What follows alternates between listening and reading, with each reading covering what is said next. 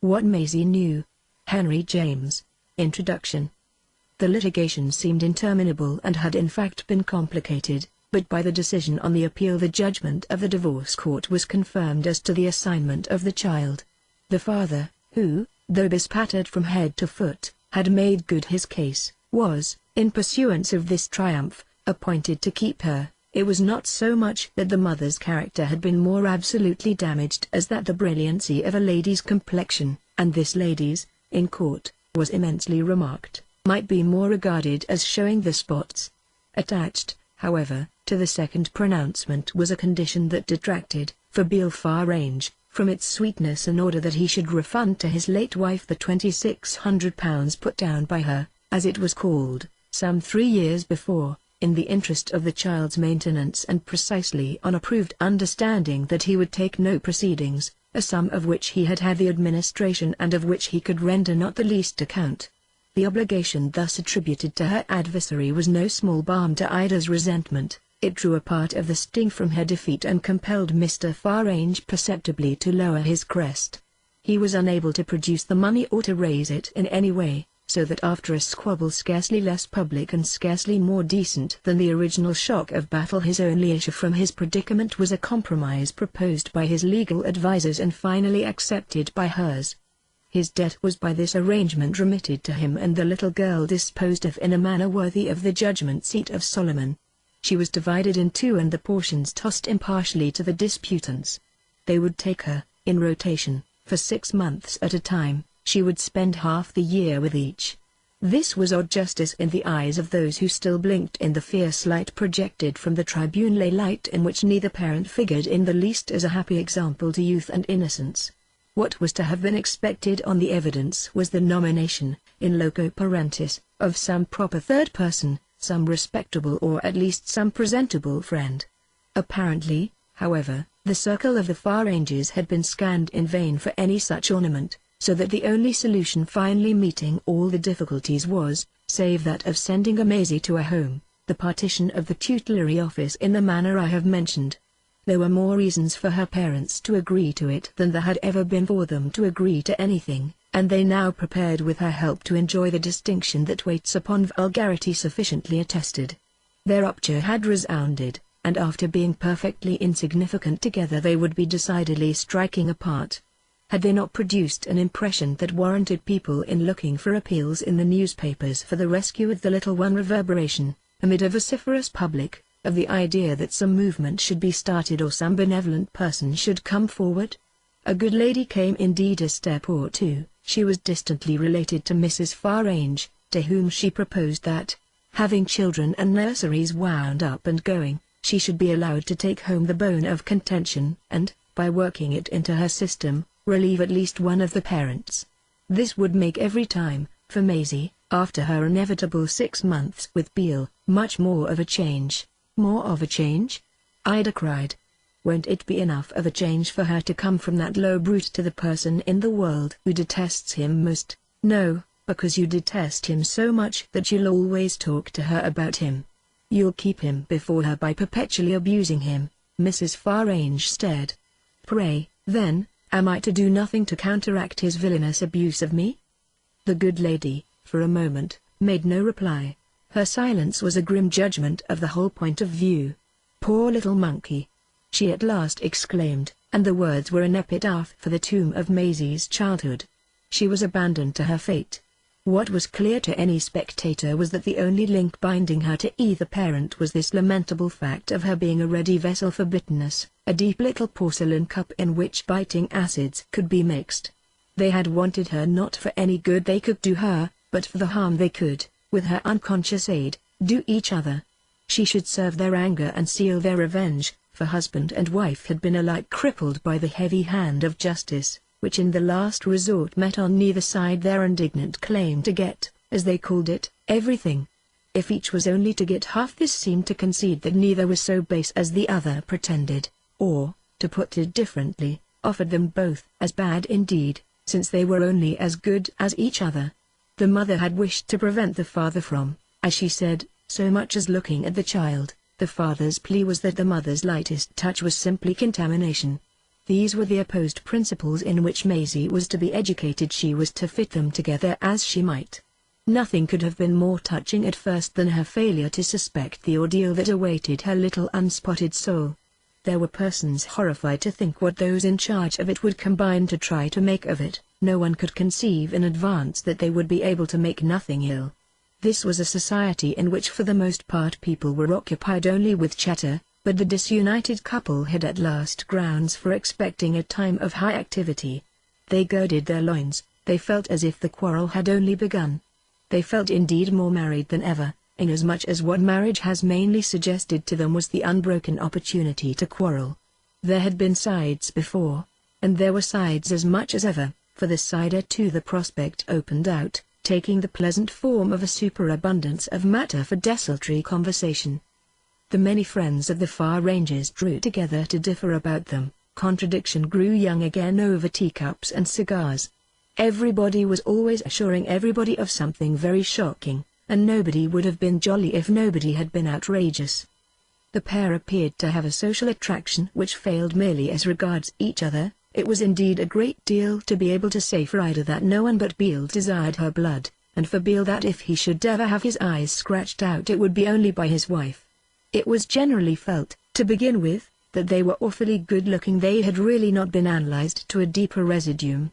They made up together for instance some 12 feet 3 of stature, and nothing was more discussed than the apportionment of this quantity. The sole flaw in Ida's beauty was a length and reach of arm conducive perhaps to her having so often beaten her ex-husband at billiards, a game in which she showed a superiority largely accountable, as she maintained, for the resentment finding expression in his physical violence. Billiards was her great accomplishment and the distinction her name always first produced the mention of. Notwithstanding some very long lines, everything about her that might have been large and that in many women profited by the license was, with a single exception, admired and cited for its smallness. The exception was her eyes, which might have been of mere regulation size, but which overstepped the modesty of nature. Her mouth, on the other hand, was barely perceptible, and odds were freely taken as to the measurement of her waist. She was a person who, when she was out, and she was always out, produced everywhere a sense of having been seen often, the sense indeed of a kind of abuse of visibility, so that it would have been, in the usual places, rather vulgar to wonder at her. Strangers only did that, but they, to the amusement of the familiar, did it very much. It was an inevitable way of betraying an alien habit. Like her husband, she carried clothes, carried them as a train carries passengers. People had been known to compare their taste and dispute about the accommodation they gave these articles, though inclining on the whole to the commendation of Ida as less overcrowded, especially with jewelry and flowers. Beale Farange had natural decorations, a kind of costume in his vast fair beard, burnished like a gold breastplate, and in the eternal glitter of the teeth that his long moustache had been trained not to hide, and that gave him, in every possible situation, the look of the joy of life.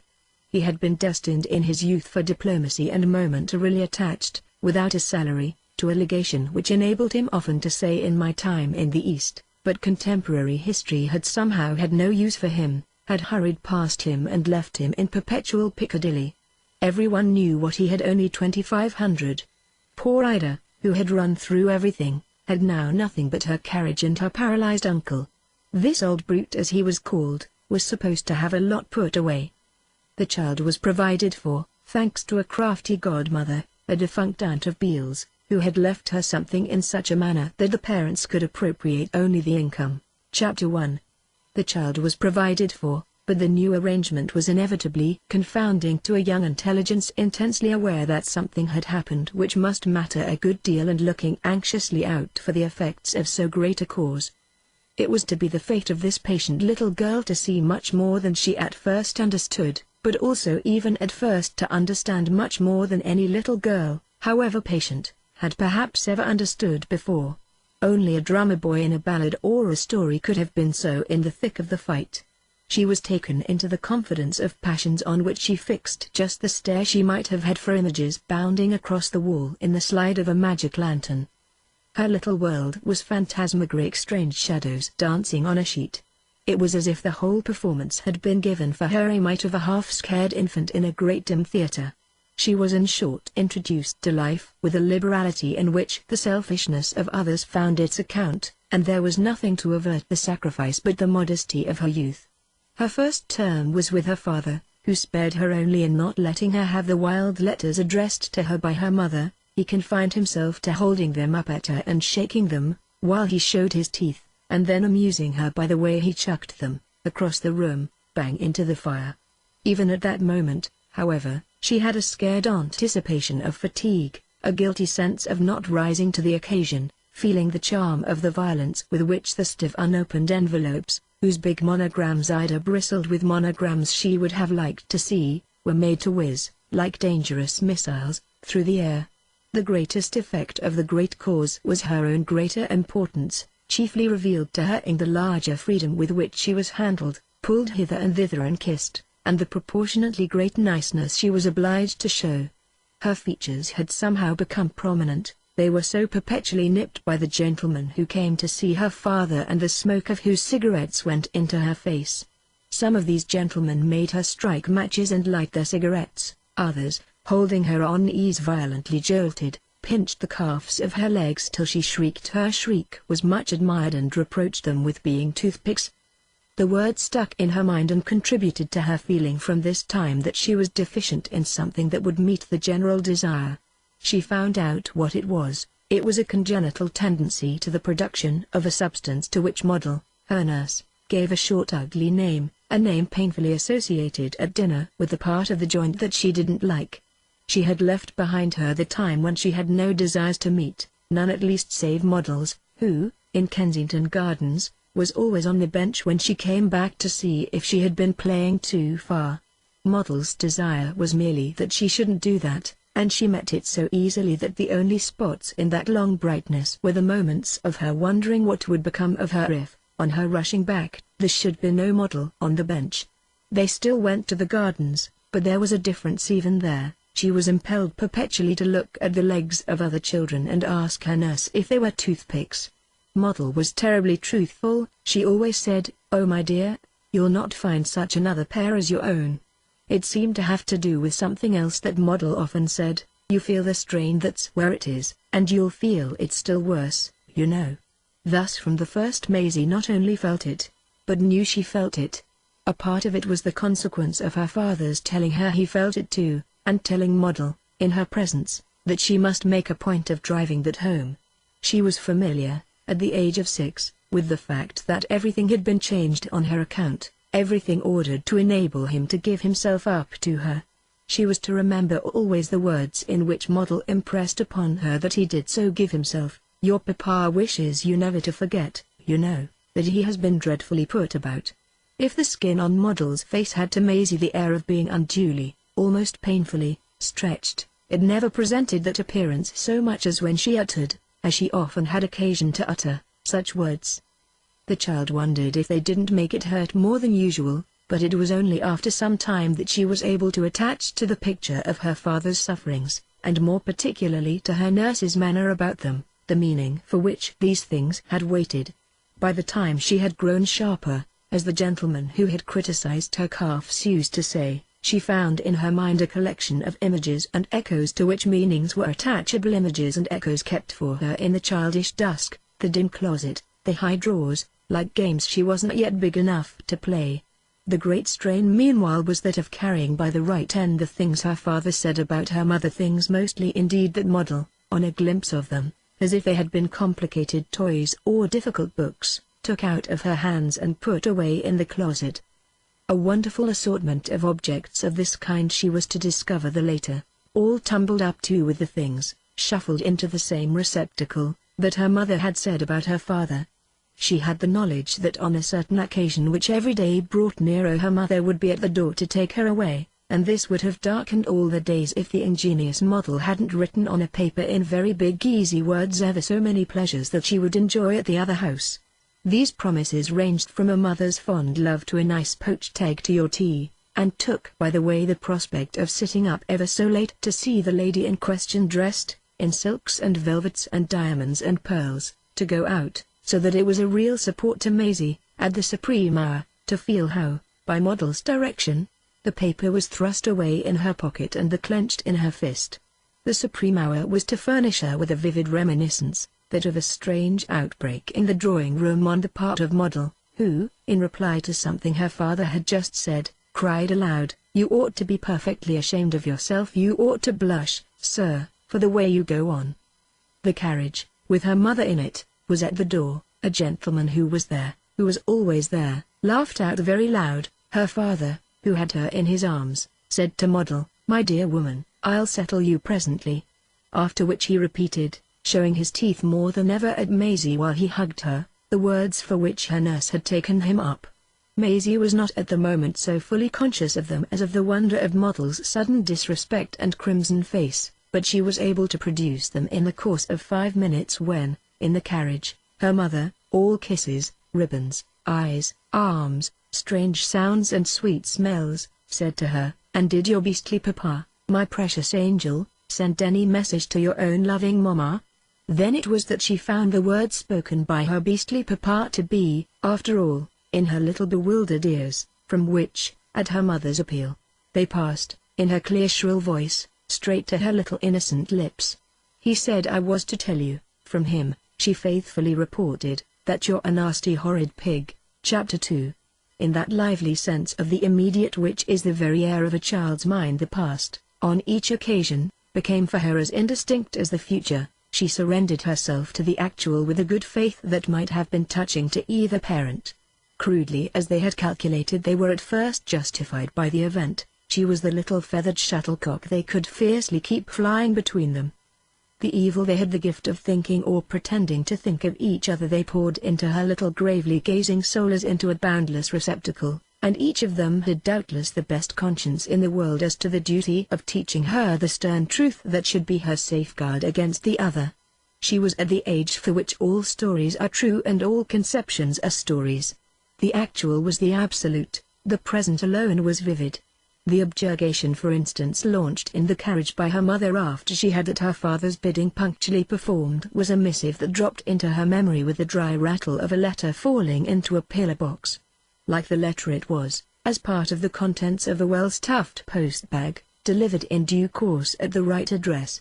In the presence of these overflowings, after they had continued for a couple of years, the associates of either party sometimes felt that something should be done for what they called the real good, don't you know, of the child. The only thing done, however, in general, took place when it was sighingly remarked that she fortunately wasn't all the year round where she happened to be at the awkward moment, and that, furthermore, either from extreme cunning or from extreme stupidity, she appeared not to take things in. The theory of her stupidity, eventually embraced by her parents, corresponded with a great date in her small still life, the complete vision, private but final, of the strange office she filled. It was literally a moral revolution and accomplished in the depths of her nature. The stiff dolls on the dusky shelves began to move their arms and legs, old forms and phrases began to have a sense that frightened her. She had a new feeling, the feeling of danger, on which a new remedy rose to meet it. The idea of an inner self, or, in other words, of concealment. She puzzled out with imperfect signs, but with a prodigious spirit, that she had been a center of hatred and a messenger of insult, and that everything was bad because she had been employed to make it so. Her parted lips locked themselves with the determination to be employed no longer. She would forget everything, she would repeat nothing, and when, as a tribute to the successful application of her system, she began to be called a little idiot, she tasted a pleasure new and keen. When therefore, as she grew older, her parents in turn announced before her that she had grown shockingly dull, it was not from any real contraction of her little stream of life. She spoiled their fun, but she practically added to her own. She saw more and more, she saw too much.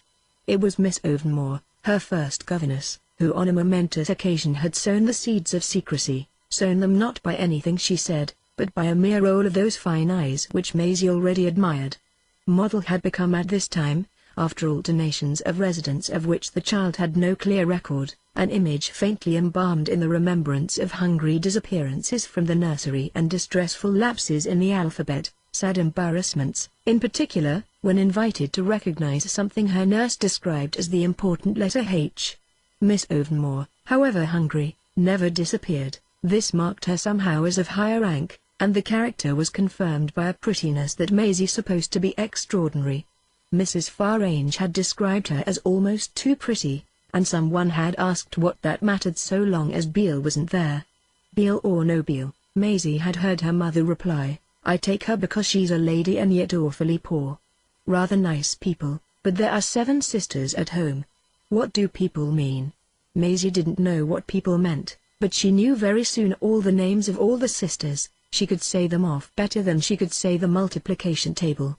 She privately wondered moreover, though she never asked, about the awful poverty, of which her companion also never spoke.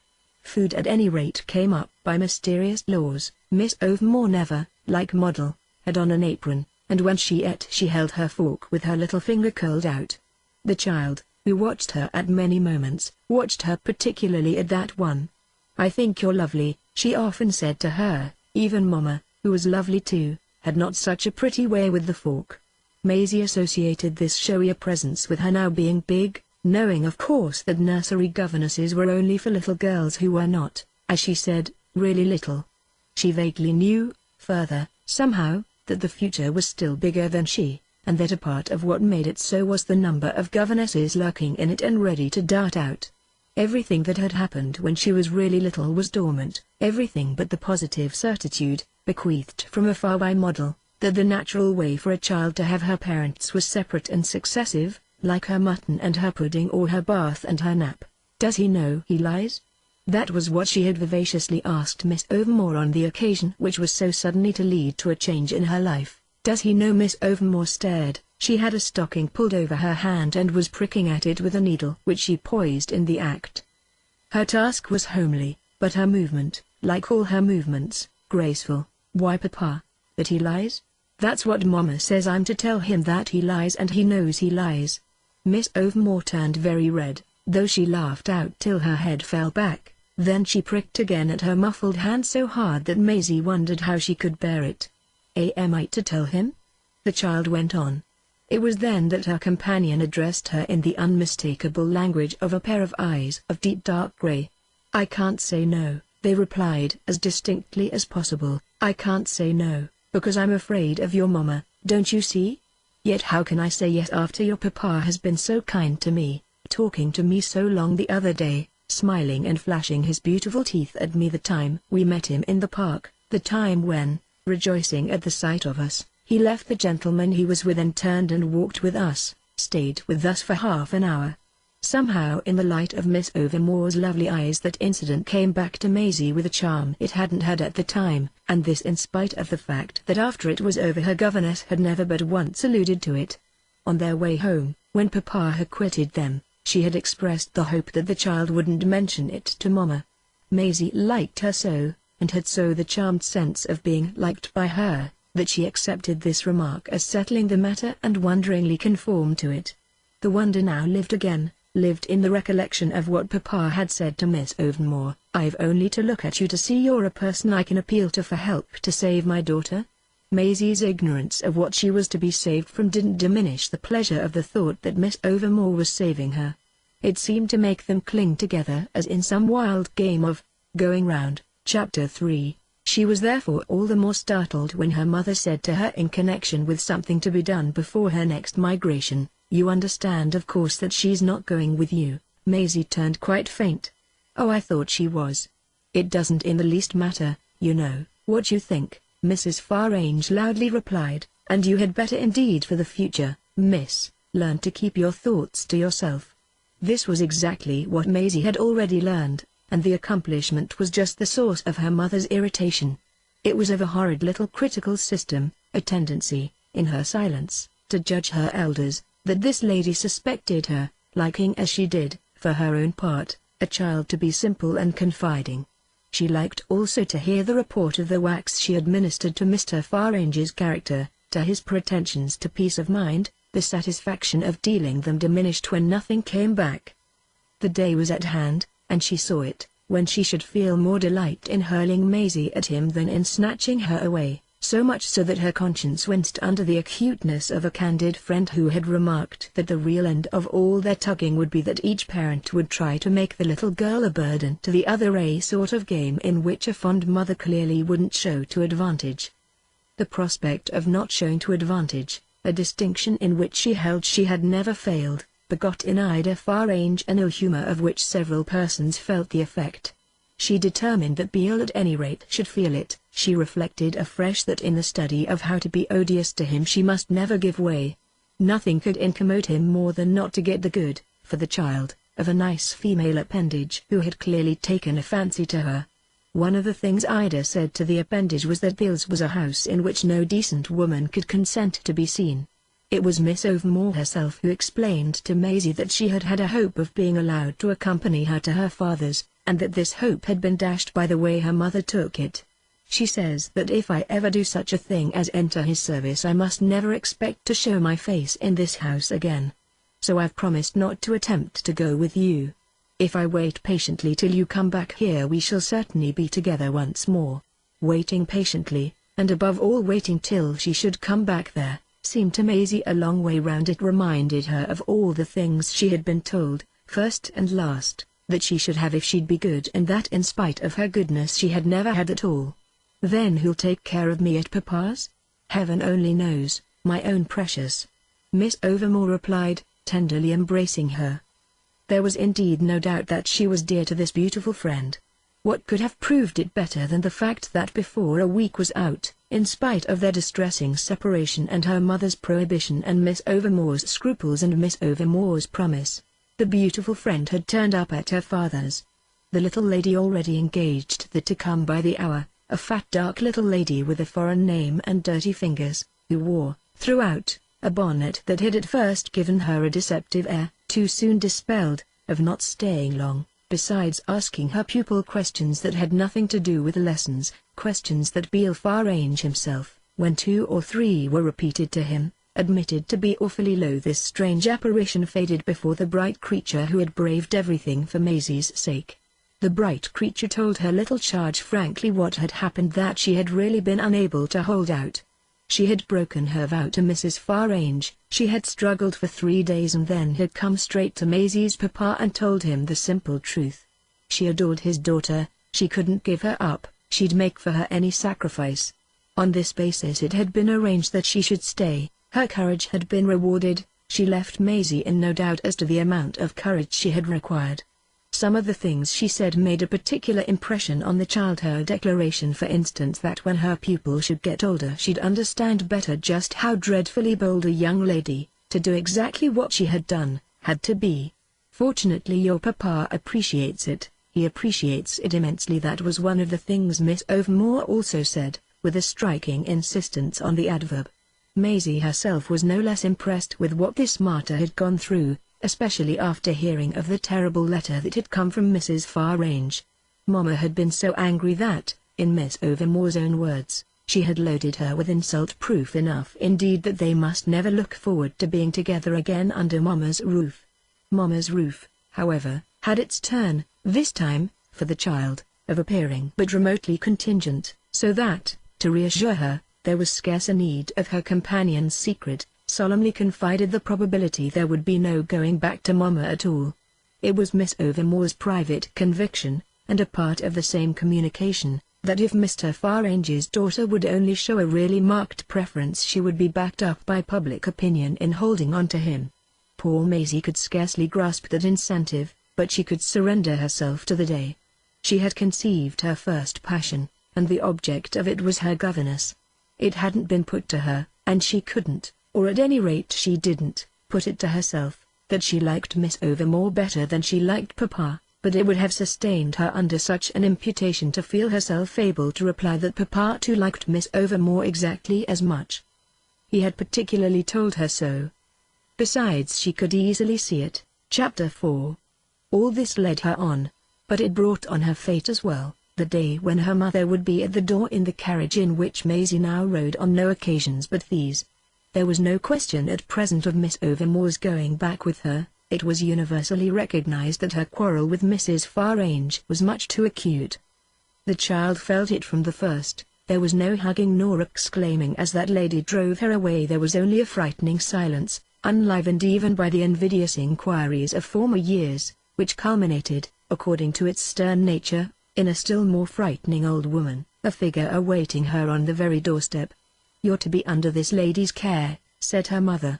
"Take her, Mrs. Wicks," she added, addressing the figure impatiently and giving the child a push from which Maisie gathered that she wished to set Mrs. Wicks an example of energy. Mrs. Wicks took her and, Maisie felt the next day, would never let her go. She had struck her at first, just after Miss Overmore, as terrible, but something in her voice at the end of an hour touched the little girl in a spot that had never even yet been reached. Maisie knew later what it was, though doubtless she couldn't have made a statement of it. These were things that a few days' talk with Mrs. Wicks quite lighted up. The principal one was a matter Mrs. Wicks herself always immediately mentioned. She had had a little girl quite of her own, and the little girl had been killed on the spot. She had had absolutely nothing else in all the world, and her affliction had broken her heart. It was comfortably established between them that Mrs. Wicks's heart was broken. What Maisie felt was that she had been, with passion and anguish, a mother, and that this was something Miss Overmore was not, something, strangely, confusingly, that Mama was even less. So it was that in the course of an extraordinarily short time she found herself as deeply absorbed in the image of the little dead Clara Matilda, who, on a crossing in the Harrow Road, had been knocked down and crushed by the cruelest of hansoms, as she had ever found herself in the family group made vivid by one of 7. "She's your little dead sister," Mrs. Wicks ended by saying, and Maisie, all in a tremor of curiosity and compassion, addressed from that moment a particular piety to the small accepted acquisition. Somehow she wasn't a real sister, but that only made her the more romantic. It contributed to this view of her that she was never to be spoken of in that character to anyone else, least of all to Mrs. Farange, who wouldn't care for her nor recognize the relationship. It was to be just an unutterable and inexhaustible little secret with Mrs. Wicks. Maisie knew everything about her that could be known, everything she had said or done in her little mutilated life, exactly how lovely she was, exactly how her hair was curled and her frocks were trimmed. Her hair came down far below her waist. It was of the most wonderful golden brightness, just as Mrs. Wicks's own had been a long time before. Mrs. Wicks's own was indeed very remarkable still, and Maisie had felt at first that she should never get on with it. It played a large part in the sad and strange appearance, the appearance as of a kind of greasy greyness, which Mrs. Wicks had presented on the child's arrival. It had originally been yellow, but time had turned that elegance to ashes, to a turbid sallow unvenerable white. Still excessively abundant, it was dressed in a manner of which the poor lady appeared not yet to have recognized the supersession, with a glossy braid, like a large diadem, on the top of the head, and behind, at the nape of the neck, a dingy rosette like a large button. She wore glasses which, in humble reference to a divergent obliquity of vision, she called her straighteners, and a little ugly snuff-colored dress trimmed with satin bands in the form of scallops and glazed with antiquity. The straighteners, she explained to Maisie, were put on for the sake of others, whom, as she believed, they helped to recognize the bearing, otherwise doubtful, of her regard. The rest of the melancholy garb could only have been put on for herself. With the added suggestion of her goggles, it reminded her pupil of the polished shell or corselet of a horrid beetle. At first she had looked cross and almost cruel, but this impression passed away with the child's increased perception of her being in the eyes of the world a figure mainly to laugh at. She was as droll as a charade or an animal toward the end of the natural history, a person whom people, to make talk lively, described to each other and imitated. Everyone knew the straighteners, everyone knew the diadem and the button, the scallops and satin bands, everyone, though Maisie had never betrayed her, knew even Clara Matilda. It was on account of these things that Mama got her for such low pay, really for nothing, so much. One day when Mrs. Wicks had accompanied her into the drawing-room and left her, the child heard one of the ladies she found there, a lady with eyebrows arched like skipping ropes and thick black stitching, like ruled lines for musical notes on beautiful white gloves, announced to another. She knew governesses were poor, Miss Overmore was unmentionably and Mrs. Wicks ever so publicly so. Neither this, however, nor the old brown frock nor the diadem nor the button, made a difference for Maisie in the charm put forth through everything. The charm of Mrs. Wicks's conveying that somehow, in her ugliness and her poverty, she was peculiarly and soothingly safe, safer than anyone in the world, than Papa, than Mama, than the lady with the arched eyebrows, safer even, though so much less beautiful, than Miss Overmore, on whose loveliness, as she supposed it, the little girl was faintly conscious that one couldn't rest with quite the same tucked-in and kissed for good-night feeling. Mrs. Wicks was as safe as Clara Matilda, who was in heaven and yet, embarrassingly, also in Kensal Green, where they had been together to see her little huddled grave.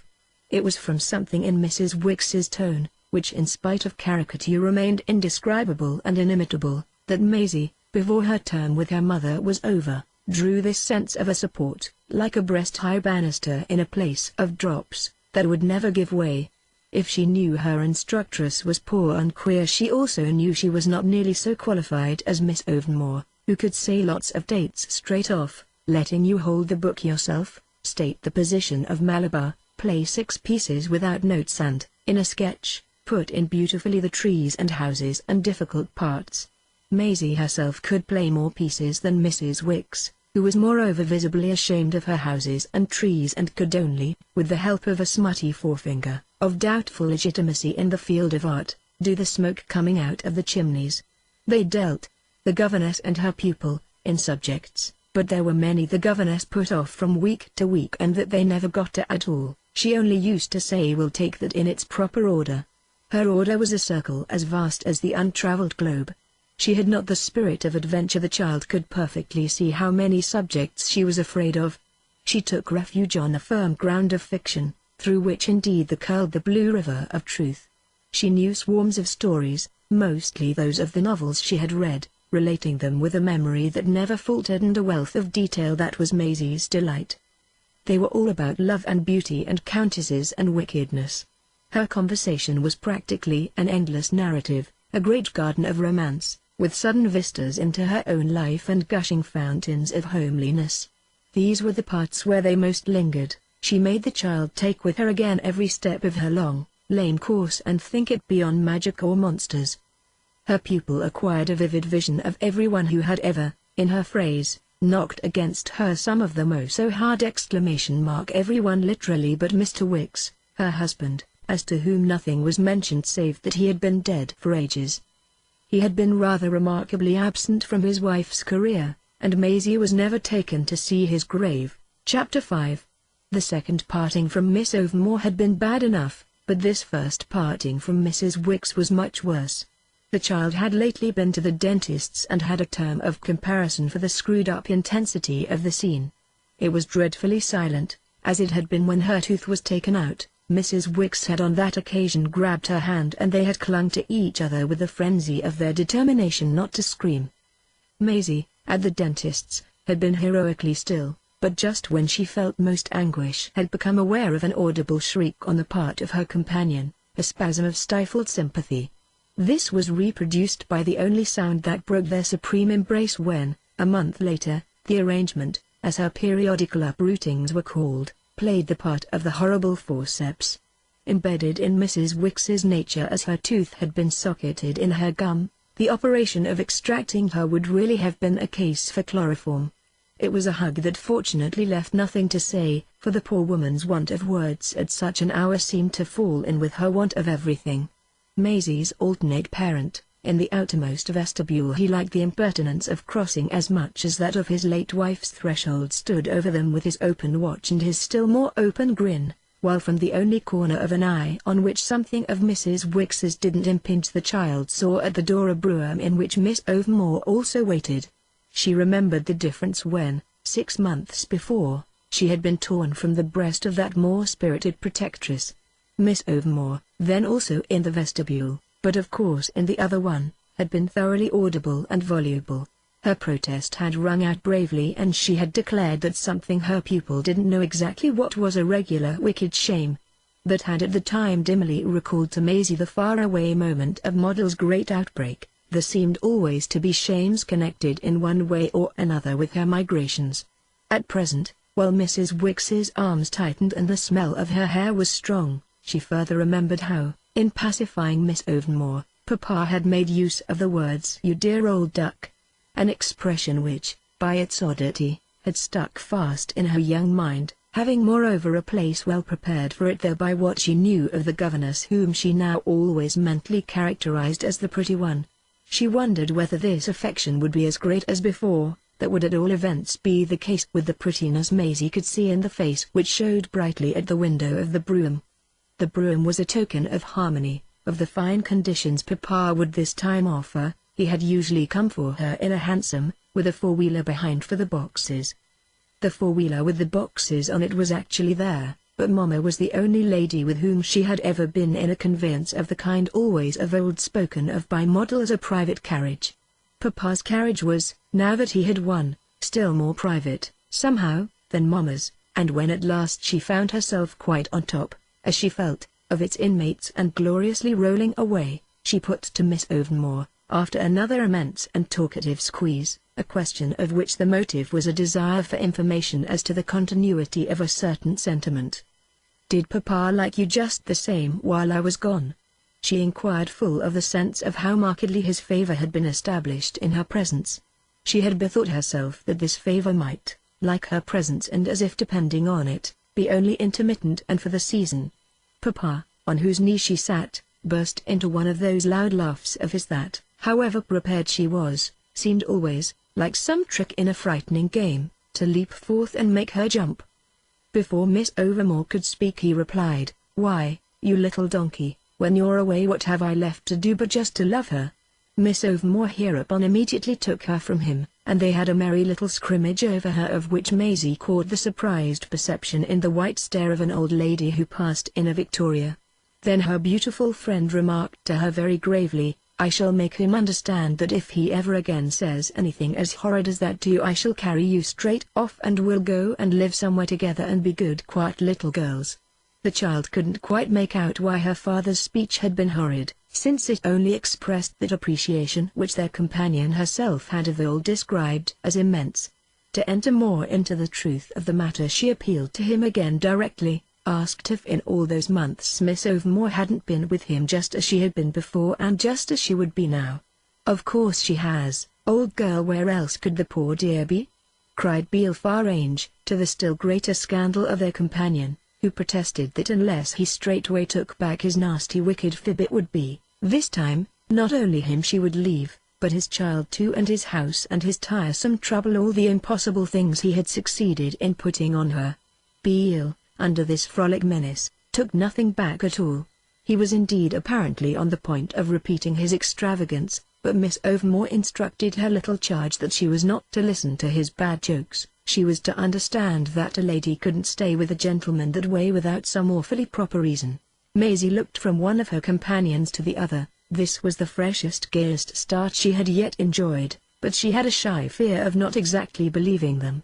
"Well, what reason is proper?" she thoughtfully demanded. "Oh, a long-legged stick of a tomboy, there's none so good as that." Her father enjoyed both her drollery and his own and tried again to get possession of her, an effort deprecated by their comrade and leading again to something of a public scuffle. Miss Overmore declared to the child that she had been all the while with good friends, on which Beale Farange went on, "She means good friends of mine, you know, tremendous friends of mine. There has been no end of them about that, I will say for her." Maisie felt bewildered and was afterwards for some time conscious of a vagueness, just slightly embarrassing, as to the subject of so much amusement and as to where her governess had really been. She didn't feel at all as if she had been seriously told, and no such feeling was supplied by anything that occurred later. Her embarrassment, of a precocious instinctive order, attached itself to the idea that this was another of the matters it was not for her, as her mother used to say, to go into.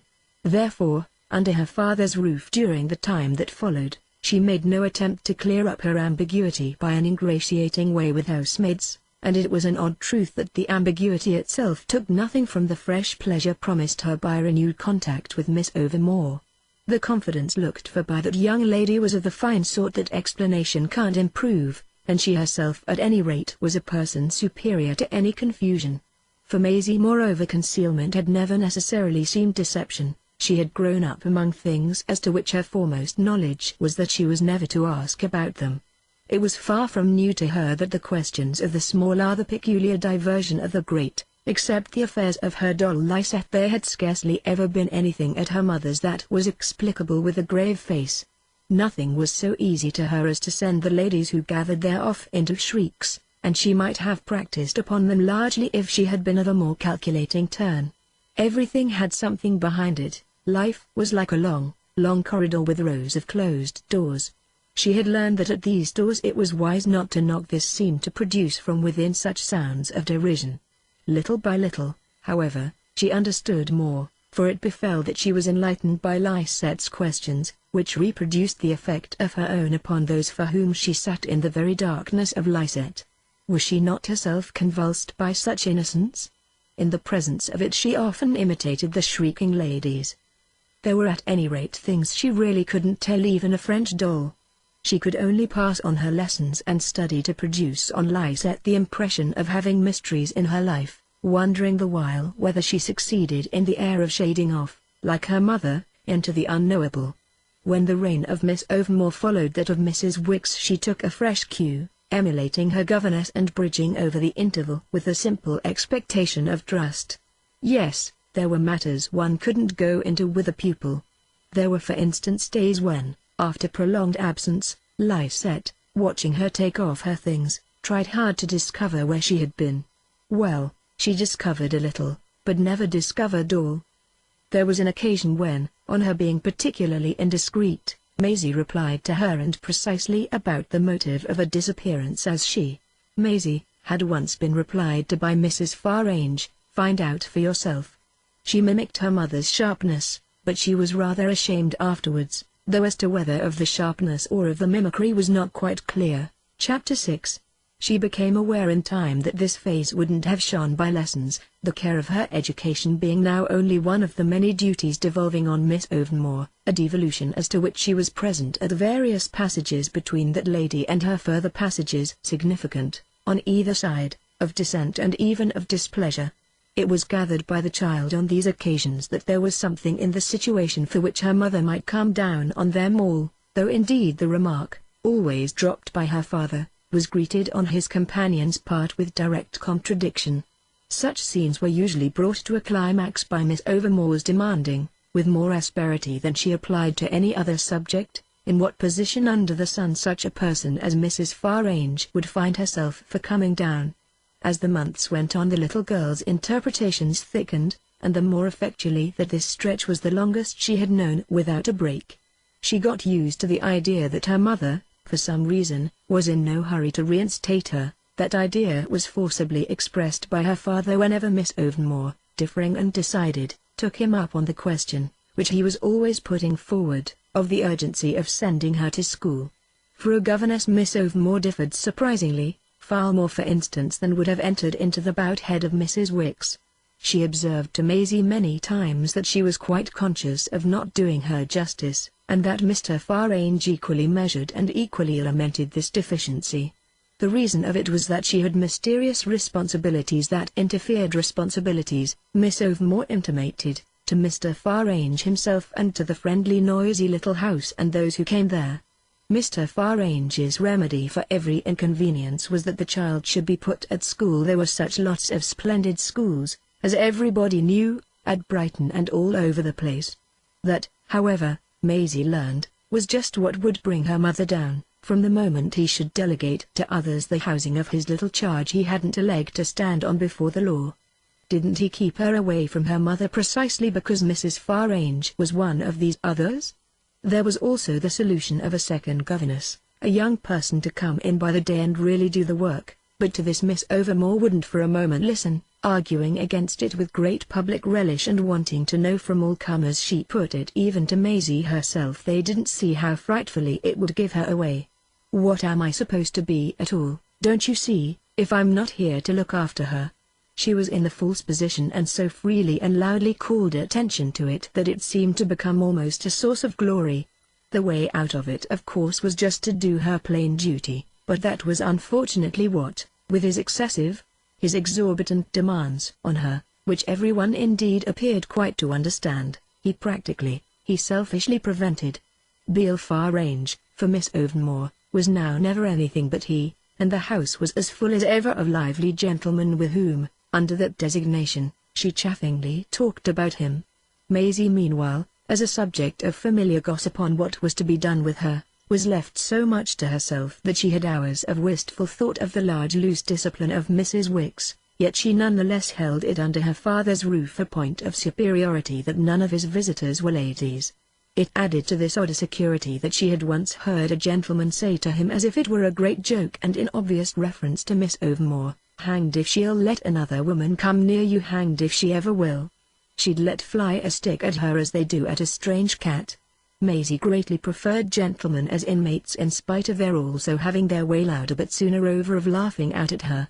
They pulled and pinched, they teased and tickled her, some of them even, as they termed it, shied things at her, and all of them thought it funny to call her by names having no resemblance to her own. The ladies on the other hand addressed her as "you poor pet" and scarcely touched her even to kiss her. But it was of the ladies she was most afraid. She was now old enough to understand how disproportionate a stay she had already made with her father, and also old enough to enter a little into the ambiguity attending this excess, which oppressed her particularly whenever the question had been touched upon in talk with her governess. "Oh, you needn't worry, she doesn't care," Miss Overmore had often said to her in reference to any fear that her mother might resent her prolonged detention. "She has other people than poor little you to think about, and has gone abroad with them, so you needn't be in the least afraid she'll stickle this time for her rights." Maisie knew Mrs. Farange had gone abroad, for she had had weeks and weeks before a letter from her beginning "My precious pet" and taking leave of her for an indeterminate time, but she had not seen in it renunciation of hatred or of the writer's policy of asserting herself, for the sharpest of all her impressions had been that there was nothing her mother would ever care so much about as to torment Mr. Farange. What at last, however, was in this connection bewildering and a little frightening was the dawn of a suspicion that a better way had been found to torment Mr. Farange than to deprive him of his periodical burden.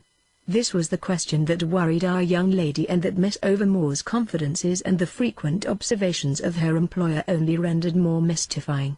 It was a contradiction that if Ida had now a fancy for waiving the rights she had originally been so hot about her late husband shouldn't jump at the monopoly for which he had also in the first instance so fiercely fought, but when Maisie, with a subtlety beyond her years, sounded this new ground her main success was in hearing her mother more freshly abused. Miss Overmore had up to now rarely deviated from a decent reserve, but the day came when she expressed herself with a vividness not inferior to Beale's own on the subject of the lady who had fled to the continent to wriggle out of her job. It would serve this lady right, Maisie gathered, if that contract, in the shape of an overgrown and underdressed daughter, should be shipped straight out to her and landed at her feet in the midst of scandalous excesses. The picture of these pursuits was what Miss Overmore took refuge in when the child tried timidly to ascertain if her father were disposed to feel he had too much of her. She evaded the point and only kicked up all around it the dust of Ida's heartlessness and folly, of which the supreme proof, it appeared, was the fact that she was accompanied on her journey by a gentleman whom, to be painfully plain on it, she had well picked up. The terms on which, unless they were married, ladies and gentlemen might, as Miss Overmore expressed it, knock about together, were the terms on which she and Mr. Farange had exposed themselves to possible misconception. She had indeed, as has been noted, often explained this before, often said to Maisie, "I don't know what in the world, darling, your father and I should do without you, for you just make the difference, as I've told you, of keeping us perfectly proper." The child took in the office it was so endearingly presented to her that she performed a comfort that helped her to a sense of security even in the event of her mother's giving her up. Familiar as she had grown with the fact of the great alternative to the proper, she felt in her governess and her father a strong reason for not emulating the detachment. At the same time she had heard somehow of little girls of exalted rank, it was true, whose education was carried on by instructors of the other sex, and she knew that if she were at school at Brighton it would be thought an advantage to her to be more or less in the hands of masters. She turned these things over and remarked to Miss Overmore that if she should go to her mother perhaps the gentleman might become her tutor. The gentleman? The proposition was complicated enough to make Miss Overmore stare. "The one who's with Mama?" Mightn't that make it right as your being my governess makes it for you to be with Papa? Miss Overmore considered. She colored a little, then she embraced her ingenious friend. You're too sweet. I'm a real governess, and couldn't he be a real tutor? Of course not. He's ignorant and bad. Bad? Maisie echoed with wonder. Her companion gave a queer little laugh at her tone.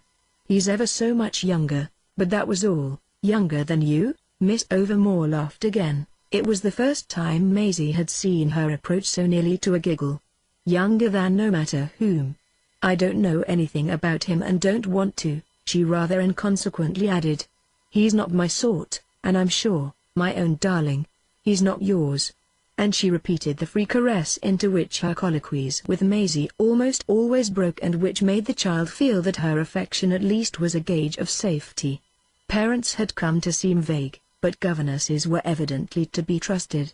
Maisie's faith in Mrs. Wicks, for instance, had suffered no lapse from the fact that all communication with her had temporarily dropped.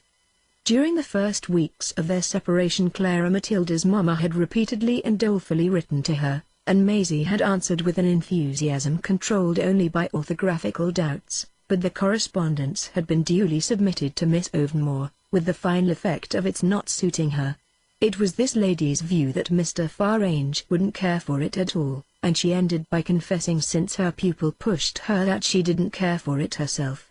She was furiously jealous, she said, and that weakness was but a new proof of her disinterested affection. She pronounced Mrs. Wicks's effusions moreover illiterate and unprofitable. She made no scruple of declaring it monstrous that a woman in her senses should have placed the formation of her daughter's mind in such ridiculous hands. Maisie was well aware that the proprietress of the old brown dress and the old odd headgear was lower in the scale of form than Miss Overmore, but it was now brought home to her with pain that she was educationally quite out of the question. She was buried for the time beneath the conclusive remark of her critics, "She's really beyond a joke." This remark was made as the charming woman held in her hand the last letter that Maisie was to receive from Mrs. Wicks. It was fortified by a decree prescribing the preposterous tie. "Must I then write and tell her?" the child bewilderedly asked. She grew pale at the dreadful things it appeared involved for her to say. "Don't dream of it, my dear, I'll write, you may trust me," cried Miss Overmore, who indeed wrote to such purpose that a hush in which you could have heard a pin drop descended upon poor Mrs. Wicks. She gave for weeks and weeks no sign whatever of life. It was as if she had been as effectually disposed of by Miss Overmore's communication as her little girl, in the Harrow Road, had been disposed of by the terrible hansom. Her very silence became after this one of the largest elements of Maisie's consciousness. It proved a warm and habitable air, into which the child penetrated further than she dared ever to mention to her companions. Somewhere in the depths of it the dim straighteners were fixed upon her, somewhere out of the troubled little current Mrs. Wicks intensely waited. Chapter 7. It quite fell in with this intensity that one day, on returning from a walk with the housemaid, Maisie should have found her in the hall, seated on the stool usually occupied by the telegraph boys who haunted Beale Farange's door and kicked their heels while, in his room, answers to their missives took form with the aid of smoke puffs and growls.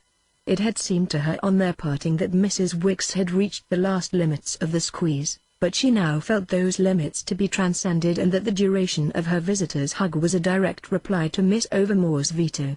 She understood in a flash how the visit had come to be possible, that Mrs. Wicks, watching her chance, must have slipped in under protection of the fact that Papa, always tormented in spite of arguments with the idea of a school, had, for a 3 days' excursion to Brighton, absolutely insisted on the attendance of her adversary.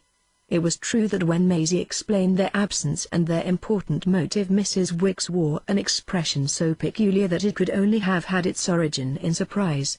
This contradiction indeed peeped out only to vanish, for at the very moment that, in the spirit of it, she threw herself afresh upon her young friend, a hansom crested with neat luggage rattled up to the door and Miss Overmore bounded out. The shock of her encounter with Mrs. Wicks was less violent than Maisie had feared on seeing her, and didn't at all interfere with the sociable tone in which, under her rival's eyes, she explained to her little charge that she had returned, for a particular reason, a day sooner than she first intended.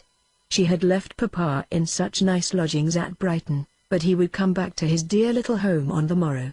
As for Mrs. Wicks, Papa's companion supplied Maisie and later converse with the right word for the attitude of this personage. Mrs. Wicks stood up to her in a manner that the child herself felt at the time to be astonishing. This occurred indeed after Miss Overmore had so far raised her interdict as to make a move to the dining room, where, in the absence of any suggestion of sitting down, it was scarcely more than natural that even poor Mrs. Wicks should stand up.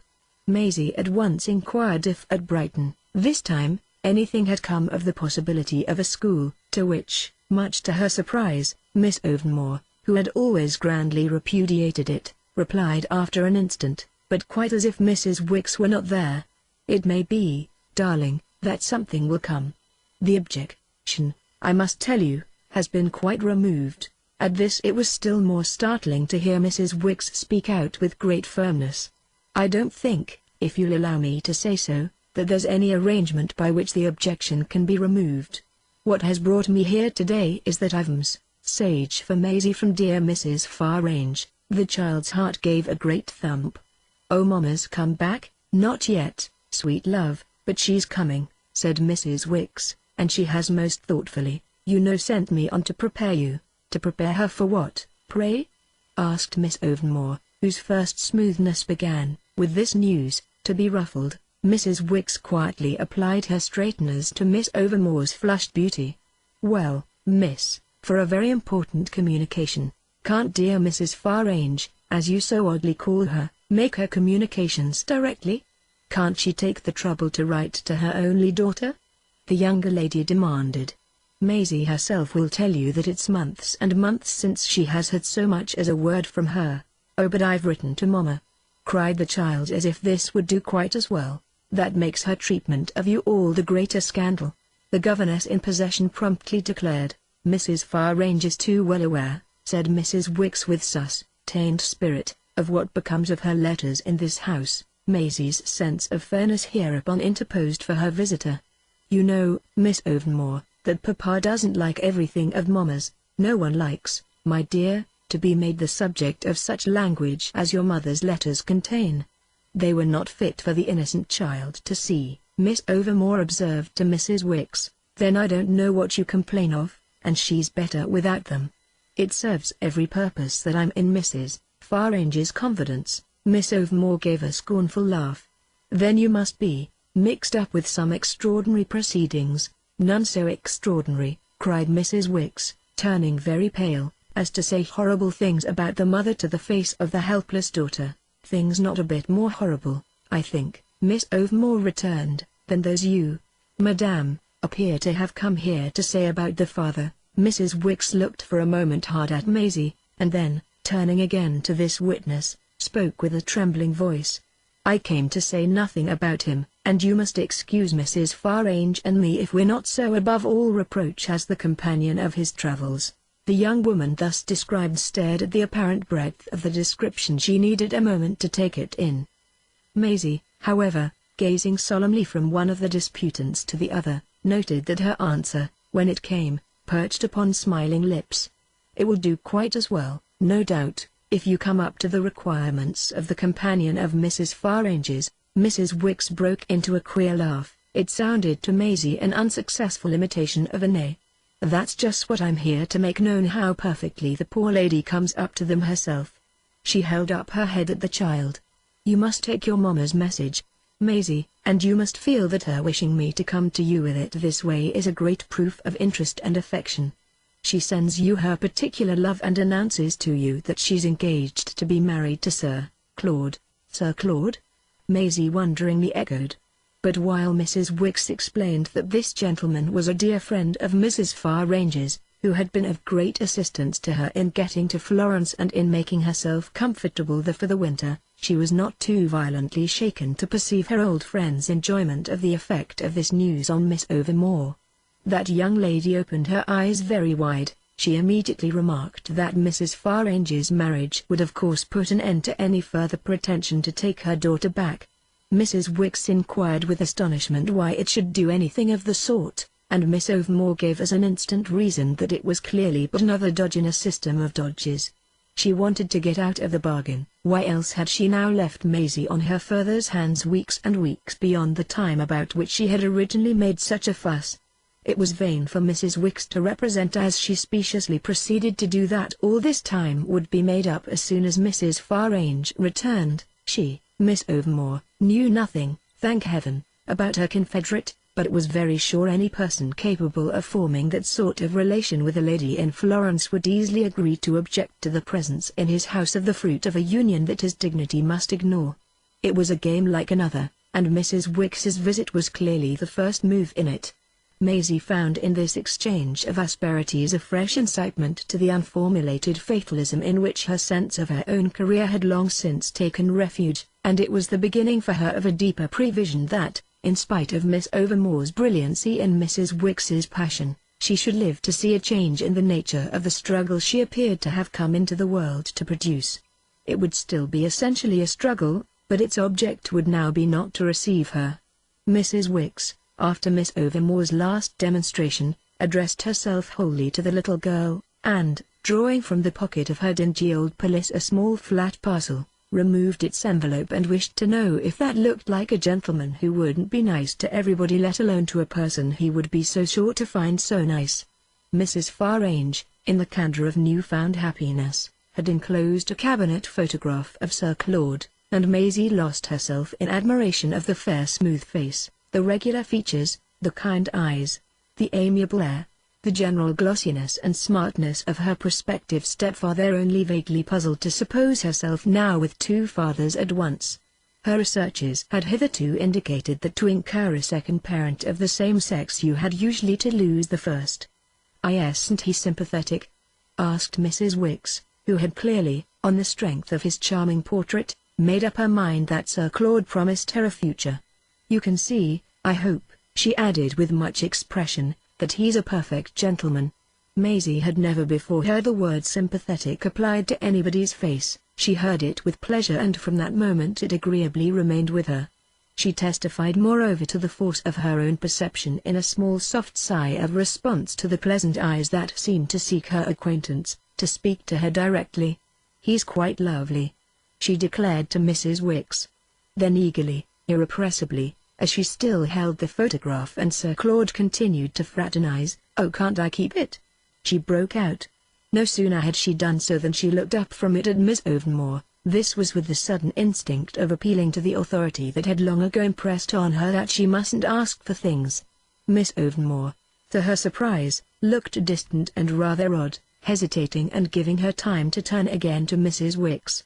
Then Maisie saw that lady's long face lengthen. It was stricken and almost scared, as if her young friend really expected more of her than she had to give. The photograph was a possession that, direly denuded, she clung to, and there was a momentary struggle between her fond clutch of it and her capability of every sacrifice for her precarious pupil.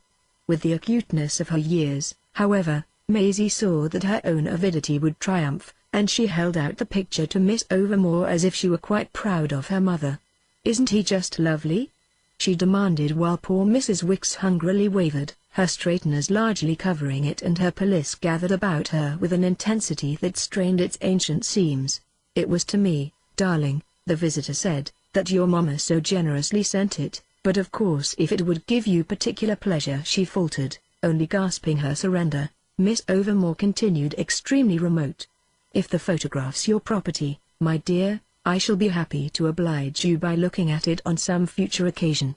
But you must excuse me if I decline to touch an object belonging to Mrs. Wicks." That lady had by this time grown very red. "You might as well see him this way, miss," she retorted, "as you certainly never will, I believe, in any other. Keep the pretty picture, by all means, my precious," she went on. "Sir Claude will be happy himself, I dare say, to give me one with a kind inscription."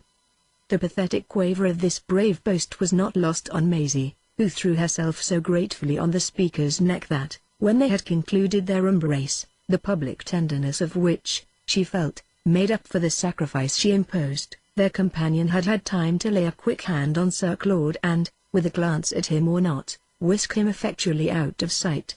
Released from the child's arms, Mrs. Wicks looked about for the picture. Then she fixed Miss Overmore with a hard dumb stare, and finally, with her eyes on the little girl again, achieved the grimmest of smiles. "Well, nothing matters, Maisie, because there's another thing your mama wrote about. She has made sure of me." Even after her loyal hug, Maisie felt a bit of a sneak as she glanced at Miss Overmore for permission to understand this. But Mrs. Wicks left them in no doubt of what it meant. "She has definitely engaged me for her return and for yours. Then you'll see for yourself." Maisie, on the spot, quite believed she should, but the prospect was suddenly thrown into confusion by an extraordinary demonstration from Miss Overmore. "Mrs. Wicks," said that young lady, "has some undiscoverable reason for regarding your mother's hold on you as strengthened by the fact that she's about to marry. I wonder then on that system what our visitor will say to your father's." Miss Overmore's words were directed to her pupil, but her face, lighted with an irony that made it prettier even than ever before, was presented to the dingy figure that had stiffened itself for departure. The child's discipline had been bewildering, had ranged freely between the prescription that she was to answer when spoken to and the experience of lively penalties on obeying that prescription.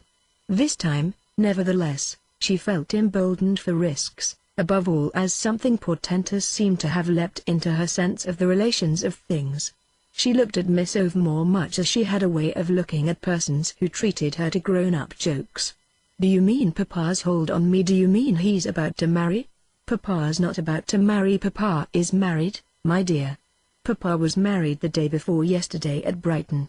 Miss Overmore glittered more gaily. Meanwhile it came over Maisie, and quite dazzlingly, that her smart governess was a bride. "He's my husband, if you please, and I'm his little wife. So now we'll see who's your little mother." She caught her pupil to her bosom in a manner that was not to be outdone by the emissary of her predecessor, and a few moments later, when things had lurched back into their places, that poor lady, quite defeated of the last word, had soundlessly taken flight. Chapter 8. After Mrs. Wicks's retreat, Miss Overmore appeared to recognize that she was not exactly in a position to denounce Ida Farange's second union, but she drew from a table drawer the photograph of Sir Claude and, standing there before Maisie, studied it at some length. "Isn't he beautiful?" the child ingenuously asked. Her companion hesitated. "No, he's horrid," she, to Maisie's surprise, sharply returned. But she debated another minute, after which she handed back the picture. It appeared to Maisie herself to exhibit a fresh attraction, and she was troubled, having never before had occasion to differ from her lovely friend. So she only could ask what, such being the case, she should do with it. Should she put it quite away where it wouldn't be there to offend? On this Miss Overmore again cast about, after which she said unexpectedly, "Put it on the schoolroom mantelpiece." Maisie felt a fear. "Won't Papa dislike to see it there?" "Very much indeed, but that won't matter now." Miss Overmore spoke with peculiar significance and to her pupil's mystification. "On account of the marriage?" Maisie risked. Miss Overmore laughed, and Maisie could see that in spite of the irritation produced by Mrs. Wicks she was in high spirits. "Which marriage do you mean?" With the question put to her it suddenly struck the child she didn't know, so that she felt she looked foolish. So she took refuge in saying, "Shall you be different?" This was a full implication that the bride of Sir Claude would be, "As your father's wedded wife?" "Utterly," Miss Overmore replied. And the difference began of course in her being addressed, even by Maisie, from that day and by her particular request, as Mrs. Beale. It was there indeed principally that it ended, for except that the child could reflect that she should presently have 4 parents in all, and also that at the end of 3 months the staircase, for a little girl hanging over banisters, sent up the deepening rustle of more elaborate advances, everything made the same impression as before. Mrs. Beale had very pretty frocks, but Miss Overmore's had been quite as good, and if Papa was much fonder of his second wife than he had been of his first, Maisie had foreseen that fondness, had followed its development almost as closely as the person more directly involved. There was little indeed in the commerce of her companions that her precocious experience couldn't explain, for if they struck her as after all rather deficient in that air of the honeymoon of which she had so often heard in much detail, for instance, from Mrs. Wicks, it was natural to judge the circumstance in the light of Papa's proved disposition to contest the empire of the matrimonial tie. His honeymoon, when he came back from Brighton not on the morrow of Mrs. Wicks's visit, and not, oddly, till several days later his honeymoon was perhaps perceptibly tinged with the dawn of a later stage of wedlock. There were things dislike of which, as the child knew it, wouldn't matter to Mrs. Beale now, and their number increased so that such a trifle as his hostility to the photograph of Sir Claude quite dropped out of view. This pleasing object found a conspicuous place in the schoolroom, which in truth Mr. Farange seldom entered and in which silent admiration formed, during the time I speak of, almost the sole scholastic exercise of Mrs. Beale's pupil. Maisie was not long in seeing just what her stepmother had meant by the difference she should show in her new character. If she was her father's wife she was not her own governess, and if her presence had formerly to be made regular by the theory of a humble function she was now on a footing that dispensed with all theories and was inconsistent with all servitude. That was what she had meant by the drop of the objection to a school. Her small companion was no longer required at home as it was Mrs. Beale's own amusing word a little duenna. The argument against a successor to Miss Overmore remained. It was composed frankly of the fact, of which Mrs. Beale granted the full absurdity, that she was too awfully fond of her stepdaughter to bring herself to see her in vulgar and mercenary hands. The note of this particular danger emboldened Maisie to put in a word for Mrs. Wicks, the modest measure of whose avidity she had taken from the first, but Mrs. Beale disposed afresh and effectually of a candidate who would be sure to act in some horrible and insidious way for Ida's interest and who moreover was personally loathsome and as ignorant as a fish. She made also no more of a secret of the awkward fact that a good school would be hideously expensive, and of the further circumstance, which seemed to put an end to everything, that when it came to the point Papa, in spite of his previous clamour, was really most nasty about paying. Would you believe, Mrs. Beale confidentially asked of her little charge, that he says I'm a worse expense than ever, and that a daughter and a wife together are really more than he can afford? It was thus that the splendid school at Brighton lost itself in the haze of larger questions, though the fear that it would provoke Ida to leap into the breach subsided with her prolonged, her quite shameless non-appearance. Her daughter and her successor were therefore left to gaze in united but helpless blankness at all Maisie was not learning.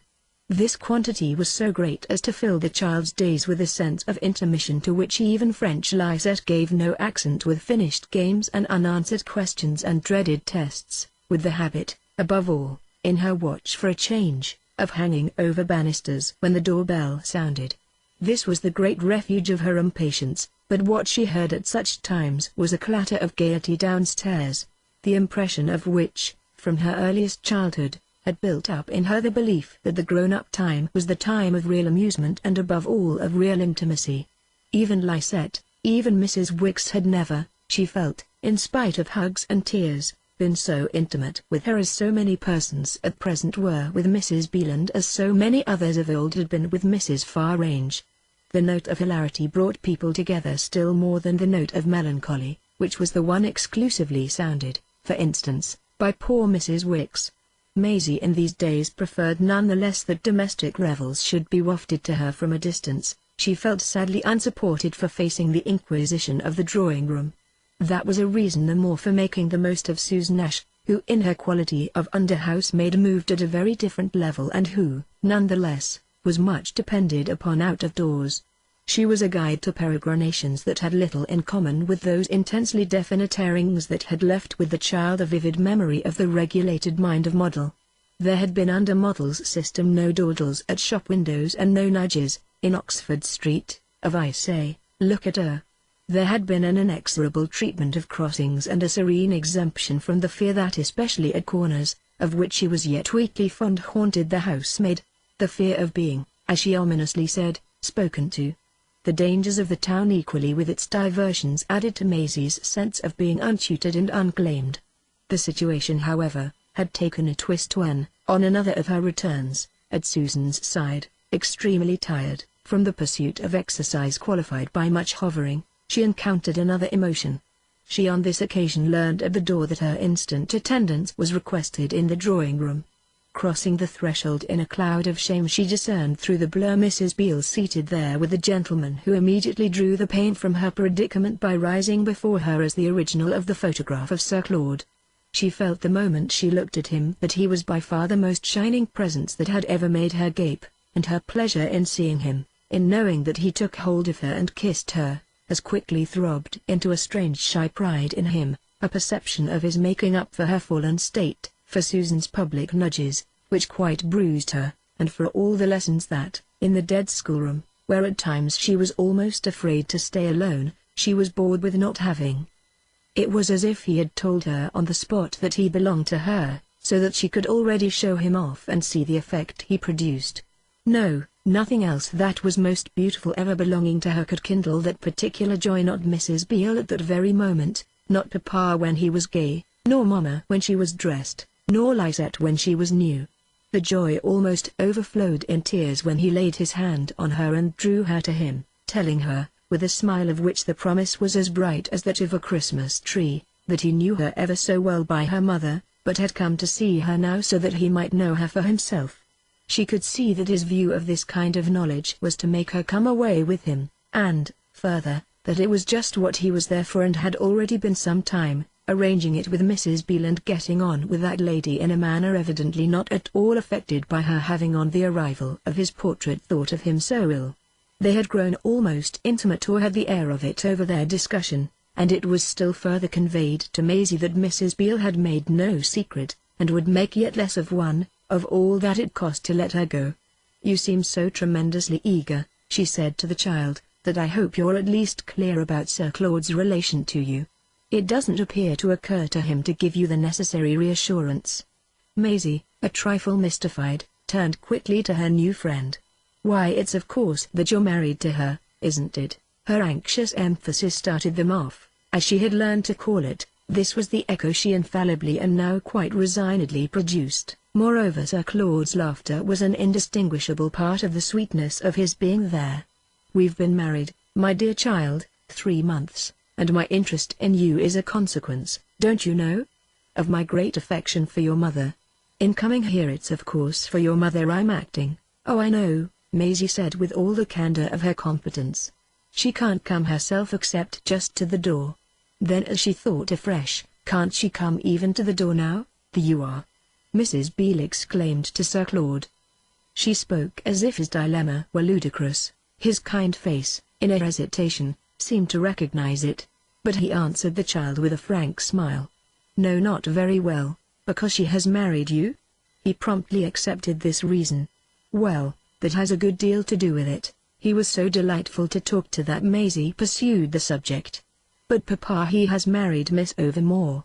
"Ah, you'll see that he won't come for you at your mother's," that lady interposed. "Yes, but that won't be for a long time," Maisie hastened to respond. "We won't talk about it now, you've months and months to put in first."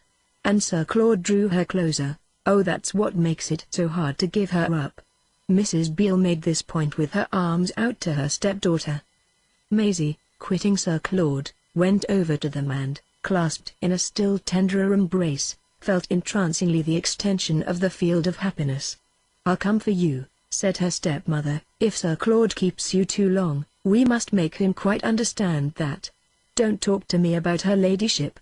She went on to their visitor so familiarly that it was almost as if they must have met before.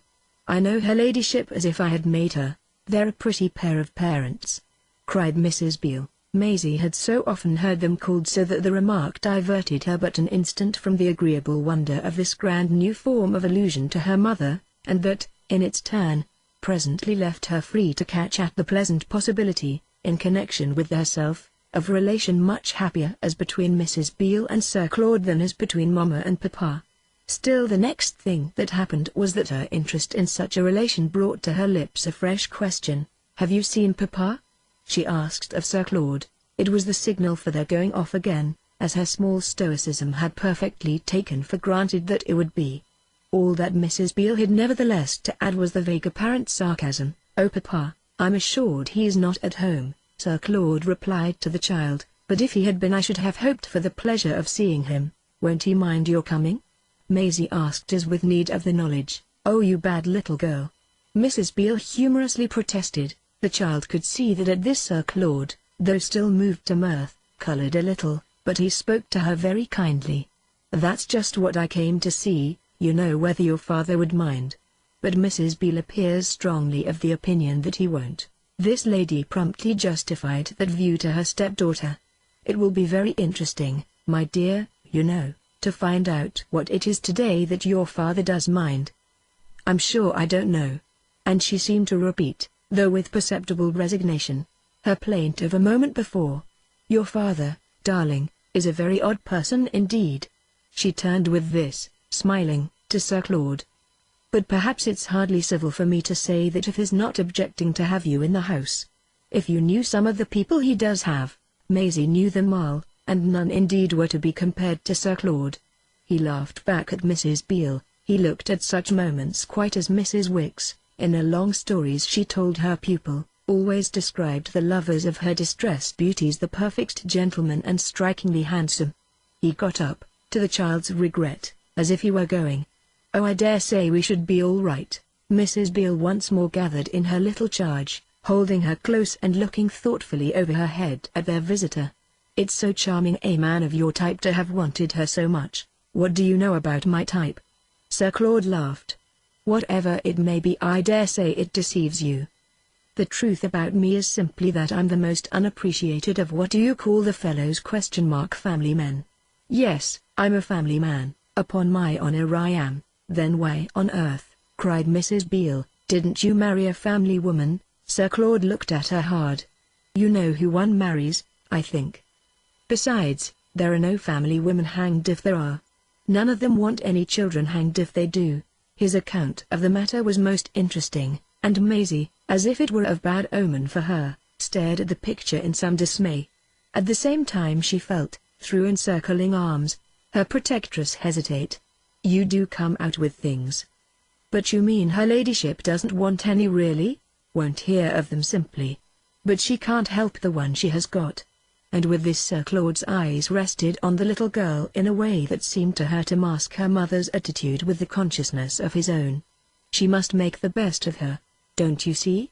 If only for the look of the thing, don't you know? One wants one's wife to take the proper line about her child. Oh, I know what one wants. Mrs. Beale cried with a competence that evidently impressed her interlocutor. Well, if you keep him up, and I dare say you've had worry enough, why shouldn't I keep Ida? What's sauce for the goose is sauce for the gander, or the other way round, don't you know? I mean to see the thing through. Mrs. Beale, for a minute, still with her eyes on him as he leaned upon the chimney-piece, appeared to turn this over. You're just a wonder of kindness, that's what you are, she said at last. A lady's expected to have natural feelings. But your horrible sex, isn't it a horrible sex, little love? She demanded with her cheek upon her stepdaughter's. Oh, I like gentlemen best, Maisie lucidly replied. The words were taken up merrily. That's a good one for you, Sir Claude exclaimed to Mrs. Beale. No, said that lady, I've only to remember the women she sees at her mother's. Are they very nice now? Sir Claude returned. What do you call nice? Well, they're all right. That doesn't answer me, said Mrs. Beale. But I dare say you do take care of them. That makes you more of an angel to want this job too. And she playfully whacked her smaller companion. I'm not an angel, I'm an old grandmother, Sir Claude declared. I like babies, I always did. If we go to Smash I shall look for a place as responsible nurse. Maisie, in her charmed mood, drank in an imputation on her years which at another moment might have been bitter, but the charm was sensibly interrupted by Mrs. Beale's screwing her round and gazing fondly into her eyes. You're willing to leave me, you wretch? The little girl deliberated. Even this consecrated tie had become as a cord she must suddenly snap. But she snapped it, very gently. Isn't it my turn for Mama? You're a horrible little hypocrite. The less, I think, now said about turns the better, Mrs. Beale made answer. I know whose turn it is. You've not such a passion for your mother. I say, do look out. Sir Claude quite amiably protested. There's nothing she hasn't heard. But it doesn't matter, it hasn't spoiled her. If you knew what it costs me to part with you, she pursued to Maisie. Sir Claude watched her as she charmingly clung to the child. I'm so glad you really care for her. That's so much to the good. Mrs. Beale slowly got up, still with her hands on Maisie, but emitting a soft exhalation. Well, if you're glad, that may help us, for I assure you that I shall never give up any rights in her that I may consider I've acquired by my own sacrifices. I shall hold very fast to my interest in her. What seems to have happened is that she has brought you and me together. She has brought you and me together," said Sir Claude. His cheerful echo prolonged the happy truth, and Maisie broke out almost with enthusiasm. "I've brought you and her together." Her companions of course laughed anew, and Mrs. Beale gave her an affectionate shake. "You little monster, take care what you do." "But that's what she does do," she continued to Sir Claude. "She did it to me and Beale." "Well then," he said to Maisie, "you must try the trick at our place." He held out his hand to her again. "Will you come now? Now just as I am?" She turned with an immense appeal to her stepmother, taking a leap over the mountain of mending, the abyss of packing that had loomed and yawned before her. "Oh, may I?" Mrs. Beale addressed her assent to Sir Claude. "As well so as any other way. I'll send on her things tomorrow." Then she gave a tug to the child's coat, glancing at her up and down with some ruefulness. "She's not turned out as I should like. Her mother will pull her to pieces. But what's one to do with nothing to do it on? And she's better than when she came, you can tell her mother that. I'm sorry to have to say it to you, but the poor child was a sight. Oh, I'll turn her out myself." The visitor cordially said, "I shall like to see how." Mrs. Beale appeared much amused. "You must bring her to show me. We can manage that. Goodbye, little fright." And her last word to Sir Claude was that she would keep him up to the mark. Chapter 9. The idea of what she was to make up and the prodigious total it came to work kept well before Maisie at her mother's. These things were the constant occupation of Mrs. Wicks, who arrived there by the back stairs, but in tears of joy, the day after her own arrival. The process of making up, as to which the good lady had an immense deal to say, took, through its successive phases, so long that it heralded a term at least equal to the child's last stretch with her father. This, however, was a fuller and richer time. It bounded along to the tune of Mrs. Wicks's constant insistence on the energy they must both put forth. There was a fine intensity in the way the child agreed with her that under Mrs. Beale and Susan Ash she had learned nothing whatever. The wildness of the rescued castaway was one of the forces that would henceforth make for a career of conquest. The year therefore rounded itself as a receptacle of retarded knowledge, a cup brimming over with the sense that now at least she was learning. Mrs. Wicks fed this sense from the stores of her conversation and with the immense bustle of her reminder that they must cull the fleeting hour. They were surrounded with subjects they must take at a rush and perpetually getting into the attitude of triumphant attack. They had certainly no idle hours, and the child went to bed each night as tired as from a long day's play. This had begun from the moment of their reunion, begun with all Mrs. Wicks had to tell her young friend of the reasons of her ladyship's extraordinary behaviour at the very first. It took the form of her ladyship's refusal for 3 days to see her little girl, 3 days during which Sir Claude made hasty merry dashes into the schoolroom to smooth down the odd situation, to say she'll come round, you know, I assure you she'll come round, and a little even to compensate Maisie for the indignity he had caused her to suffer. There had never in the child's life been, in all ways, such a delightful amount of reparation. It came out by his sociable admission that her ladyship had not known of his visit to her late husband's house and of his having made that person's daughter a pretext for striking up an acquaintance with the dreadful creature installed there. Heaven knew she wanted her child back and had made every plan of her own for removing her. What she couldn't for the present at least forgive anyone concerned was such an officious underhand way of bringing about the transfer.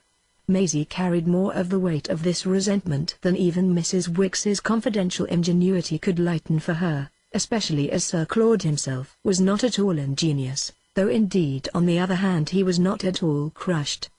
He was amused and intermittent and at moments most startling. He impressed on his young companion, with a frankness that agitated her much more than he seemed to guess, that he depended on her not letting her mother, when she should see her, get anything out of her about anything Mrs. Beale might have said to him.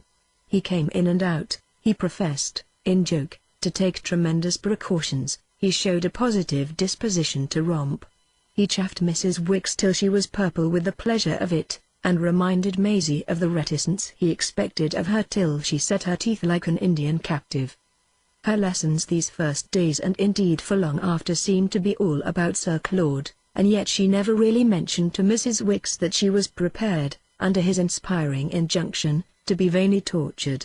This lady, however, had formulated the position of things with an acuteness that showed how little she needed to be coached.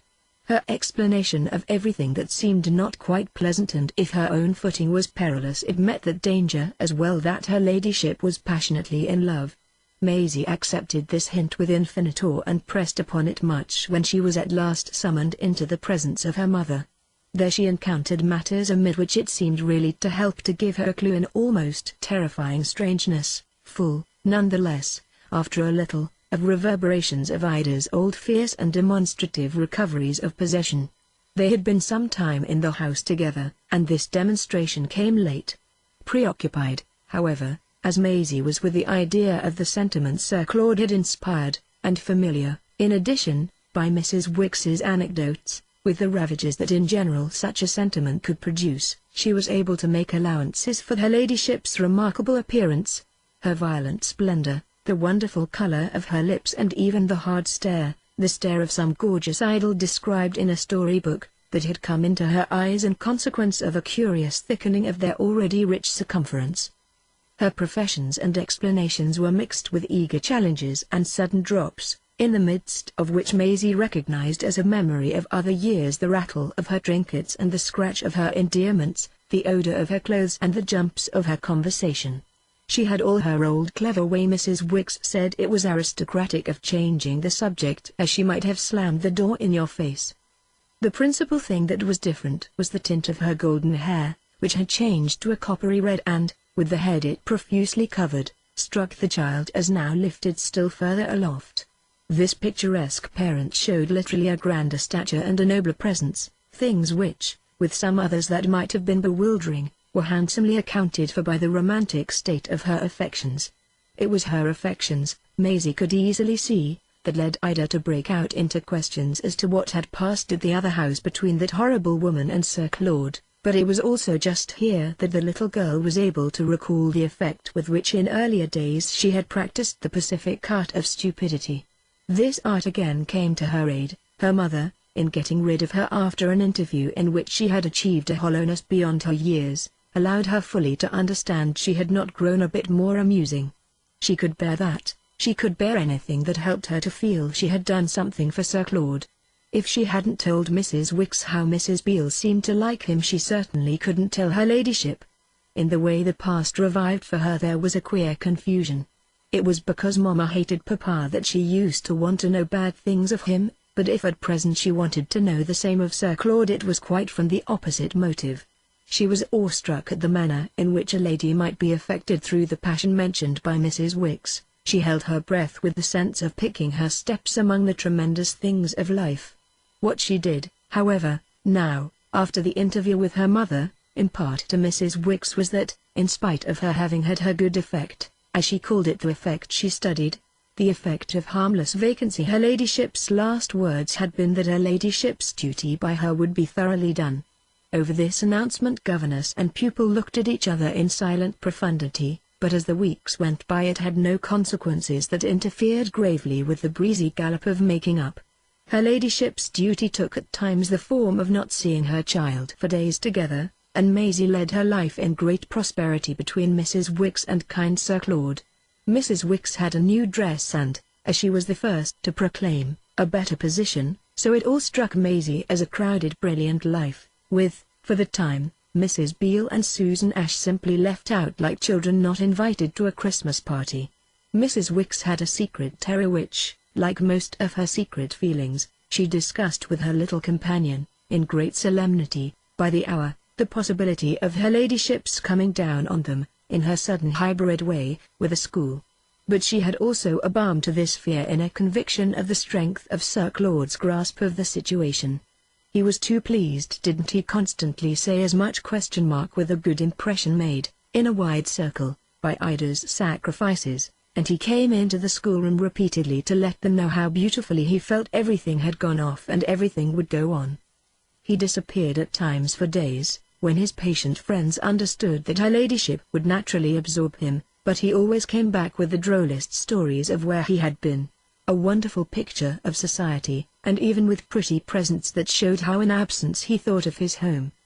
Besides giving Mrs. Wicks by his conversation a sense that they almost themselves went out, He gave her a £5 note and a history of France and an umbrella with a malachite knob, and to Maisie both chocolate creams and storybooks, besides a lovely greatcoat, which he took her out all alone to buy, and ever so many games in boxes, with printed directions, and a bright red frame for the protection of his famous photograph.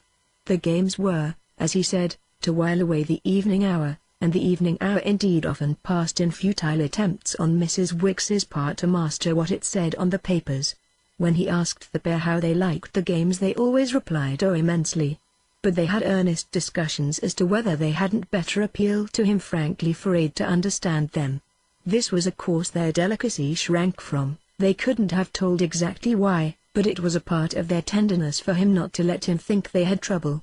What dazzled most was his kindness to Mrs. Wicks, not only the £5 note and the not forgetting her, but the perfect consideration, as she called it with an air to which her sounding of the words gave the only grandeur Maisie was to have seen her wear save on a certain occasion hereafter to be described, an occasion when the poor lady was grander than all of them put together.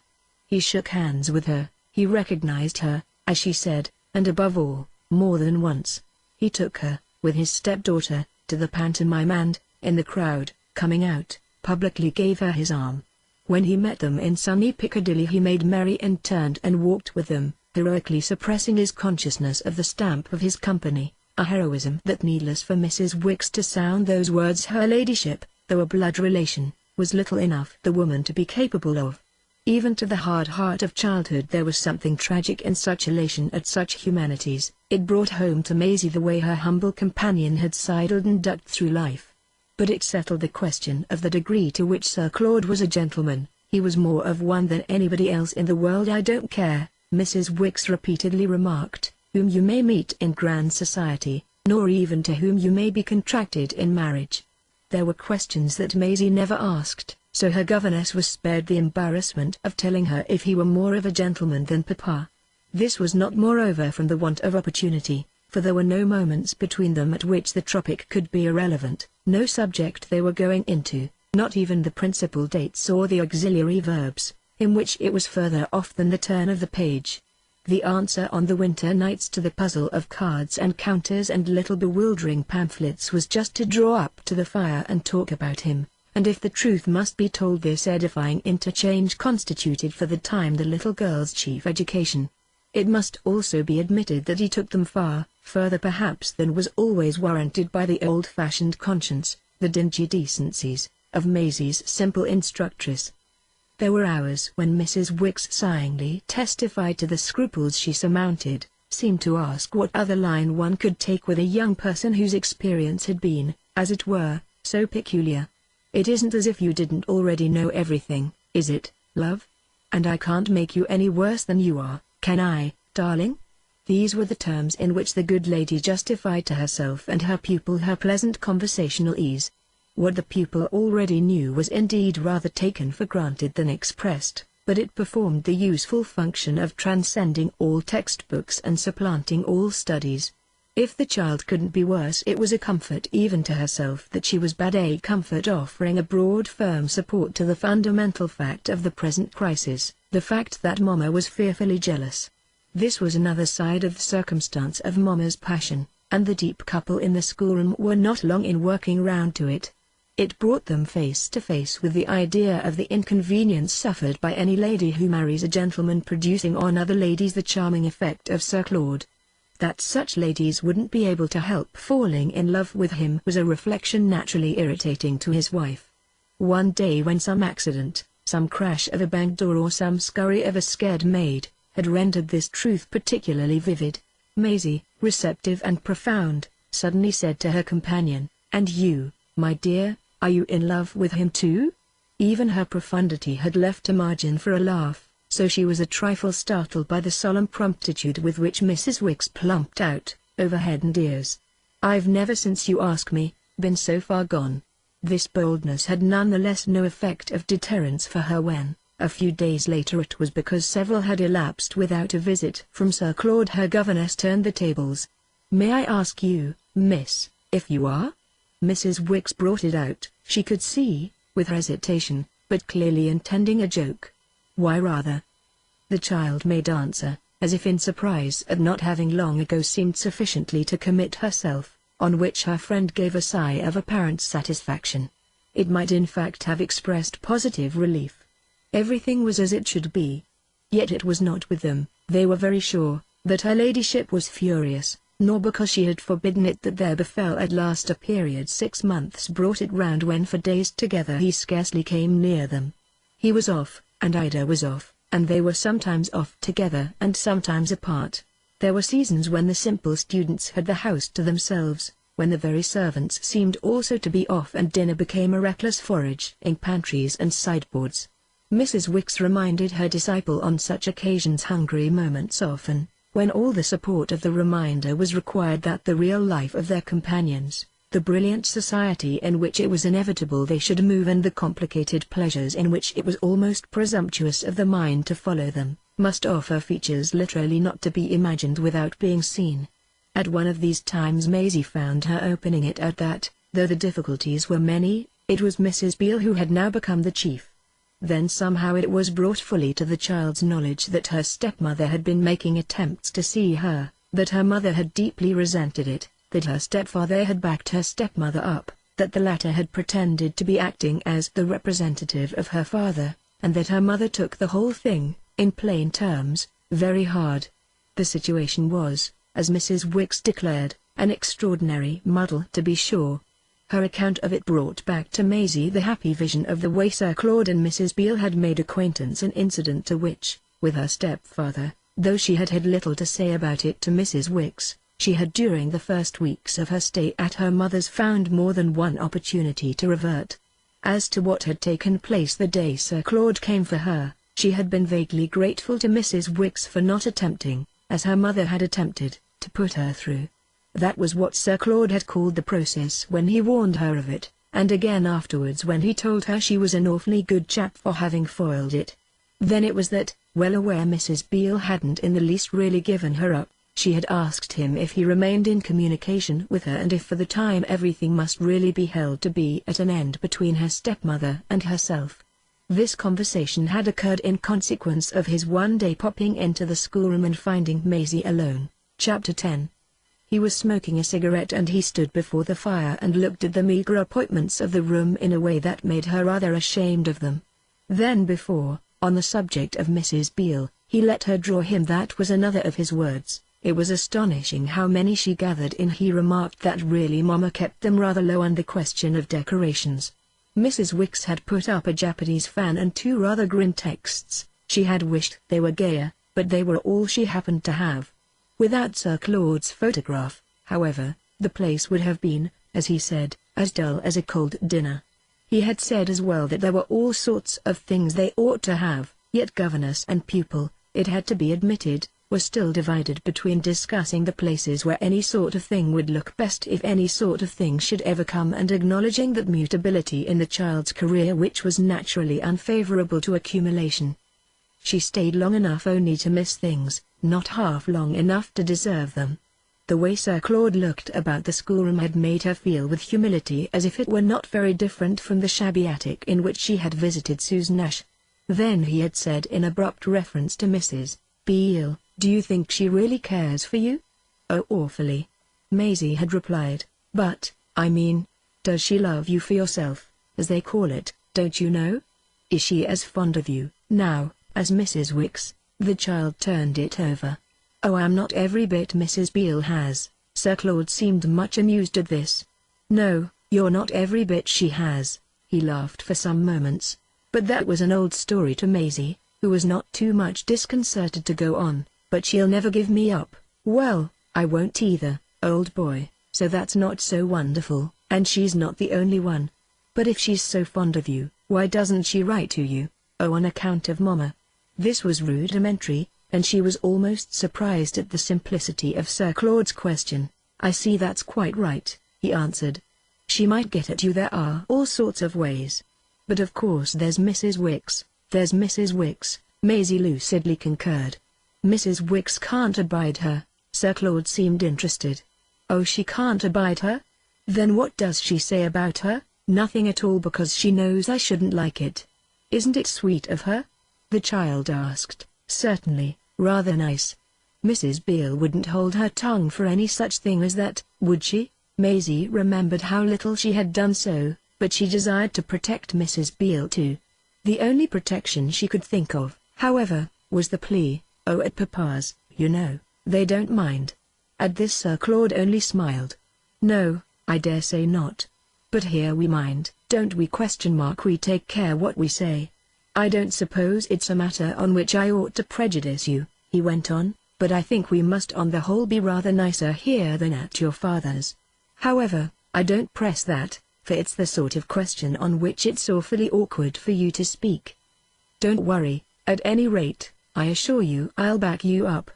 Then after a moment and while he smoked he reverted to Mrs. Beale and the child's first inquiry. "I'm afraid we can't do much for her just now. I haven't seen her since that day, upon my word I haven't seen her." The next instant, with a laugh the least bit foolish, the young man slightly colored. He must have felt this profession of innocence to be excessive as addressed to Maisie. It was inevitable to say to her, however, that of course her mother loathed the lady of the other house. He couldn't go there again with his wife's consent, and he wasn't the man he begged her to believe, falling once more, in spite of himself, into the scruple of showing the child he didn't trip to go there without it. He was liable in talking with her to take the tone of her being also a man of the world. He had gone to Mrs. Beale's to fetch away Maisie, but that was altogether different. Now that she was in her mother's house, what pretext had he to give her mother for paying calls on her father's wife? And of course Mrs. Beale couldn't come to Ida's. Ida would tear her limb from a limb. Maisie, with this talk of pretexts, remembered how much Mrs. Beale had made of her being a good one, and how, for such a function, it was her fate to be either much depended on or much missed.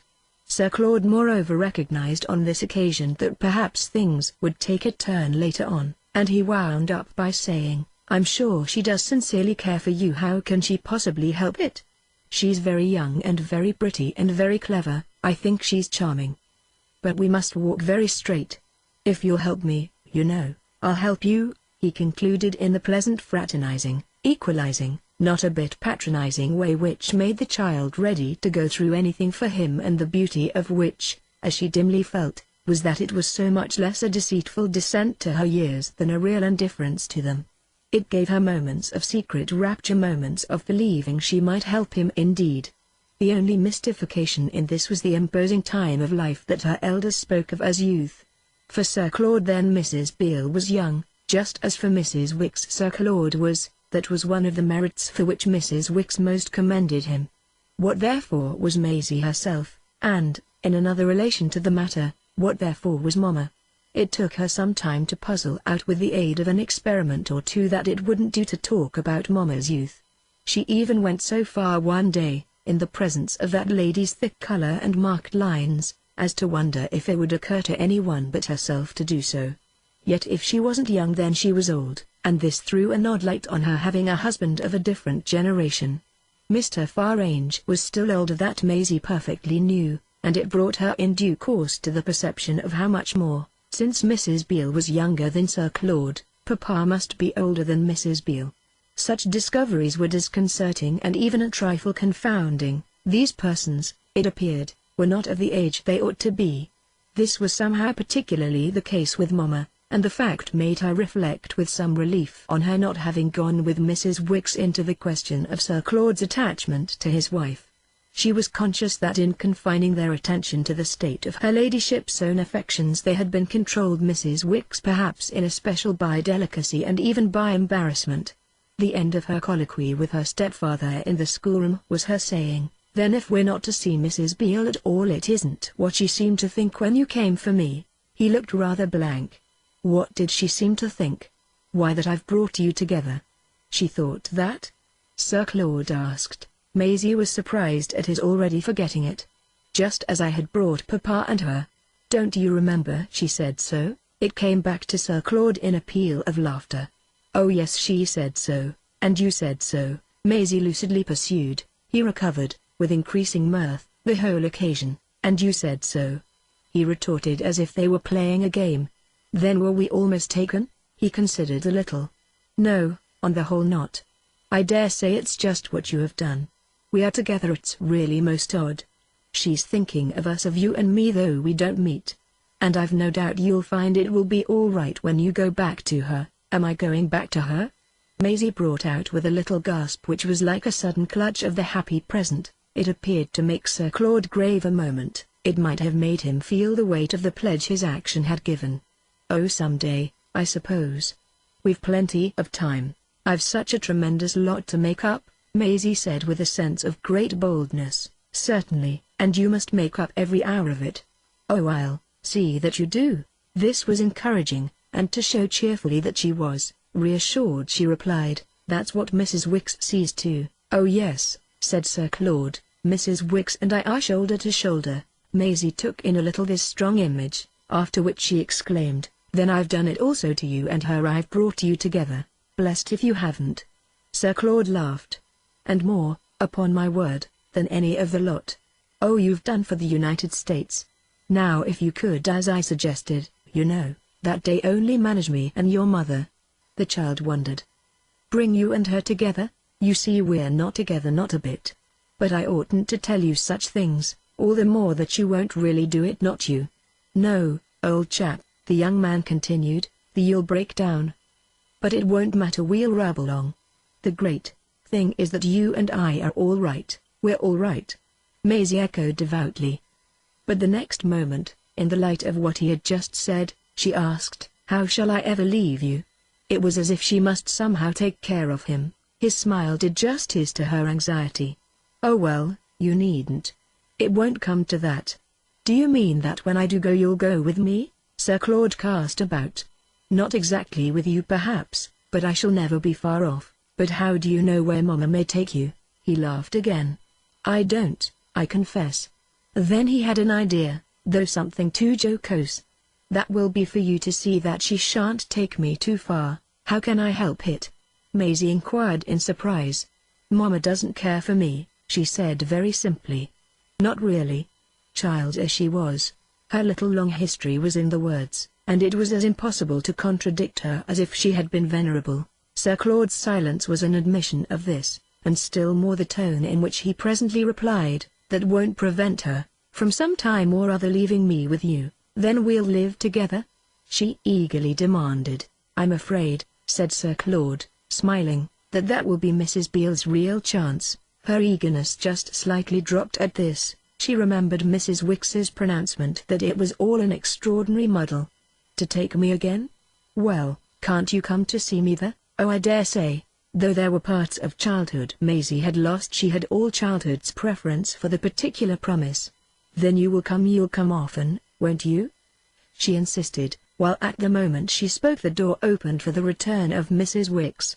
Sir Claude hereupon, instead of replying, gave her a look which left her silent and embarrassed. When he again found privacy convenient, however, which happened to be long in coming, he took up their conversation very much where it had dropped.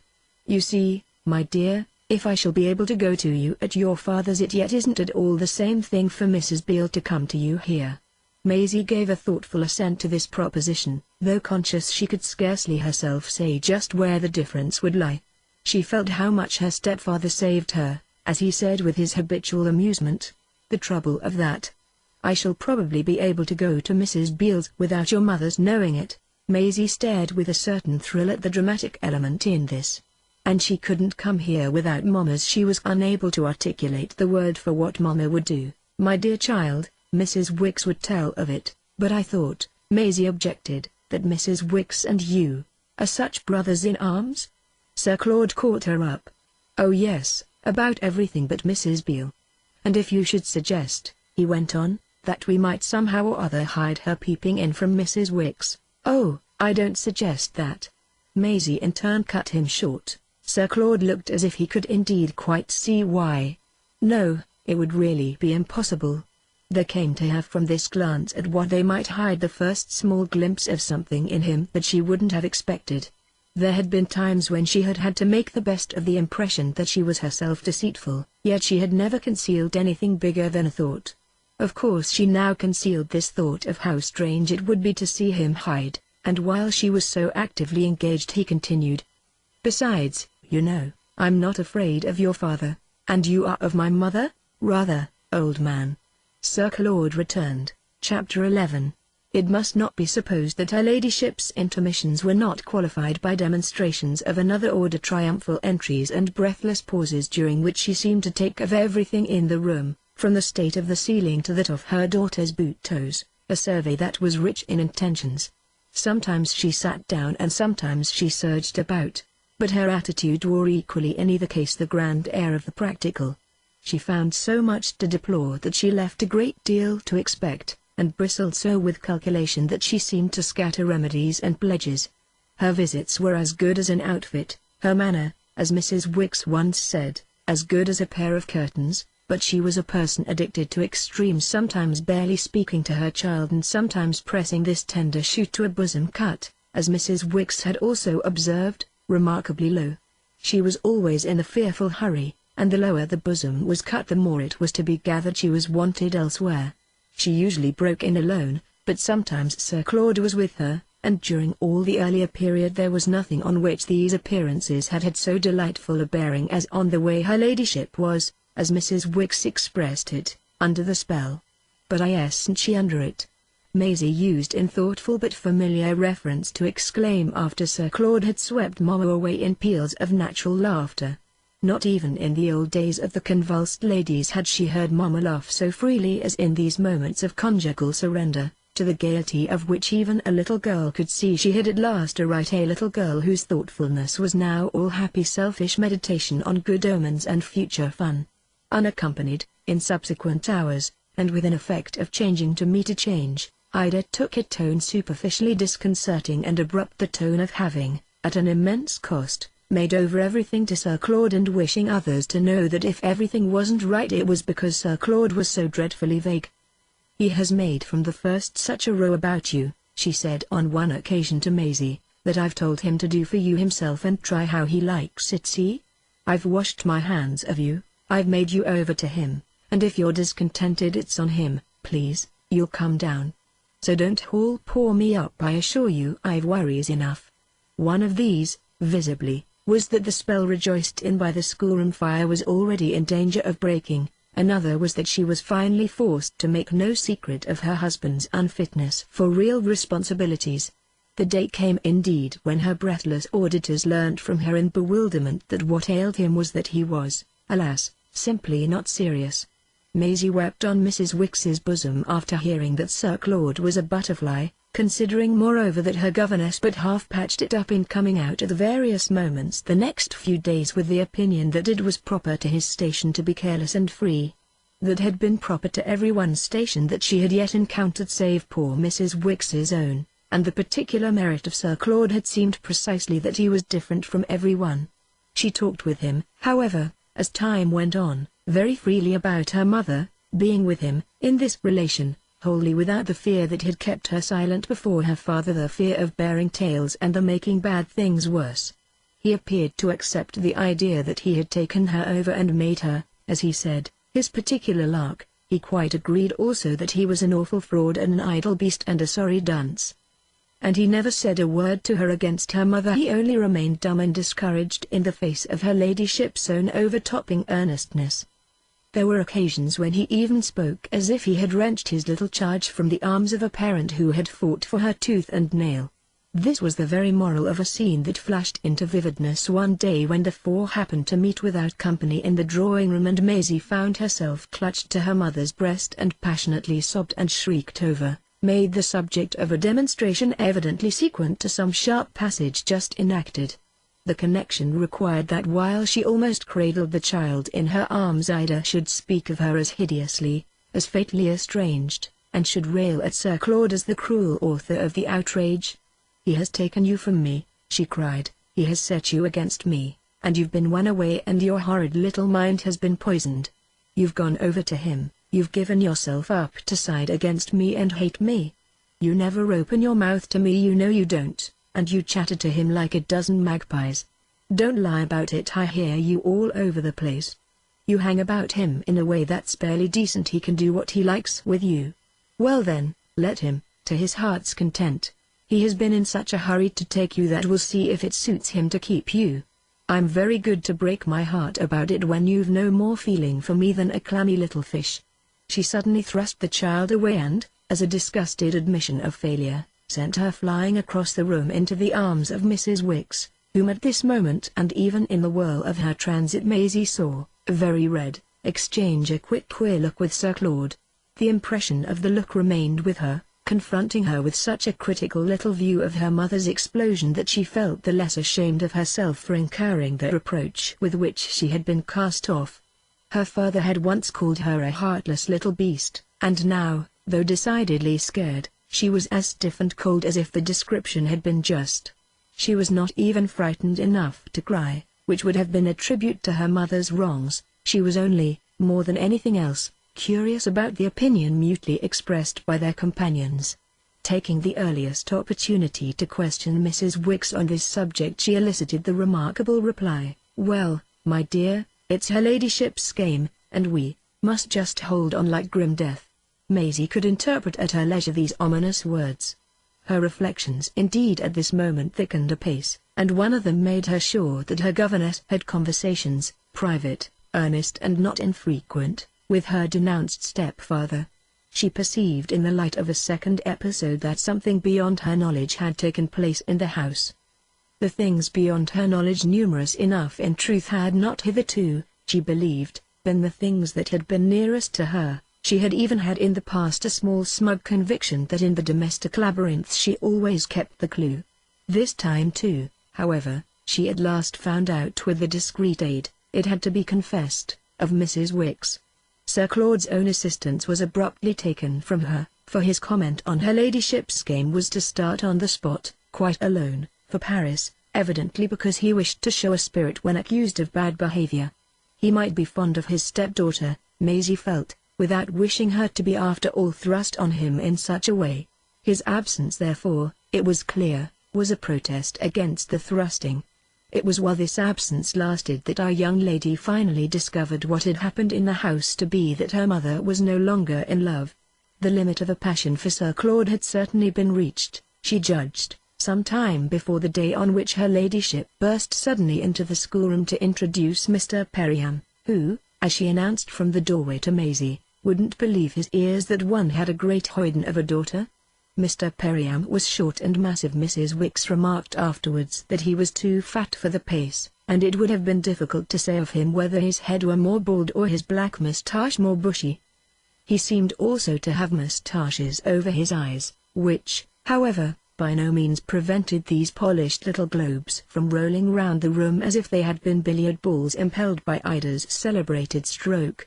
Mr. Periham wore on the hand that pulled his moustache a diamond of dazzling luster, in consequence of which and of his general weight and mystery our young lady observed on his departure that if he had only had a turban he would have been quite her idea of a Heathen Turk. "He's quite my idea," Mrs. Wicks replied, "of a Heathen Jew." "Well, I mean," said Maisie, "of a person who comes from there, east." "That's where he must come from," her governess opined. "He comes from the city." In a moment she added as if she knew all about him, "He's one of those people who have, lately broken out. He'll be immensely rich, on the death of his papa?" The child interestedly inquired. "Dear no, nothing hereditary. I mean he has made a mass of money." "How much, do you think?" Maisie demanded. Mrs. Wicks reflected and sketched it. "Oh, many millions. 100? Mrs. Wicks was not sure of the number, but there were enough of them to have seemed to warm up for the time the penury of the schoolroom to linger there as an afterglow of the hot heavy light Mr. Periham sensibly shed. This was also, no doubt, on his part, an effect of that enjoyment of life with which, among her elders, Maisie had been in contact from her earliest years, the sign of happy maturity, the old familiar note of overflowing cheer. "How d'ye do, ma'am? How d'ye do, little miss?" He laughed and nodded at the gaping figures. "She has brought me up for a peep. It's true I wouldn't take you on trust. She's always talking about you, but she'd never produce you, so today I challenged her on the spot." "Well, you ain't a myth, my dear. I back down on that." The visitor went on to Maisie, "Nor you either, miss, though you might be, to be sure. I bored him with you, darling. I bore everyone," Ida said, "and to prove that you are a sweet thing, as well as a fearfully old one, I told him he could judge for himself. So now he sees that you're a dreadful bouncing business and that your poor old mummy's at least 60.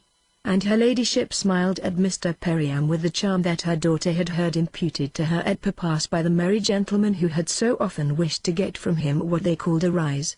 Her manner at that instant gave the child a glimpse more vivid than any yet enjoyed of the attraction that Papa, in remarkable language, always denied she could put forth. Mr. Perriam, however, clearly recognized it in the humor with which he met her.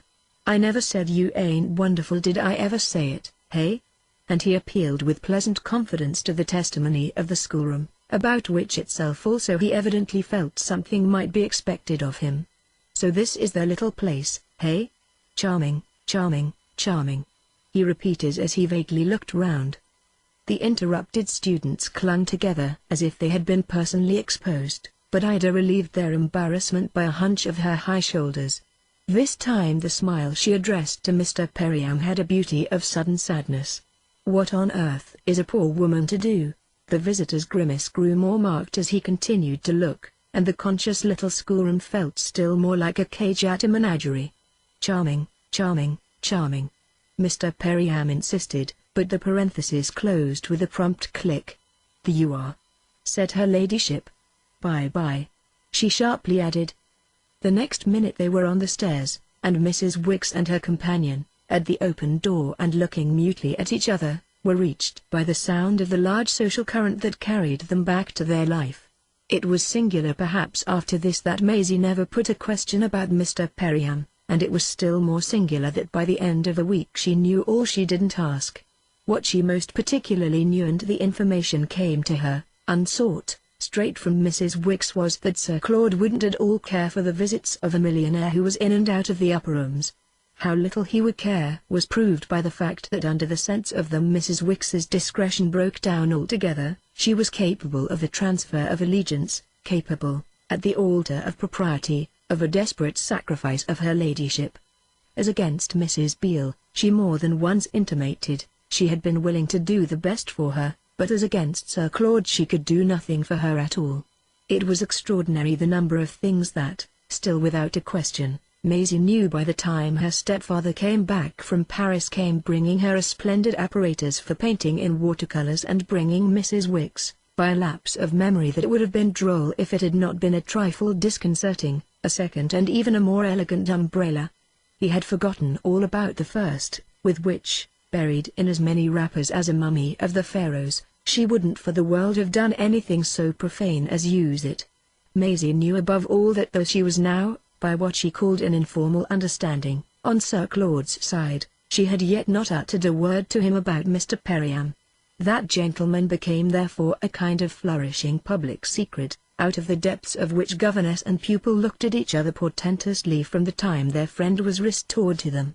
He was restored in great abundance, and it was marked that, though he appeared to have felt the need to take a stand against the risk of being too roughly saddled with the offspring of others, he at this period exposed himself more than ever before to the presumption of having created expectations.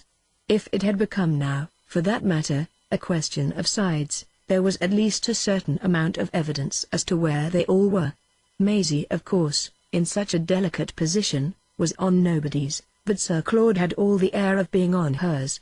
If therefore Mrs. Wicks was on Sir Claude's, her ladyship on Mr. Perriam's, and Mr. Perriam presumably on her ladyship's, this left only Mrs. Beale and Mr. Farange to account for. Mrs. Beale clearly was, like Sir Claude, on Maisie's, and Papa, it was to be supposed, on Mrs. Beale's. Here indeed was a slight ambiguity, as Papa's being on Mrs. Beale's didn't somehow seem to place him quite on his daughter's. It sounded, as this young lady thought it over, very much like Puss in the Corner, and she could only wonder if the distribution of parties would lead to a rushing to and fro and a changing of places. She was in the presence, she felt, of restless change. Wasn't it restless enough that her mother and her stepfather should already be on different sides? That was the great thing that had domestically happened. Mrs. Wicks, besides, had turned another face. She had never been exactly gay, but her gravity was now an attitude as public as a posted placard. She seemed to sit in her new dress and brood over her lost delicacy, which had become almost as doleful a memory as that of poor Clara Matilda. "It is hard for him," she often said to her companion, and it was surprising how competent on this point Maisie was conscious of being to agree with her. Hard as it was, however, Sir Claude had never shown to greater advantage than in the gallant, generous, sociable way he carried it off, a way that drew from Mrs. Wicks 100 expressions of relief at his not having suffered it to embitter him. It threw him more and more at last into the schoolroom, where he had plainly begun to recognize that if he was to have the credit of perverting the innocent child he might also at least have the amusement. He never came into the place without telling its occupants that they were the nicest people in the house, a remark which always led them to say to each other Mr. Perriam, as loud as ever compressed lips and enlarged eyes could make them articulate. He caused Maisie to remember what she had said to Mrs. Beale about his having the nature of a good nurse, and, rather more than she intended before Mrs. Wicks, to bring the whole thing out by once remarking to him that none of her good nurses had smoked quite so much in the nursery. This had no more effect than it was meant, and on his cigarettes, he was always smoking, but always declaring that it was death to him not to lead a domestic life. He led one after all in the schoolroom, and there were hours of late evening, when she had gone to bed, that Maisie knew he sat there talking with Mrs. Wicks of how to meet his difficulties. His consideration for this unfortunate woman even in the midst of them continued to show him as the perfect gentleman, and lifted the subject of his courtesy into an uproar of beatitude in which her very pride had the hush of anxiety. "He leans on me, he leans on me," she only announced from time to time, and she was more surprised than amused when, later on, she accidentally found she had given her pupil the impression of a support literally supplied by her person. This glimpse of a misconception led her to be explicit, to put before the child, with an air of mourning indeed for such a stoop to the common, that what they talked about in the small hours, as they said, was the question of his taking right hold of life. The life she wanted him to take right hold of was the public, she being, I hasten to add, in this connection, not the mistress of his fate, but only Mrs. Wicks herself. She had phrases about him that were full of easy understanding, yet full of morality. "He's a wonderful nature, but he can't live like the lilies. He's all right, you know, but he must have a high interest."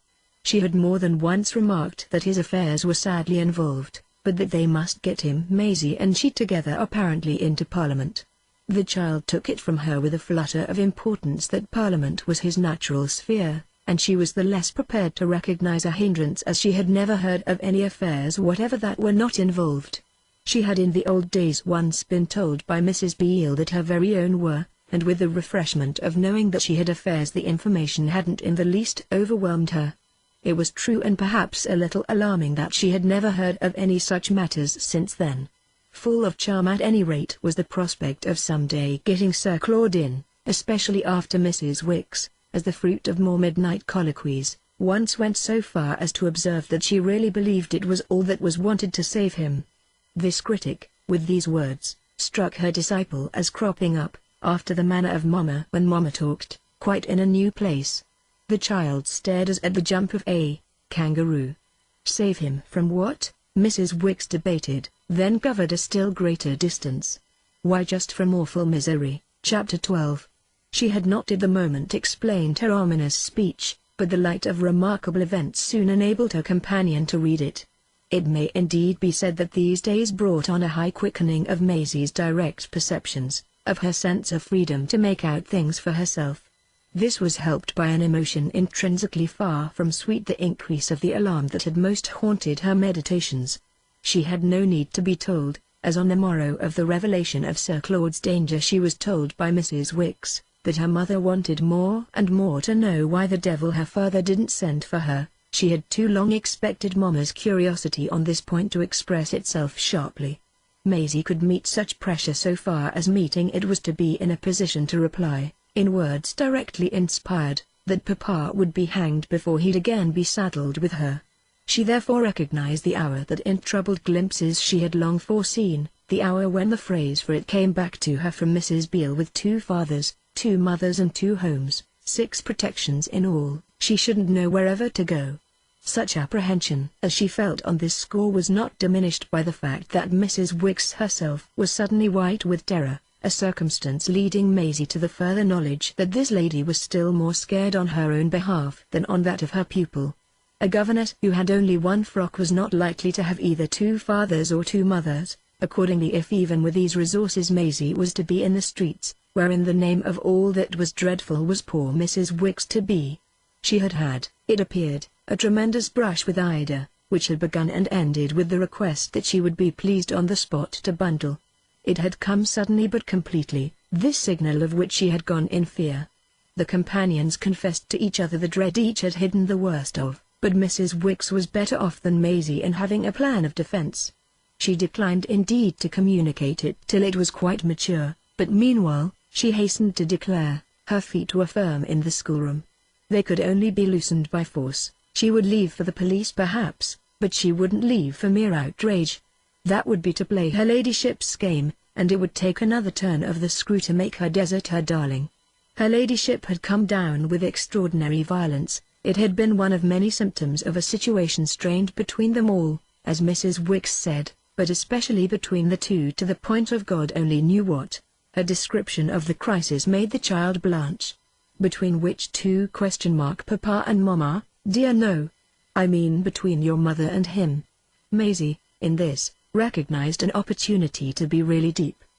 Him ? Mr. Perriam? She fairly brought a blush to the scared face. Well, my dear, I must say what you don't know ain't worth mentioning. That it won't go on forever with Mr. Perriam since I must meet you can suppose? But I meant dear Sir Claude. Maisie stood corrected rather than abashed. I see. But it's about Mr. Perriam he's angry? Mrs. Wicks waited. He says he's not angry? He has told you so? Mrs. Wicks looked at her hard. Not about him, then about someone else? Mrs. Wicks looked at her harder. About someone else? Lord Eric? The child promptly brought forth. At this, of a sudden, her governess was more agitated. Oh why, little unfortunate, should we discuss their dreadful names? And she threw herself for the millionth time on Maisie's neck. It took her pupil but a moment to feel that she quivered with insecurity, and, the contact of her terror aiding, the pair in another instant were sobbing in each other's arms. Then it was that, completely relaxed, demoralized as she had never been, Mrs. Wicks suffered her wound to bleed and her resentment to gush. Her great bitterness was that Ida had called her false, denounced her hypocrisy and duplicity, reviled her spying and tattling, her lying and groveling to Sir Claude. Me, the poor woman wailed, who've seen what I've seen and gone through everything only to cover her up and ease her off and smooth her down? If I've been an hypocrite it's the other way round. I've pretended, to him and to her, to myself and to you and to everyone, not to see. It serves me right to have held my tongue before such horrors. What horrors they were her companion forbore too closely to inquire, showing even signs not a few of an ability to take them for granted. That put the couple more than ever, in this troubled sea, in the same boat, so that with the consciousness of ideas on the part of her fellow mariner Maisie could sit close and wait.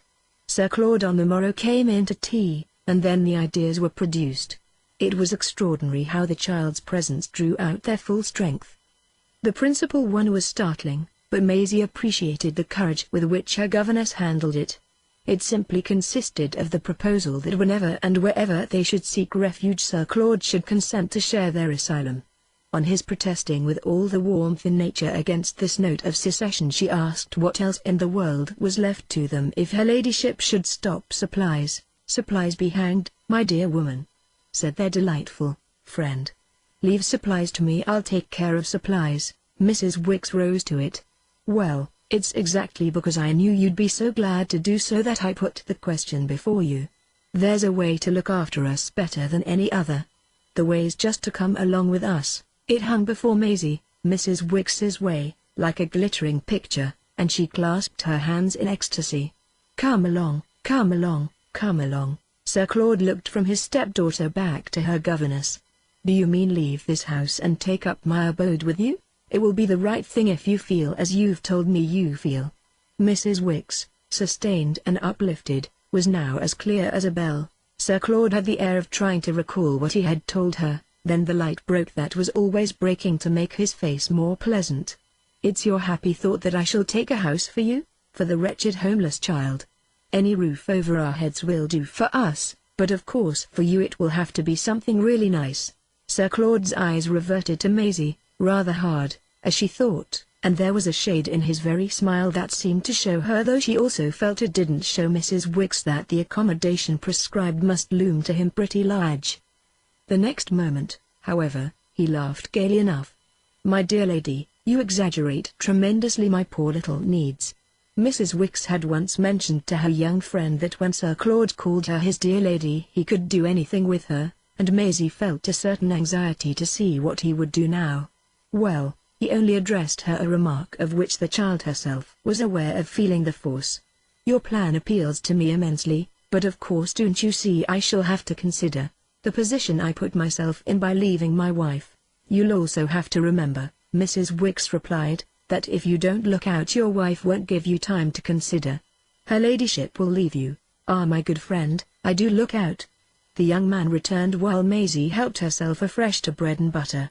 "Of course if that happens I shall have somehow to turn round, but I hope with all my heart it won't. I beg your pardon," he continued to his stepdaughter, "for appearing to discuss that sort of possibility under your sharp little nose. But the fact is I forget half the time that Ida's your sainted mother." "So do I," said Maisie, her mouth full of bread and butter, and to put him the more in the right, her protectress, at this, was upon her again. The little desolate precious pet. For the rest of the conversation she was enclosed in Mrs. Wicks's arms, and as they sat there interlocked, Sir Claude, before them with his teacup, looked down at them in deepening thought. Shrink together as they might they couldn't help, Maisie felt, being a very large lumpish image of what Mrs. Wicks required of his slim fineness. She knew moreover that this lady didn't make it better by adding in a moment, "Of course we shouldn't dream of a whole house. Any sort of little lodging, however humble, would be only too blessed. But it would have to be something that would hold us all," said Sir Claude. "Oh yes," Mrs. Wicks concurred, "the whole point sir being together. While you're waiting, before you act, for her ladyship to take some step, our position here will come to an impossible pass. You don't know what I went through with her for you yesterday and for our poor darling, but it's not a thing I can promise you often to face again. She cast me out in horrible language. She has instructed the servants not to wait on me." "Oh, the poor servants are all right," Sir Claude eagerly cried. "They're certainly better than their mistress. It's too dreadful that I should sit here and say of your wife, Sir Claude, and of Maisie's own mother, that she's lower than a domestic, but my being betrayed into such remarks is just a reason the more for our getting away. I shall stay till I'm taken by the shoulders, but that may happen any day. What also may perfectly happen, you must permit me to repeat, is that she'll go off to get rid of us." "Oh, if she'll only do that!" Sir Claude laughed. "That would be the very making of us." "Don't say it, don't say it," Mrs. Wicks pleaded. "Don't speak of anything so fatal. You know what I mean. We must all cling to the right. You mustn't be bad." Sir Claude set down his teacup. He had become more grave and he pensively wiped his moustache. "Won't all the world say I'm awful if I leave the house before she has bolted? They'll say it was my doing so that made her bolt." Maisie could grasp the force of this reasoning, but it offered no check to Mrs. Wicks. "Why need you mind that if you've done it for so high a motive? Think of the beauty of it," the good lady pressed. "Of bolting with you?" Sir Claude ejaculated. She faintly smiled, she even faintly colored. "So far from doing you harm it will do you the highest good. Sir Claude, if you'll listen to me, it will save you." "Save me from what?" Maisie, at this question, waited with renewed suspense for an answer that would bring the thing to some finer point than their companion had brought it to before. But there was on the contrary only more mystification in Mrs. Wicks's reply. "Ah, from you know what? Do you mean from some other woman?" "Yes, from a real bad one." Sir Claude, at least, the child could see, was not mystified, so little indeed that a smile of intelligence broke afresh in his eyes. He turned them in vague discomfort to Maisie, and then something in the way she met them caused him to chuck her playfully under the chin. It was not till after this that he good-naturedly met Mrs. Wicks. "You think me much worse than I am. If that were true," she returned, "I wouldn't appeal to you." "I do, Sir Claude, in the name of all that's good in you, and oh so earnestly. We can help each other. What you'll do for our young friend here I needn't say. That isn't even what I want to speak of now. What I want to speak of is what you'll get, don't you see? From such an opportunity to take hold. Take hold of us, take hold of her. Make her your duty, make her your life, she'll repay you 1,000-fold. It was to Mrs. Wicks, during this appeal, that Maisie's contemplation transferred itself, partly because, though her heart was in her throat for trepidation, her delicacy deterred her from appearing herself to press the question, partly from the coercion of seeing Mrs. Wicks come out as Mrs. Wicks had never come before, not even on the day of her call at Mrs. Beale's with the news of Mama's marriage. On that day Mrs. Beale had surpassed her in dignity, but nobody could have surpassed her now. There was in fact at this moment a fascination for her pupil in the hint she seemed to give that she had still more of that surprise behind. So the sharpened sense of spectatorship was the child's main support, the long habit, from the first, of seeing herself in discussion and finding in the fury of it she had had a glimpse of the game of football, a sort of compensation for the doom of a peculiar passivity.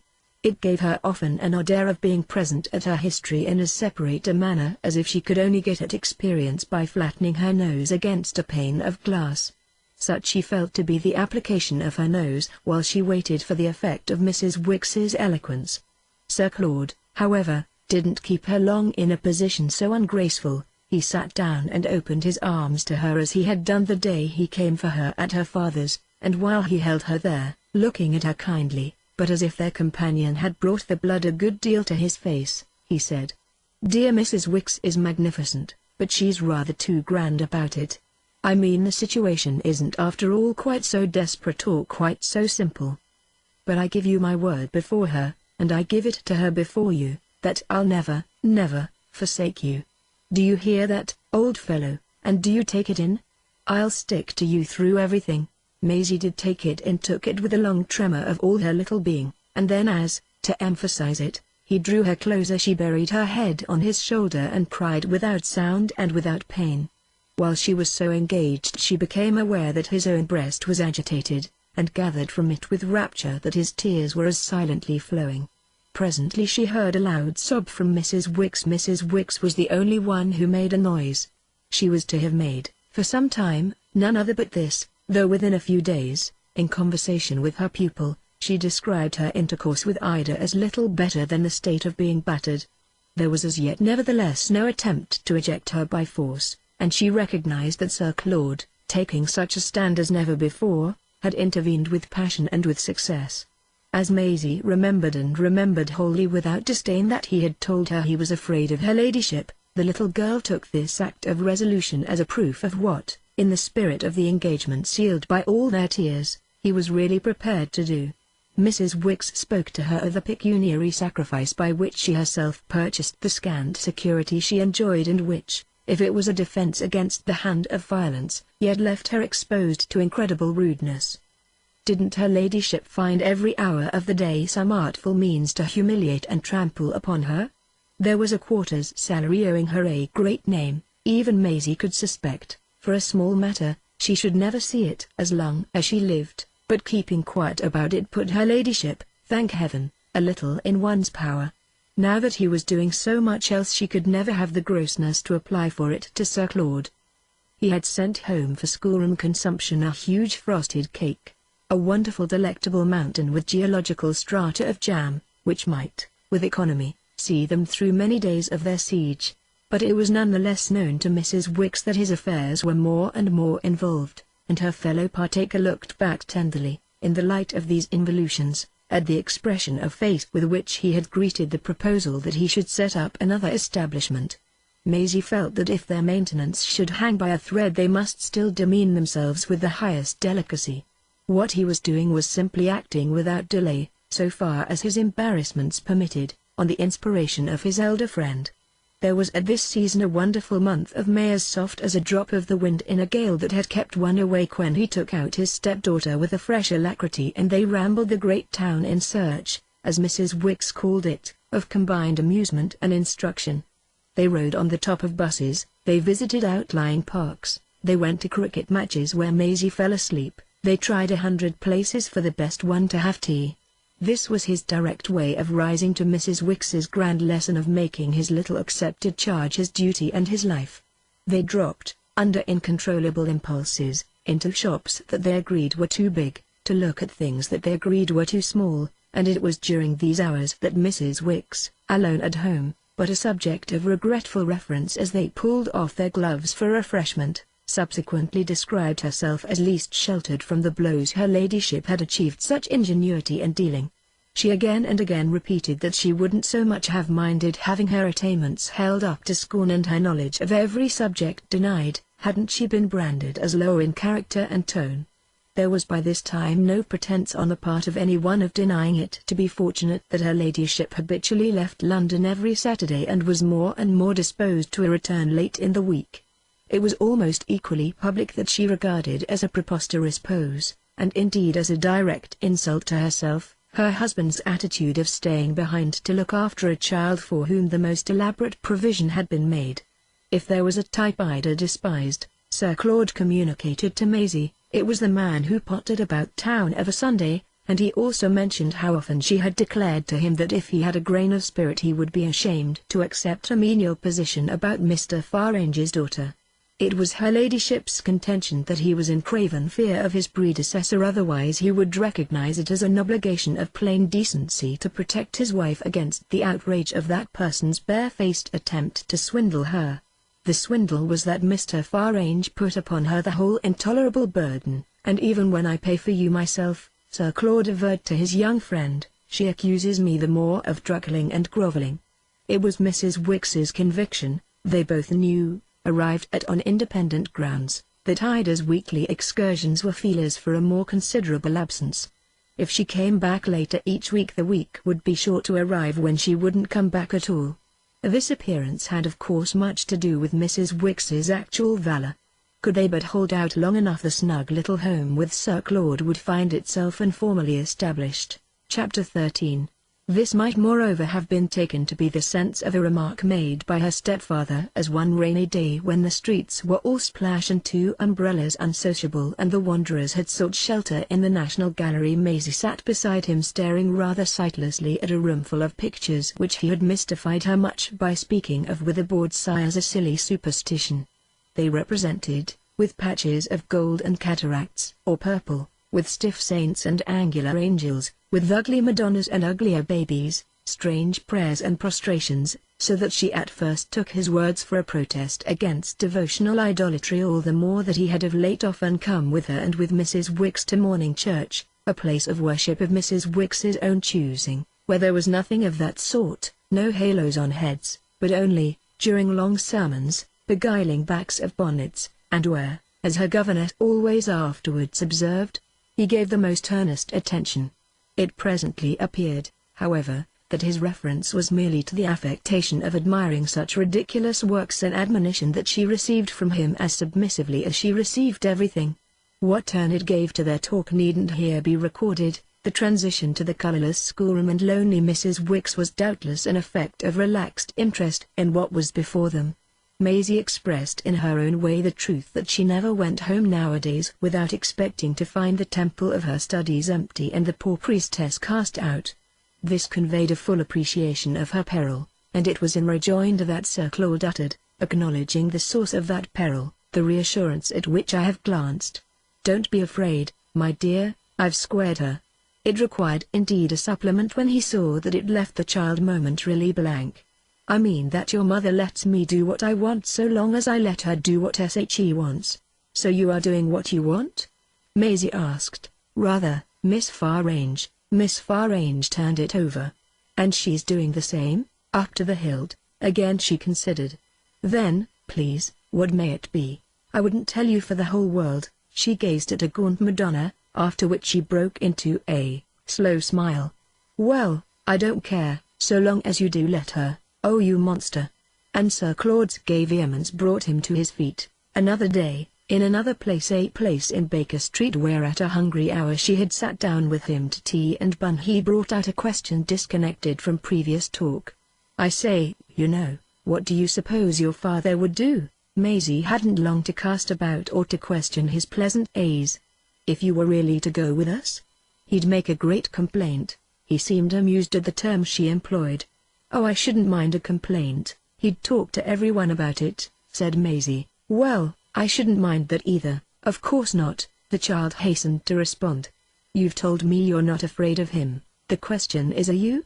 Said Sir Claude. Maisie candidly considered, then she spoke resolutely. No, not of Papa. But of somebody else, certainly, of lots of people, of your mother first and foremost of course, dear. Yes, more of Mama than of what? Sir Claude asked as she hesitated for a comparison. She thought over all objects of dread. Then of a wild elephant. She at last declared. And you are too, she reminded him as he laughed. Oh yes, I am too. Again she meditated. Why then did you marry her? Just because I was afraid, even when she loved you? That made her the more alarming, for Maisie herself, though her companion seemed to find it droll. This opened up depths of gravity. More alarming than she is now? Well, in a different way.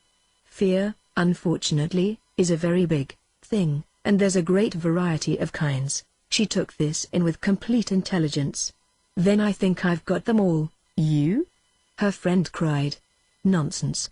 You're thoroughly game. I'm awfully afraid of Mrs. Beale, Maisie objected. He raised his smooth brows. That charming woman, well, she answered, you can't understand it because you're not in the same state. She had been going on with a luminous but when, across the table, he laid his hand on her arm. I can understand it, he confessed. I am in the same state. Oh, but she likes you so. Maisie promptly pleaded. Sir Claude literally colored. That has something to do with it, Maisie wondered again. Being liked with being afraid? Yes, when it amounts to adoration. Then why aren't you afraid of me? Because with you it amounts to that? He had kept his hand on her arm. Well, what prevents is simply that you're the gentlest spirit on earth. Besides, he pursued, but he came to a pause. Besides, I should be in fear if you were older there. See, you already make me talk nonsense, the young man added. The question's about your father. Is he likewise afraid of Mrs. Beale? I think not. And yet he loves her, Maisie mused. Oh no, he doesn't, not a bit. After which, as his companion stared, Sir Claude apparently felt that he must make this oddity fit with her recollections. There's nothing of that sort, now, but Maisie only stared the more. They've changed? Like your mother and me. She wondered how he knew. Then you've seen Mrs. Beale again? He demurred. Oh no. She has written to me. He presently subjoined. She's not afraid of your father either. No one at all is really. Then he went on while Maisie's little mind, with its filial spring too relaxed from of old for a pang at this want of parental majesty, speculated on the vague relation between Mrs. Beale's courage and the question, for Mrs. Wicks and herself, of a neat lodging with their friend. She wouldn't care a bit if Mr. Farange should make a row. Do you mean about you and me and Mrs. Wicks? Why should she care? It wouldn't hurt her. Sir Claude, with his legs out and his hand diving into his trousers pocket, threw back his head with a laugh just perceptibly tempered, as she thought, by a sigh. My dear stepchild, you're delightful. Look here, we must pay. You've had 5 buns, how can you? Maisie demanded, crimson under the eye of the young woman who had stepped to their board. I've had 3. Shortly after this Mrs. Wicks looked so ill that it was to be feared her ladyship had treated her to some unexampled passage. Maisie asked if anything worse than usual had occurred, whereupon the poor woman brought out with infinite gloom. He has been seeing Mrs. Beale, Sir Claude? The child remembered what he had said. Oh no, not seeing her, I beg your pardon. I absolutely know it. Mrs. Wicks was as positive as she was dismal. Maisie nevertheless ventured to challenge her. And how, please, do you know it? She faltered a moment. From herself. I've been to see her. Then on Maisie's visible surprise, I went yesterday while you were out with him. He has seen her repeatedly. It was not wholly clear to Maisie why Mrs. Wicks should be prostrate at this discovery, but her general consciousness of the way things could be both perpetrated and resented always eased off for her the strain of the particular mystery. There may be some mistake. He says he hasn't. Mrs. Wicks turned paler, as if this were a still deeper ground for alarm. He says so ? He denies that he has seen her? He told me so 3 days ago. Perhaps she's mistaken, Maisie suggested. Do you mean perhaps she lies? She lies whenever it suits her, I'm very sure. But I know when people lie, and that's what I've loved in you, that you never do. Mrs. Beale didn't yesterday at any rate. He has seen her." Maisie was silent a little. "He says not," she then repeated. Perhaps once more she paused. "Do you mean perhaps he lies?" "Gracious goodness, no!" Maisie shouted. Mrs. Wicks's bitterness, however, again overflowed. He does," she cried, "and it's that's just the worst of it. They'll take you, and what in the world will then become of me?" She threw herself afresh upon her pupil and wept over her with the inevitable effect of causing the child's own tears to flow. But Maisie couldn't have told you if she had been crying at the image of their separation or at that of Sir Claude's untruth. As regards this deviation, it was agreed between them that they were not in a position to bring it home to him. Mrs. Wicks was in dread of doing anything to make him, as she said, worse, and Maisie was sufficiently initiated to be able to reflect that in speaking to her as he had done he had only wished to be tender of Mrs. Beale. It fell in with all her inclinations to think of him as tender, and she forbore to let him know that the two ladies had, as she would never do, betrayed him.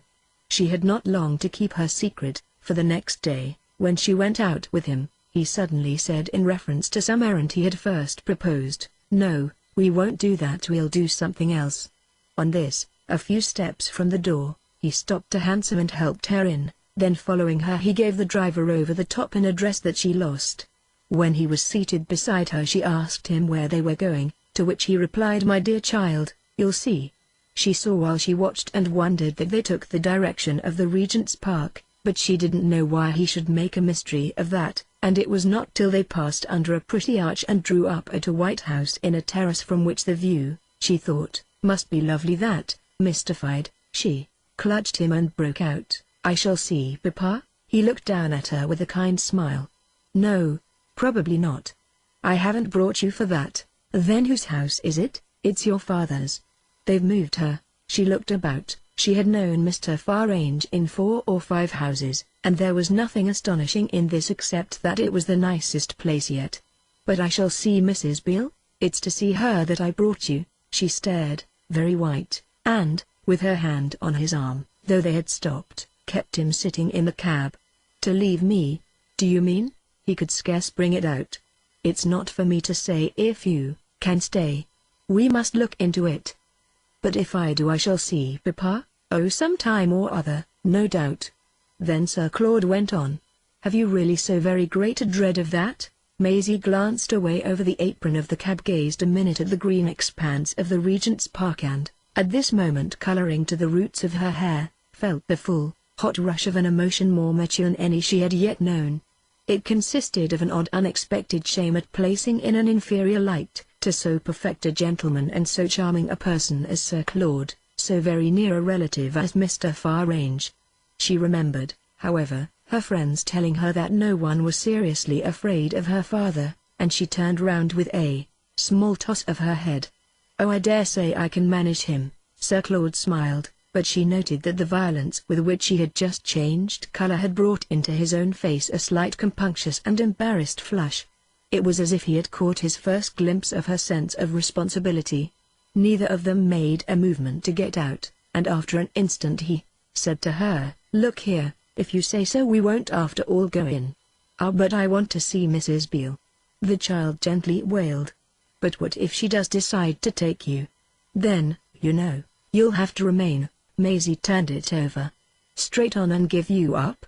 "Well, I don't quite know about giving me up. I mean as I gave up Mrs. Beale when I last went to Mamma's. I couldn't do without you here for anything like so long a time as that." It struck her as 100 years since she had seen Mrs. Beale, who was on the other side of the door they were so near and whom she yet had not taken the jump to clasp in her arms. "Oh, I dare say you'll see more of me than you've seen of Mrs. Beale." "It isn't in me to be so beautifully discreet," Sir Claude said. "But all the same," he continued, "I leave the thing, now that we're here, absolutely with you. You must settle it. We'll only go in if you say so. If you don't say so we'll turn right round and drive away." "So in that case Mrs. Beale won't take me?" "Well, not by any act of ours, and I shall be able to go on with Mamma?" Maisie asked. "Oh, I don't say that," she considered. "But I thought you said you had squared her?" Sir Claude poked his stick at the splashboard of the cab. "Not, my dear child, to the point she now requires. Then if she turns me out and I don't come here," Sir Claude promptly took her up. "What do I offer you?" you naturally inquire. "My poor chick, that's just what I ask myself. I don't see it, I confess, quite as straight as Mrs. Wicks." His companion gazed a moment at what Mrs. Wicks saw. "You mean he can't make a little family? It's very base of me, no doubt. But I can't wholly chuck your mother." Maisie, at this, emitted a low but lengthened sigh, a slight sound of reluctant assent which would certainly have been amusing to an auditor. "Then there isn't anything else? I vow I don't quite see what there is." Maisie waited. Her silence seemed to signify that she too had no alternative to suggest. But she made another appeal. "If I come here you'll come to see me? I won't lose sight of you." "But how often will you come?" As he hung fire she pressed him. "Often and often." Still he faltered. "My dear old woman," he began. Then he paused again, going on the next moment with a change of tone. "You're too funny." "Yes then," he said, "often and often. All right." Maisie jumped out. Mrs. Beale was at home, but not in the drawing room, and when the butler had gone for her the child suddenly broke out, "But when I'm here what will Mrs. Wicks do?" "Ah, you should have thought of that sooner," said her companion with the first faint note of asperity she had ever heard him sound. Chapter 14. Mrs. Beale fairly swooped upon her, and the effect of the whole hour was to show the child how quite formidably indeed, after all, she was loved. This was the more the case as her stepmother, so changed in the very manner of her mother that she really struck her as a new acquaintance, somehow recalled more familiarity than Maisie could feel.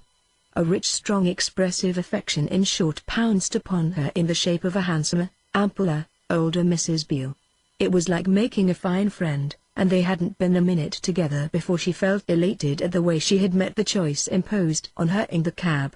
There was a whole future in the combination of Mrs. Beale's beauty and Mrs. Beale's hug. She seemed to Maisie charming to behold, and also to have no connection at all with anybody who had once mended underclothing and had meals in the nursery. The child knew one of her father's wives was a woman of fashion, but she had always dimly made a distinction, not applying that epithet without reserve to the other. Mrs. Beale had since their separation acquired a conspicuous right to it, and Maisie's first flush of response to her present delight colored all her splendor with meanings that this time were sweet. She had told Sir Claude she was afraid of the lady in the Regent's Park, but she had confidence enough to break on the spot into the frankest appreciation. "Why, aren't you beautiful?" "Isn't she beautiful, Sir Claude?" "Isn't she? The handsomest woman in London, simply, Sir Claude Gal," Lantley replied. "Just as sure as you're the best little girl." Well, the handsomest woman in London gave herself up, with tender lustrous looks and every demonstration of fondness, to a happiness at last clutched again. There was almost as vivid a bloom in her maturity as in Mamma's, and it took her but a short time to give her little friend an impression of positive power, an impression that seemed to begin like a long bright day. This was a perception on Maisie's part that neither Mamma, nor Sir Claude, nor Mrs. Wicks, with their immense and so varied respective attractions, had exactly kindled, and that made an immediate difference when the talk, as it promptly did, began to turn to her father. Oh yes, Mr. Farange was a complication, but she saw now that he wouldn't be one for his daughter. For Mrs. Beale certainly he was an immense one. She speedily made known as much, but Mrs. Beale from this moment presented herself to Maisie as a person to whom a great gift had come. The great gift was just for handling complications. Maisie felt how little she made of them when, after she had dropped to Sir Claude some recall of a previous meeting, he made answer, with a sound of consternation and yet an air of relief, that he had denied to their companion their having, since the day he came for her, seen each other till that moment. Mrs. Beale could but vaguely pity it. "Why did you do anything so silly, to protect your reputation, from Maisie?" Mrs. Beale was much amused. "My reputation with Maisie is too good to suffer, but you believed me, you rascal, didn't you?" Sir Claude asked of the child. She looked at him, she smiled.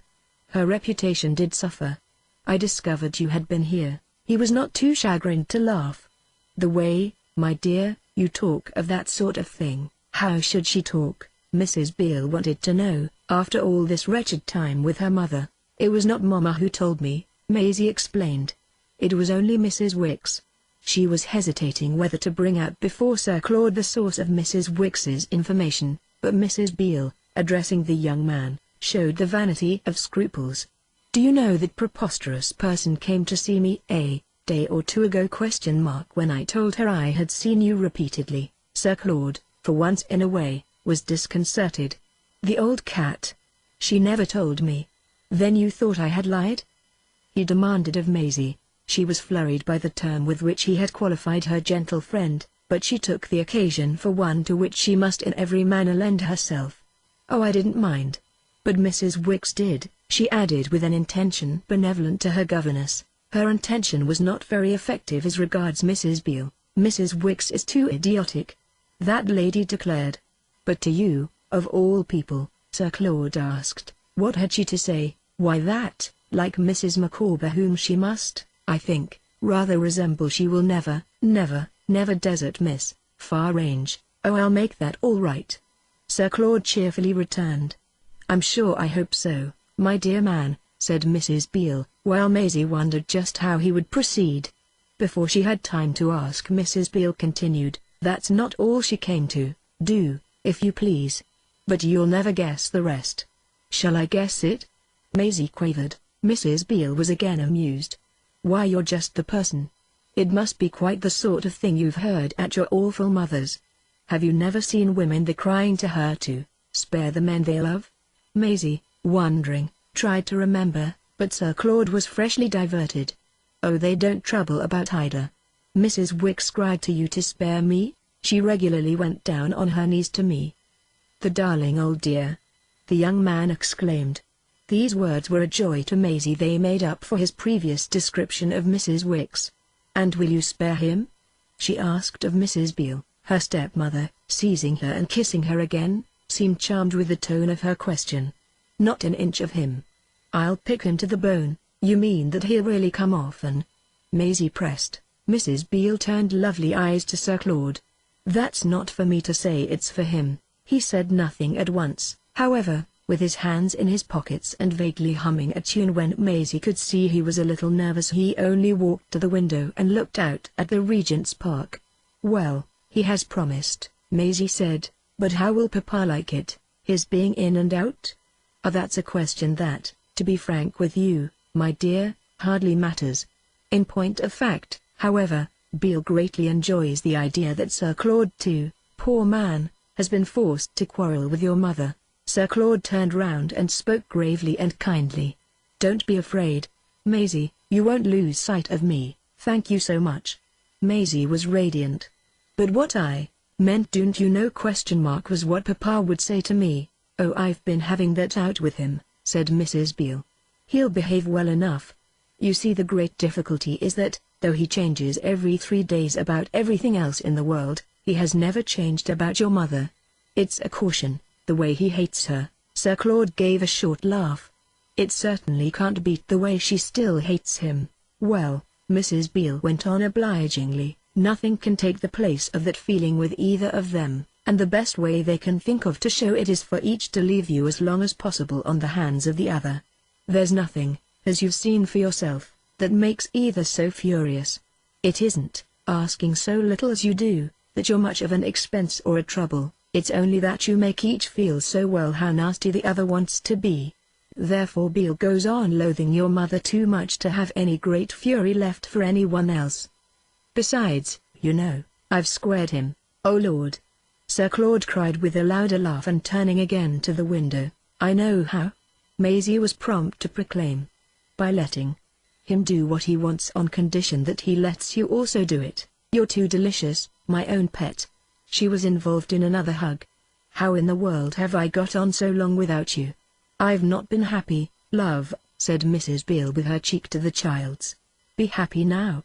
She throbbed with shy tenderness. "I think I shall be. You'll save me, as I'm saving Sir Claude?"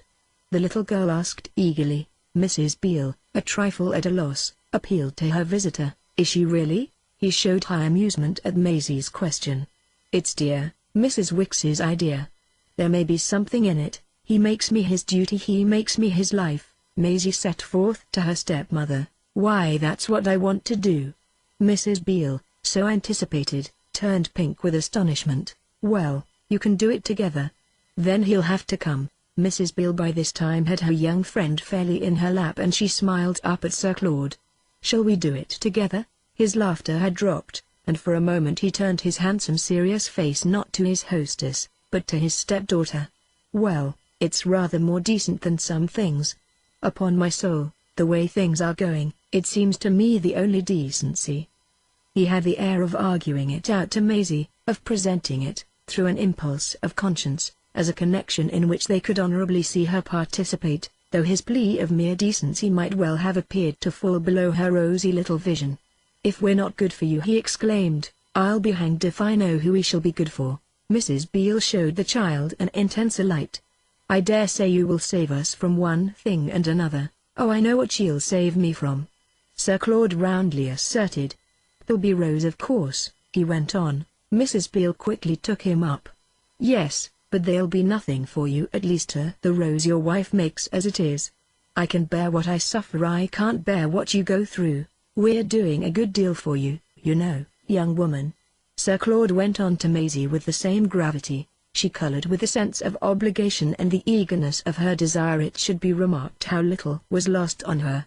"Oh, I know, then you must keep us all right." This time he laughed. "How you talk to her!" cried Mrs. Beale. "No worse than you." He gaily answered, "Handsome is that handsome does." She returned in the same spirit. "You can take off your things," she went on, releasing Maisie. The child, on her feet, was all emotion. "Then I'm just to stop this way? It will do as well as any other." "Sir Claude, tomorrow, we'll have your things brought. I'll bring them myself. Upon my word I'll see them packed," Sir Claude promised. "Come here and unbutton." He had beckoned his young companion to where he sat, and he helped to disengage her from her coverings while Mrs. Beale, from a little distance, smiled at the hand he displayed. "There's a stepfather for you. I'm bound to say, you know, that he makes up for the want of other people. He makes up for the want of a nurse." Sir Claude laughed. "Don't you remember I told you so the very first time? Remember? It was exactly what made me think so well of you." "Nothing would induce me," the young man said to Maisie, "to tell you what made me think so well of her." Having divested the child he kissed her gently and gave her a little pat to make her stand off. The pat was accompanied with a vague sigh in which his gravity of a moment before came back. "All the same, if you hadn't had the fatal gift of beauty." "Well, what?" Maisie asked, wondering why he paused. It was the first time she had heard of her beauty. "Why, we shouldn't all be thinking so well of each other. He isn't speaking of personal loveliness, you've not that vulgar beauty, my dear, at all," Mrs. Beale explained. "He's just talking of plain dull charm of character. Her character's the most extraordinary thing in all the world," Sir Claude stated to Mrs. Beale. "Oh, I know all about that sort of thing." She fairly bridled with the knowledge. It gave Maisie somehow a sudden sense of responsibility from which she sought refuge. "Well, you've got it too, that sort of thing. You've got the fatal gift, you both really have," she broke out. "Beauty of character? My dear boy, we haven't a pennyworth." Sir Claude protested. "Speak for yourself, sir." She leapt lightly from Mrs. Beale. "I'm good and I'm clever. What more do you want? For you, I'll spare your blushes and not be personal. I'll simply say that you're as handsome as you can stick together. You're both very lovely, you can't get out of it." Maisie felt the need of carrying her point. "And it's beautiful to see you side by side." Sir Claude had taken his hat and stick. He stood looking at her a moment. "You're a comfort in trouble. But I must go home and pack you." "And when will you come back? Tomorrow." "Tomorrow? You see what we're in for," he said to Mrs. Beale. "Well, I can bear it if you can." Their companion gazed from one of them to the other, thinking that though she had been happy indeed between Sir Claude and Mrs. Wicks, she should evidently be happier still between Sir Claude and Mrs. Beale. But it was like being perched on a prancing horse, and she made a movement to hold on to something. "Then, you know, shan't I bid goodbye to Mrs. Wicks?" "Oh, I'll make it all right with her," said Sir Claude. Maisie considered. "And with Mamma?" "Our Mamma?" He sadly laughed. Even for the child this was scarcely ambiguous, but Mrs. Beale endeavored to contribute to its clearness. "Your mother will crow, she'll crow, like the early bird," said Sir Claude as she looked about for a comparison. "She'll need no consolation," Mrs. Beale went on, "for having made your father grandly blaspheme." Maisie stared. "Will he grandly blaspheme?" It was impressive, it might have been out of the Bible, and her question produced a fresh play of caresses, in which Sir Claude also engaged. She wondered meanwhile who, if Mrs. Wicks was disposed of, would represent in her life the element of geography and anecdote, and she presently surmounted the delicacy she felt about asking. "Won't there be anyone to give me lessons?" Mrs. Beale was prepared with a reply that struck her as absolutely magnificent. "You shall have such lessons as you've never had in all your life. You shall go to courses." Courses? Maisie had never heard of such things. At institutions on subjects. Maisie continued to stare. Subjects? Mrs. Beale was really splendid. All the most important ones. French literature and sacred history. "You'll take part in classes with awfully smart children. I'm going to look thoroughly into the whole thing, you know." And Sir Claude, with characteristic kindness, gave her a nod of assurance accompanied by a friendly wink. But Mrs. Beale went much further. "My dear child, you shall attend lectures." The horizon was suddenly vast and Maisie felt herself the smaller for it. "All alone?" "Oh no, I'll attend them with you," said Sir Claude. "They'll teach me a lot I don't know, so they will me," Mrs. Beale gravely admitted. "We'll go with her together, it will be charming." "It's ages," she confessed to Maisie, "since I've had any time for study." "That's another sweet way in which you'll be a motive to us." "Oh, won't the good she'll do us be immense?" she broke out uncontrollably to Sir Claude. He weighed it, then he replied, "That's certainly our idea." Of this idea Maisie naturally had less of a grasp, but it inspired her with almost equal enthusiasm. If in so bright a prospect there would be nothing to long for, it followed that she wouldn't long for Mrs. Wicks, but her consciousness of her assent to the absence of that fond figure caused a pair of words that had often sounded in her ears to ring in them again.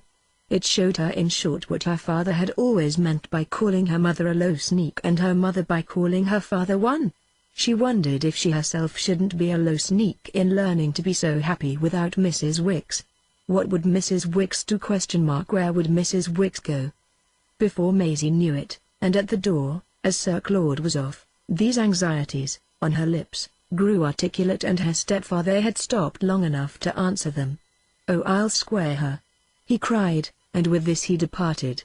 Face to face with Mrs. Beale, Maisie, giving a sigh of relief, looked round at what seemed to her the dawn of a higher order. "Then everyone will be squared," she peacefully said, on which her stepmother affectionately bent over her again. Chapter 15. It was Susan Ash who came to her with the news. "He's down stairs, miss, and he do look beautiful." In the schoolroom at her father's, which had pretty blue curtains, she had been making out at the piano a lovely little thing, as Mrs. Beale called it, a moonlight bassoon sent her through the post by Sir Claude, who considered that her musical education had been deplorably neglected and who, the last months at her mother's, had been on the point of making arrangements for regular lessons. She knew from him familiarly that the real thing, as he said, was shockingly dear and that anything else was a waste of money, and she therefore rejoiced the more at the sacrifice represented by this composition, of which the price, 5 shillings, was marked on the cover and which was evidently the real thing. She was already on her feet. "Mrs. Beale has sent up for me?" "Oh no, it's not that," said Susan Ash. "Mrs. Beale has been out this hour." "Then Papa?" "Dear no, not Papa." "You'll do, miss." "All but them wandering heirs," Susan went on. "Your Papa never came home at all," she added. "Home from where?" Maisie responded a little absently and very excitedly. She gave a wild manual brush to her locks. "Oh that, miss, I should be very sorry to tell you. I'd rather tuck away that white thing behind, though I'm blessed if it's my work." "Do then, please." "I know where Papa was," Maisie impatiently continued. "Well, in your place I wouldn't tell. He was at the club, the Chrysanthemum." "So, all night long?" "Why, the flowers shut up at night, you know," cried Susan Ash. "Well, I don't care, he child was at the door." "Sir Claude asked for me alone?" "The same as if you was a duchess." Maisie was aware on her way downstairs that she was now quite as happy as one, and also, a moment later, as she hung round his neck, that even such a personage would scarce commit herself more grandly. There was moreover a hint of the Duchess in the infinite point with which, as she felt, she exclaimed, "And this is what you call coming often." Sir Claude met her delightfully and in the same fine spirit. "My dear old man, don't make me a scene. I assure you it's what every woman I look at does. Let us have some fun. It's a lovely day. Clap on something smart and come out with me, then we'll talk it over quietly." They were on their way 5 minutes later to Hyde Park, and nothing that even in the good days at her mother's they had ever talked over had more of the sweetness of tranquility than his present prompt explanations. He was at his best in such an office, and with the exception of Mrs. Wicks the only person she had met in her life who ever explained. With him, however, the act had an authority transcending the wisdom of woman. It all came back, the plans that always failed, all the rewards and bribes that she was perpetually paying for in advance and perpetually out of pocket by afterwards. The whole great stress to be dealt with introduced her on each occasion afresh to the question of money. Even she herself almost knew how it would have expressed the strength of his empire to say that, to shuffle away her sense of being duped. He had only, from under his lovely moustache, to breathe upon it. It was somehow in the nature of plans to be expensive, and in the nature of the expensive to be impossible. To be involved was of the essence of everybody's affairs, and also at every particular moment to be more involved than usual. This had been the case with Sir Claude's, with Papa's, with Mamma's, with Mrs. Beale's and with Maisie's own at the particular moment, a moment of several weeks, that had elapsed since our young lady had been re-established at her father's. There wasn't 2 and twopence for anything or for anyone, and that was why there had been no sequel to the classes in French literature with all the smart little girls. It was devilish awkward, didn't she see? To try, without even the limited capital mentioned, to mix her up with a remote array that glittered before her after this as the children of the rich. She was to feel henceforth as if she were flattening her nose upon the hard window pane of the sweet shop of knowledge. If the classes, however, that were select, and accordingly the only ones, were impossibly dear, the lectures at the institutions, at least at some of them, were directly addressed to the intelligent poor, and it therefore had to be easier still to produce on the spot the reason why she had been taken to none. This reason, Sir Claude said, was that she happened to be just going to be, though they had nothing to do with it in now directing their steps to the banks of the Serpentine. Maisie's own park, in the north, had been nearer at hand, but they rolled westward in a hansom because at the end of the sweet June days this was the direction taken by everyone that anyone looked at. They cultivated for an hour, on the Row and by the Drive, this opportunity for each observer to amuse, and for one of them indeed, not a little hilariously, to mystify the other, and before the hour was over Maisie had elicited, in reply to her sharpest challenge, a further account of her friend's long absence. "Why, I've broken my word to you, so dreadfully, promising so solemnly and then never coming." "Well, my dear, that's a question that, not seeing me day after day, you must very often have put to Mrs. Beale." "Oh yes," the child replied, "again and again." "And what has she told you? That you're as bad as you're beautiful? Is that what she says?" "Those very words." "Ah, the dear old soul." Sir Claude was much diverted, and his loud, clear laugh was all his explanation. Those were just the words Maisie had last heard him use about Mrs. Wicks. She clung to his hand, which was encased in a pearl grey glove ornamented with the thick black lines that, at her mother's, always used to strike her as connected with the way the best-stitched fists of the long ladies carried, with the elbows well out, their umbrellas upside down. The mere sense of his grasp in her own covered the ground of loss just as much as the ground of gain. His presence was like an object brought so close to her face that she couldn't see round its edges. He himself, however, remained showman of the spectacle even after they had passed out of the park and begun, under the charm of the spot in the season, to stroll in Kensington Gardens. What they had left behind them was, as he said, only a pretty bad circus, and, through prepossessing gates and over a bridge, they had come in a quarter of an hour, as he also remarked, 100 miles from London. A great green glade was before them, and high old trees, and under the shade of these, in the fresh turf, the crooked course of a rural footpath. "It's the Forest of Arden," Sir Claude had just delightfully observed, "And I'm the banished Duke, and you're what was the young woman called the artless country wench. And there," he went on, "is the other girl, what's her name, Rosalind ? And, don't you know? The fellow who was making up to her. Upon my word he is making up to her." His allusion was to a couple who, side by side, at the end of the glade, were moving in the same direction as themselves.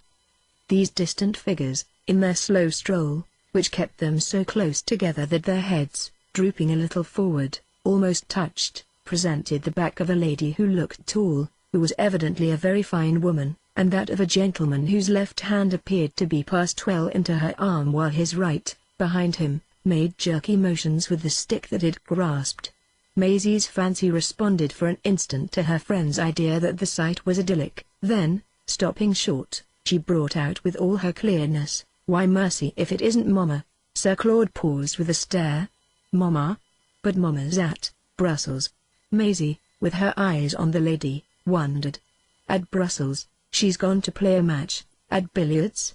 You didn't tell me." "Of course I didn't," Sir Claude ejaculated. "There's plenty I don't tell you. She went on Wednesday." The couple had added to their distance, but Maisie's eyes more than kept pace with them. "Then she has come back." Sir Claude watched the lady. "It's much more likely she never went, it's Mamma," the child said with decision. They had stood still, but Sir Claude had made the most of his opportunity, and it happened that just at this moment, at the end of the vista, the others halted and, still showing only their backs, seemed to stay talking. "Right you are, my duck," he exclaimed at last. "It's my own sweet wife." He had spoken with a laugh, but he had changed color, and Maisie quickly looked away from him. "Then who is it with her? Blessed if I know," said Sir Claude. "Is it Mr. Perriam?" "Oh dear no, Perriam's smashed." "Smashed? Exposed in the city?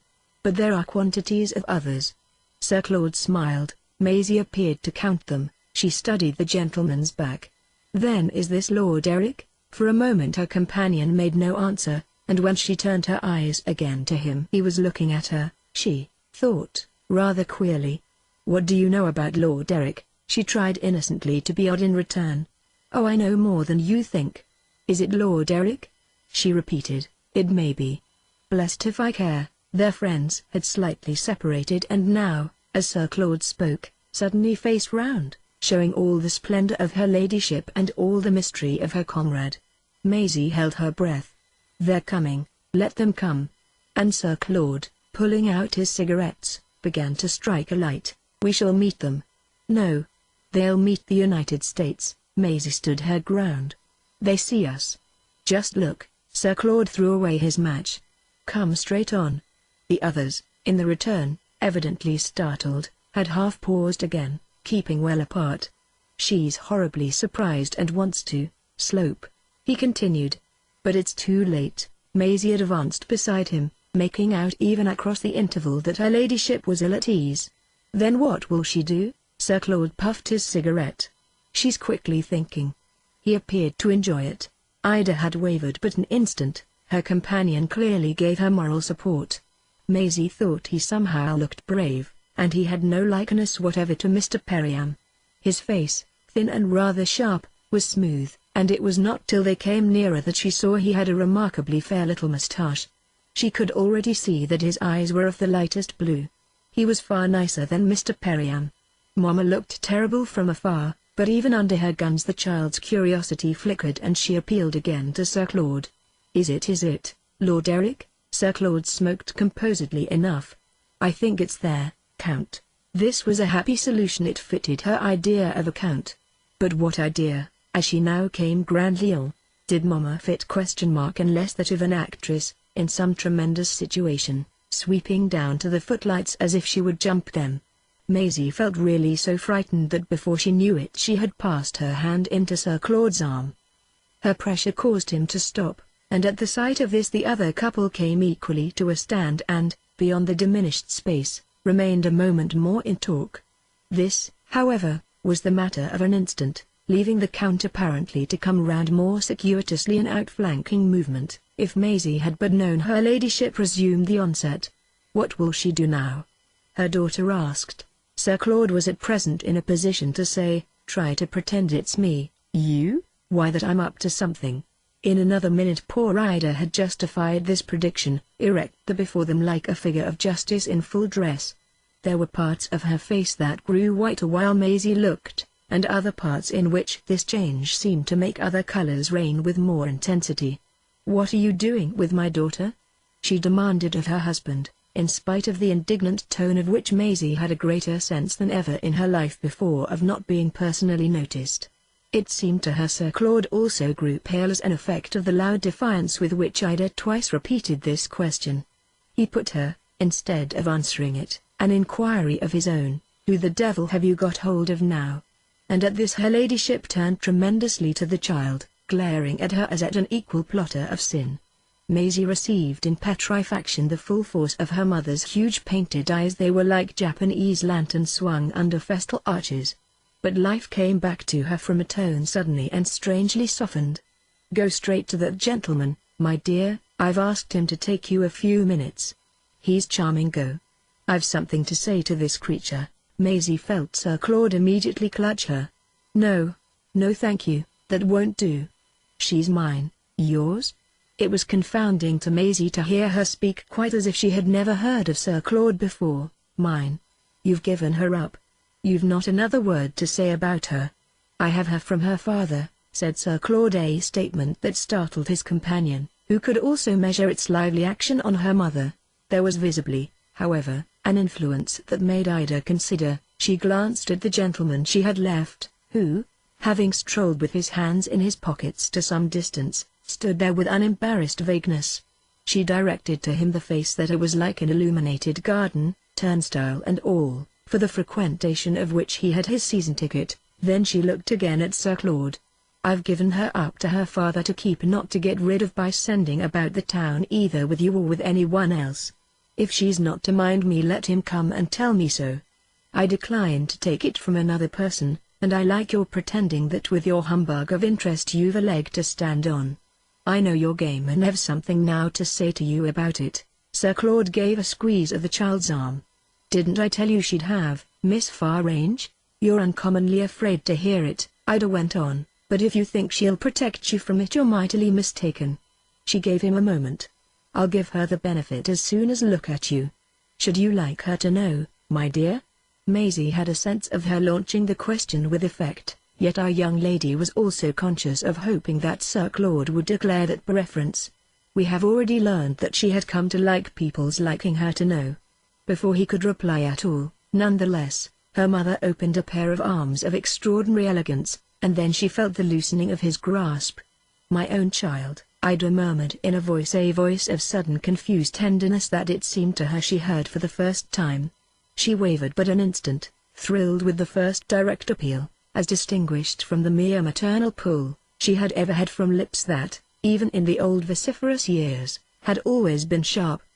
The next moment she was on her mother's breast, where, amid a wilderness of trinkets, she felt as if she had suddenly been thrust, with a smash of glass, into a jeweller's shop front, but only to be as suddenly ejected with a push and the brisk injunction, "Now go to the captain." Maisie glanced at the gentleman submissively, but felt the want of more introduction. "The captain?" Sir Claude broke into a laugh. "I told her it was the Count." Ida stared. She rose so superior that she was colossal. "You're too utterly loathsome," she then declared. "Be off," she repeated to her daughter. Maisie started, moved backward and, looking at Sir Claude, only for a moment, she signed to him in her bewilderment. But he was too angry to heed her, too angry with his wife. As she turned away she heard his anger break out. "You damned old bee!" She couldn't quite hear all. It was enough, it was too much. She fled before it, rushing even to a stranger for the shock of such a change of tone. Chapter 16. As she met the captain's light blue eyes the greatest marvel occurred. She felt a sudden relief at finding them reply with anxiety to the horror in her face. What in the world has he done? He put it all on Sir Claude. He has called her a damned old brute. She couldn't help bringing that out. The captain, at the same elevation as her ladyship, gaped wide. Then of course, like everyone else, he was convulsed. But he instantly caught himself up, echoing her bad words. "A damned old brute, your mother? Maisie was already conscious of her second movement. I think she tried to make him angry. The captain's stupefaction was fine. Angry she? Why, she's an angel. On the spot, as he said this, his face won her over. It was so bright and kind, and his blue eyes had such a reflection of some mysterious grace that, for him at least, her mother had put forth. Her fund of observation enabled her as she gazed up at him to place him. He was a candid simple soldier, very grave. She came back to that, but not at all terrible. At any rate, he struck a note that was new to her and that after a moment made her say, "Do you like her very much?" He smiled down at her, hesitating, looking pleasanter and pleasanter. "Let me tell you about your mother." He put out a big military hand which she immediately took, and they turned off together to where a couple of chairs had been placed under one of the trees. "She told me to come to you," Maisie explained as they went, and presently she was close to him in a chair, with the prettiest of pictures, the sheen of the lake through other trees before them, and the sound of birds, the plash of boats, the play of children in the air. The captain, inclining his military person, sat sideways to be closer and kinder, and as her hand was on the arm of her seat he put his own down on it again to emphasize something he had to say that would be good for her to hear. He had already told her how her mother, from the moment of seeing her so unexpectedly with a person who was not at all the right person, had promptly asked him to take charge of her while she herself tackled, as she said, the real culprit. He gave the child the sense of doing for the time what he liked with her. 10 minutes before she had never seen him, but she could now sit there touching him, touched and impressed by him and thinking it nice when a gentleman was thin and brown with a kind of clear depth that made his straw-colored moustache almost white and his eyes resemble little pale flowers. The most extraordinary thing was the way she didn't appear just then to mind Sir Claude's being tackled. The captain wasn't a bit like him, for it was an odd part of the pleasantness of Mama's friend that it resided in a manner in this friend's having a face so informally put together that the only kindness could be to call it funny. An odder part still was that it finally made our young lady, to classify him further, say to herself that, of all people in the world, he reminded her most insidiously of Mrs. Wicks. He had neither straighteners nor a diadem, nor, at least in the same place as the other, a button. He was sunburnt and deep-voiced and smelt of cigars, yet he marvelously had more in common with her old governess than with her young stepfather. What he had to say to her that was good for her to hear was that her poor mother, didn't she know, was the best friend he had ever had in all his life. And he added, "She has told me ever so much about you. I'm awfully glad to know you." She had never, she thought, been so addressed as a young lady, not even by Sir Claude the day, so long ago, that she found him with Mrs. Beale. It struck her as the way that at balls, by delightful partners, young ladies must be spoken to in the intervals of dances, and she tried to think of something that would meet it at the same high point. But this effort flurried her, and all she could produce was, "At first, you know, I thought you were Lord Eric." The captain looked vague. "Lord Eric? And then Sir Claude thought you were the Count." At this he laughed out. "Why, he's only 5 foot high and as red as a lobster."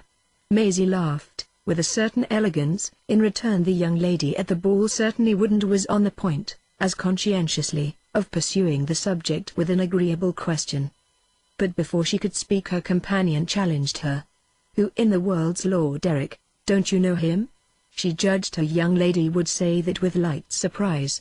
"Do you mean a fat man with his mouth always open?" She had to confess that their acquaintance was so limited that she could only describe the bearer of the name as a friend of Mama's, but a light suddenly came to the captain, who quickly spoke as knowing her man. "What do you call him's brother, the fellow that don't bob a link?" Then, with all his kindness, he contradicted her flat. "Oh dear no, your mother never knew him, but Mrs. Wicks said so." The child risked, "Mrs. Wicks, my old governess." This again seemed amusing to the captain. She mixed him up. "Your old governess? He's an awful beast. Your mother never looked at him." He was as positive as he was friendly, but he dropped for a minute after this into a silence that gave Maisie, confused but ingenious, a chance to redeem the mistake of pretending to know too much by the humility of inviting further correction. "And doesn't she know the Count?" "Oh, I dare say. But he's another ass." After which abruptly, with a different look, He put down again on the back of her own the hand he had momentarily removed. Maisie even thought he colored a little. "I want tremendously to speak to you. You must never believe any harm of your mother." "Oh, I assure you I don't," cried the child, blushing, herself, up to her eyes in a sudden surge of deprecation of such a thought. The captain, bending his head, raised her hand to his lips with a benevolence that made her wish her glove had been nicer. "Of course you don't when you know how fond she is of you." "She's fond of me?" Maisie panted, tremendously. "But she thinks you don't like her. You must like her. She has had too much to put up with." "Oh yes, I know." She rejoiced that she had never denied it.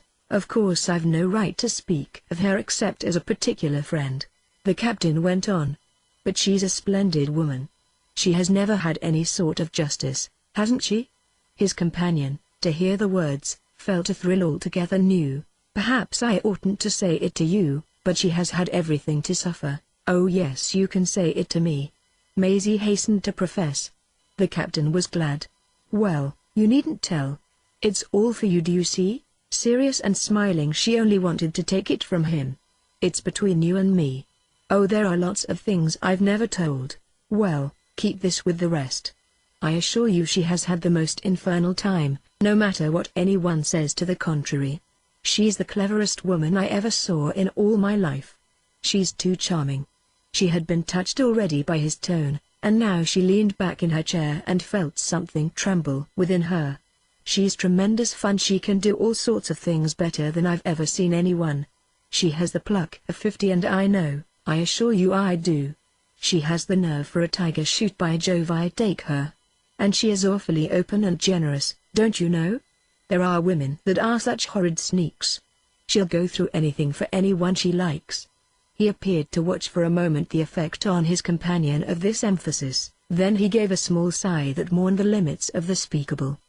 But it was almost with a note of a fresh challenge that he wound up, "Look here, she's true."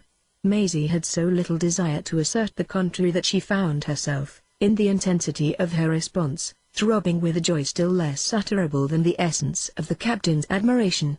She was fairly hushed with the sense that he spoke of her mother as she had never heard anyone speak. It came over her as she sat silent that, after all, this admiration and this respect were quite new words, which took a distinction from the fact that nothing in the least resembling them in quality had on any occasion dropped from the lips of her father, of Mrs. Beale, of Sir Claude, or even of Mrs. Wicks.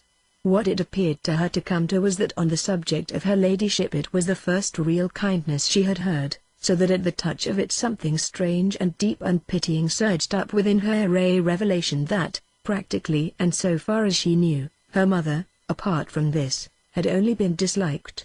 Mrs. Wicks's original account of Sir Claude's affection seemed as empty now as the chorus in a children's game, and the husband and wife, but a little way off at that moment, were face to face in hatred and with the dreadful name he had called her still in the air. What was it the captain on the other hand had called her? Maisie wanted to hear that again. The tears filled her eyes and rolled down her cheeks, which burned under them with the rush of a consciousness that for her too, 5 minutes before, the vivid towering beauty whose assault she awaited had been, a moment long, an object of pure dread. She became on the spot indifferent to her usual fear of showing what in children was notoriously most offensive presented to her companion, soundlessly but hideously, her wet distorted face. She cried, with a pang, straight at him, cried as she had never cried at anyone in all her life. "Oh, do you love her?" she brought out with a gulp that was the effect of her trying not to make a noise. It was doubtless another consequence of the thick mist through which she saw him that in reply to her question the captain gave her such a queer blurred look. He stammered, yet in his voice there was also the ring of a great awkward insistence. "Of course I'm tremendously fond of her. I like her better than any woman I ever saw. I don't mind in the least telling you that," he went on, "and I should think myself a great beast if I did." Then, to show that his position was superlatively clear, he made her, with a kindness that even Sir Claude had never surpassed, tremble again as she had trembled at his first outbreak. He called her by her name, and her name drove it home. "My dear Maisie, your mother's an angel."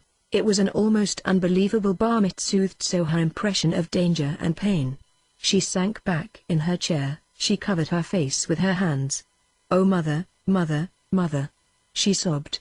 She had an impression that the captain, beside her, if more and more friendly, was by no means unembarrassed. In a minute, however, when her eyes were clearer, he was erect in front of her, very red and nervously looking about him and whacking his leg with his stick. "Say you love her, Mr. Captain, say it, say it," she implored. Mr. Captain's blue eyes fixed themselves very hard. "Of course I love her, damn it, you know." At this she also jumped up. She had fished out somehow her pocket handkerchief. "So do I then. I do, I do, I do," she passionately asseverated. "Then will you come back to her?" Maisie, staring, stopped the tight little plug of her handkerchief on the way to her eyes. "She won't have me." "Yes she will. She wants you, back at the house with Sir Claude." Again he hung fire. "No, not with him. In another place." They stood looking at each other with an intensity unusual as between a captain and a little girl. "She won't have me in any place." "Oh yes she will if I ask her," Maisie's intensity continued. "Shall you be there?" The captains, on the whole, did the same. "Oh yes someday." "Then you don't mean now?" He broke into a quick smile. "Will you come now? Go with us for an hour?" Maisie considered. She wouldn't have me even now. She could see that he had his idea, but that her tone impressed him. That disappointed her a little, though in an instant he rang out again. "She will if I ask her," he repeated. "I'll ask her this minute." Maisie, turning at this, looked away to where her mother and her stepfather had stopped. At first, among the trees, nobody was visible, but the next moment she exclaimed with expression, "It's over, here he comes." The captain watched the approach of her ladyship's husband, who lounged composedly over the grass, making to Maisie with his closed fingers a little movement in the air. "I've no desire to avoid him." "Well, you mustn't see him," said Maisie. "Oh, he's in no hurry himself." Sir Claude had stopped to light another cigarette. She was vague as to the way it was proper he should feel, but she had a sense that the captain's remark was rather a free reflection on it. "Oh, he doesn't care," she replied. "Doesn't care for what?" "Doesn't care who you are. He told me so." "Go and ask Mama," she added, "if you can come with us." "Very good. You really want me not to wait for him?" "Please don't." But Sir Claude was not yet near, and the captain had with his left hand taken hold of the right, which he familiarly, sociably swung a little. "Only first," she continued, "tell me this. Are you going to live with Mama?" The immemorial note of mirth broke out at her seriousness. One of these days, she wondered, wholly unperturbed by his laughter. "Then where will Sir Claude be?" "He'll have left her of course." "Does he really intend to do that?" "You've every opportunity to ask him." Maisie shook her head with decision. "He won't do it. Not first." Her first made the captain laugh out again. "Oh, he'll be sure to be nasty. But I've said too much to you." "Well, you know, I'll never tell," said Maisie. "No, it's all for yourself. Goodbye, goodbye." Maisie kept his hand long enough to add, "I like you too." And then supremely, "You do love her? My dear child." The captain wanted words. "Then don't do it only for just a little, like all the others." "All the others?" He stood staring. She pulled away her hand. "Do it always." She bounded to meet Sir Claude, and as she left the captain she heard him ring out with apparent gaiety, "Oh, I'm in for it." As she joined Sir Claude she noted her mother in the distance move slowly off, and, glancing again at the captain, saw him, swinging his stick, retreat in the same direction. She had never seen Sir Claude look as he looked just then, flushed yet not excited, settled rather in an immovable disgust and at once very sick and very hard. His conversation with her mother had clearly drawn blood, and the child's old horror came back to her, begetting the instant moral contraction of the days when her parents had looked to her to feed their love of battle. Her greatest fear for the moment, however, was that her friend would see she had been crying. The next she became aware that he had glanced at her, and it presently occurred to her that he didn't even wish to be looked at. At this she quickly removed her gaze, while he said rather curtly, "Well, who in the world is the fellow?" She felt herself flooded with prudence. "Oh, I haven't found out."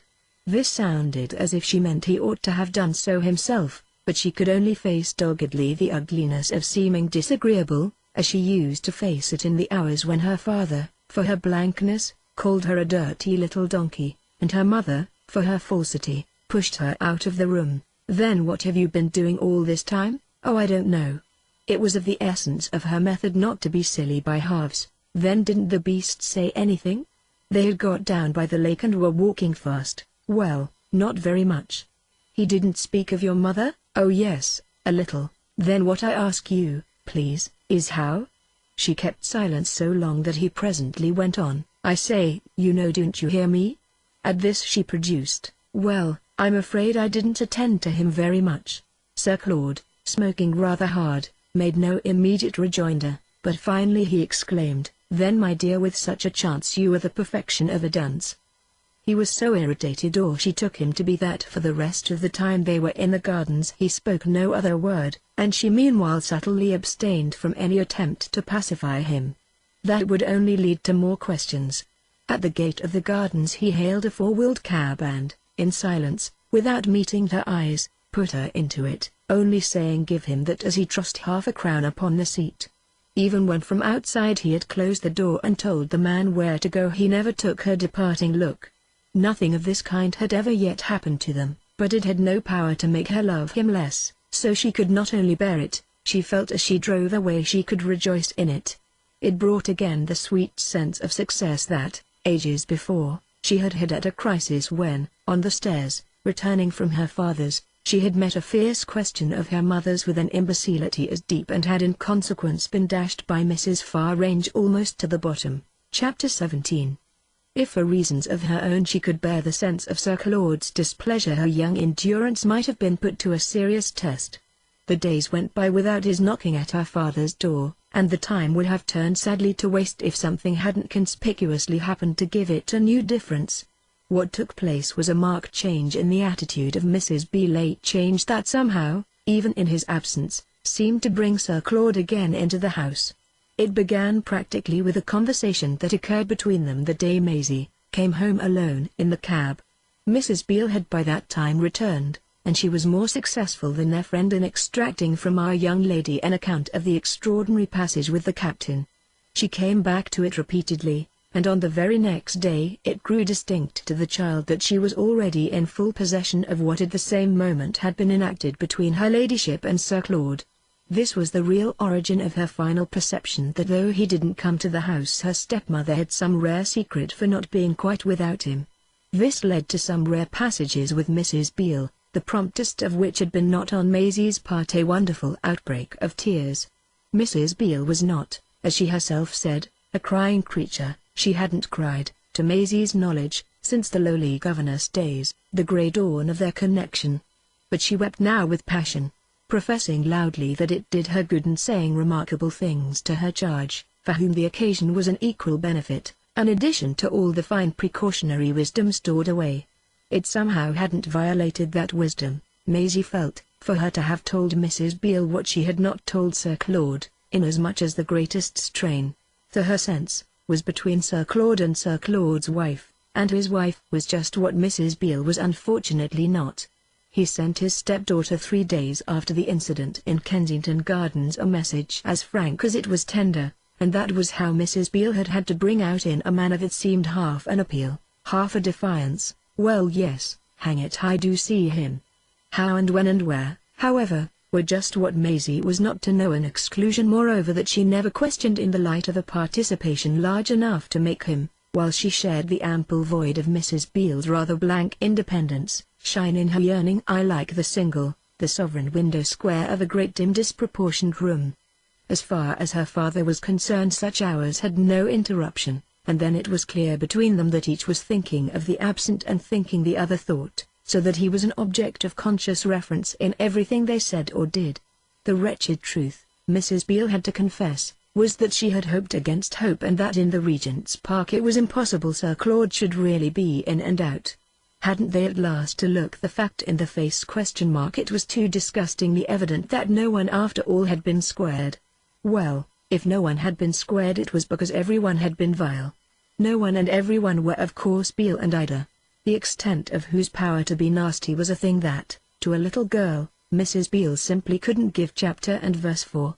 Therefore it was that to keep going at all, as she said, that lady had to make, as she also said, another arrangement, the arrangement in which Maisie was included only to the point of knowing it existed and wondering wistfully what it was. Conspicuously at any rate it hid a side that was responsible for Mrs. Beale's sudden emotion and sudden confidence, a demonstration this, however, of which the tearfulness was far from deterrent to our heroine's thought of how happy she should be if she could only make an arrangement for herself. Mrs. Beale's own operated, it appeared, with regularity and frequency, for it was almost every day or two that she was able to bring Maisie a message and to take one back. It had been over the vision of what, as she called it, he did for her that she broke down, and this vision was kept in a manner before Maisie by a subsequent increase not only of the gaiety, but literally it seemed not presumptuous to perceive of the actual virtue of her friend. The friend was herself the first to proclaim it. He had pulled her up immensely, he had quite pulled her round. She had charming tormenting words about him. He was her good fairy, her hidden spring, above all he was just her higher conscience. That was what had particularly come out with her startling tears. He had made her, dear man, think ever so much better of herself. It had been thus rather surprisingly revealed that she had been in a way to think ill, and Maisie was glad to hear of the corrective at the same time that she heard of the ailment. She presently found herself supposing, and in spite of her envy even hoping, that whenever Mrs. Beale was out of the house Sir Claude had in some manner the satisfaction of it. This was now of more frequent occurrence than ever before, so much so that she would have thought of her stepmother as almost extravagantly absent had it not been that, in the first place, her father was a superior specimen of that habit. It was the frequent remark of his present wife, as it had been, before the tribunals of their country, a prominent plea of her predecessor, that he scarce came home even to sleep. In the second place, Mrs. Beale, when she was on the spot, had now a beautiful air of longing to make up for everything. The only shadow in such bright intervals was that, as Maisie put it to herself, she could get nothing by questions. It was in the nature of things to be none of a small child's business, even when a small child had from the first been deluded into a fear that she might be only too much initiated. Things then were in Maisie's experience so true to their nature that questions were almost always improper, but she learned on the other hand soon to recognize how at last, sometimes, patient little silences and intelligent little looks could be rewarded by delightful little glimpses. There had been years at Beale Far Ranges when the monosyllable he meant always, meant almost violently, the master, but all that was changed at a period at which Sir Claude's merits were of themselves so much in the air that it scarce took even 2 letters to name him. "He keeps me up splendidly, he does, my own precious," Mrs. Beale would observe to her comrade, or else she would say that the situation at the other establishment had reached a point that could scarcely be believed, the point, monstrous as it sounded, of his not having laid eyes upon her for 12 days. She of course at Beale Far Ranges had never meant anyone but Ida, and there was the difference in this case that it now meant Ida with renewed intensity. Mrs. Beale, it was striking, was in a position to animadvert more and more upon her dreadfulness, the moral of all which appeared to be how abominably yet blessedly little she had to do with her husband. This flow of information came home to our 2 friends because, truly, Mrs. Beale had not much more to do with her own, but that was one of the reflections that Maisie could make without allowing it to break the spell of her present sympathy. How could such a spell be anything but deep when Sir Claude's influence, operating from afar, at last really determined the resumption of his stepdaughter's studies? Mrs. Beale again took fire about them and was quite vivid for Maisie as to their being the great matter to which the dear absent one kept her up. This was the second source. I have just alluded to the first of the child's consciousness of something that, very hopefully, she described to herself as a new phase, and it also presented in the brightest light the fresh enthusiasm with which Mrs. Beale always reappeared, and which really gave Maisie a happier sense than she had yet had of being very dear at least to 2 persons. That she had small remembrance at present of a third illustrates, I am afraid, a temporary oblivion of Mrs. Wicks, an accident to be explained only by a state of unnatural excitement. For what was the form taken by Mrs. Beale's enthusiasm and acquiring relief in the domestic conditions still left to her but the delightful form of reading with her little charge on lines directly prescribed and in works profusely supplied by Sir Claude? He had got hold of an awfully good list, mostly essays, don't you know? Mrs. Beale had said, a word always august to Maisie, but henceforth to be softened by hazy, in fact by quite languorous edges. There was at any rate a week in which no less than 9 volumes arrived, and the impression was to be gathered from Mrs. Beale that the obscure intercourse she enjoyed with Sir Claude not only involved an account and a criticism of studies, but was organized almost for the very purpose of report and consultation. It was for Maisie's education, in short, that, as she often repeated, she closed it to the gentlemen who used to flock there in such numbers and whom her husband's practical desertion of her would have made it a course of the highest indelicacy to receive. Maisie was familiar from of old with the principle at least of the care that a woman, as Mrs. Beale phrased it, attractive and exposed must take of her character, and was duly impressed with the rigor of her stepmother's scruples. There was literally no one of the other sex whom she seemed to feel at liberty to see at home, and when the child risked an inquiry about the ladies who, one by one, during her own previous period, had been made quite loudly welcome, Mrs. Beale hastened to inform her that, one by one, they had, the fiends, been found out, after all, to be awful. If she wished to know more about them she was recommended to approach her father. Maisie had, however, at the very moment of this injunction much livelier curiosities, for the dream of lectures at an institution had at last become a reality, thanks to Sir Claude's now unbounded energy in discovering what could be done. It stood out in this connection that when you came to look into things in a spirit of earnestness an immense deal could be done for very little more than your fare in the underground. The institution there was a splendid one in a part of the town but little known to the child became, in the glow of such a spirit, a thrilling place, and the walk to it from the station through Glower Street, a pronunciation for which Mrs. Beale once laughed at her little friend, a pathway literally strewn with subjects. Maisie imagined herself to pluck them as she went, though they thickened in the great grey rooms where the fountain of knowledge, in the form usually of a high voice that she took at first to be angry, plashed in the stillness of rows of faces thrust out like empty jugs. It must do us good, it's all so hideous, Mrs. Beale had immediately declared, manifesting a purity of resolution that made these occasions quite the most harmonious of all the many on which the pair had pulled together. Maisie certainly had never, in such an association, felt so uplifted, and never above all been so carried off her feet, as at the moments of Mrs. Beale's breathlessly re-entering the house and fairly shrieking upstairs to know if they should still be in time for a lecture.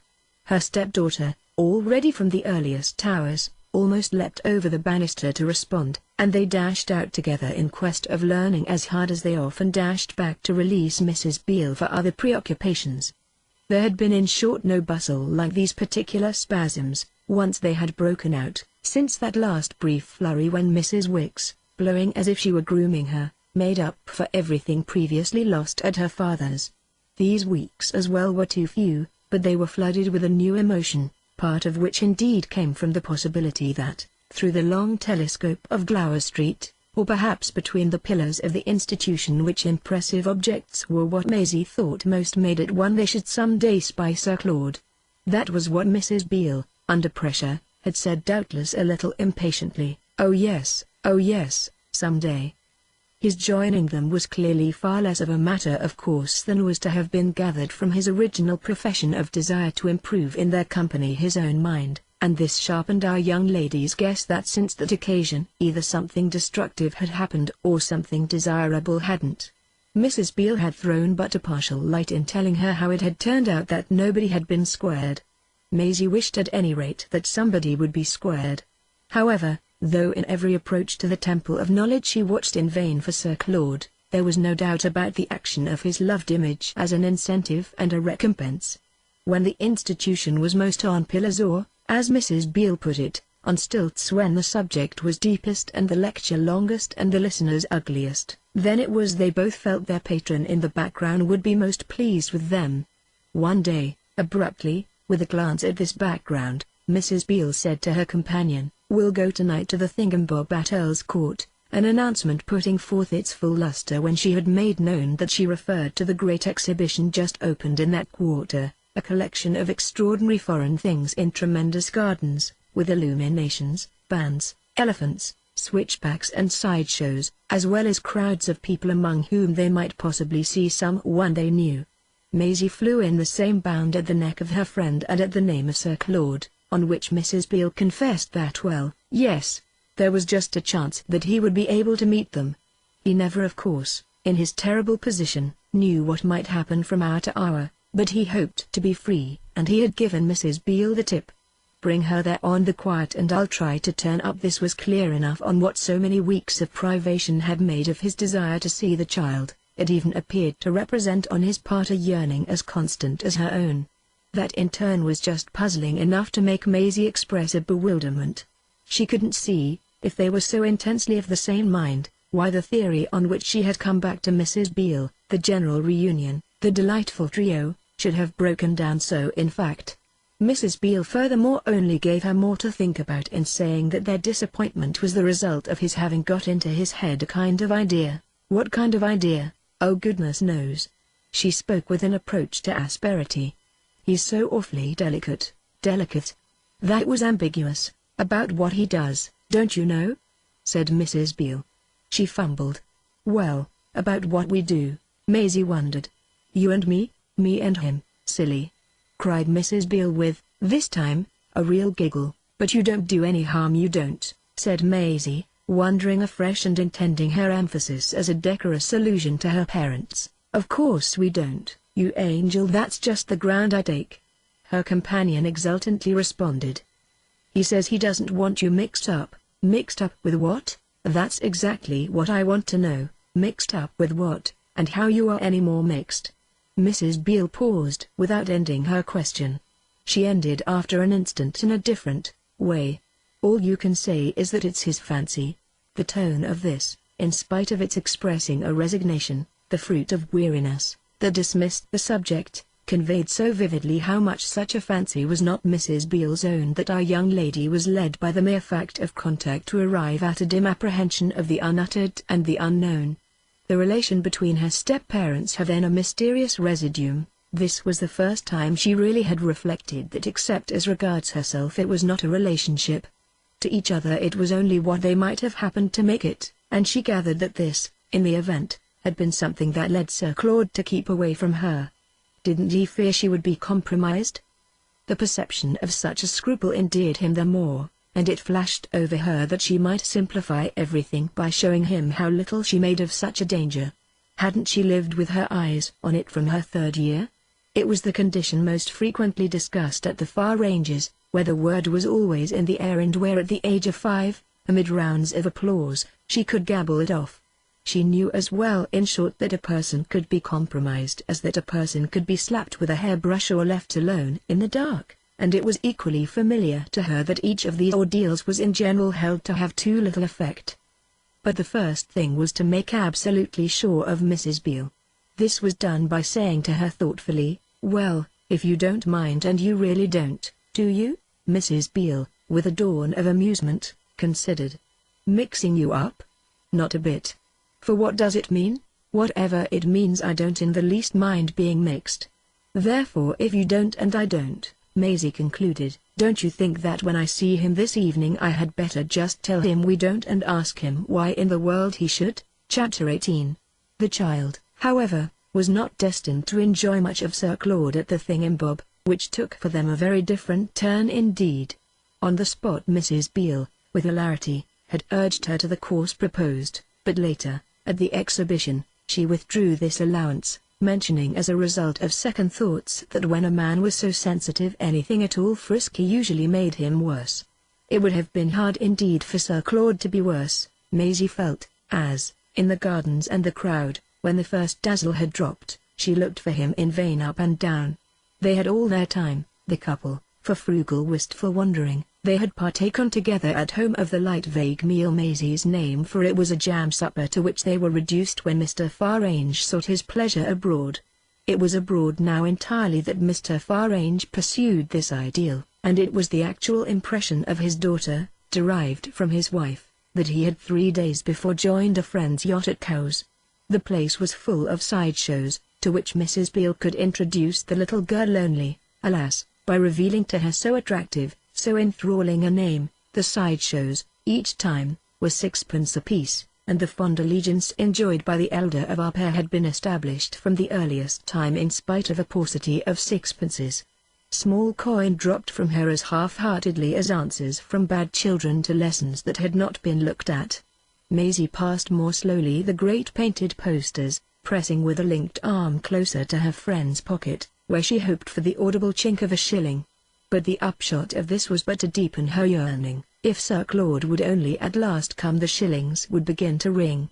The companions paused, for want of one, before the flowers of the forest, a large presentment of bright brown ladies. They were brown all over in a medium suggestive of tropical luxuriance, and the Maisie dolorously expressed her belief that he would never come at all. Mrs. Beale hereupon, though discernibly disappointed, reminded her that he had not been promised as a certainty, a remark that caused the child to gaze at the flowers through a blur in which they became more magnificent, yet oddly more confused, and by which moreover confusion was imparted to the aspect of a gentleman who at that moment, in the company of a lady, came out of the brilliant booth. The lady was so brown that Maisie at first took her for one of the flowers, but during the few seconds that this required, a few seconds in which she had also desolately given up Sir Claude, she heard Mrs. Beale's voice, behind her, gather both wonder and pain into a single sharp little cry. Of all the wickedness Beale, he had already, without distinguishing them in the mass of strollers, turned another way, it seemed, at the brown lady's suggestion. Her course was marked, over heads and shoulders, by an upright scarlet plume, as to the ownership of which Maisie was instantly eager. Who is she? Who is she? But Mrs. Beale for a moment only looked after them. The liar, Maisie considered. Because he's not where one thought? That was also, a month ago in Kensington Gardens, where her mother had not been. Perhaps he has come back, she was quick to contribute. He never went, the hound. That, according to Sir Claude, had been also what her mother had not done. And Maisie could only have a sense of something that in a mature mind would be called the way history repeats itself. Who is she? She asked again. Mrs. Beale, fixed to the spot, seemed lost in the vision of an opportunity missed. If he had only seen me. It came from between her teeth. She's a brand new one. But he must have been with her since Tuesday. Maisie took it in. She's almost black, she then reported. They're always hideous, said Mrs. Beale. This was a remark on which the child had again to reflect. Oh, not his wives! She remonstrantly exclaimed. The words at another moment would probably have set her friend off, but Mrs. Beale was now, in her instant vigilance, too immensely on. Did you ever in your life see such a feather?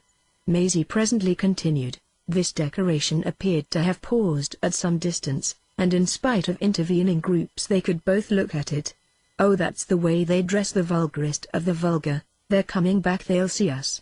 Maisie the next moment cried, and while her companion answered that this was exactly what she wanted, and the child returned, here they are, here they are.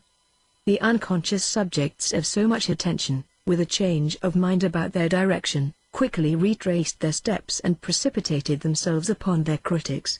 Their unconsciousness gave Mrs. Beale time to leap, under her breath, to a recognition which Maisie caught. It must be Mrs. Cuddon. Maisie looked at Mrs. Cuddon hard, her lips even echoed the name. What followed was extraordinarily rapid, a minute of livelier battle than had ever yet, in so short a span at least, been waged round our heroine. The muffled shock lest people should notice was violent, and it was only for her later thought that the steps fell into their order, the steps through which, in a bewilderment not so much of sound as of silence, she had come to find herself, too soon for comprehension and too strangely for fear, at the door of the exhibition with her father. He thrust her into a hansom and got in after her, and then it was as she drove along with him that she recovered a little what had happened. Face to face with them in the gardens he had seen them, and there had been a moment of checked concussion during which, in a glare of black eyes and a toss of red plumage, Mrs. Cuddon had recognized them, ejaculated and vanished.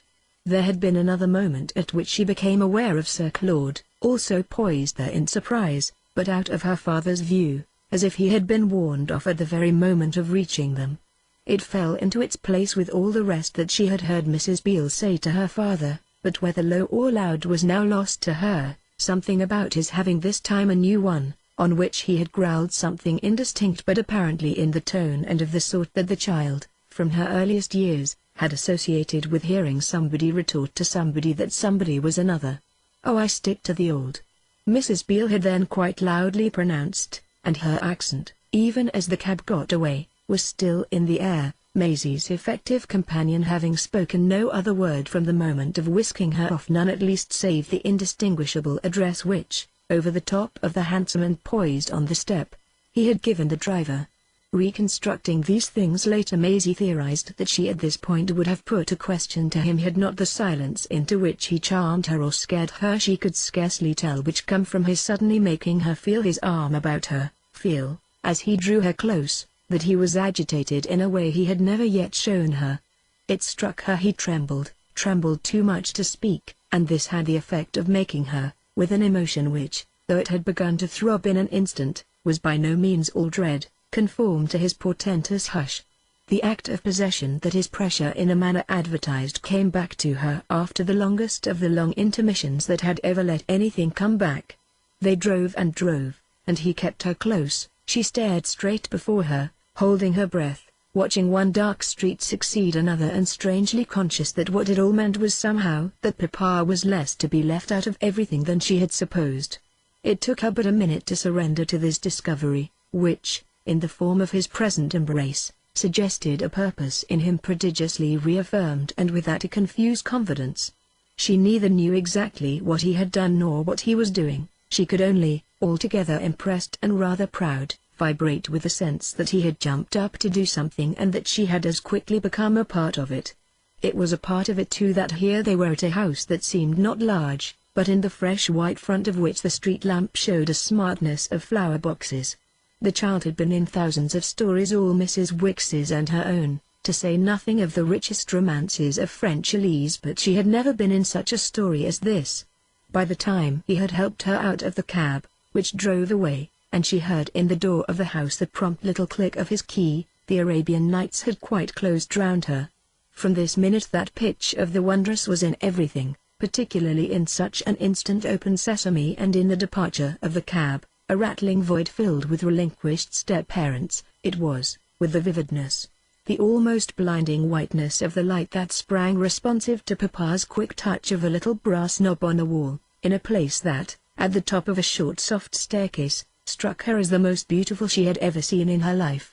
The next thing she perceived it to be was the drawing-room of a lady she could see in a moment, and not of a gentleman, not even of one like Papa himself or even like Sir Claude, whose things were as much prettier than Mamma's as it had always had to be confessed that Mamma's were prettier than Mrs. Beale's.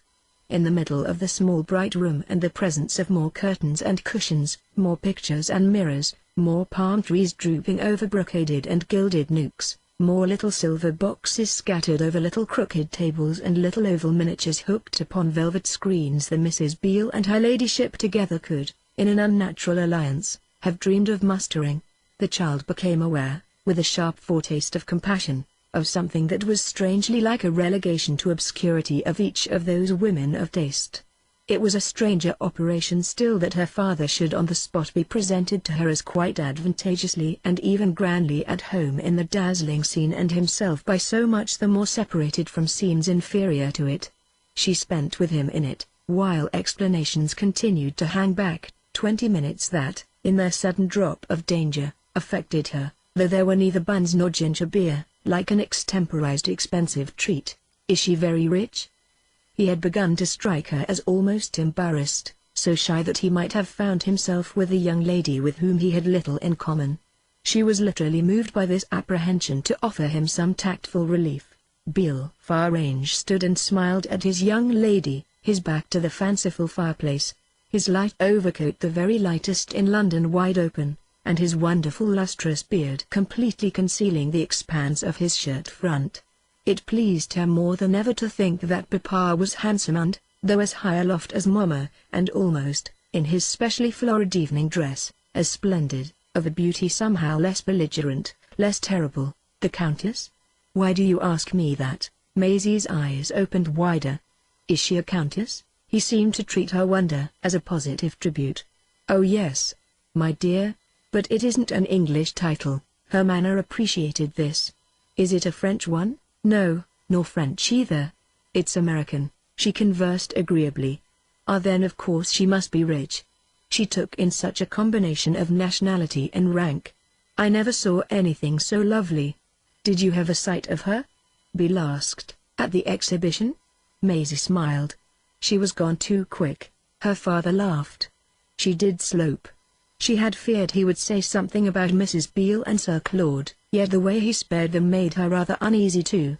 All he risked was, the next minute, she has a horror of vulgar scenes. This was something she needn't take up. She could still continue bland. But where do you suppose she went? Oh, I thought she'd have taken a cab and have been here by this time. But she'll turn up all right. I'm sure I hope she will, Maisie said. She spoke with an earnestness begotten of the impression of all the beauty about them, to which, in person, the Countess might make further contribution. We came awfully fast, she added. Her father again laughed loud. Yes, my dear, I made you step out. He waited an instant, then pursued, I want her to see you. Maisie, at this, rejoiced in the attention that, for their evening out, Mrs. Beale, even to the extent of personally doing up her old hat, had given her appearance. Meanwhile her father went on, you'll like her awfully. Oh, I'm sure I shall. After which, either from the effect of having said so much or from that of a sudden glimpse of the impossibility of saying more, she felt an embarrassment and sought refuge in a minor branch of the subject. I thought she was Mrs. Cuddon. Beale's gaiety rather increased than diminished. You mean my wife did? My dear child, my wife's a damned fool. He had the oddest air of speaking of his wife as of a person whom she might scarcely have known, so that the refuge of her scruple didn't prove particularly happy. Beale on the other hand appeared after an instant himself to feel a scruple. What I mean is, to speak seriously, that she doesn't really know anything about anything. He paused, following the child's charmed eyes and tentative step or two as they brought her nearer to the pretty things on one of the tables. She thinks she has good things, don't you know? He quite jeered at Mrs. Beale's delusion. Maisie felt she must confess that it was one. Everything she had missed at the sideshows was made up to her by the Countess's luxuries. Yes, she considered, she does think that. There was again a dryness in the way Beale replied that it didn't matter what she thought, but there was an increasing sweetness for his daughter in being with him so long without his doing anything worse. The whole hour of course was to remain with her, for days and weeks, ineffaceably illumined and confirmed, by the end of which he was able to read into it 100 things that had been at the moment mere miraculous pleasantness. What they at the moment came to was simply that her companion was still in a good deal of a flutter, yet wished not to show it, and that just in proportion as he succeeded in this attempt he was able to encourage her to regard him as kind. He moved about the room after a little, showed her things, spoke to her as a person of taste, told her the name, which she remembered, of the famous French lady represented in one of the miniatures, and remarked, as if he had caught her wistful over a trinket or a trailing stuff, that he made no doubt the Countess, on coming in, would give her something jolly. He spied a pink satin box with a looking-glass let into the cover, which he raised, with a quick facetious flourish, to offer her the privilege of 6 rows of chocolate bonbons, cutting out there by Sir Claude, who had never gone beyond 4 rows. I can do what I like with these, he said, for I don't mind telling you I gave them to her myself. The Countess had evidently appreciated the gift. There were numerous gaps, a ravage now quite unchecked, in the array. Even while they waited together Maisie had her sense, which was the mark of what their separation had become, of her having grown for him, since the last time he had, as it were, noticed her, and by increase of years and of inches if by nothing else, much more of a little person to reckon with. Yes, this was a part of the positive awkwardness that he carried off by being almost foolishly tender. There was a passage during which, on a yellow silk sofa under one of the palms, he had her on his knee, stroking her hair, playfully holding her off while he showed his shining fangs and let her, with a vague affectionate helpless pointless dear old girl, dear little daughter, inhaled the fragrance of his cherished beard. She must have been sorry for him, she afterwards knew, so well could she privately follow his difficulty in being specific to her about anything. She had such possibilities of vibration, of response, that it needed nothing more than this to make up to her in fact for omissions. The tears came into her eyes again as they had done when in the park that day the captain told her so splendidly that her mother was good. What was this but splendid to this still directer goodness of her father and this unexampled shining solitude with him, out of which everything had dropped but that he was papa and that he was magnificent. It didn't spoil it that she finally felt he must have, as he became restless, some purpose he didn't quite see his way to bring out, for in the freshness of their recovered fellowship she would have lent herself gleefully to his suggesting, or even to his pretending, that their relations were easy and graceful. There was something in him that seemed, and quite touchingly, to ask her to help him to pretend he knew enough about her life and her education, her means of subsistence and her view of himself, to give the questions he couldn't put a natural domestic tone. She would have pretended with ecstasy if he could only have given her the cue. She waited for it while, between his big teeth, he breathed the sighs she didn't know to be stupid. And as if, though he was so stupid all through, he had let the friendly suffusion of her eyes yet tell him she was ready for anything. He floundered about, wondering what the devil he could lay hold of. Chapter 19.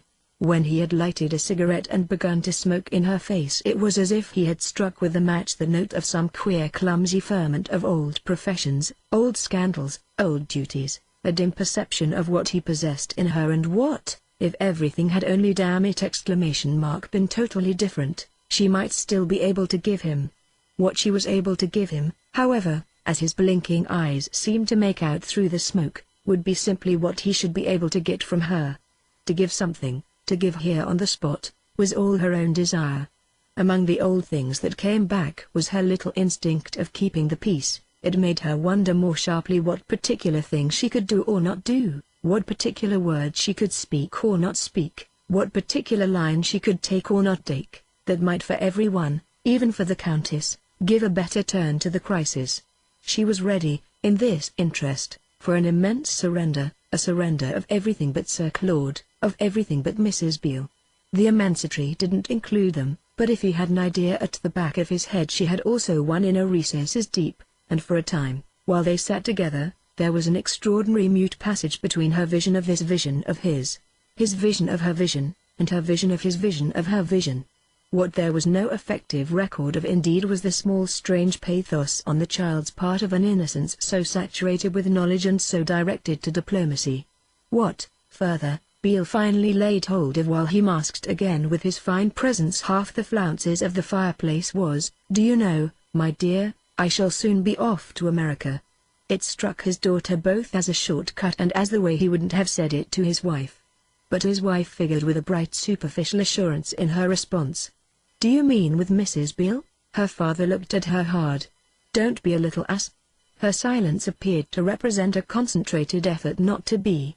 "Then with the Countess? With her or without her, my dear, that concerns only your poor daddy. She has big interests over there, and she wants me to take a look at them." Maisie threw herself into them. "Will that take very long?" "Yes, they're in such a muddle it may take months. Now what I want to hear, you know, is whether you'd like to come along?" Planted once more before him in the middle of the room she felt herself turning white. "I?" she gasped, yet feeling as soon as she had spoken that such a note of dismay was not altogether pretty. She felt it still more while her father replied, with a shake of his legs, a toss of his cigarette ash and a fidgety look he was forever taking one all the length of his waistcoat and trousers, that she needn't be quite so disgusted.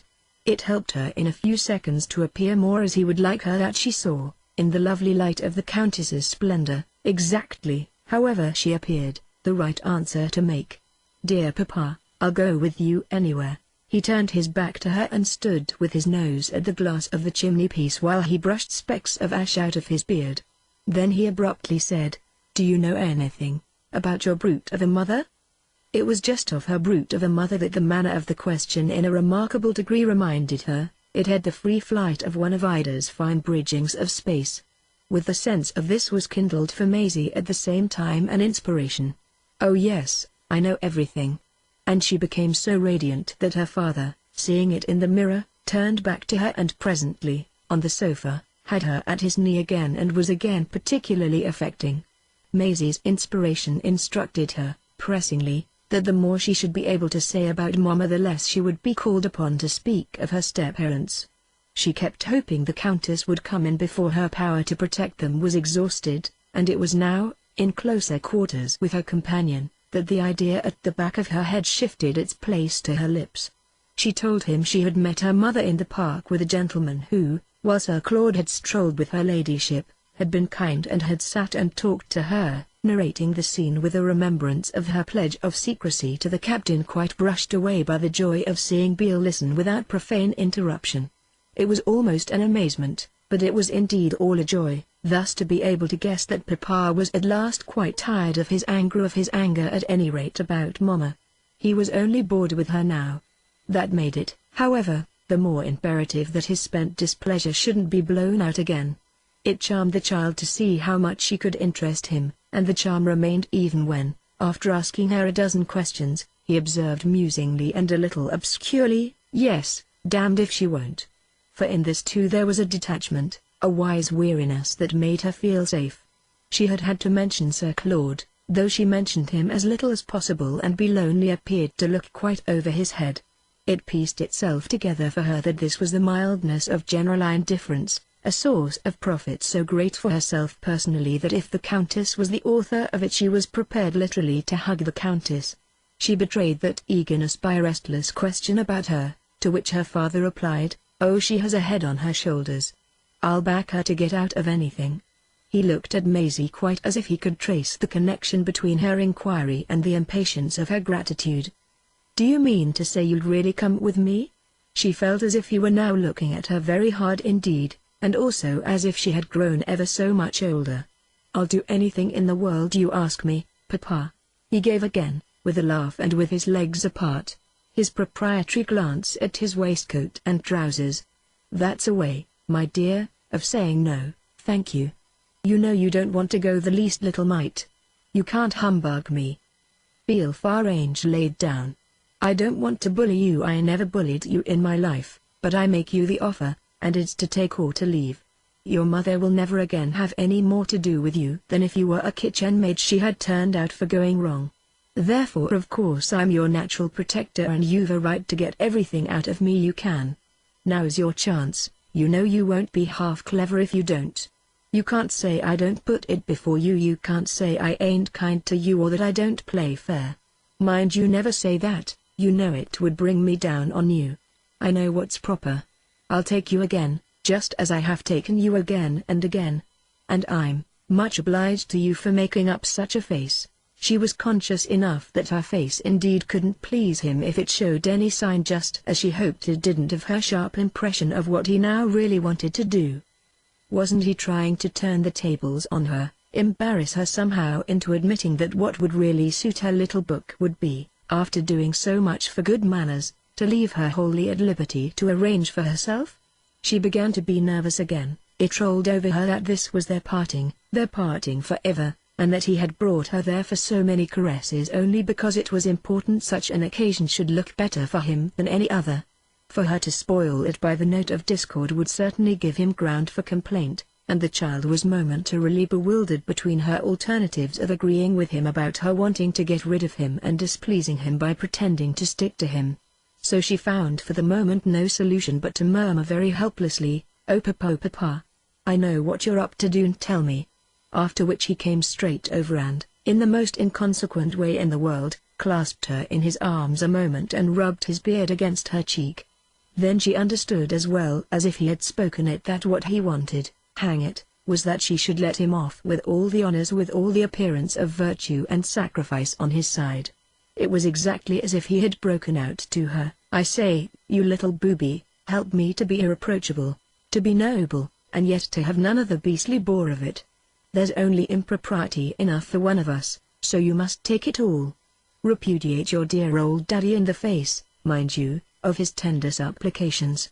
He can't be rough with you, it isn't in his nature, therefore you'll have successfully chucked him because he was too generous to be as firm with you, poor man, as was, after all, his duty."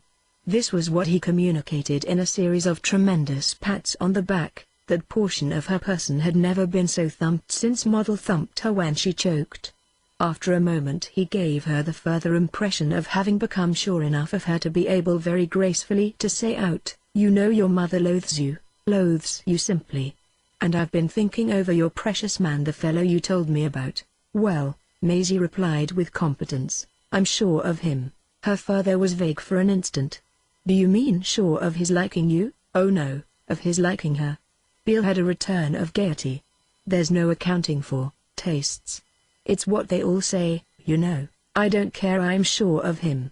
Maisie repeated, "Sure, you mean that she'll bolt?" Maisie knew all about bolting, but, decidedly, she was older, and there was something in her that could wince at the way her father made the ugly word ugly enough at best sound flat and low.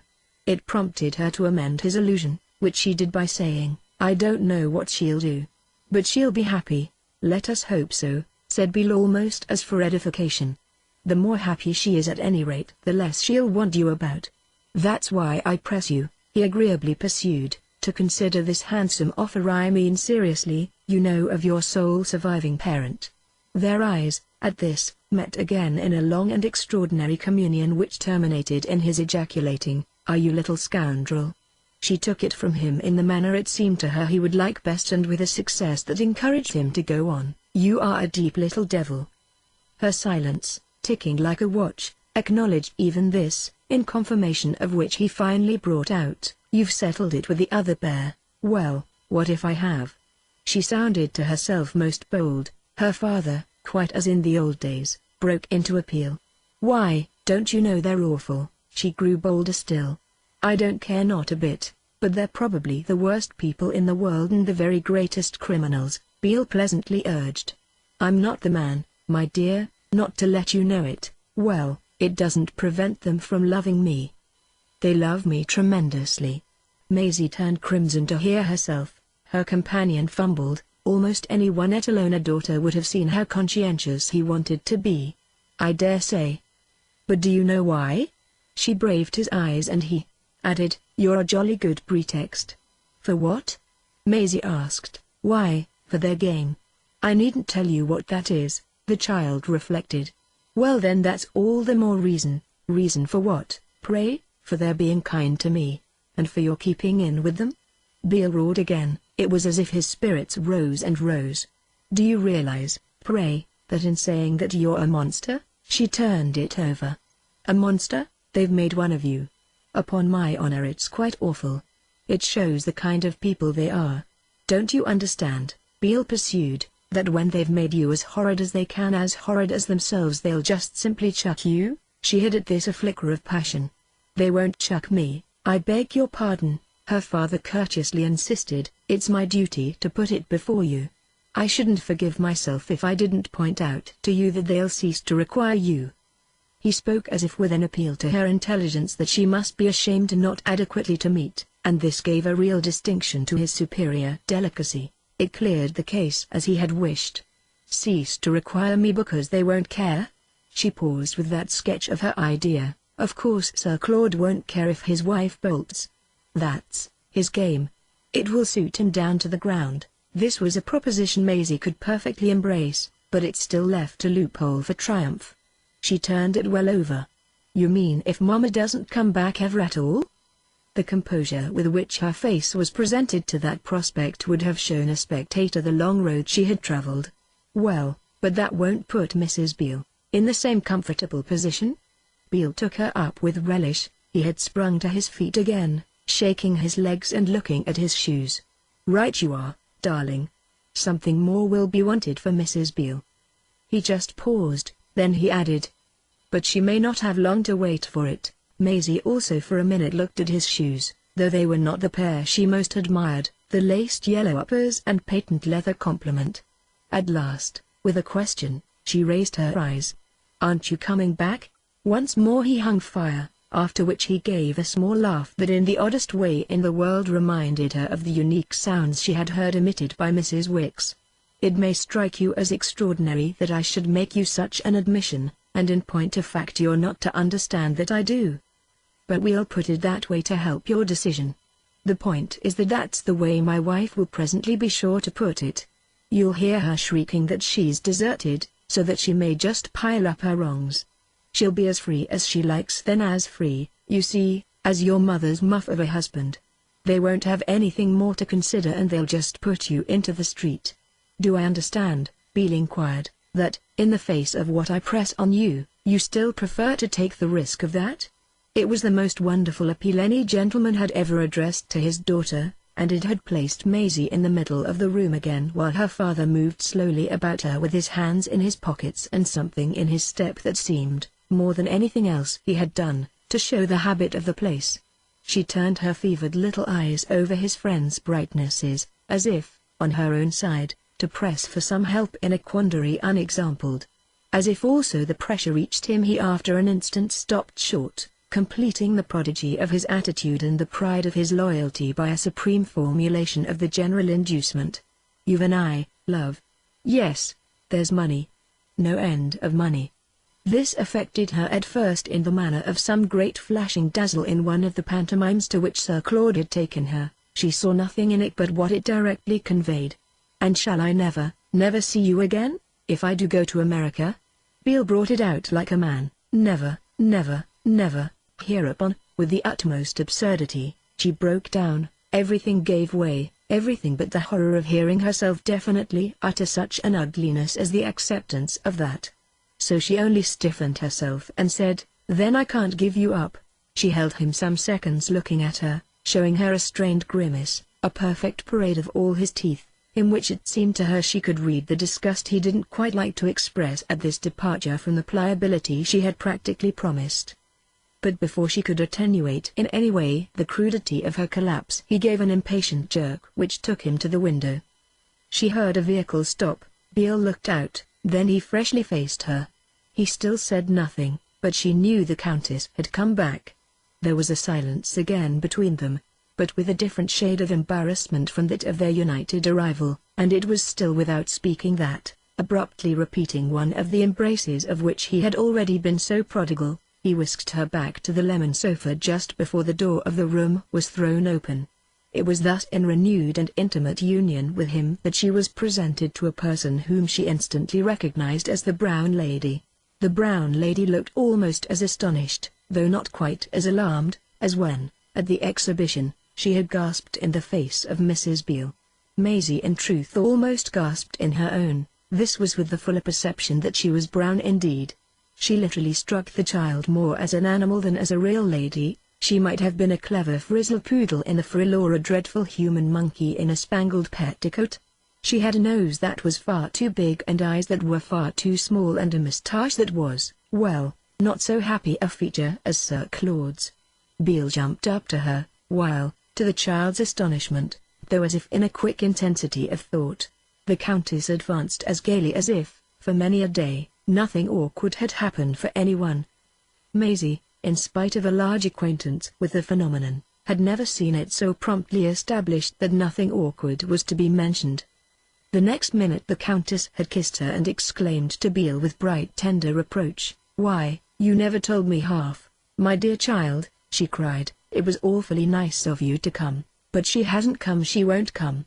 Beale answered, "I've put it to her how much you'd like it, but she declines to have anything to do with us."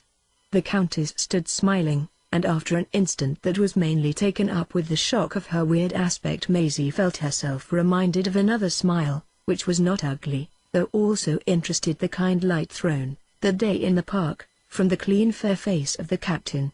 Papa's captain, yes, was the Countess, but she wasn't nearly so nice as the other. It all came back, doubtless, to Maisie's minor appreciation of ladies. "Shouldn't you like me," said this one endearingly, "to take you to Spa?" "To Spa?"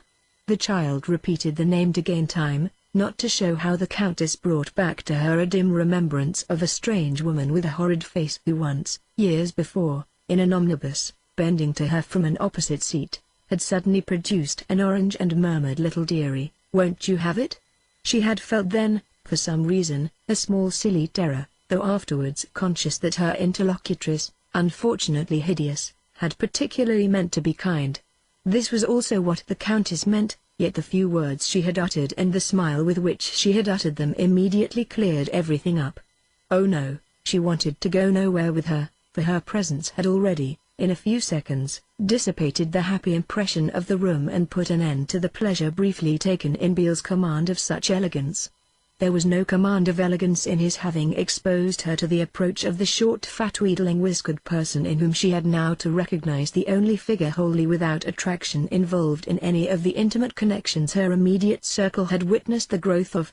She was abashed meanwhile, however, at having appeared to weigh in the balance the place to which she had been invited, and she added as quickly as possible, "It isn't to America then?" The Countess, at this, looked sharply at Beale, and Beale, airily enough, asked what the deuce it mattered when she had already given him to understand she wanted to have nothing to do with them. There followed between her companions a passage of which the sense was drowned for her in the deepening inward hum of her mere desire to get off, though she was able to guess later on that her father must have put it to his friend that it was no use talking, that she was an obstinate little pig and that, besides, she was really old enough to choose for herself.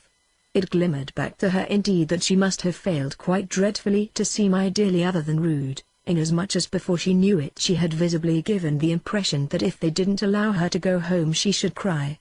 Oh, if there had ever been a thing to cry about, it was being so consciously and gawkily below the handsomest offers anyone could ever have received. The great pain of the thing was that she could see the Countess liked her enough to wish to be liked in return, and it was from the idea of a return she sought utterly to flee.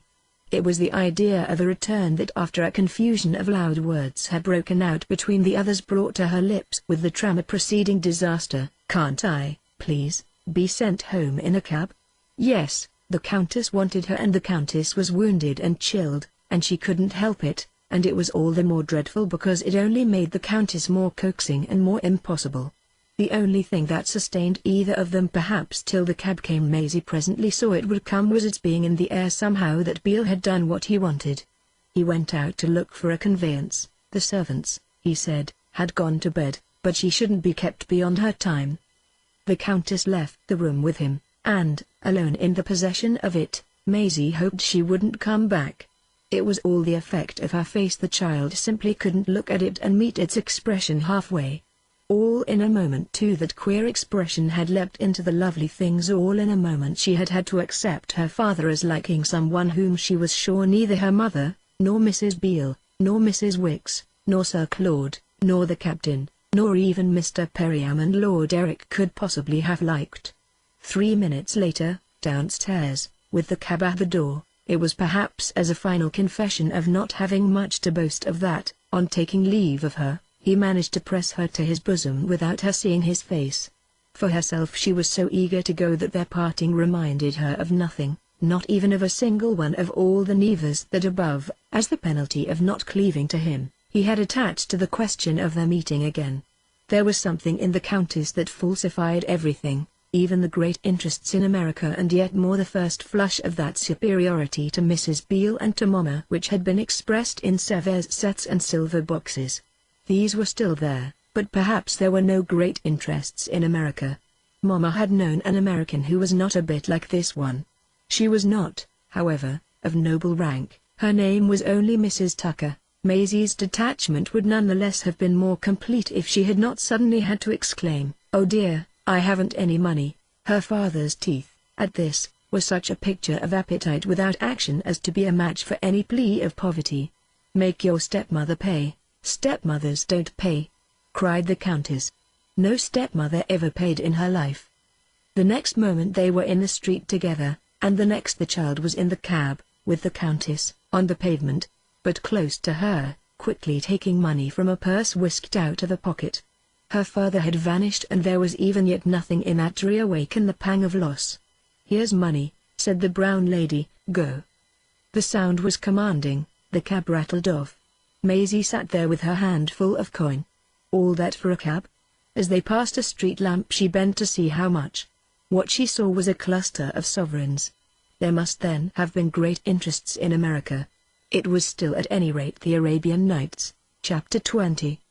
The money was far too much even for a fee in a fairy tale, and in the absence of Mrs. Beale, who, though the hour was now late, had not yet returned to the Regent's Park, Susan Ash, in the hall, as loud as Maisie was low and as bold as she was bland, produced, on the exhibition offered under the dim vigil of the lamp that made the place a contrast to the child's recent scene of light, the half-crown that an unsophisticated cabman could pronounce to be the least he would take.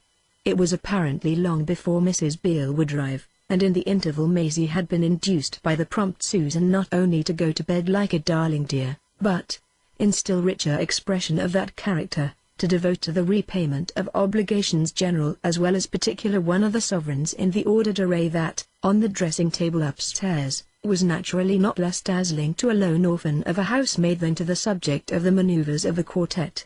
This subject went to sleep with her property gathered into a knotted handkerchief, the largest that could be produced, and lodged under her pillow, but the explanations that on the morrow were inevitably more complete with Mrs. Beale than they had been with her humble friend found their climax in a surrender also more becomingly free.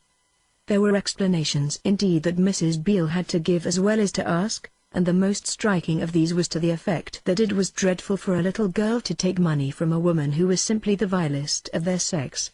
The sovereigns were examined with some attention, the result of which, however, was to make the author of that statement desire to know what, if one really went into the matter, they could be called but the wages of sin. Her companion went into it merely so far as the question of what then they were to do with them, on which Mrs. Beale, who had by this time put them into her pocket, replied with dignity and with her hand on the place, "We're to send them back on the spot."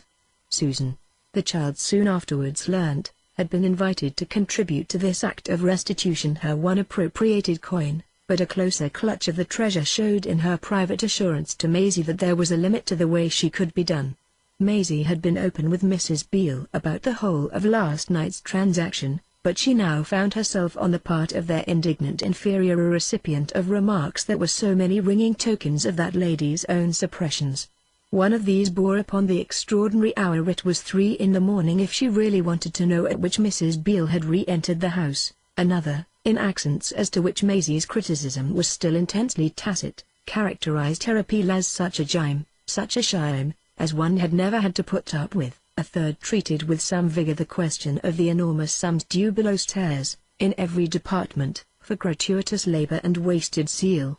Our young lady's consciousness was indeed mainly filled for several days with the apprehension created by the too slow subsidence of her attendant's sense of wrong. These days would become terrific like the revolutions she had learnt by heart in histories if an outbreak in the kitchen should crown them, and to promote that prospect she had through Susan's eyes more than one glimpse of the way in which revolutions are prepared. To listen to Susan was to gather that the spark applied to the inflammables and already causing them to crackle would prove to have been the circumstance of one's being called a horrid low thief for refusing to part with one's own. The redeeming point of this tension was, on the 5th day, that it actually appeared to have had to do with a breathless perception in our heroine's breast that scarcely more as the centre of Sir Claude's than as that of Susan's energies she had soon after breakfast been conveyed from London to Folkestone and established at a lovely hotel. These agents, before her wondering eyes, had combined to carry through the adventure and to give it the air of having owed its success to the fact that Mrs. Beale had, as Susan said, but just stepped out. When Sir Claude, watch in hand, had met this fact with the exclamation, "Then pack Miss Farange and come off with us," there had ensued on the stairs a series of gymnastics of a nature to bring Miss Farange's heart into Miss Farange's mouth. She sat with Sir Claude in a four-wheeler while he still held his watch, held it longer than any doctor who had ever felt her pulse, long enough to give her a vision of something like the ecstasy of neglecting such an opportunity to show impatience. The ecstasy had begun in the schoolroom and over the Bossues, quite in the manner of the same foretaste on the day, a little while back, when Susan had panted up and she herself, after the hint about the Duchess, had sailed down. For what harm then had there been in drops and disappointments if she could still have, even only a moment, the sensation of such a name brought up? It had remained with her that her father had foretold her she would some day be in the street, but it clearly wouldn't be this day, and she felt justified of the preference betrayed to that parent. As soon as her visitor had set Susan in motion and laid his hand, while she waited with him, kindly on her own. This was what the captain, in Kensington Gardens, had done. Her present situation reminded her a little of that one and renewed the dim wonder of the fashion after which, from the first, Such pats and pulls had struck her as the steps and signs of other people's business, and even a little as the rigor or the overflow of their difficulties. What had failed her and what had frightened her on the night of the exhibition lost themselves at present alike in the impression that any surprise now about to burst from Sir Claude would be too big to burst all at once. Any awe that might have sprung from his air of leaving out her stepmother was corrected by the force of a general rule. The odd truth that if Mrs. Beale now never came nor went without making her think of him, it was never, to balance that, the main mark of his own renewed reality to appear to be a reference to Mrs. Beale. To be with Sir Claude was to think of Sir Claude, and that law governed Maisie's mind until, through a sudden lurch of the cab, which had at last taken in Susan and ever so many bundles and almost reached Charing Cross, it popped again somehow into her dizzy head the long-lost image of Mrs. Wicks.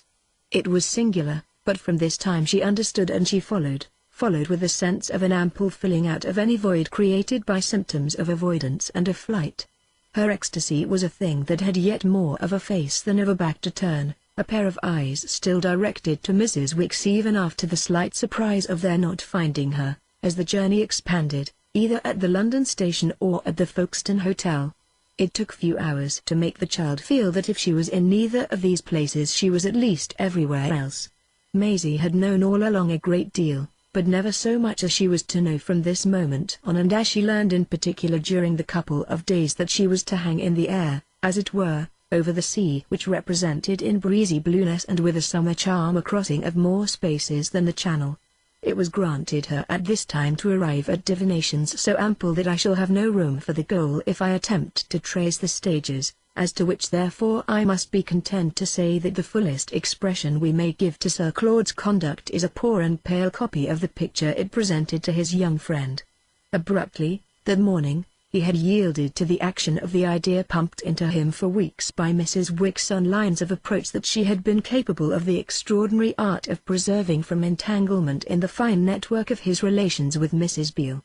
The breath of her sincerity, blowing without a break, had puffed him up to the flight by which, in the degree I have indicated, Maisie too was carried off her feet.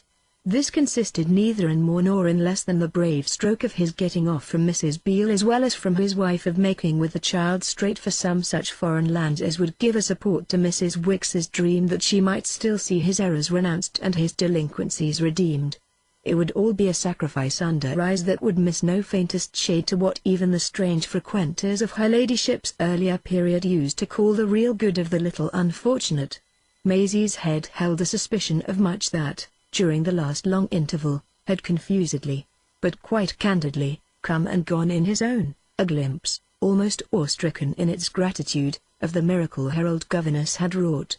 That functionary could not in this connection have been more impressive, even at second hand, if she had been a prophetess with an open scroll or some ardent abbess speaking with the lips of the church. She had clung day by day to their plastic associate, plying him with her deep, narrow passion, doing her simple utmost to convert him, and so working on him that he had at last really embraced his fine chance. That the chance was not delusive was sufficiently guaranteed by the completeness with which he could finally figure it out that, in case of his taking action, neither Ida nor Beale, whose book, on each side, it would only too well suit, would make any sort of row. It sounds, no doubt, too penetrating, but it was not all as an effect of Sir Claude's betrayals that Maisie was able to piece together the beauty of the special influence through which, for such stretches of time, he had refined upon propriety by keeping, so far as possible, his sentimental interests distinct. She had ever of course in her mind fewer names than conceptions, but it was only with this drawback that she now made out her companion's absences to have had for their ground that he was the lover of her stepmother, and that the lover of her stepmother could scarce logically pretend to a superior right to look after her. Maisie had by this time embraced the implication of a kind of natural divergence between lovers and little girls. It was just this indeed that could throw light on the probable contents of the penciled note deposited on the hall table in the Regent's Park and which would greet Mrs. Beale on her return. Maisie freely figured it as provisionally jocular in tone, even though to herself on this occasion Sir Claude turned a graver face than he had shown in any crisis but that of putting her into the cab when she had been horrid to him after her parting with the captain. He might really be embarrassed, but he would be sure to her view, to have muffled in some bravado of pleasantry the disturbance produced at her father's by the removal of a valued servant. Not that there wasn't a great deal too that wouldn't be in the note, a great deal for which a more comfortable place was Maisie's light little brain, where it hummed away hour after hour and caused the first outlook at Folkestone to swim in a soft net of color and sound. It became clear in this medium that her stepfather had really now only to take into account his entanglement with Mrs. Beale. Wasn't he at last disentangled from everyone and everything else? The obstacle to the rupture pressed upon him by Mrs. Wicks in the interest of his virtue would be simply that he was in love, or rather, to put it more precisely, that Mrs. Beale had left him no doubt of the degree in which he was. She was so much so as to have succeeded in making him accept for a time her infatuated grasp of him, and even to some extent the idea of what they yet might do together with a little diplomacy and a good deal of patience. I may not even answer for it that Maisie was not aware of how, in this, Mrs. Beale failed to share his all but insurmountable distaste for their allowing their little charge to breathe the air of their gross irregularity, his contention, in a word, that they should either cease to be irregular or cease to be parental. Their little charge, for herself, had long ago adopted the view that even Mrs. Wicks had at one time not thought prohibitively coarse, the view that she was after all, as a little charge, morally at home in atmospheres it would be appalling to analyze. If Mrs. Wicks, however, ultimately appalled, had now set her heart on strong measures, Maisie, as I have intimated, could also work round both to the reasons for them and to the quite other reasons for that lady's not, as yet at least, appearing in them at first hand. Oh, decidedly I shall never get you to believe the number of things she saw and the number of secrets she discovered. Why in the world, for instance, couldn't Sir Claude have kept it from her except on the hypothesis of his not caring to that, when you came to look at it, and so far as it was a question of vested interests? He had quite as much right in her as her stepmother, not to say a right that Mrs. Beale was in no position to dispute. He failed at all events of any such successful ambiguity as could keep her, when once they began to look across at France, from regarding even what was least explained as most in the spirit of their old happy times, their ambles and expeditions in the easier better days of their first acquaintance. Never before had she had so the sense of giving him a lead for the sort of treatment of what was between them that would best carry it off, or of his being grateful to her for meeting him so much in the right place. She met him literally at the very point where Mrs. Beale was most to be reckoned with, the point of the jealousy that was sharp in that lady and of the need of their keeping it as long as possible obscure to her that poor Mrs. Wicks had still a hand. Yes, she met him too in the truth of the matter that, as her stepmother had had no one else to be jealous of, she had made up for so gross a privation by directing the sentiment to a moral influence. Sir Claude appeared absolutely to convey in a wink that a moral influence capable of pulling a string was after all a moral influence exposed to the scratching out of its eyes, and that, this being the case, there was somebody they couldn't afford to leave unprotected before they should see a little better what Mrs. Beale was likely to do. Maisie, true enough, had not to put it into words to rejoin, in the coffee-room, at luncheon, what can she do but come to you if papa does take a step that will amount to legal desertion? Neither had he then, in answer, to articulate anything but the jollity of their having found a table at a window from which, as they partook of cold beef and Apollinary's fare, he hinted they would have to save lots of money. They could let their eyes hover tenderly on the far-off white cliffs that so often had signalled to the embarrassed English a promise of safety. Maisie stared at them as if she might really make out after a little a queer dear figure perched on the May figure, as to which she had already the subtle sense that, wherever perched, it would be the very oddest yet seen in France. But it was at least as exciting to feel where Mrs. Wicks wasn't as it would have been to know where she was, and if she wasn't yet at Boulogne this only thickened the plot. If she was not to be seen that day, however, the evening was marked by an apparition before which, nonetheless, overstrained suspense folded on the spot its wings. Adjusting her respirations and attaching, under dropped lashes, all her thoughts to a smartness of frock and frill for which she could reflect that she had not appealed in vain to a loyalty in Susan Ash triumphant over the nice things their feverish flight had left behind, Maisie spent on a bench in the garden of the hotel the half-hour before dinner, that mysterious ceremony of the table d'hôte for which she had prepared with a punctuality of flutter. Sir Claude, beside her, was occupied with a cigarette and the afternoon papers, and though the hotel was full, the garden showed the particular void that ensues upon the sound of the dressing bell.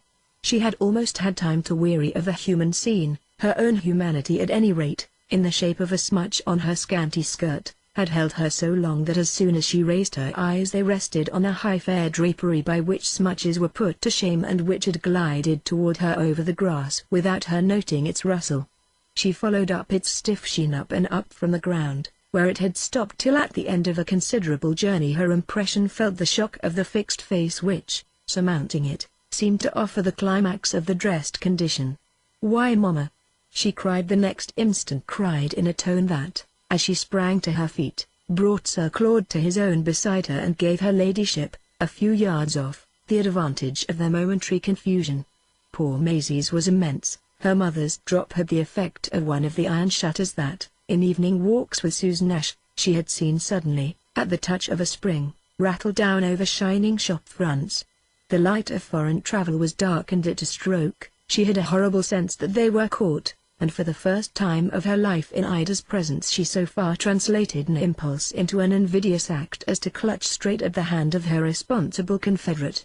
It didn't help her that he appeared at first equally hushed with horror, a minute during which, in the empty garden, with its long shadows on the lawn, its blue sea over the hedge and its startled peace in the air, both her elders remained as stiff as tall tumblers filled to the brim and held straight for fear of a spill. At last, in a tone that enriched the whole surprise by its unexpected softness, her mother said to Sir Claude, "Do you mind at all my speaking to her?" "Oh no, do you?" His reply was so long in coming that Maisie was the first to find the right note. He laughed as he seemed to take it from her, and she felt a sufficient concession in his manner of addressing their visitor. "How in the world did you know we were here?" His wife, at this, came the rest of the way and sat down on the bench with a hand laid on her daughter, whom she gracefully drew to her and in whom, at her touch, the fear just kindled gave a second jump, but now in quite another direction. Sir Claude, on the further side, resumed his seat and his newspapers, so that the three grouped themselves like a family party, his connection, in the oddest way in the world, almost cynically and in a flash acknowledged, and the mother patting the child into conformities unspeakable. Maisie could already feel how little it was Sir Claude and she who were caught. She had the positive sense of their catching their relative, catching her in the act of getting rid of her burden with a finality that showed her as unprecedentedly relaxed. Oh yes, the fear had dropped, and she had never been so irrevocably parted with as in the pressure of possession now supremely exerted by Ida's long-gloved and much-bangled arm. "I went to the Regent's Park." This was presently her ladyship's answer to Sir Claude. "Do you mean today?" "This morning, just after your own call there." "That's how I found you out, that's what has brought me." Sir Claude considered and Maisie waited. "Whom then did you see?" Ida gave a sound of indulgent mockery. "I like your scare. I know your game. I didn't see the person I risked seeing, but I had been ready to take my chance of her." She addressed herself to Maisie, she had encircled her more closely. "I asked for you, my dear, but I saw no one but a dirty parlour-maid." She was red in the face with the great things that, as she told me, had just happened in the absence of her mistress, and she luckily had the sense to have made out the place to which Sir Claude had come to take you. "If he hadn't given a false scent I should find you here," that was the supposition on which I've proceeded. Ida had never been so explicit about proceeding or supposing, and Maisie, drinking this in, noted too how Sir Claude shared her fine impression of it. "I wanted to see you," his wife continued, "and now you can judge of the trouble I've taken. I had everything to do in town today, but I managed to get off."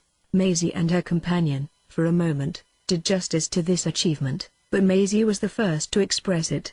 "I'm glad you wanted to see me, Mamma." Then after a concentration more deep and with a plunge more brave, "A little more and you'd have been too late." It stuck in her throat, but she brought it out. "We're going to France." Ida was magnificent. Ida kissed her on the forehead.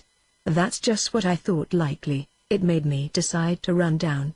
I fancied that in spite of your scramble you'd wait across, and it added to the reason I have for seeing you." Maisie wondered intensely what the reason could be, but she knew ever so much better than to ask. She was slightly surprised indeed to perceive that Sir Claude didn't, and to hear him immediately inquire, "What in the name of goodness can you have to say to her?" His tone was not exactly rude, but it was impatient enough to make his wife's response a fresh specimen of the new softness. "That, my dear man, is all my own business." "Do you mean," Sir Claude asked, "that you wish me to leave you with her?" "Yes, if you'll be so good. That's the extraordinary request I take the liberty of making." Her ladyship had dropped to a mildness of irony by which, for a moment, poor Maisie was mystified and charmed, puzzled with a glimpse of something that in all the years had at intervals peeped out. Ida smiled at Sir Claude with the strange air she had on such occasions of defying an interlocutor to keep it up as long. Her huge eyes, her red lips, the intense marks in her face formed an eclairage as distinct and public as a lamp set in a window. The child seemed quite to see in it the very beacon that had lighted her path. She suddenly found herself reflecting that it was no wonder the gentlemen were guided. This must have been the way Mamma had first looked at Sir Claude. It brought back the luster of the time they had outlived. It must have been the way she looked also at Mr. Berriham and Lord Eric. Above all, it contributed in Maisie's mind to a completer view of that satisfied state of the captain. Our young lady grasped this idea with a quick lifting of the heart. There was a stillness during which her mother flooded her with a wealth of support to their captain's striking tribute. This stillness remained long enough unbroken to represent that Sir Claude too might but be gasping again under the spell originally strong for him, so that Maisie quite hoped he would at least say something to show a recognition of how charming she could be. What he presently said was, "Are you putting up for the night?" His wife cast grandly about. "Not here, I've come from Dover," over Maisie's head. At this, they still faced each other. "You spend the night there?" "Yes, I brought some things. I went to the hotel and hastily arranged, then I caught the train that whisked me on here. You see what a day I've had of it." The statement may surprise, but these were really as obliging if not as lucid words as, into her daughter's ears at least, Ida's lips had ever dropped, and there was a quick desire in the daughter that for the hour at any rate they should duly be welcomed as a ground of intercourse. Certainly Mamma had a charm which, when turned on, became a large explanation, and the only danger now in an impulse to applaud it would be that of appearing to signalize its rarity. Maisie, however, risked the peril in the geniality of an admission that Ida had indeed had a rush, and she invited Sir Claude to expose himself by agreeing with her that the rush had been even worse than theirs. He appeared to meet this appeal by saying with detachment enough, "You go back there tonight?" "Oh yes, there are plenty of trains." Again Sir Claude hesitated. It would have been hard to say if the child, between them, more connected or divided them. Then he brought out quietly, "It will be late for you to knock about. I'll see you over. You needn't trouble, thank you. I think you won't deny that I can help myself and that it isn't the first time in my dreadful life that I've somehow managed it." Save for this allusion to her dreadful life they talked Maisie noted, as if they were only rather superficial friends, a special effect that she had often wondered at before in the midst of what she supposed to be intimacies. This effect was augmented by the almost casual manner in which her ladyship went on, "I dare say I shall go abroad." "From Dover do you mean? Straight?" "How straight I can't say. I'm excessively ill." This for a minute struck Maisie as but a part of the conversation, at the end of which time she became aware that it ought to strike her, though it apparently didn't strike Sir Claude, as a part of something graver. It helped her to twist nearer. Ill, Mamma really ill. She regretted her really as soon as she had spoken it, but there couldn't be a better proof of her mother's present polish than that Ida showed no gleam of a temper to take it up. She had taken up at other times much tinier things. She only pressed Maisie's head against her bosom and said, shockingly, "My dear, I must go to that new place." "What new place?" Sir Claude inquired. Ida thought, but couldn't recall it. "Oh, Joe's, don't you know? Where everyone goes. I want some proper treatment. It's all I've ever asked for on earth." "But that's not what I came to say." Sir Claude, in silence, folded one by one his newspapers. Then he rose and stood whacking the palm of his hand with the bundle. "You'll stop and dine with us?" "Dear no, I can't dine at this sort of hour. I ordered dinner at Dover." Her ladyship's tone in this one instance showed a certain superiority to those conditions in which her daughter had artlessly found Folkestone a paradise. It was yet not so crushing as to nip in the bud the eagerness with which the latter broke out. "But won't you at least have a cup of tea?" Ida kissed her again on the brow. "Thanks, love. I had tea before coming." She raised her eyes to Sir Claude. "She is sweet." He made no more answer than if he didn't agree, but Maisie was at ease about that and was still taken up with the joy of this happier pitch of their talk, which put more and more of a meaning into the captain's version of her ladyship and literally kindled a conjecture that such an admirer might, over there at the other place, be waiting for her to dine. Was the same conjecture in Sir Claude's mind? He partly puzzled her, if it had risen there, by the slight perversity with which he returned to a question that his wife evidently thought she had disposed of. He whacked his hand again with his paper. "I had really much better take you, and leave Maisie here alone." Mamma so clearly didn't want it that Maisie leapt at the vision of a captain who had seen her on from Dover and who, while he waited to take her back, would be hovering just at the same distance at which, in Kensington Gardens, the companion of his walk had herself hovered. Of course, however, instead of breathing any such guess, she let Sir Claude reply, all the more that his reply could contribute so much to her own present grandeur. "She won't be alone when she has a maid in attendance." Maisie had never before had so much of a retinue, and she waited also to enjoy the action of it on her ladyship. "You mean the woman you brought from town?" Ida considered. "The person at the house spoke of her in a way that scarcely made her out company for my child." Her tone was that her child have never wanted, in her hands, for prodigious company. But she as distinctly continued to decline Sir Claude's. "Don't be an old goose," she said charmingly. "Let us alone." In front of them on the grass he looked graver than Maisie at all now thought the occasion warranted. "I don't see why you can't say it before me." His wife smoothed one of her daughter's curls. "Say what, dear? Why, what you came to say." At this Maisie at last interposed. She appealed to Sir Claude. "Do let her say it to me." He looked hard for a moment at his little friend. "How do you know what she may say?" "She must risk it," Ida remarked. "I only want to protect you." He continued to the child. "You want to protect yourself, that's what you mean," his wife replied. "Don't be afraid. I won't touch you." "She won't touch you, she won't," Maisie declared. She felt by this time that she could really answer for it, and something of the emotion with which she had listened to the captain came back to her. It made her so happy and so secure that she could positively patronize Mamma. She did so in the captain's very language. "She's good, she's good," she proclaimed. "Oh Lord!" Sir Claude, at this, let himself go. He appeared to have emitted some sound of derision that was smothered, to Maisie's ears, by her being again embraced by his wife. Ida released her and held her off a little, looking at her with a very queer face. Then the child became aware that their companion had left them and that from the face in question a confirmatory remark had proceeded. "I am good, love," said her ladyship. Chapter 21. A good deal of the rest of Ida's visit was devoted to explaining, as it were, so extraordinary a statement.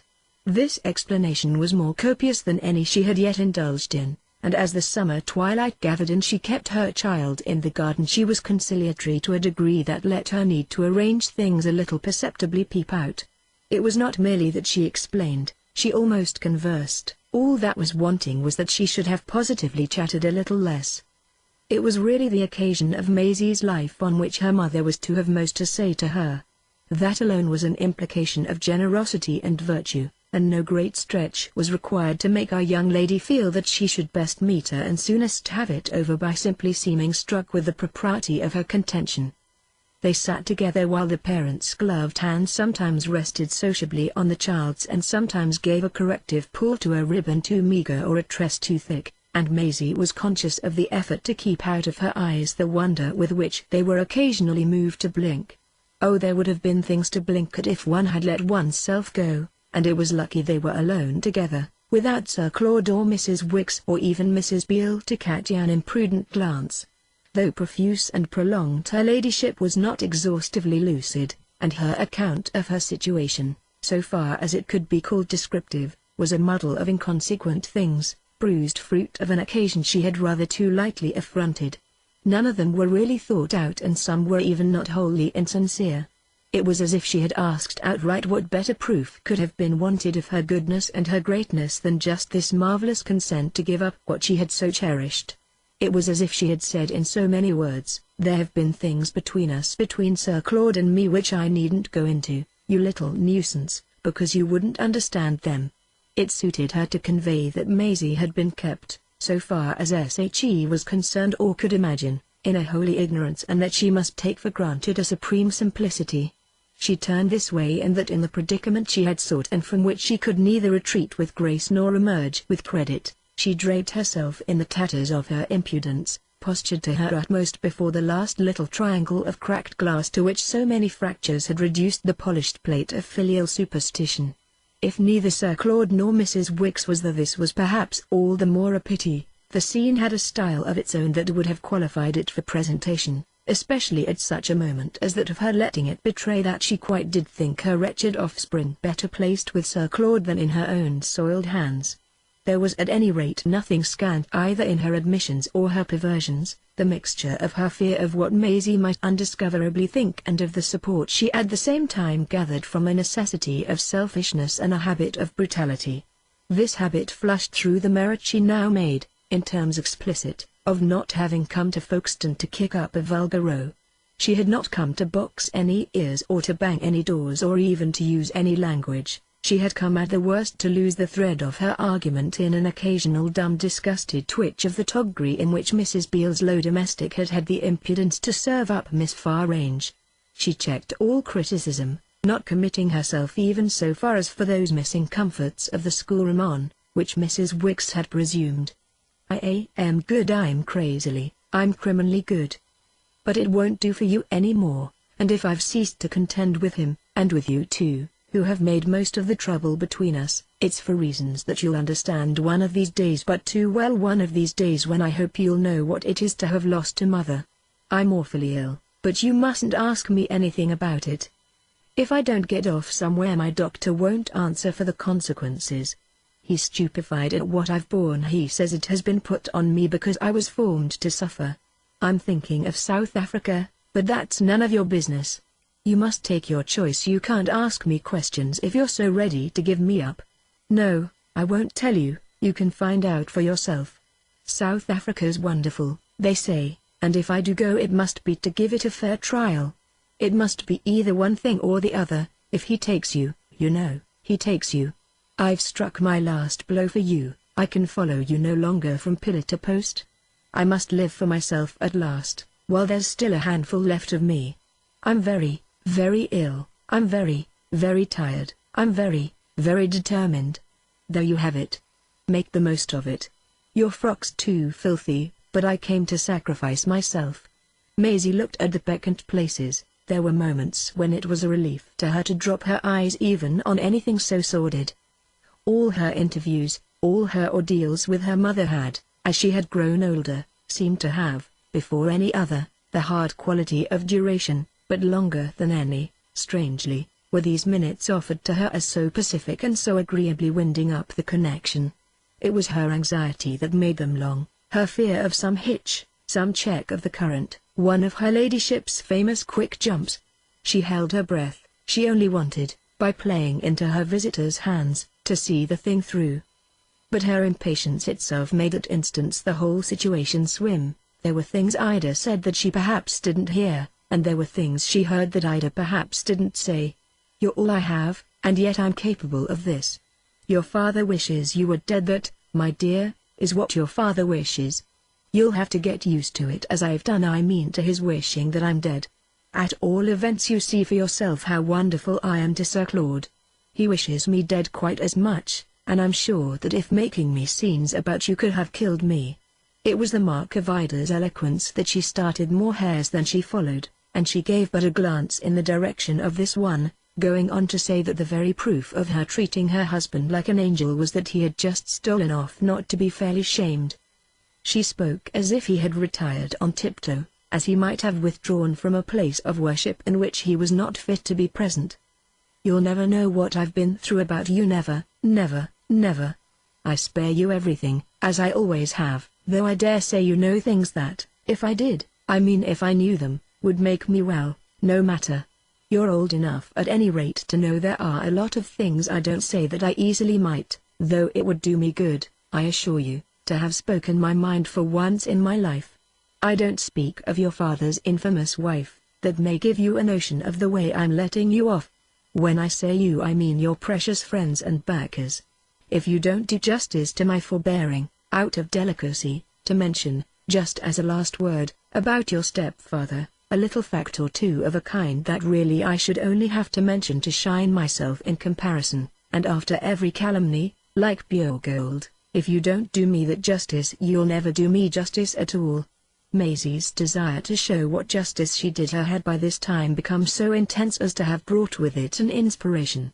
The great effect of their encounter had been to confirm her sense of being launched with Sir Claude, to make it rich and full beyond anything she had dreamed, and everything now conspired to suggest that a single soft touch of her small hand would complete the good work and set her ladyship so promptly and majestically afloat as to leave the great seaway clear for the morrow. This was the more the case as her hand had for some moments been rendered free by a marked maneuver of both of her mothers. One of these capricious members had fumbled with visible impatience in some backward depth of drapery and had presently reappeared with a small article in its grasp. The act had a significance for a little person trained, in that relation, from an early age, to keep an eye on manual motions, and its possible bearing was not darkened by the memory of the handful of gold that Susan Ash would never believe Mrs. Beale had sent back. Not she, she's too false and too greedy. To the munificent Countess. To have guessed, none the less, that her ladyship's purse might be the real figure of the object extracted from the rustling covert at her rear. This suspicion gave on the spot to the child's eyes a direction carefully distant. It added moreover to the optimism that for an hour could ruffle the surface of her deep diplomacy, ruffle it to the point of making her forget that she had never been safe unless she had also been stupid. She in short forgot her habitual caution in her impulse to adopt her ladyship's practical interests and show her ladyship how perfectly she understood them. She saw without looking that her mother pressed a little clasp, heard, without wanting to, the sharp click that marked the closing portemonnaie from which something had been taken. What this was she just didn't see. It was not too substantial to be locked with ease in the fold of her ladyship's fingers.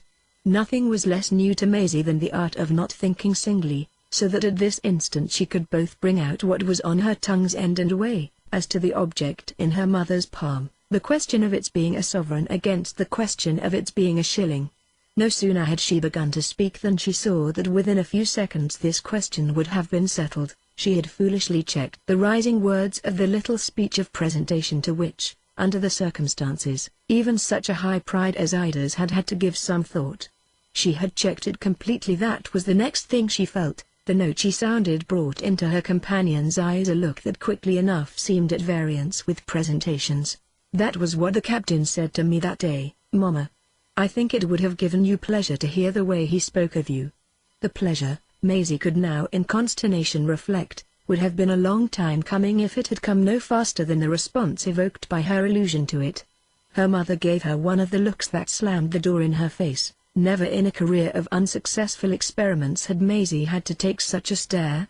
It reminded her of the way that once, at one of the lectures in Glower Street, something in a big jar that, amid an array of strange glasses and bad smells, had been promised as a beautiful yellow was produced as a beautiful black. She had been sorry on that occasion for the lecturer, but she was at this moment sorrier for herself. Oh, nothing had ever made for twinges like Mamma's manner of saying, "The captain? What captain? Why, when we met you in the gardens, the one who took me to sit with him." That was exactly what he said. Ida let it come on so far as to appear for an instant to pick up a lost thread. "What on earth did he say?" Maisie faltered supremely, but supremely she brought it out. "What you say, Mamma, that you're so good." "What I say."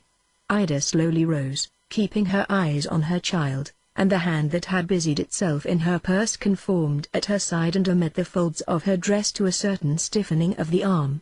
"I say you're a precious idiot, and I won't have you put words into my mouth." This was much more peremptory than a mere contradiction. Maisie could only feel on the spot that everything had broken short off and that their communication had abruptly ceased. That was presently proved. "What business have you to speak to me of him?" Her daughter turned scarlet. "I thought you liked him." him! The biggest cad in London. Her ladyship towered again, and in the gathering dusk the whites of her eyes were huge. Maisie's own, however, could by this time pretty well match them, and she had at least now, with the first flare of anger that had ever yet lighted her face for a foe, the sense of looking up quite as hard as anyone could look down. Well, he was kind about you then, he was, and it made me like him. He said things, they were beautiful, they were. She was almost capable of the violence of forcing this home, for even in the midst of her surge of passion, of which in fact it was a part, there rose in her a fear, a pain, a vision ominous, precocious, of what it might mean for her mother's fate to have forfeited such a loyalty as that. There was literally an instant in which Maisie fully saw madness and desolation, saw ruin and darkness and death. I've thought of him often since, and I hoped it was with him here. In her emotion, it failed her, the breath of her filial hope, but I'd got it out of her. You hoped, you little horror, that it was he who's at Dover, that it was he who's to take you. I mean to South Africa, Maisie said with another drop. Ida's stupefaction on this kept her silent unnaturally long, so long that her daughter could not only wonder what was coming, but perfectly measure the decline of every symptom of her liberality. She loomed there in her grandeur, merely dark and dumb. Her wrath was clearly still, as it had always been, a thing of resource and variety. What Maisie least expected of it was by this law what now occurred. It melted, in the summer twilight, gradually into pity, and the pity after a little found a cadence to which the renewed click of her purse gave an accent. She had put back what she had taken out. "You're a dreadful, dismal, deplorable little thing," she murmured. And with this she turned back and rustled away over the lawn. After she had disappeared, Maisie dropped upon the bench again and for some time, in the empty garden and the deeper dusk, sat and stared at the image her flight had still left standing. It had ceased to be her mother only, in the strangest way, that it might become her father, the father of whose wish that she were dead the announcement still lingered in the air. It was a presence with vague edges. It continued to front her, to cover her. But what reality that she need reckon with did it represent if Mr. Farange were, on his side, also going off to America with the Countess, or even only to Spa? That question had, from the house, a sudden gay answer in the great roar of a gong, and at the same moment she saw Sir Claude look out for her from the wide lighted doorway. At this she went to him and he came forward and met her on the lawn. For a minute she was with him there in silence as, just before, at the last, she had been with her mother. She's gone, nothing more, for the instant, passed between them but to move together to the house, where, in the hall, he indulged in one of those sudden pleasantries with which, to the delight of his stepdaughter, his native animation overflowed. "Will Miss Farange do me the honor to accept my arm?" There was nothing in all her days that Miss Farange had accepted with such bliss, a bright rich element that floated them together to their feast, before they reached which, however, she uttered, in the spirit of a glad young lady taken into her first dinner, a sociable word that made him stop short. "She goes to South Africa." "To South Africa?" His face, for a moment, seemed to swing for a jump. The next it took its spring into the extreme of hilarity. "Is that what she said? Oh yes, I didn't mistake." Maisie took to herself that credit. For the climate, Sir Claude was now looking at a young woman with black hair, a red frock and a tiny terrier tucked under her elbow. She swept past them on her way to the dining room, leaving an impression of a strong scent which mingled, amid the clatter of the place, with the hot aroma of food. He had become a little graver. He still stopped to talk. I see. Other people brushed by, he was not too grave to notice them. Did she say anything else? Oh yes, a lot more. On this he met her eyes again with some intensity, but only repeating, I see. Maisie had still her own vision, which she brought out. "I thought she was going to give me something." "What kind of a thing?" "Some money that she took out of her purse and then put back." Sir Claude's amusement reappeared. "She thought better of it. Dear thrifty soul. How much did she make by that maneuver?" Maisie considered. "I didn't see. It was very small." Sir Claude threw back his head. "Do you mean very little?"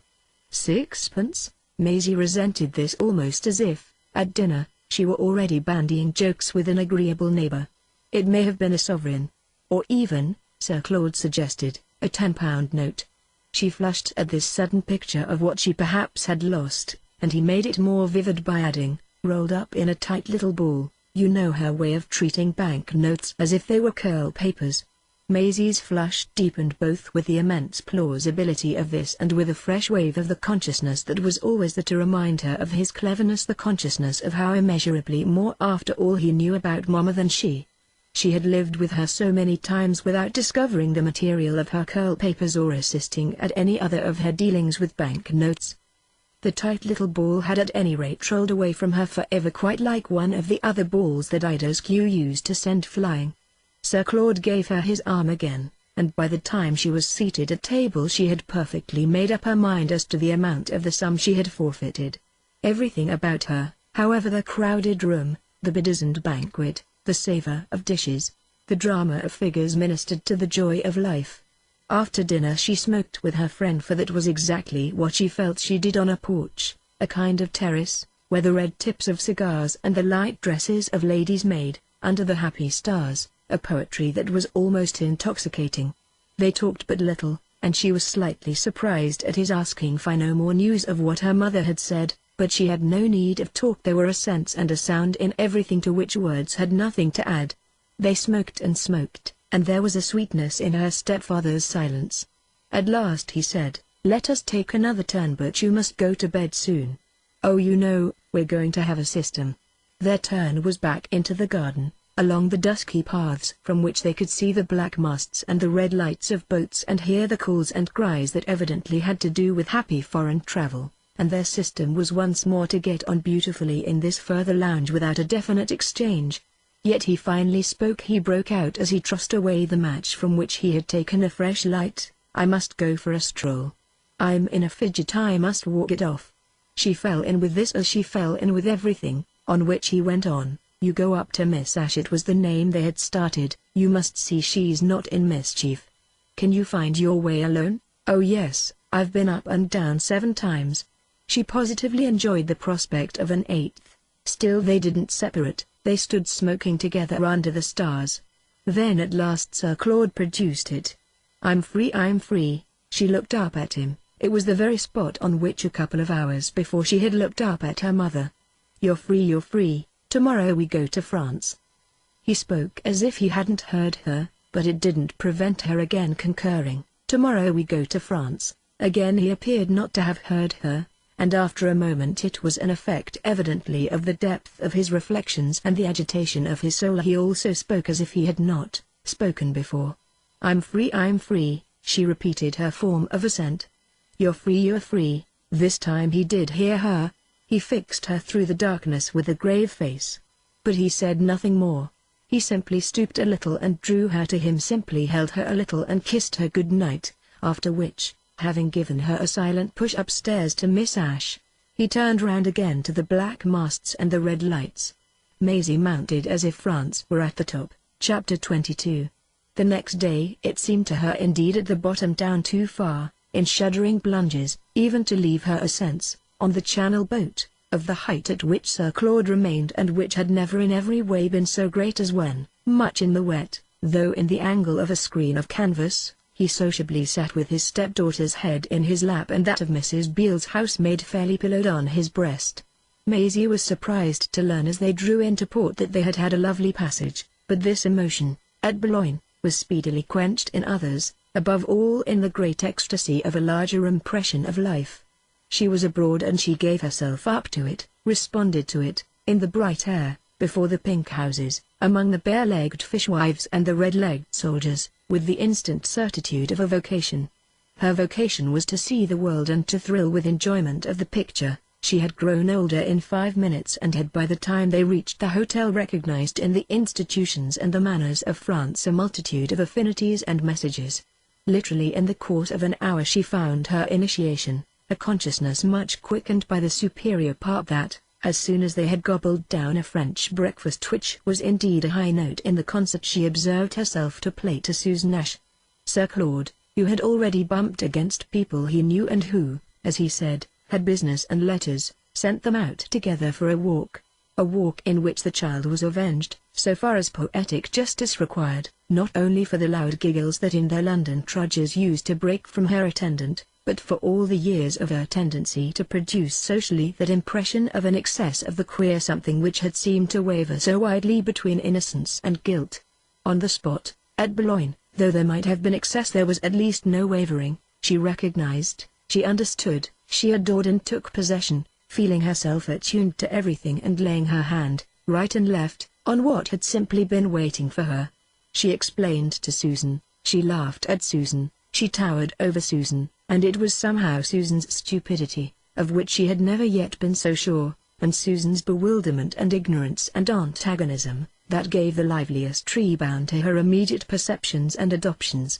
The place and the people were all a picture together, a picture that, when they went down to the wide sands, shimmered, in 1,000 tints, with the pretty organization of the pledge, with the gaiety of spectators and bathers, with that of the language and the weather, and above all with that of our young lady's unprecedented situation. For it appeared to her that no one since the beginning of time could have had such an adventure or, in an hour, so much experience, as a sequel to which she only needed, in order to feel with conscious wonder how the past was changed, to hear Susan, inscrutably aggravated, express a preference for the Edgware Road. The past was so changed and the circle it had formed already so overstepped that on that very afternoon, in the course of another walk, she found herself inquiring of Sir Claude without a single scruple if he were prepared as yet to name the moment at which they should start for Paris. His answer, it must be said, gave her the least little chill. "Oh, Paris, my dear child, I don't quite know about Paris." This required to be met, but it was much less to challenge him than for the rich joy of her first discussion of the details of a tour that, after looking at him a minute, she replied, "Well, isn't that the real thing, the thing that when one does come abroad?" He had turned grave again, and she merely threw that out. It was a way of doing justice to the seriousness of their life. She couldn't moreover be so much older since yesterday without reflecting that if by this time she probed a little he would recognize that she had done enough for mere patience. There was in fact something in his eyes that suddenly, to her own, made her discretion shabby.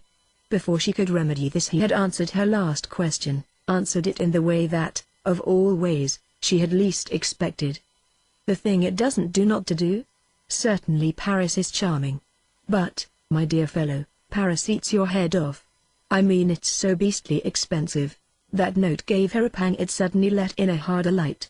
Were they poor then? That is, was he poor? Really poor beyond the pleasantry of apollinaries and cold beef? They had walked to the end of the long jetty that enclosed the harbour and were looking out at the dangers they had escaped, the grey horizon that was England, the tumbled surface of the sea and the brown smacks that bobbed upon it. Why had he chosen an embarrassed time to make this foreign dash? Unless indeed it was just the dash economic, of which she had often heard and on which, after another look at the grey horizon and the bobbing boats, she was ready to turn round with elation. She replied to him quite in his own manner, "I see, I see." She smiled up at him. "Our affairs are involved, that's it." He returned her smile. "Mine are not quite so bad as yours, for yours are really, my dear man, in a state I can't see through at all. But mine will do for a mess." She thought this over. "But isn't France cheaper than England?" England, over there in the thickening gloom, looked just then remarkably dear. "I dare say, some parts." "Then can't we live in those parts?" There was something that for an instant, in satisfaction of this, he had the air of being about to say and yet not saying. What he presently said was, "This very place is one of them." "Then we shall live here?" He didn't treat it quite so definitely as she liked. "Since we've come to save money," this made her press him more. "How long shall we stay?" "Oh, 3 or 4 days." It took her breath away. "You can save money in that time?" He burst out laughing, starting to walk again and taking her under his arm. He confessed to her on the way that she too had put a finger on the weakest of all his weaknesses, the fact, of which he was perfectly aware, that he probably might have lived within his means if he had never done anything for thrift. "It's the happy thoughts that do it," he said. "There's nothing so ruinous as putting in a cheap week." Maisie heard afresh among the pleasant sounds of the closing day that steel click of Ida's change of mind. She thought of the £10 note it would have been delightful at this juncture to produce for her companion's encouragement. But the idea was dissipated by his saying irrelevantly, in presence of the next thing they stopped to admire, "We shall stay till she arrives." She turned upon him. "Mrs. Beale, Mrs. Wicks. I've had a wire," he went on. "She has seen your mother." "Seen Mama?" Maisie stared. "Where in the world?" "Apparently in London." "They've been together." For an instant this looked ominous. A fear came into her eyes. "Then she hasn't gone, your mother to South Africa?" "I give it up, dear boy," Sir Claude said, and she seemed literally to see him give it up as he stood there and with a kind of absent gaze, that is, from her affairs, followed the fine stride and shining limbs of a young fishwife who had just waded out of the sea with her basketful of shrimps. His thought came back to her sooner than his eyes. "But I dare say it's all right. She wouldn't come if it wasn't, poor old thing. She knows rather well what she's about." This was so reassuring that Maisie, after turning it over, could make it fit into her dream. "Well, what is she about?" He finally stopped looking at the fishwife. He met his companion's inquiry. "Oh, you know." There was something in the way he said it that made, between them, more of an equality than she had yet imagined, but it had also more the effect of raising her up than of letting him down, and what it did with her was shown by the sound of her assent. "Yes, I know." What she knew, what she could know, is by this time no secret to us. It grew and grew at any rate, the rest of that day, in the air of what he took for granted. It was better he should do that than attempt to test her knowledge, but there at the worst was the gist of the matter. It was open between them at last that their great change, as, speaking as if it had already lasted weeks, Maisie called it, was somehow built up round Mrs. Wicks. Before she went to bed that night she knew further that Sir Claude, since, as he called it, they had been on the rush, had received more telegrams than one. But they separated again without speaking of Mrs. Beale. Oh, what a crossing for the straighteners and the old brown dress, which latter appurtenance the child saw thriftily revived for the possible disasters of travel. The wind got up in the night, and from her little room at the inn Maisie could hear the noise of the sea. The next day it was raining and everything different. This was the case even with Susan Nash, who positively crowed over the bad weather, partly, it seemed, for relish of the time their visitor would have in the boat, and partly to point the moral of the folly of coming to such holes. In the wet, with Sir Claude, Maisie went to the Folkestone packet, on the arrival of which, with many signs of the fray, he made her wait under an umbrella by the quay, whence almost ere the vessel touched, he was to be descried, in quest of their friend, wriggling. That had been his word through the invalid's mast upon the deck. It was long till he reappeared. It was not indeed till everyone had landed, when he presented the object of his benevolence in a light that Maisie scarce knew whether to suppose the depth of prostration or the flush of triumph. The lady on his arm, still bent beneath her late ordeal, was muffled in such draperies as have never before offered so much support to so much woe. At the hotel, an hour later, this ambiguity dropped. Assisting Mrs. Wicks in private to refresh and reinvest herself, Maisie heard from her in detail how little she could have achieved if Sir Claude hadn't put it in her power. It was a phrase that in her room she repeated in connections indescribable. He had put it in her power to have changes, as she said, of the most intimate order, adapted to climates and occasions so various as to foreshadow in themselves the stages of a vast itinerary. Cheap weeks would of course be in their place after so much money spent on a governess, sums not grudged, however, by this lady's pupil, even on her feeling her own appearance give rise, through the straighteners, to an attention perceptibly mystified. Sir Claude in truth had had less time to devote to it than to Mrs. Wicks's, and moreover she would rather be in her own shoes than in her friend's creaking new ones in the event of an encounter with Mrs. Beale. Maisie was too lost in the idea of Mrs. Beale's judgment of so much newness to pass any judgment herself. Besides, after much luncheon and many endearments, the question took quite another turn, to say nothing of the pleasure of the child's quick view that there were other eyes than Susan Nash's to open to what she could show. She couldn't show much, alas, till it stopped raining, which it declined to do that day, but this had only the effect of leaving more time for Mrs. Wicks's own demonstration. It came as they sat in the little white and gold salon, which Maisie thought the loveliest place she had ever seen except perhaps the apartment of the Countess, It came while the hard summer storm lashed the windows and blew in such a chill that Sir Claude, with his hands in his pockets and cigarettes in his teeth, fidgeting, frowning, looking out and turning back, ended by causing a smoky little fire to be made in the dressy little chimney. It came in spite of something that could only be named his air of wishing to put it off, an air that had served him as all his airs served him! To the extent of his having for a couple of hours confined the conversation to gratuitous jokes and generalities, kept it on the level of the little empty coffee cups and petty airs. Mrs. Wicks had two of each, that struck Maisie, through the fumes of the French fire and the English tobacco, as a token more than ever that they were launched. She felt now, in close quarters and as clearly as if Mrs. Wicks had told her, that what this lady had come over for was not merely to be chaffed and to hear her pupil chaffed, not even to hear Sir Claude, who knew French in perfection, imitate the strange sounds emitted by the English folk at the hotel. It was perhaps half an effect of her present renovations, as if her clothes had been somebody's else. She had at any rate never produced such an impression of high color, of a redness associated in Maisie's mind at that pitch either with measles or with habits. Her heart was not at all in the gossip about Boulogne, and if her complexion was partly the result of the dejeuner and the petits airs, it was also the brave signal of what she was there to say. Maisie knew when this did come how anxiously it had been awaited by the youngest member of the party. Her ladyship packed me off. She almost put me into the cab. That was what Mrs. Wicks at last brought out. Chapter 23. Sir Claude was stationed at the window. He didn't so much as turn round, and it was left to the youngest of the three to take up the remark. "Do you mean you went to see her yesterday?" "She came to see me. She knocked at my shabby door. She mounted my squalid stair. She told me she had seen you at Folkestone." Maisie wondered. "She went back that evening?" "No, yesterday morning. She drove to me straight from the station. It was most remarkable. If I had a job to get off, she did nothing to make it worse, she did a great deal to make it better." Mrs. Wicks hung fire, though the flame in her face burned brighter. Then she became capable of saying, "Her ladyship's kind. She did what I didn't expect." Maisie, on this, looked straight at her stepfather's back. It might well have been for her at that hour a monument of her ladyship's kindness.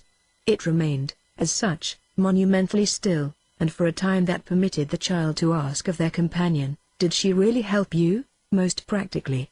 Again Mrs. Wicks paused. Again she quite resounded. "She gave me a £10 note." At that, still looking out, Sir Claude, at the window, laughed loud. "So you see, Maisie, we've not quite lost it." "Oh no," Maisie responded.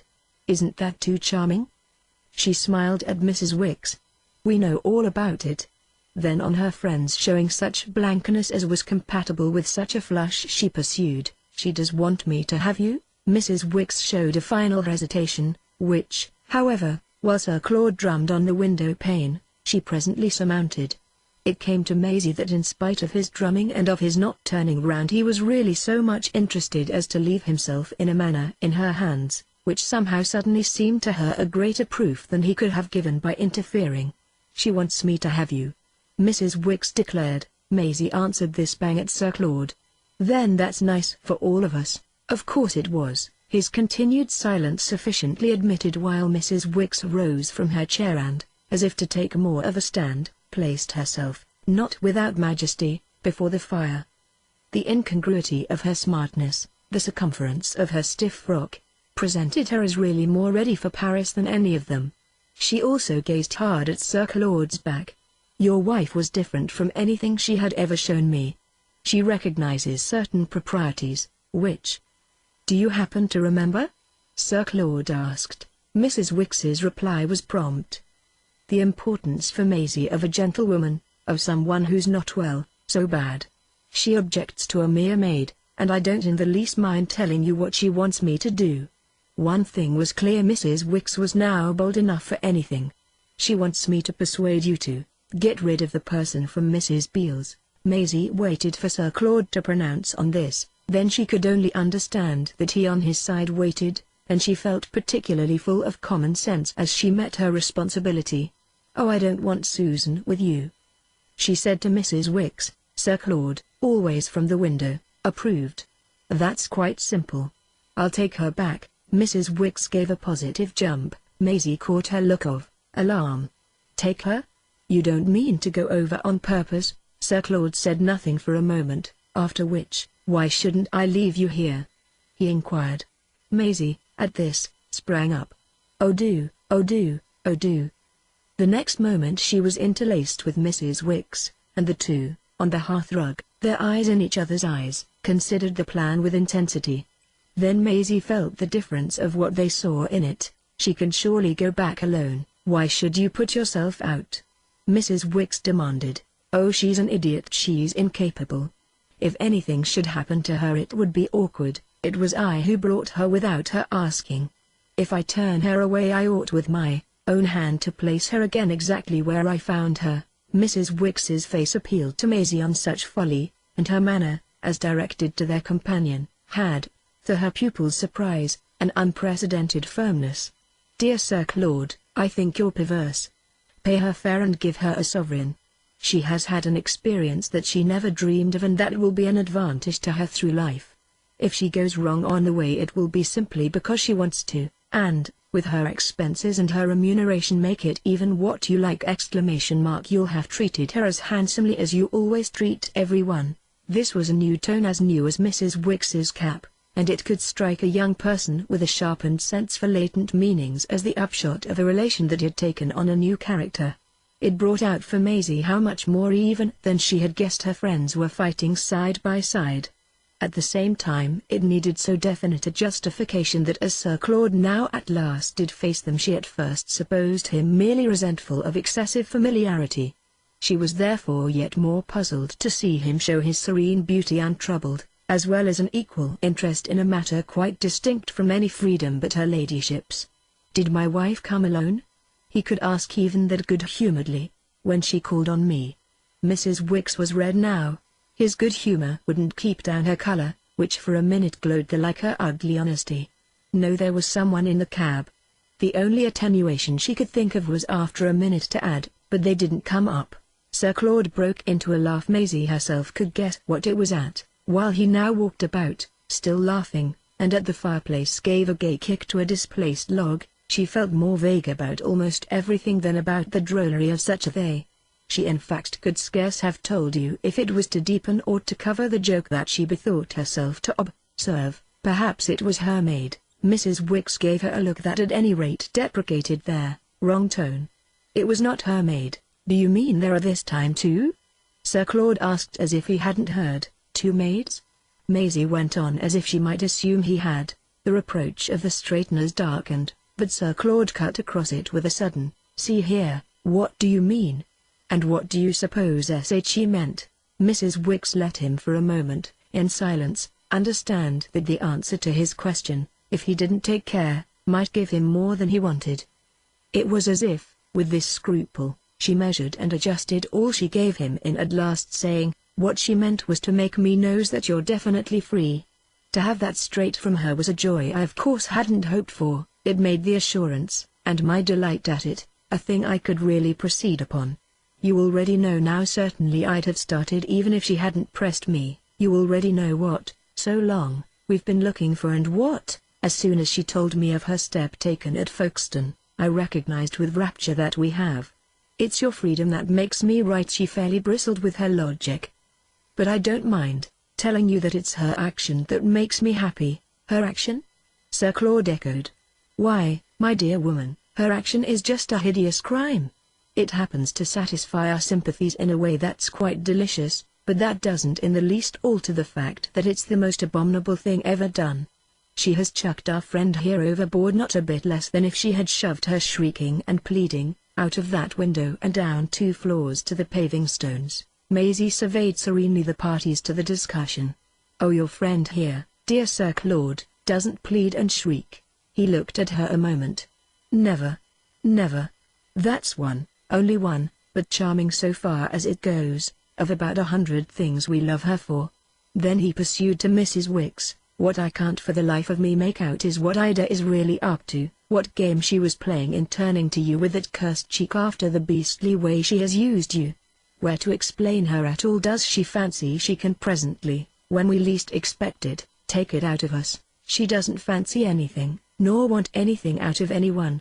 Her cursed cheek, as you call it, is the best thing I've ever seen in her. I don't care a fig for the beastly way she used me. I forgive it all 1,000 times over." Mrs. Wicks raised her voice as she had never raised it. She quite triumphed in her lucidity.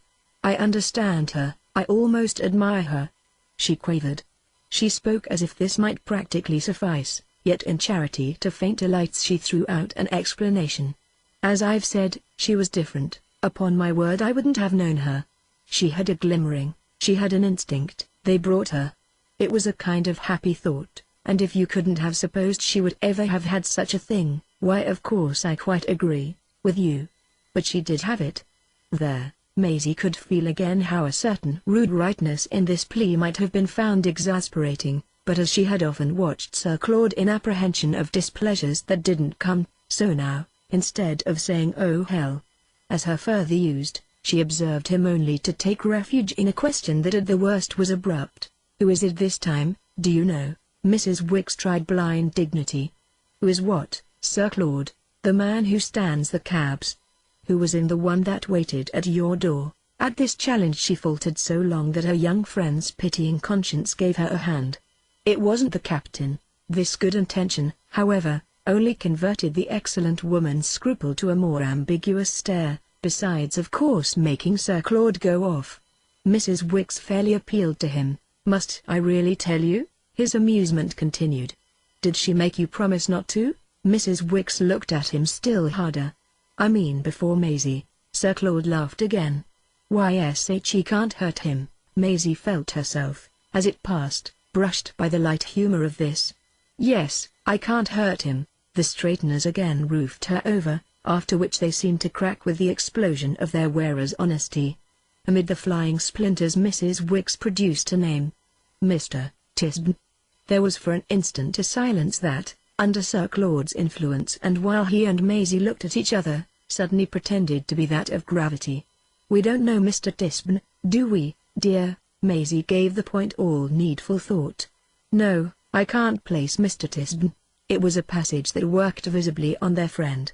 "You must pardon me, Sir Claude," she said with an austerity of which the note was real, "if I thank God to your face that he has in his mercy, I mean his mercy to our charge, allowed me to achieve this act." She gave out a long puff of pain. It was time. Then, as if still more to point the moral, "I said just now I understood your wife. I said just now I admired her. I stand to it. I did both of those things when I saw her, even she, poor thing, saw. If you want the dots on the i's you shall have them. What she came to me for, in spite of everything, was that she quavered it out well, just clean. What she saw for her daughter was that there must at last be a decent person." Maisie was quick enough to jump a little at the sound of this implication that such a person was what Sir Claude was not. The next instant, however, she more profoundly guessed against whom the discrimination was made. She was therefore left the more surprised at the complete candor with which he embraced the worst. "If she's bent on decent persons, why has she given her to me? You don't call me a decent person, and I'll do Ida the justice that she never did. I think I'm as indecent as anyone, and that there's nothing in my behavior that makes my wife's surrender a bit less ignoble." "Don't speak of your behavior," Mrs. Wicks cried. "Don't say such horrible things. They're false and they're wicked, and I forbid you. It's to keep you decent that I'm here and that I've done everything I have done. It's to save you. I won't say from yourself, because in yourself you're beautiful and good. It's to save you from the worst person of all. I haven't, after all, come over to be afraid to speak of her.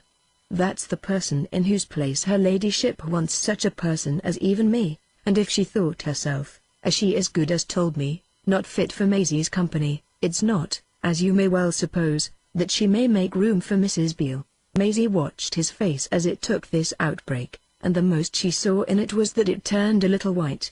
That indeed made him look, as Susan Ash would have said, queer, and it was perhaps a part of the queerness that he intensely smiled. "You're too hard on Mrs. Beale. She has great merits of her own." Mrs. Wicks, at this, instead of immediately replying, did what Sir Claude had been doing before. She moved across to the window and stared a while into the storm. There was for a minute, to Maisie's sense, a hush that resounded with wind and rain. Sir Claude, in spite of these things, glanced about for his hat, on which Maisie spied it first and, making a dash for it, held it out to him. He took it with a gleam of a thank you in his face, and then something moved her still to hold the other side of the brim, so that, united by their grasp of this object, they stood some seconds looking many things at each other. By this time Mrs. Wicks had turned round. "Do you mean to tell me," she demanded, "that you are going back to Mrs. Beale?" Maisie surrendered his hat, and there was something that touched her in the embarrassed, almost humiliated way their companion's challenge made him turn it round and round. She had seen people do that who, she was sure, did nothing else that Sir Claude did. "I can't just say, my dear thing. We'll see about we'll talk of it tomorrow. Meantime I must get some air." Mrs. Wicks, with her back to the window, threw up her head to a height that, still for a moment, had the effect of detaining him. "All the air in France, Sir Claude, won't, I think, give you the courage to deny that you're simply afraid of her." Oh, this time he did look queer. Maisie had no need of Susan's vocabulary to note it. It would have come to her of itself as, with his hand on the door, he turned his eyes from his stepdaughter to her governess and then back again. Resting on Maisie's, though for ever so short a time, there was something they gave up to her and tried to explain. His lips, however, explained nothing, they only surrendered to Mrs. Wicks. "Yes. I'm simply afraid of her." He opened the door and passed out. It brought back to Maisie his confession of fear of her mother. It made her stepmother then the second lady about whom he failed of the particular virtue that was supposed most to mark a gentleman.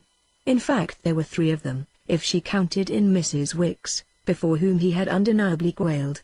Well, his want of valor was but a deeper appeal to her tenderness. To thrill with response to it she had only to remember all the ladies she herself had, as they called it, funked. Chapter 24. It continued to rain so hard that our young lady's private dream of explaining the continent to their visitor had to contain a provision for some adequate treatment of the weather. At the tabled haute that evening she threw out a variety of lights. This was the second ceremony of the sort she had sat through, and she would have neglected her privilege and dishonored her vocabulary, which indeed consisted mainly of the names of dishes, if she had not been proportionately ready to dazzle with interpretations. Preoccupied and overawed, Mrs. Wicks was apparently dim. She accepted her pupil's version of the mysteries of the menu in a manner that might have struck the child as the depression of a credulity conscious not so much of its needs as of its dimensions. Maisie was soon enough, though it scarce happened before bedtime, confronted again with the different sort of program for which she reserved her criticism. They remounted together to their sitting-room while Sir Claude, who said he would join them later, remained below to smoke and to converse with the old acquaintances that he met wherever he turned. He had proposed his companions, for coffee, the enjoyment of the salon de lecture, but Mrs. Wicks had replied promptly and with something of an air that it struck her their own apartments offered them every convenience. They offered the good lady herself, Maisie could immediately observe, not only that of this rather grand reference, which, already emulous, so far as it went, of her pupil, she made as if she had spent her life in salons, but that of a stiff French sofa where she could sit and stare at the faint French lamp, in default of the French clock that had stopped, as for some account of the time Sir Claude would so markedly interpose. Her demeanor accused him so directly of hovering beyond her reach that Maisie sought to divert her by a report of Susan's quaint attitude on the matter of their conversation after lunch. Maisie had mentioned to the young woman for sympathy's sake the plan for her relief, but her disapproval of alien ways appeared, strange to say, only to prompt her to hug her gloom, so that between Mrs. Wicks's effect of displacing her and the visible stiffening of her back the child had the sense of a double office and enlarged play for pacific powers. These powers played to no great purpose, it was true, in keeping before Mrs. Wicks the vision of Sir Claude's perversity, which hung there in the pauses of talk and which he himself, after unmistakable delays, finally made quite lurid by bursting in. It was near 10 o'clock with an object held up in his hand. She knew before he spoke what it was. She knew at least from the underlying sense of all that, since the hour spent after the exhibition with her father, had not sprung up to reinstate Mr. Farange. She knew it meant a triumph for Mrs. Beale.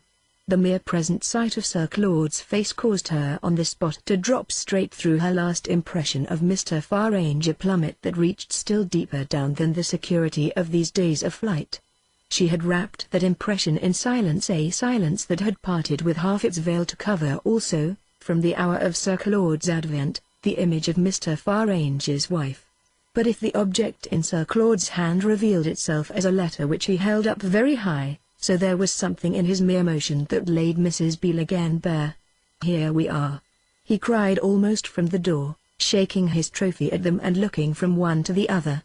Then he came straight to Mrs. Wicks. He had pulled 2 papers out of the envelope and glanced at them again to see which was which. He thrust one out open to Mrs. Wicks. "Read that." She looked at him hard, as if in fear. It was impossible not to see he was excited. Then she took the letter, but it was not her face that Maisie watched while she read. Neither, for that matter, was it this countenance that Sir Claude scanned. He stood before the fire and, more calmly, now that he had acted, communed in silence with his stepdaughter. The silence was in truth quickly broken. Mrs. Wicks rose to her feet with the violence of the sound she emitted.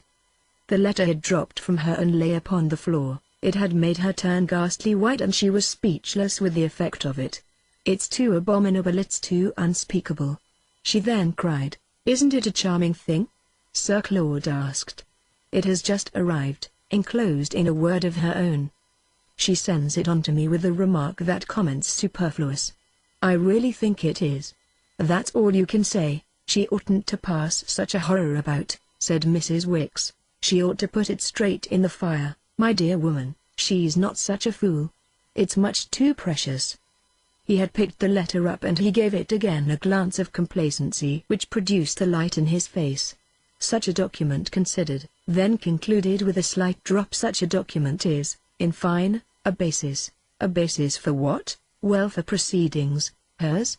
Mrs. Wicks's voice had become outright the voice of derision. "How can she proceed?" Sir Claude turned it over. "How can she get rid of him?" "Well, she is rid of him, not legally." Mrs. Wicks had never looked to her pupil so much as if she knew what she was talking about. "I dare say," Sir Claude laughed, "but she's not a bit less deprived than I, of the power to get a divorce. It's just your want of the power that makes the scandal of your connection with her. Therefore it's just her want of it that makes that of hers with you. That's all I contend." Mrs. Wicks concluded with an unparalleled neigh of battle. Oh, she did know what she was talking about. Maisie had meanwhile appealed mutely to Sir Claude, who judged it easier to meet what she didn't say than to meet what Mrs. Wicks did. "It's a letter to Mrs. Beale from your father, my dear, written from Spa and making the rupture between them perfectly irrevocable. It lets her know, and not in pretty language, that, as we technically say, he deserts her. It puts an end forever to their relations." He ran his eyes over it again, then appeared to make up his mind. "In fact, it concerns you, Maisie, so nearly and refers to you so particularly that I really think you ought to see the terms in which this new situation is created for you." And he held out the letter. Mrs. Wicks, at this, pounced upon it. She had grabbed it too soon even for Maisie to become aware of being rather afraid of it. Thrusting it instantly behind her, she positively glared at Sir Claude. "See it, wretched man? The innocent child see such a thing? I think you must be mad, and she shall not have a glimpse of it while I'm here to prevent." The breadth of her action had made Sir Claude turn red. He even looked a little foolish. "You think it's too bad, eh? But it's precisely because it's bad that it seemed to me it would have a lesson and a virtue for her." Maisie could do a quick enough justice to his motive to be able clearly to interpose. She fairly smiled at him. "I assure you I can quite believe how bad it is." She thought of something, kept it back a moment, and then spoke. "I know what's in it." He of course burst out laughing and, while Mrs. Wicks groaned "No heavens," replied, "You wouldn't say that, old boy, if you did. The point I make is," he continued to Mrs. Wicks with a blandness now re-established, "the point I make is simply that it sets Mrs. Beale free." She hung fire but an instant. "Free to live with you? Free not to live, not to pretend to live, with her husband, are there mighty different things." A truth as to which her earnestness could now with a fine inconsequent look invite the participation of the child. Before Maisie could commit herself, however, the ground was occupied by Sir Claude, who, as he stood before their visitor with an expression half rueful, half persuasive, rubbed his hand sharply up and down the back of his head. "Then why the deuce do you grant so do you, I may even say, rejoice so that by the desertion of my own precious partner I'm free?" Mrs. Wicks met this challenge first with silence, then with a demonstration the most extraordinary, the most unexpected. Maisie could scarcely believe her eyes as she saw the good lady, with whom she had associated no faintest shade of any art of provocation, actually, after an upward grimace, give Sir Claude a great giggling insinuating naughty slap. "You wretch, you know why." And she turned away. The face that with this movement she left him to present to Maisie was to abide with his stepdaughter as the very image of stupefaction, but the pair lacked time to communicate either amusement or alarm before their admonisher was upon them again. She had begun in fact to show infinite variety, and she flashed about with a still quicker change of tone. "Have you brought me that thing as a pretext for your going over?" Sir Claude braced himself. "I can't, after such news, in common decency not go over. I mean, don't you know, in common courtesy and humanity. My dear lady, you can't chuck a woman that way, especially taking the moment when she has been most insulted and wronged. A fellow must behave like a gentleman, damn it, dear good Mrs. Wicks. We didn't come away, we two, to hang right on, you know. It was only to try our paces and just put in a few days that might prove to everyone concerned that we're in earnest. It's exactly because we're in earnest that, dash it, we needn't be so awfully particular. I mean, don't you know, we needn't be so awfully afraid." He showed a vivacity, an intensity of argument, and if Maisie counted his words she was all the more ready to swallow after a single swift gasp those that. The next thing, she became conscious he paused for a reply to. "We didn't come, old girl. Did we?" he pleaded straight, to stop right away forever and put it all in now. Maisie had never doubted she could be heroic for him. Oh no. It was as if she had been shocked at the bare thought. "We're just taking it as we find it." She had a sudden inspiration, which she backed up with a smile. "We're just seeing what we can afford." She had never yet in her life made any claim for herself, but she hoped that this time, frankly, what she was doing would somehow be counted to her. Indeed she felt Sir Claude was counting it, though she was afraid to look at him, afraid she should show him tears. She looked at Mrs. Wicks, she reached her maximum. "I don't think I ought to be bad to Mrs. Beale." She heard, on this, a deep sound, something inarticulate and sweet, from Sir Claude, but tears were what Mrs. Wicks didn't scruple to show. "Do you think you ought to be bad to me?" The question was the more disconcerting that Mrs. Wicks's emotion didn't deprive her of the advantage of her effect. "If you see that woman again you're lost," she declared to their companion. Sir Claude looked at the moony globe of the lamp. He seemed to see for an instant what seeing Mrs. Beale would consist of. It was also apparently from this vision that he drew strength to return. "Her situation, by what has happened, is completely changed, and it's no use your trying to prove to me that I needn't take any account of that. If you see that woman you're lost." Mrs. Wicks with greater force repeated. "Do you think she'll not let me come back to you? My dear lady, I leave you here, you and Maisie, as a hostage to fortune. And I promise you by all that's sacred that I shall be with you again at the very latest on Saturday. I provide you with funds. I install you in these lovely rooms. I arrange with the people here that you be treated with every attention and supplied with every luxury. The weather, after this, will mend. It will be sure to be exquisite. You'll both be as free as air, and you can roam all over the place and have tremendous larks. You shall have a carriage to drive you. The whole house shall be at your call. You'll have a magnificent position."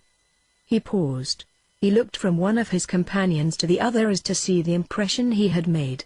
Whether or no he judged it adequate, he subjoined after a moment. "And you'll oblige me above all by not making a fuss." Maisie could only answer for the impression on herself, though indeed from the heart even of Mrs. Wicks's rigor there floated to her sense a faint fragrance of depraved concession. Maisie had her dumb word for the show such a speech could make, for the irresistible charm it could take from his dazzling sincerity, and before she could do anything but blink at excess of light she heard this very word sound on Mrs. Wicks's lips, just as if the poor lady had guessed it and wished, snatching it from her, to blight it like a crumpled flower. "You're dreadful, you're terrible, for you know but too well that it's not a small thing to me that you should address me in terms that are princely." Princely was what he stood there and looked and sounded. That was what Maisie for the occasion found herself reduced to simple worship of him for being. Yet strange to say too, as Mrs. Wicks went on, an echo rang within her that matched the echo she had herself just produced. How much you must want to see her to say such things as that and to be ready to do so much for the poor little likes of Maisie and me. She has a hold on you, and you know it, and you want to feel it again, and God knows, or at least I do, what's your motive and desire. Enjoy it once more and give yourself up to it. It doesn't matter if it's 1 day or 3, enough is as good as a feast, and the lovely time you'll have with her is something you're willing to pay for. I dare say you'd like me to believe that your pay is to get her to give you up, but that's a matter on which I strongly urge you not to put down your money in advance. Give her up first. Then pay her what you please. Sir Claude took this to the end, though there were things in it that made him colour, called into his face more of the apprehension than Maisie had ever perceived there of a particular sort of shock. She had an odd sense that it was the first time she had seen anyone but Mrs. Wicks really and truly scandalized, and this fed her inference, which grew and grew from moment to moment, that Mrs. Wicks was proving more of a force to reckon with than either of them had allowed so much room for. It was true that, long before, she had obtained a hold of him, as she called it, different in kind from that obtained by Mrs. Beale and originally by her ladyship. But Maisie could quite feel with him now that he had really not expected this advantage to be driven so home. Oh, they hadn't at all got to where Mrs. Wicks would stop, for the next minute she was driving harder than ever. It was the result of his saying with a certain dryness, though so kindly that what most affected Maisie in it was his patience, "My dear friend, it's simply a matter in which I must judge for myself. You've judged for me, I know, a good deal, of late, in a way that I appreciate, I assure you, down to the ground. But you can't do it always, no one can do that for another, don't you see, in every case. There are exceptions, particular cases that turn up and they're not awfully delicate. It would be too easy if I could shift it all off on you. It would be allowing you to incur an amount of responsibility that I should simply become quite ashamed of. You'll find, I'm sure, that you'll have quite as much as you'll enjoy if you'll be so good as to accept the situation as circumstances happen to make it for you, and to stay here with our friend, till I rejoin you, on the footing of as much pleasantness and as much comfort, and I think I have a right to add, to both of you, of as much faith in me as possible." Oh, he was princely indeed. That came out more and more with every word he said and with the particular way he said it, and Maisie could feel his monitress stiffen almost with anguish against the increase of his spell, and then hurl herself as a desperate defense from it into the quite confessed poorness of violence, of iteration. "You're afraid of her, afraid, afraid, afraid. Oh dear, oh dear, oh dear." Mrs. Wicks wailed it with a high quaver, then broke down into a long shudder of helplessness and woe.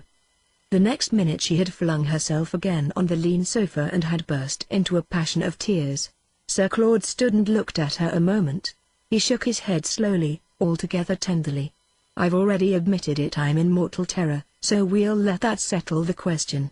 I think you had best go to bed," he added. "You've had a tremendous day and you must both be tired to death. I shall not expect you to concern yourselves in the morning with my movements.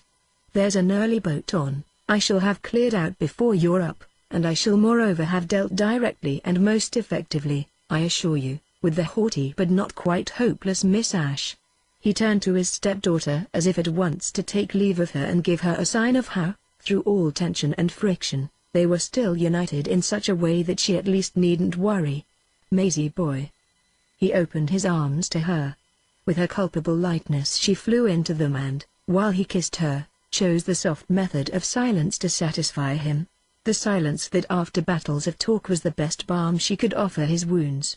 They held each other long enough to reaffirm intensely their vows, after which they were almost forced apart by Mrs. Wicks's jumping to her feet. Her jump, either with a quick return or with a final lapse of courage, was also to supplication almost abject. "I beseech you not to take a step so miserable and so fatal. I know her but too well, even if you jeer at me for saying it. Little as I've seen her, I know her, I know her. I know what she'll do. I see it as I stand here. Since you're afraid of her, it's the mercy of heaven. Don't, for God's sake, be afraid to show it, to profit by it and to arrive at the very safety that it gives you. I'm not afraid of her, I assure you. You must already have seen for yourself that there's nothing I'm afraid of now. Let me go to her. I'll settle her and I'll take that woman back without a hair of her touched. Let me put in the 2 or 3 days. Let me wind up the connection. You stay here with Maisie, with the carriage and the larks and the luxury, then I'll return to you and we'll go off together. We'll live together without a cloud. Take me, she went on, and on the tide of her eloquence was high. Here I am. I know what I am and what I ain't, but I say boldly to the face of you both that I'll do better for you, far, than ever she'll even try to. I say it to yours, Sir Claude, even though I owe you the very dress on my back and the very shoes on my feet. I owe you everything. That's just the reason, and to pay it back, in profusion, what can that be but what I want? Here I am, here I am.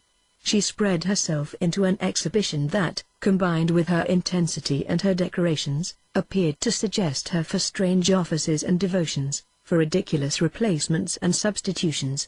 She manipulated her gown as she talked. She insisted on the items of her debt. I have nothing of my own. I know no money, no clothes, no appearance, no anything, nothing but my hold of this little one truth, which is all in the world I can bribe you with, that the pair of you are more to me than all besides, and that if you'll let me help you and save you, make what you both want possible in the one way it can be, why, I'll work myself to the bone in your service. Sir Claude wavered without an answer to this magnificent appeal. He plainly cast about for one, and in no small agitation and pain. He addressed himself in his quest, however, only to vague quarters until he met again, as he so frequently and actively met it, the more than filial gaze of his intelligent little charge. That gave him, poor plastic and dependent male, his issue. If she was still a child, she was yet of the sex that could help him out. He signified as much by a renewed invitation to an embrace. She freshly sprang to him, and again they inaudibly conversed. Be nice to her, he at last distinctly articulated, be nice to her as you've not even been to me. On which, without another look at Mrs. Wicks, he somehow got out of the room, leaving Maisie under the slight oppression of these words as well as of the idea that he had unmistakably once more dodged. Chapter 25. Every single thing he had prophesied came so true that it was after all no more than fair to expect quite as much for what he had as good as promised. His pledges they could verify to the letter, down to his very guarantee that a way would be found with Miss Ashe. Roused in the summer dawn and vehemently squeezed by that interesting exile, Maisie fell back upon her couch with a renewed appreciation of his policy, a memento of which, when she rose later on to dress, glittered at her from the carpet in the shape of a sixpence that had overflowed from Susan's pride of possession. Sixpences really, for the 48 hours that followed, seemed to abound in her life. She fancifully computed the number of them represented by such a period of larks. The number was not kept down, she presently noticed, by any scheme of revenge for Sir Claude's flight, which should take on Mrs. Wicks's part the form of a refusal to avail herself of the facilities he had so bravely ordered. It was in fact impossible to escape them. It was in the good lady's own phrase ridiculous to go on foot when you had a carriage prancing at the door. Everything about them pranced. The very waiters, even as they presented the dishes, to which, from a similar sense of the absurdity or perversity, Mrs. Wicks helped herself with a freedom that spoke, to Maisie, quite as much of her depletion as of her logic. Her appetite was a sign to her companion of a great many things, and testified no less on the whole to her general than to her particular condition. She had arrears of dinner to make up, and it was touching that in a dinnerless state her moral passion should have burned so clear.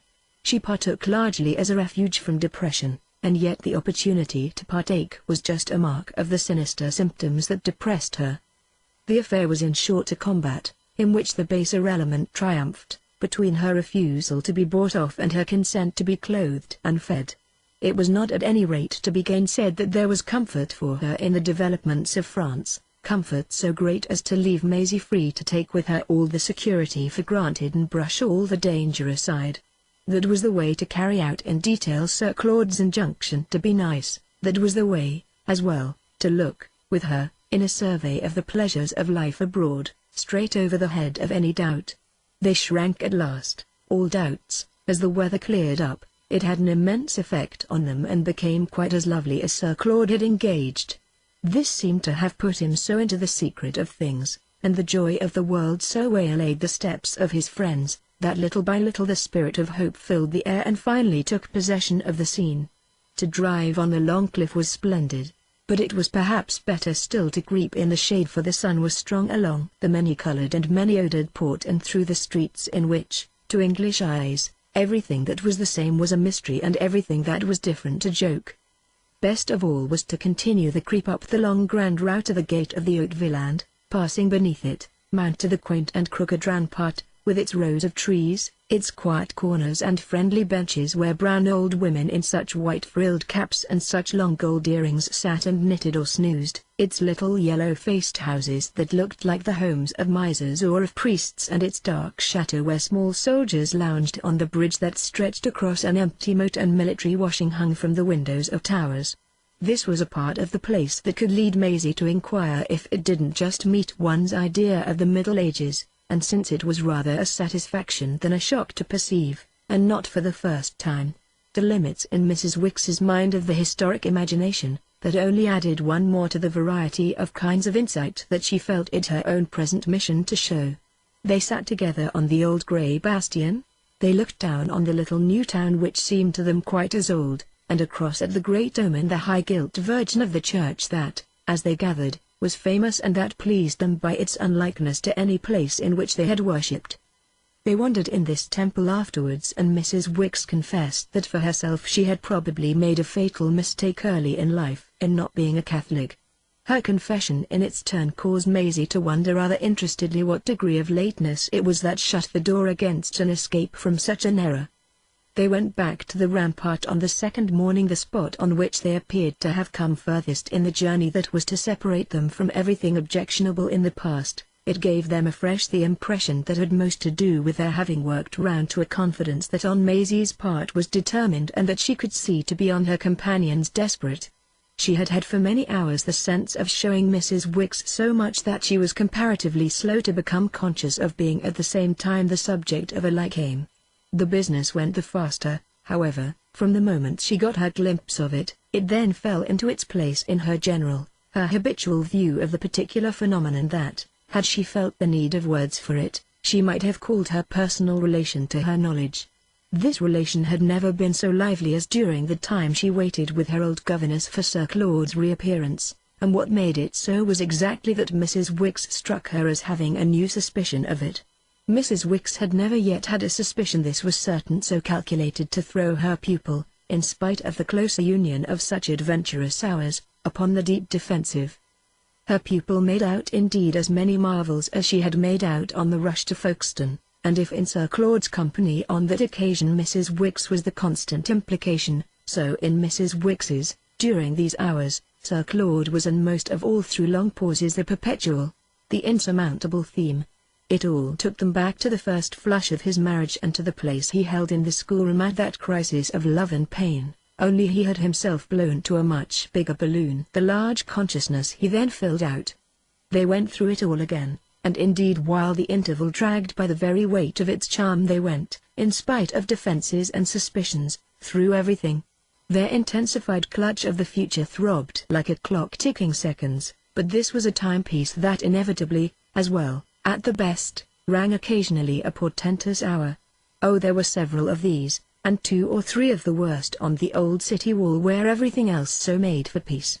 There was nothing in the world Maisie more wanted than to be as nice to Mrs. Wicks as Sir Claude had desired, but it was exactly because this fell in with her inveterate instinct of keeping the peace that the instinct itself was quickened.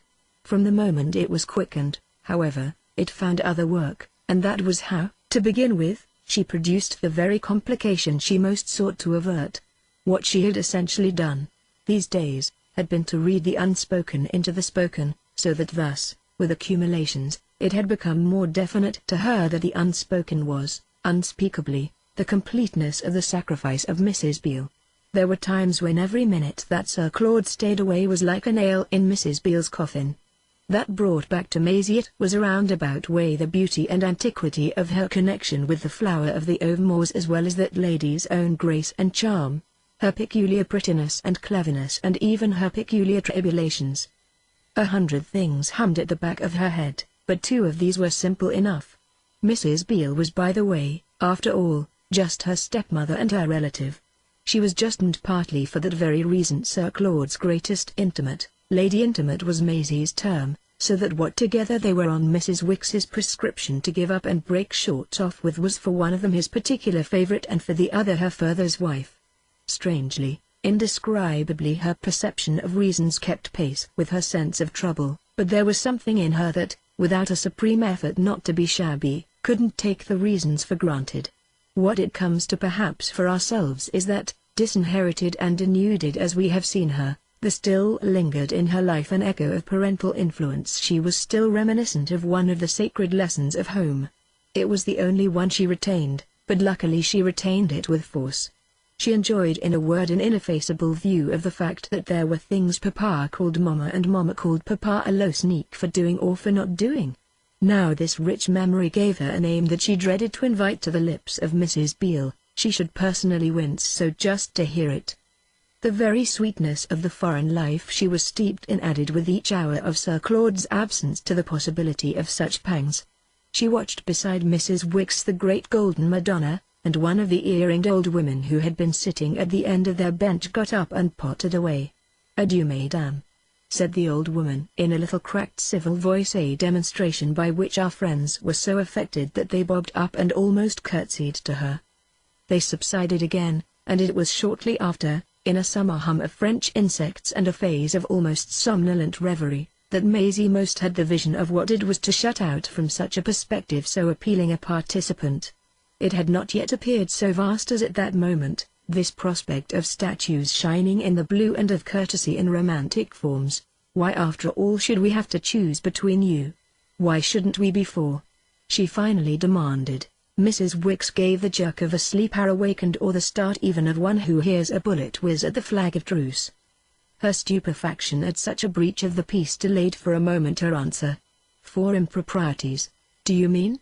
Because 2 of us happen to be decent people. Do I gather you to wish that I should stay on with you even if that woman is capable?" Maisie took her up before she could further phrase Mrs. Beale's capability. "Stay on as my companion, yes. Stay on as just what you were at Mama's. Mrs. Beale would let you?" the child said. Mrs. Wicks had by this time fairly sprung to her arms. "And who, I'd like to know, would let Mrs. Beale?" "Do you mean, little unfortunate, that you would? Why not, if now she's free?" "Free? Are you imitating him?" "Well, if Sir Claude's old enough to know better, upon my word I think it's right to treat you as if you also were. You'll have to, at any rate, know better if that's the line you're proposing to take." Mrs. Wicks had never been so harsh, but on the other hand Maisie could guess that she herself had never appeared so wanton. What was underlying, however, rather overawed than angered her, she felt she could still insist, not for contradiction, but for ultimate calm. Her wantonness meanwhile continued to work upon her friend, who caught again, on the rebound, the sound of deepest provocation. "Free, free, free? If she's as free as you are, my dear, she's free enough, to be sure, as I am." Maisie, after reflection and despite whatever a portentous this seemed to convey, risked a critical echo. "Well," said Mrs. Wicks, "nobody, you know, is free to commit a crime, a crime." The word had come out in a way that made the child sound it again. "You'd commit as great a one as their own, and so should I if we were to condone their immorality by our presence." Maisie waited a little, this seemed so fiercely conclusive. "Why is it immorality?" she nevertheless presently inquired. Her companion now turned upon her with a reproach softer because it was somehow deeper. "You're too unspeakable. Do you know what we're talking about?" In the interest of ultimate calm Maisie felt that she must be above all clear. "Certainly, about their taking advantage of their freedom." "Well, to do what?" "Why, to live with us." Mrs. Wicks's laugh, at this, was literally wild. "Us? Thank you, then to live with me." The words made her friend jump. "You give me up? You break with me forever? You turn me into the street?" Maisie, though gasping a little, bore up under the rain of challenges. "Those, it seems to me, are the things you do to me." Mrs. Wicks made little of her valor. "I can promise you that, whatever I do, I shall never let you out of my sight. You ask me why it's immorality when you've seen with your own eyes that Sir Claude was felt it to be so to that dire extent that, rather than make you face the shame of it, he was for months kept away from you altogether. Is it any more difficult to see that the first time he tries to do his duty he washes his hands of her, takes you straight away from her?" Maisie turned this over, but more for apparent consideration than from any impulse to yield too easily. "Yes, I see what you mean. But at that time they weren't free." She felt Mrs. Wicks rear up again at the offensive word, but she succeeded in touching her with a remonstrant hand. "I don't think you know how free they've become." "I know, I believe, at least as much as you do." Maisie felt a delicacy but overcame it. "About the Countess, your father's temptress?" Mrs. Wicks gave her a sidelong squint. "Perfectly. She pays him." "Oh, does she?" At this the child's countenance fell. It seemed to give a reason for Papa's behavior and place it in a more favorable light. She wished to be just. "I don't say she's not generous. She was so to me." "How?" "To you, she gave me a lot of money." Mrs. Wicks stared. "And pray what did you do with a lot of money?" "I gave it to Mrs. Beale." "And what did Mrs. Beale do with it?" "She sent it back to the Countess." "Gammon," said Mrs. Wicks. She disposed of that plea as effectually as Susan Ash. "Well, I don't care," Maisie replied. "What I mean is that you don't know about the rest." "The rest? What rest?" Maisie wondered how she could best put it. "Papa kept me there an hour. I do know Sir Claude told me." Mrs. Beale had told him. Maisie looked incredulity. "How could she when I didn't speak of it?"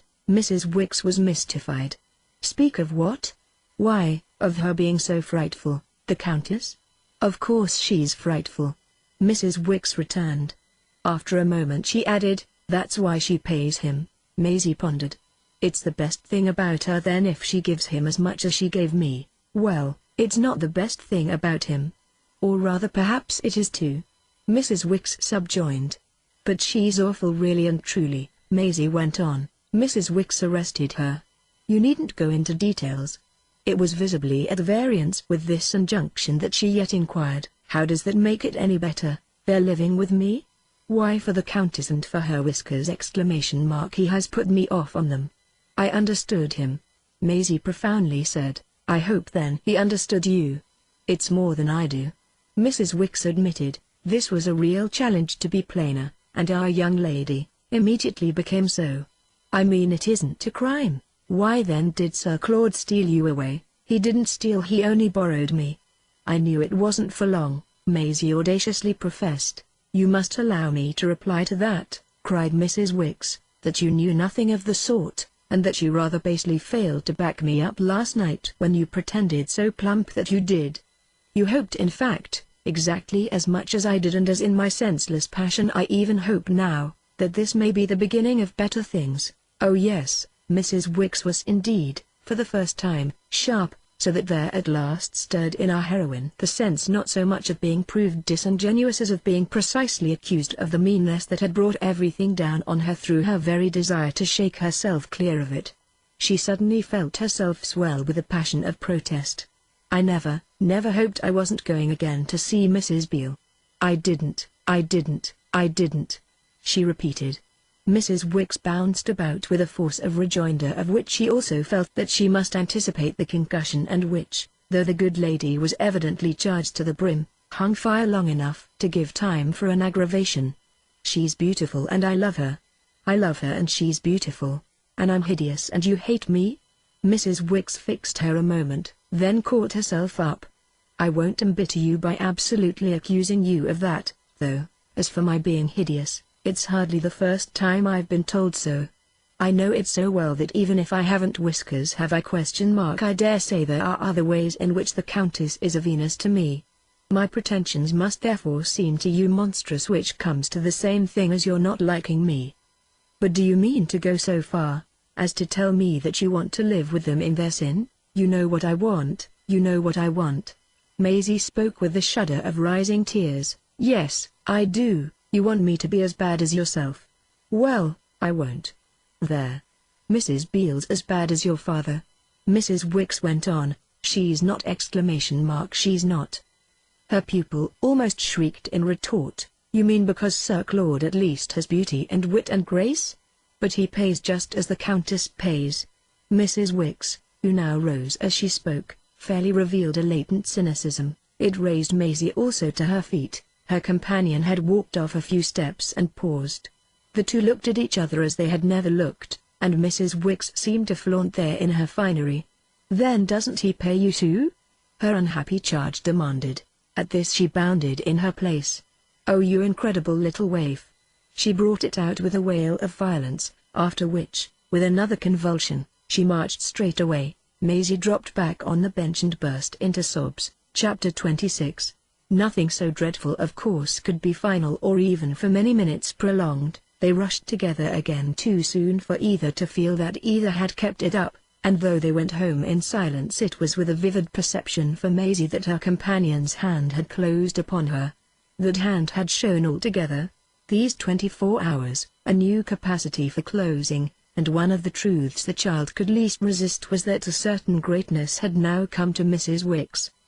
The case was indeed that the quality of her motive surpassed the sharpness of her angles, both the combination and the singularity of which things, when in the afternoon they used the carriage, Maisie could borrow from the contemplative hush of their grandeur the freedom to feel to the utmost.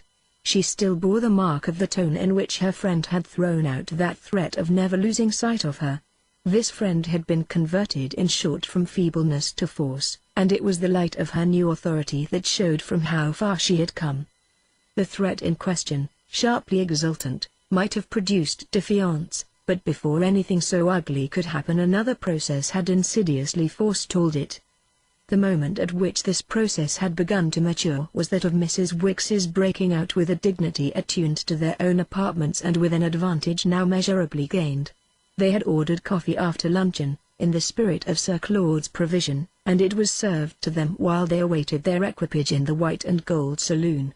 It was flanked moreover with a couple of liqueurs, and Maisie felt that Sir Claude could scarce have been taken more at his word had it been followed by anecdotes and cigarettes.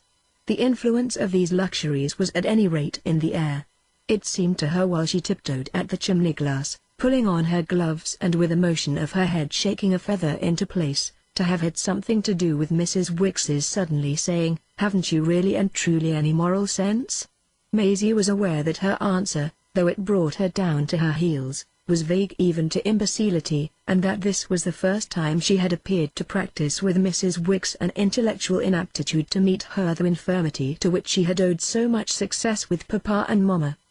The appearance did her injustice, for it was not less through her candor than through her playfellow's pressure that after this the idea of a moral sense mainly colored their intercourse. She began, the poor child, with scarcely knowing what it was, but it proved something that, with scarce an outward sign save her surrender to the swing of the carriage, she could, before they came back from their drive, strike up a sort of acquaintance with. The beauty of the day only deepened, and the splendor of the afternoon sea, and the haze of the far headlands, and the taste of the sweet air. It was the coachman indeed who, smiling and cracking his whip, turning in his place, pointing to invisible objects and uttering unintelligible sounds, all, our tourists recognized, strict features of a social order principally devoted to language. It was this polite person, I say, who made their excursion fall so much short that their return left them still a stretch of the long daylight and an hour that, at his obliging suggestion, they spent on foot by the shining sands. Maisie had seen the plage the day before with Sir Claude, but that was a reason the more for showing on the spot to Mrs. Wicks that it was, as she said, another of the places on her list and of the things of which she knew the French name. The bathers, so late, were absent and the tide was low, the sea pools twinkled in the sunset and there were dry places as well, where they could sit again and admire and expatiate, a circumstance that, while they listened to the lap of the waves, gave Mrs. Wicks a fresh support for her challenge. "Have you absolutely none at all?" She had no need now, as to the question itself at least, to be specific. That on the other hand was the eventual result of their quite conjoined apprehension of the thing that well, yes, since they must face it Maisie absolutely and appallingly had so little of. This marked more particularly the moment of the child's perceiving that her friend had risen to a level which might till superseded at all events pass almost for sublime. Nothing more remarkable had taken place in the first heat of her own departure, no act of perception less to be overtraced by a rough method, than her vision, the rest of that purloined day, of the manner in which she figured. I so despair of courting her noiseless mental footsteps here that I must crudely give you my word for its being from this time forward a picture literally present to her. Mrs. Wicks saw her as a little person knowing so extraordinarily much that, for the account to be taken of it, what she still didn't know would be ridiculous if it hadn't been embarrassing. Mrs. Wicks was in truth more than ever qualified to meet embarrassment. I am not sure that Maisie had not even a dim discernment of the queer law of her own life that made her educate to that sort of proficiency those elders with whom she was concerned. She promoted, as it were, their development. Nothing could have been more marked for instance than her success in promoting Mrs. Beales. She judged that if her whole history, for Mrs. Wicks, had been the successive stages of her knowledge, so the very climax of the concatenation would, in the same view, be the stage at which the knowledge should overflow. As she was condemned to know more and more, how could it logically stop before she should know most? It came to her in fact as they sat there on the sands that she was distinctly on the road to know everything. She had not had governesses for nothing. What in the world had she ever done but learn and learn and learn? She looked at the pink sky with a placid foreboding that she soon should have learnt all. They lingered in the flushed air till at last it turned to grey and she seemed fairly to receive new information from every brush of the breeze. By the time they moved homeward it was as if this inevitability had become for Mrs. Wicks a long, tense cord, twitched by a nervous hand, on which the valued pearls of intelligence were to be neatly strung. In the evening upstairs they had another strange sensation, as to which Maisie couldn't afterwards have told you whether it was bang in the middle or quite at the beginning that her companion sounded with fresh emphasis the note of the moral sense. What mattered was merely that she did exclaim, and again, as at first appeared, most disconnectedly, "God help me, it does seem to peep out." Oh, the queer confusions that had wooed it at last to such peeping. None so queer, however, as the words of woe, and it might verily be said of rage, in which the poor lady bewailed the tragic end of her own rich ignorance. There was a point at which she seized the child and hugged her as close as in the old days of partings and returns, at which she was visibly at a loss how to make up to such a victim for such contaminations, appealing, as to what she had done and was doing, in bewilderment, in explanation, in supplication, for reassurance, for pardon and even outright for pity. "I don't know what I've said to you, my own. I don't know what I'm saying or what the turn you've given my life has rendered me, heaven forgive me, capable of saying. Have I lost all delicacy, all decency, all measure of how far and how bad? It seems to me mostly that I have, though I am the last of whom you would ever have thought it. I've just done it for you, precious not to lose you, which would have been worst of all, so that I've had to pay with my own innocence, if you do laugh. For clinging to you and keeping you. Don't let me pay for nothing, don't let me have been thrust for nothing into such horrors and such shames. I never knew anything about them and I never wanted to know. Now I know too much, too much." The poor woman lamented and groaned. "I know so much that with hearing such talk I ask myself where I am, and with uttering it too, which is worse, say to myself that I'm far, too far, from where I started. I ask myself what I should have thought with my lost one if I had heard myself cross the line. There are lines I've crossed with you where I should have fancied I had come to a pretty pass." She gasped at the mere supposition. "I've gone from one thing to another, and all for the real love of you, and now what would anyone say, I mean any one of them, if they were to hear the way I go on? I've had to keep up with you, haven't I? And therefore what could I do less than look to you to keep up with me? But it's not them that are the worst, by which I mean to say it's not him, it's your dreadfully base papa and the one person in the world whom he could have found, I do believe, and she's not the Countess, duck wickeder than himself. While they were about it, at any rate, since they were ruining you, they might have done it so as to spare an honest woman. Then I shouldn't have had to do whatever it is that's the worst, throw up at you the badness you haven't taken in, or find my advantage in the vileness you have.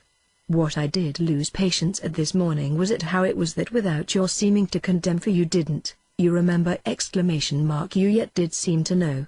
Thank God, in his mercy, at last, if you do. The night, this time, was warm, and one of the windows stood open to the small balcony over the rail of which, on coming back from dinner, Maisie had hung a long time in the enjoyment of the chatter, the lights, the life of the quay made brilliant by the season and the hour.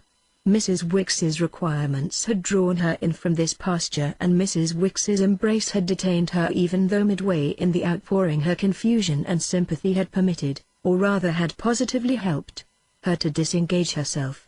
But the casement was still wide, the spectacle, the pleasure was still there, and from her place in the room, which, with its polished floor and its panels of elegance, was lighted from without more than from within, the child could still take account of them. She appeared to watch and listen, after which she answered Mrs. Wicks with a question. "If I do know? If you do condemn?" The correction was made with some austerity. It had the effect of causing Maisie to heave a vague sigh of oppression, and then after an instant, and as if under cover of this ambiguity, pass out again upon the balcony. She hung again over the rail. She felt the summer night. She dropped down into the manners of France. There was a café below the hotel, before which, with little chairs and tables, people sat on a space enclosed by plants in tubs, and the impression was enriched by the flash of the white aprons of waiters and the music of a man and a woman who, from beyond the precinct, sent up the strum of a guitar and the drawl of a song about amour. Maisie knew what amour meant too, and wondered if Mrs. Wicks did. Mrs. Wicks remained within, as still as a mouse, and perhaps not reached by the performance. After a while, but not till the musicians had ceased and begun to circulate with a little plate, her pupil came back to her. "Is it a crime?" Maisie then asked. Mrs. Wicks was as prompt as if she had been crouching in a lair. "Branded by the Bible, well, he won't commit a crime." Mrs. Wicks looked at her gloomily. "He's committing one now, in being with her." Maisie had it on her tongue's end to return once more, but now he's free. She remembered, however, in time, that one of the things she had known for the last entire hour was that this made no difference. After that, and as if to turn the right way, she was on the point of a blind dash, a weak reversion to the reminder that it might make a difference, might diminish the crime for Mrs. Beale, till such a reflection was in its order also quashed by the visibility in Mrs. Wicks's face of the collapse produced by her inference from her pupil's manner that after all her pains her pupil didn't even yet adequately understand. Never so much as when confronted had Maisie wanted to understand, and all her thought for a minute centered in the effort to come out with something which should be a disproof of her simplicity. "Just trust me, dear, that's all." She came out finally with that, and it was perhaps a good sign of her action that with a long, impartial moan Mrs. Wicks floated her to bed. There was no letter the next morning from Sir Claude, which Mrs. Wicks let out that she deemed the worst of omens, yet it was just for the quieter communion they so got with him that, when after the coffee and rolls which made them more foreign than ever, it came to going forth for fresh drafts upon his credit, they wandered again up the hill to the rampart instead of plunging into distraction with the crowd on the sands or into the sea with the semi-nude bathers. They gazed once more at their gilded Virgin, they sank once more upon their battered bench, they felt once more their distance from the Regent's Park. At last Mrs. Wicks became definite about their friend's silence. "He is afraid of her." She was forbidden him to write. The fact of his fear Maisie already knew, but her companion's mention of it had at this moment two unexpected results.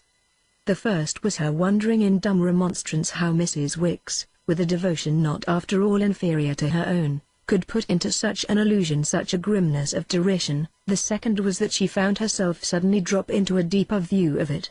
She too had been afraid, as we have seen, of the people of whom Sir Claude was afraid, and by that law she had had her due measure of latest apprehension of Mrs. Beale.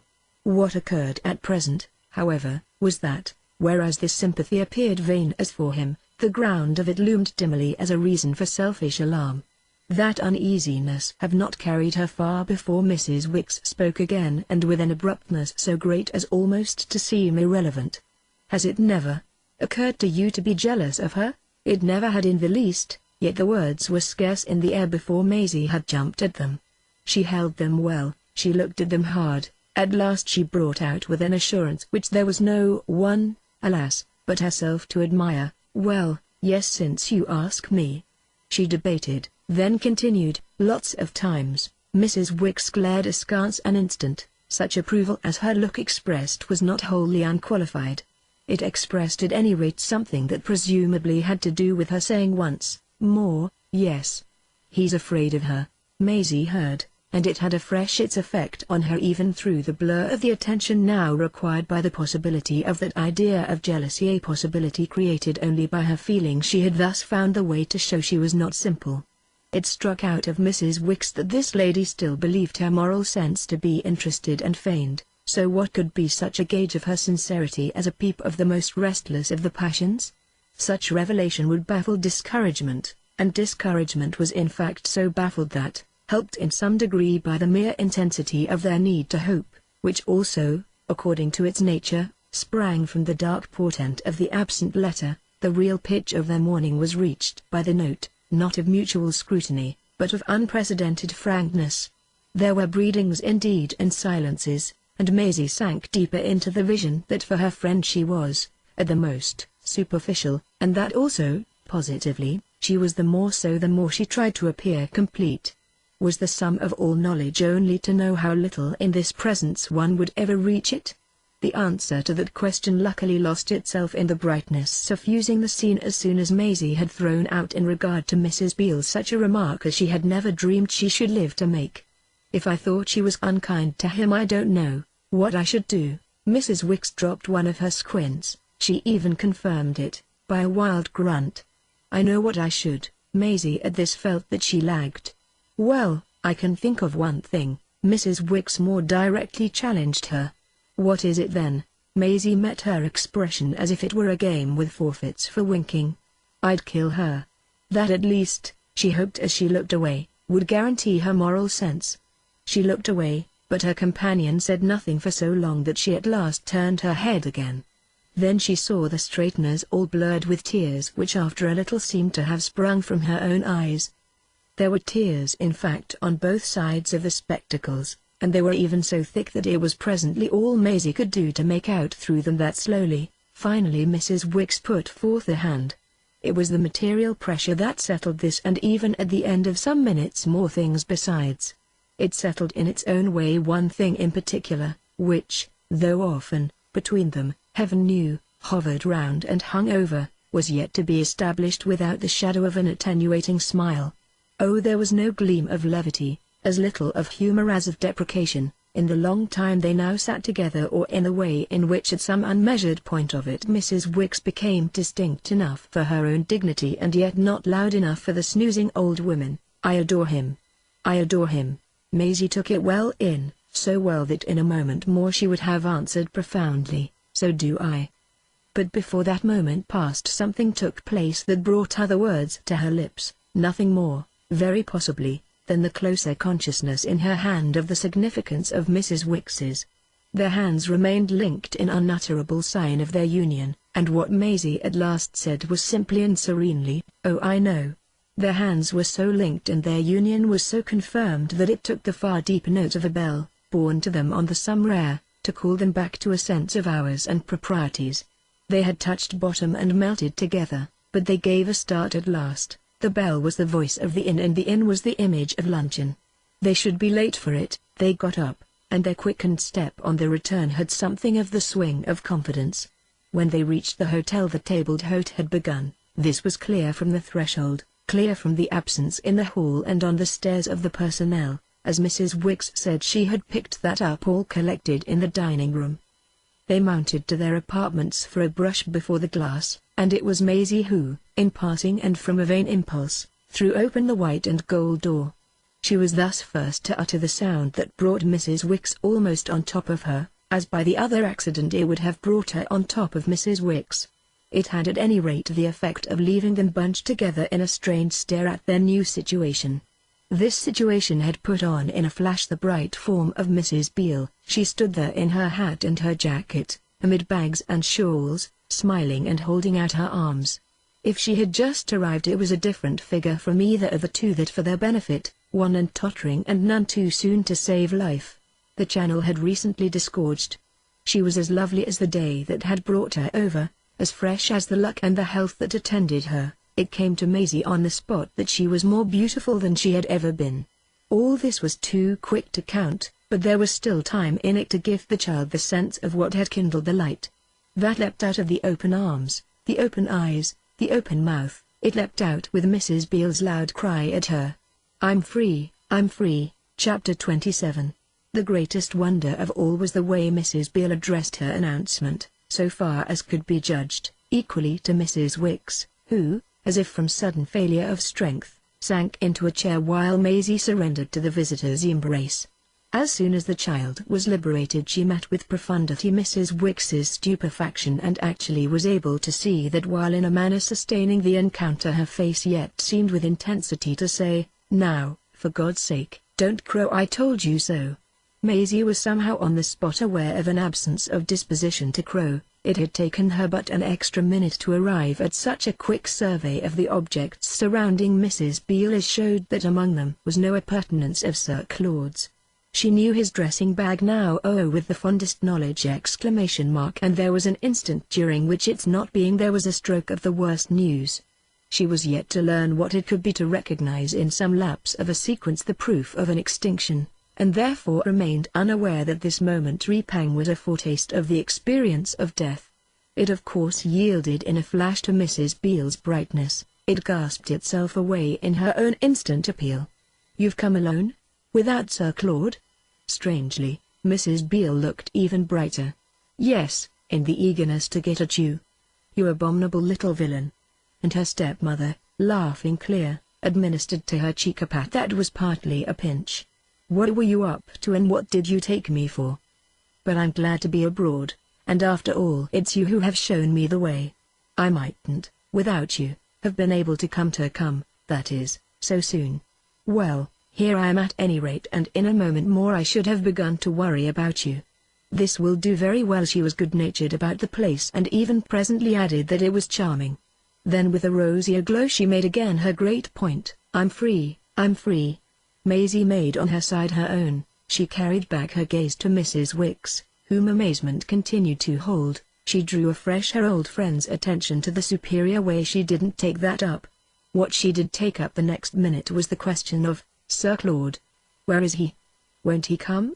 Mrs. Beale's consideration of this oscillated with a smile between the two expectancies with which she was flanked. It was conspicuous, it was extraordinary, her unblinking acceptance of Mrs. Wicks, a miracle of which Maisie had even now begun to read reflection in that lady's long visage. "He'll come. But we must make him," she gaily brought forth. "Make him?" Maisie echoed. "We must give him time. We must play our cards." "But he promised us awfully," Maisie replied. "My dear child, he has promised me awfully, I mean lots of things, and not in every case kept his promise to the letter." Mrs. Beale's good humor insisted on taking for granted Mrs. Wicks's, to whom her attention had suddenly grown prodigious. "I dare say he has done the same with you, and not always come to time. But he makes it up in his own way, and it isn't as if we didn't know exactly what he is. There's one thing he is," she went on, "which makes everything else only a question, for us, of tact." They scarce had time to wonder what this was before, as they might have said, it flew straight into their face.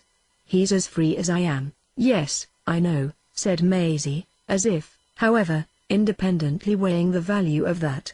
She really weighed also the oddity of her stepmother's treating it as news to her, who had been the first person literally to whom Sir Claude had mentioned it. For a few seconds, as if with the sound of it in her ears, she stood with him again, in memory and in the twilight, in the hotel garden at Folkestone. Anything Mrs. Beale overlooked was, she indeed divined, but the effect of an exaltation of high spirits, a tendency to soar that showed even when she dropped still quite impartially almost to the confidential. "Well, then we've only to wait. He can't do without us long. I'm sure, Mrs. Wicks, he can't do without you. He's devoted to you. He has told me so much about you. The extent I count on you, you know, count on you to help me was an extent that even all her radiance couldn't express. What it couldn't express quite as much as what it could made at any rate every instant her presence and even her famous freedom loom larger, and it was this mighty mass that once more led her companions, bewildered and disjoined, to exchange with each other as through a thickening veil confused and ineffectual signs. They clung together at least on the common ground of unpreparedness, and Maisie watched without relief the havoc of wonder in Mrs. Wicks. It had reduced her to perfect impotence, but that gloom was black upon her. She sat as if fascinated by Mrs. Beale's high style. It had plunged her into a long deep hush, for what had happened was the thing she had least allowed for and before which the particular rigour she had worked up could only grow limp and sick. Sir Claude was to have reappeared with his accomplice or without her, never his accomplice without him. Mrs. Beale had gained apparently by this time an advantage she could pursue. She looked at the droll dumb figure with jesting reproach. "You really won't shake hands with me? Never mind, you'll come round." She put the matter to no test, going on immediately and, instead of offering her hand, raising it, with a pretty gesture that her bent head met, to a long black pin that played a part in her back hair. "Our hats worn at luncheon? If you're as hungry as I am we must go right down." Mrs. Wicks stuck fast, but she met the question in a voice her pupil scarce recognized. "I wear mine." Mrs. Beale, swallowing at one glance her brand-new bravery, which she appeared at once to refer to its origin and to follow in its flights, accepted this as conclusive. "Oh, but I've not such a beauty." Then she turned rejoicingly to Maisie. "I've got a beauty for you, my dear, a beauty, a love of a hat in my luggage." I remembered that she nodded at the object on her stepdaughter's head. "And I've brought you one with a peacock's breast. It's the most gorgeous blue." It was too strange, this talking with her there already, not about Sir Claude but about peacocks, too strange for the child to have the presence of mind to thank her. But the felicity in which she had arrived was so proof against everything that Maisie felt more and more the depth of the purpose that must underlie it. She had a vague sense of its being abysmal, the spirit with which Mrs. Beale carried off the awkwardness, in the white and gold salon, of such a want of breath and of welcome. Mrs. Wicks was more breathless than ever. The embarrassment of Mrs. Beale's isolation was as nothing to the embarrassment of her grace. The perception of this dilemma was the germ on the child's part of a new question altogether. What if with this indulgence? But the idea lost itself in something too frightened for hope and too conjectured for fear, and while everything went by leaps and bounds one of the waiters stood at the door to remind them that the tabled hote was half over. "Had you come up to wash hands?" Mrs. Beale hereupon asked them. "Go and do it quickly and I'll be with you. They've put my boxes in that nice room." It was Sir Claude's. Trust him, she laughed, to have a nice one. The door of a neighboring room stood open, and now from the threshold, addressing herself again to Mrs. Wicks, she launched a note that gave the very key of what, as she would have said, she was up to. "Dear lady, please attend to my daughter." She was up to a change of deportment so complete that it represented for officers still honorably subordinate if not too explicitly menial an absolute coercion, an interested clutch of the old woman's respectability. There was response, to Maisie's view, I may say at once, in the jump of that respectability to its feet. It was itself capable of one of the leaps, one of the bounds just mentioned, and it carried its charge with this momentum. And while Mrs. Beale popped into Sir Claude's chamber, straight away to where, at the end of the passage, pupil and governess were quartered. The greatest stride of all, for that matter, was that within a few seconds the pupil had, in another relation, been converted into a daughter. Maisie's eyes were still following it when, after the rush, with the door almost slammed and no thought of soap and towels, the pair stood face to face. Mrs. Wicks, in this position, was the first to gasp a sound. Can it ever be that she has won? Maisie felt still more bewildered. Won what? Why, moral sense. They spoke as if you might have too, but Mrs. Wicks looked as if it were not altogether a happy thought, and Maisie didn't see how even an affirmative from her own lips would clear up what had become most of a mystery. It was to this larger puzzle she sprang pretty straight. Is she my mother now? It was a point as to which an horrific glimpse of the responsibility of an opinion appeared to affect Mrs. Wicks like a blow in the stomach. She had evidently never thought of it, but she could think and rebound. If she is, he's equally your father. Maisie, however, thought further. Then my father and my mother, but she had already faltered and Mrs. Wicks had already glared back, ought to live together? Don't begin it again. She turned away with a groan, to reach the washing stand, and Maisie could by this time recognize with a certain ease that that way verily madness did lie. Mrs. Wicks gave a great untidy splash, but the next instant had faced round. "She has taken a new line. She was nice to you," Maisie concurred. "What she thinks so, go and dress the young lady." "But it's something," she panted. Then she thought out the rest. "If he won't have her, why she'll have you. She'll be the one to keep me abroad, the one to give you a home." Mrs. Wicks saw further. She mastered all the portents. "Oh, she's cruelly clever. It's not moral sense." She reached her climax. "It's a game, not to lose him. She has sacrificed him to her duty." "Then won't he come?" Maisie pleaded. Mrs. Wicks made no answer. Her vision absorbed her. "He has fought. But she has won. Then won't he come?" the child repeated. Mrs. Wicks made it out. "Yes, hang him." She had never been so profane, for all Maisie minded. "Soon tomorrow, too soon whenever. Indecently soon. But then we shall be together," the child went on. It made Mrs. Wicks look at her as if in exasperation, but nothing had time to come before she precipitated, "Together with you." The air of criticism continued, but took voice only in her companion's bidding her wash herself and come down. The silence of quick ablutions fell upon them, presently broken, however, by one of Maisie's sudden reversions. "Mercy, isn't she handsome?" Mrs. Wicks had finished. She waited. She'll attract attention. They were rapid, and it would have been noticed that the shock the beauty had given them acted, incongruously, as a positive spur to their preparations for rejoining her. She had nonetheless, when they returned to the sitting-room, already descended. The open door of her room showed it empty, and the chambermaid explained. Here again they were delayed by another sharp thought of Mrs. Wicks's. "But what will she live on meanwhile?" Maisie stopped short. "Till Sir Claude comes?" It was nothing to the violence with which her friend had been arrested. "Who'll pay the bills?" Maisie thought. "Can't she? She hasn't a penny." The child wondered.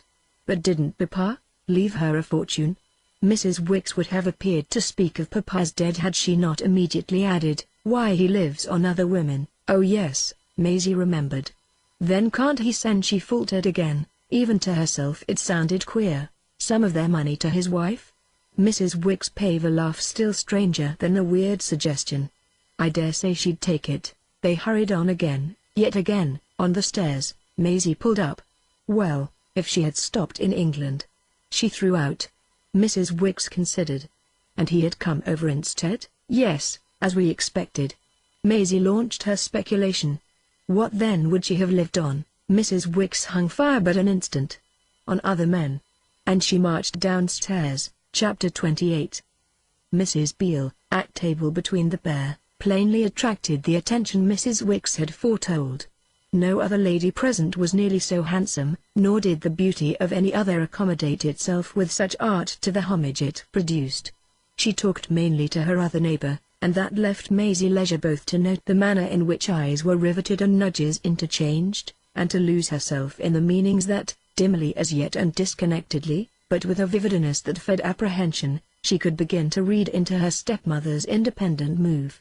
Mrs. Wicks had helped her by talking of a game. It was a connection in which the move could put on a strategic air.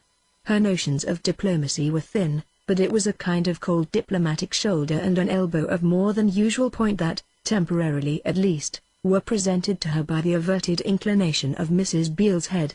There was a phrase familiar to Maisie. So often was it used by this lady to express the idea of one's getting what one wanted. One got it. Mrs. Beale always said she at all events always got it or proposed to get it by making love.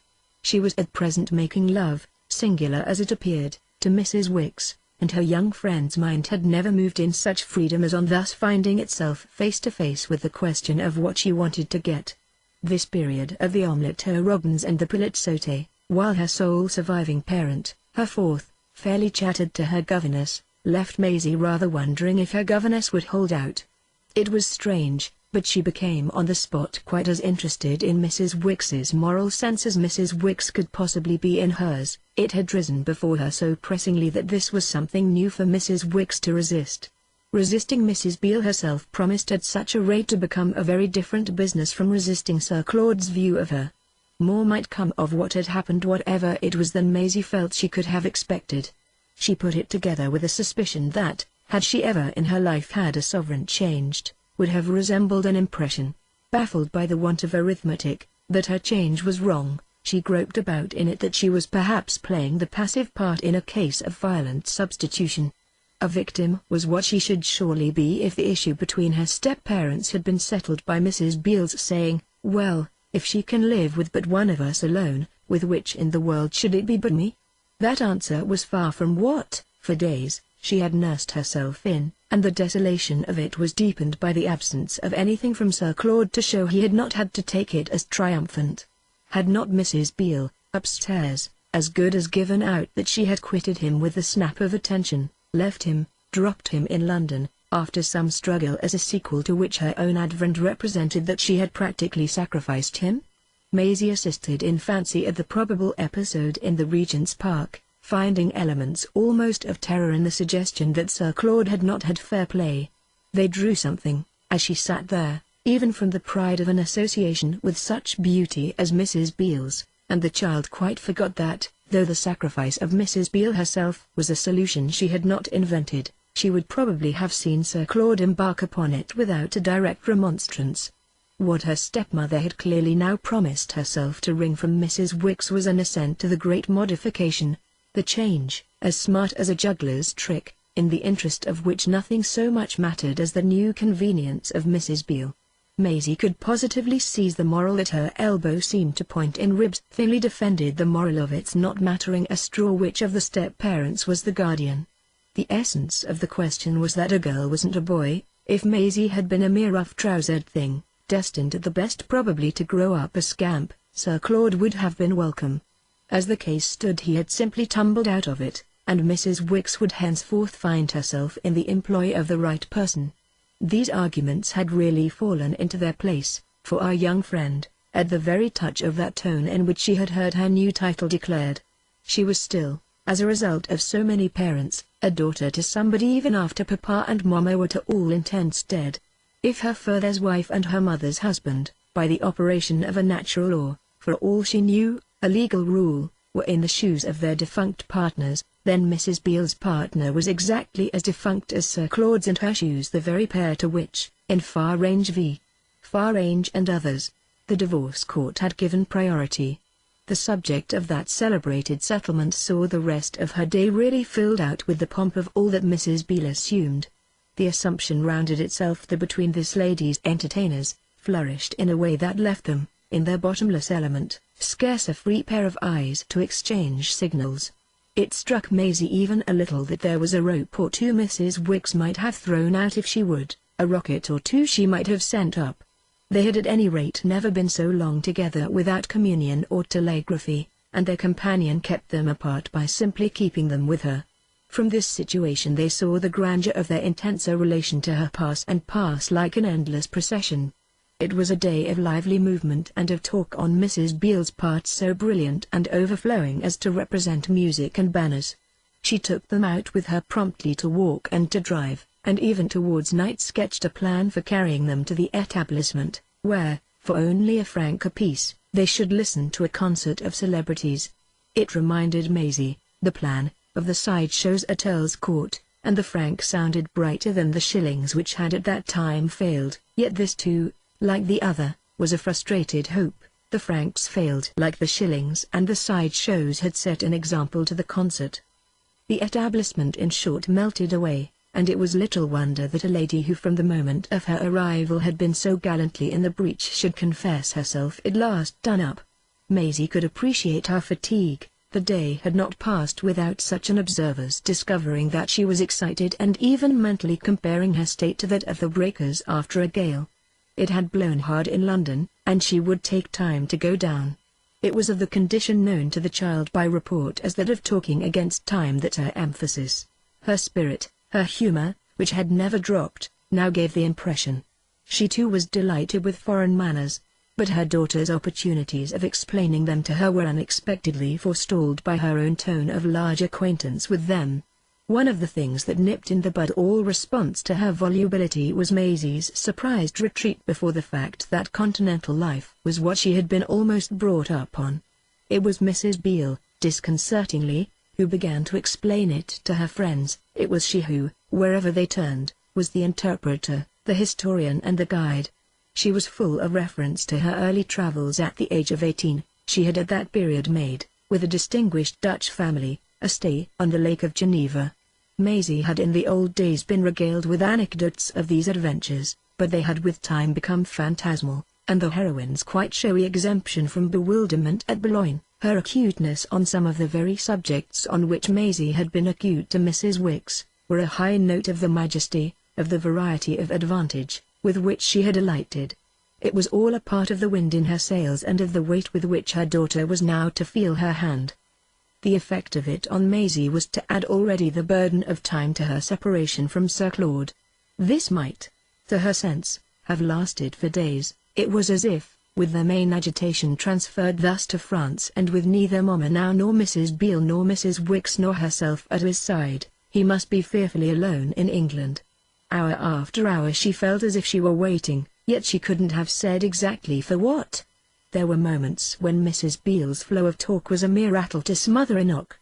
At no part of the crisis had the rattle so public a purpose as when, instead of letting Maisie go with Mrs. Wicks to prepare for dinner, she pushed her with a push at last incontestably maternal straight into the room inherited from Sir Claude.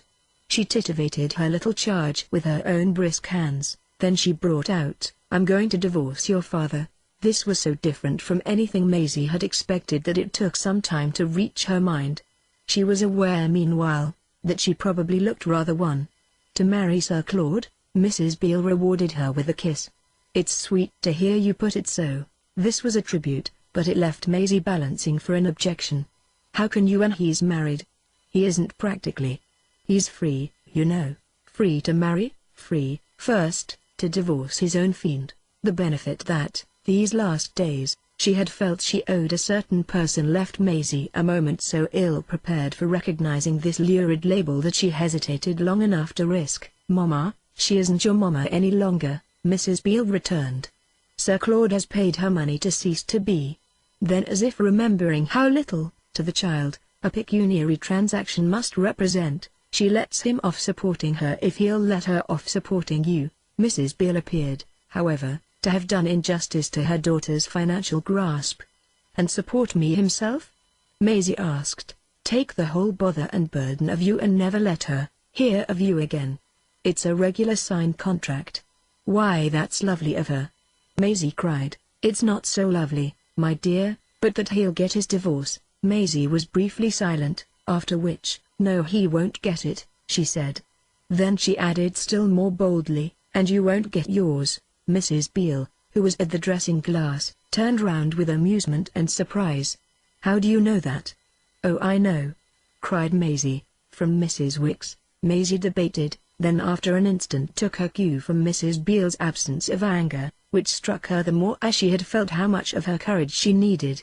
"From Mrs. Wicks," she admitted. Mrs. Beale, at the glass again, made play with a powder puff. "My own sweet, she's mistaken," was all she said. There was a certain force in the very amenity of this, but our young lady reflected long enough to remember that it was not the answer Sir Claude himself had made. The recollection nevertheless failed to prevent her saying, "Do you mean then that he won't come till he has got it?" Mrs. Beale gave a last touch. She was ready, she stood there in all her elegance. "I mean, my dear, that it's because he hasn't got it that I left him." This opened a view that stretched further than Maisie could reach. She turned away from it, but she spoke before they went out again. "Do you like Mrs. Wicks now?" "Why, my chick, I was just going to ask you if you think she has come at all to like poor bad me." Maisie thought, at this hint, but unsuccessfully. "I haven't the least idea. But I'll find out, too," said Mrs. Beale, rustling out with her in a scented errand as if it would be a very particular favor. The child tried promptly at bedtime, relieved now of the fear that their visitor would wish to separate her for the night from her attendant. "Have you held out?" she began as soon as the two doors at the end of the passage were again closed on them. Mrs. Wicks looked hard at the flame of the candle. held out. "Why, she has been making love to you. Has she won you over?" Mrs. Wicks transferred her intensity to her pupil's face. "Over to what?" "To her keeping me instead of Sir Claude." Mrs. Wicks was distinctly gaining time. "Yes, who else? Since it's not instead of you." Mrs. Wicks colored at this lucidity. "Yes, that is what she means." "Well, do you like it?" Maisie asked. She actually had to wait, for her friend was embarrassed. My opposition to the connection theirs would then naturally to some extent fall. "She has treated me today as if I weren't after all quite such a worm, not that I don't know very well where she got the pattern of her politeness. But of course," Mrs. Wicks hastened to add, "I shouldn't like her as the one nearly so well as him." "Nearly so well?" Maisie echoed. "I should hope indeed not." She spoke with a firmness under which she was herself there, first to quiver. "I thought you adored him." "I do," Mrs. Wicks sturdily allowed. "Then have you suddenly begun to adore her too?" Mrs. Wicks, instead of directly answering, only blinked in support of her sturdiness. "My dear, in what a tone you ask that. You're coming out, why shouldn't I?" "You've come out. Mrs. Beale has come out. We each have our turn." And Maisie threw off the most extraordinary little laugh that had ever passed her young lips, though past Mrs. Wicks's indeed the next moment a sound that more than matched it. "You're most remarkable," she neighed. Her pupil, though wholly without aspirations to pertness, barely faltered. "I think you've done a great deal to make me so." "Very true, I have." She dropped her humility, as if she recalled her so recent self-arraignment. "Would you accept her then?" "That's what I ask," said Maisie. "As a substitute?" Mrs. Wicks turned it over. She met again the child's eyes. "She has literally almost fawned upon me." "She hasn't fawned upon him. She hasn't even been kind to him." Mrs. Wicks looked as if she had now an advantage. "Then do you propose to kill her?" "You don't answer my question," Maisie persisted. "I want to know if you accept her." Mrs. Wicks continued to hedge. "I want to know if you do." Everything in the child's person, at this, announced that it was easy to know. "Not for a moment." "Not the two now?" Mrs. Wicks had caught on. She flushed with it. "Only him alone?" "Him alone or nobody, not even me?" cried Mrs. Wicks. Maisie looked at her a moment, then began to undress. "Oh, you're nobody." Chapter 29. Her sleep was drawn out. She instantly recognized lateness in the way her eyes opened to Mrs. Wicks, erect, completely dressed, more dressed than ever, and gazing at her from the center of the room. The next thing she was sitting straight up, wide awake with the fear of the hours of abroad that she might have lost. Mrs. Wicks looked as if the day had already made itself felt, and the process of catching up with it began for Maisie in hearing her distinctly say, "My poor dear, he has come, Sir Claude." Maisie, clearing the little bed rug with the width of her spring, felt the polished floor under her bare feet. "He crossed in the night, he got in early." Mrs. Wicks's head jerked stiffly backward. "He's there, and you've seen him?" "No." He's there," Mrs. Wicks repeated. Her voice came out with a queer extinction that was not a voluntary drop, and she trembled so that it added to their common emotion. Visibly pale, they gazed at each other. "Isn't it too beautiful?" Maisie panted back at her, a challenge with an answer to which, however, she was not ready at once. The term Maisie had used was a flash of diplomacy to prevent at any rate Mrs. Wicks's using another. To that degree it was successful. There was only an appeal, strange and mute, in the white old face, which produced the effect of a want of decision greater than could by any stretch of optimism have been associated with her attitude toward what had happened. For Maisie herself indeed what had happened was oddly, as she could feel, less of a simple rapture than any arrival or return of the same supreme friend had ever been before. What had become overnight, what had become while she slept, of the comfortable faculty of gladness? She tried to wake it up a little wider by talking, by rejoicing, by plunging into water and into clothes, and she made out that it was 10 o'clock, but also that Mrs. Wicks had not yet breakfasted. The day before, at 9, they had had together a café complete in their sitting room. Mrs. Wicks on her side had evidently also a refuge to seek. She sought it in checking the precipitation of some of her pupils' present steps, in recalling to her with an approach to sternness that of such preliminaries those embodied in a thorough use of soap should be the most thorough, and in throwing even a certain reprobation on the idea of hurrying into clothes for the sake of a mere stepfather. She took her in hand with a silent insistence. She reduced the process to sequences more definite than any it had known since the days of Model. Whatever it might be that had now, with a difference, begun to belong to Sir Claude's presence was still after all compatible, for our young lady, with the instinct of dressing to see him with almost untidy haste.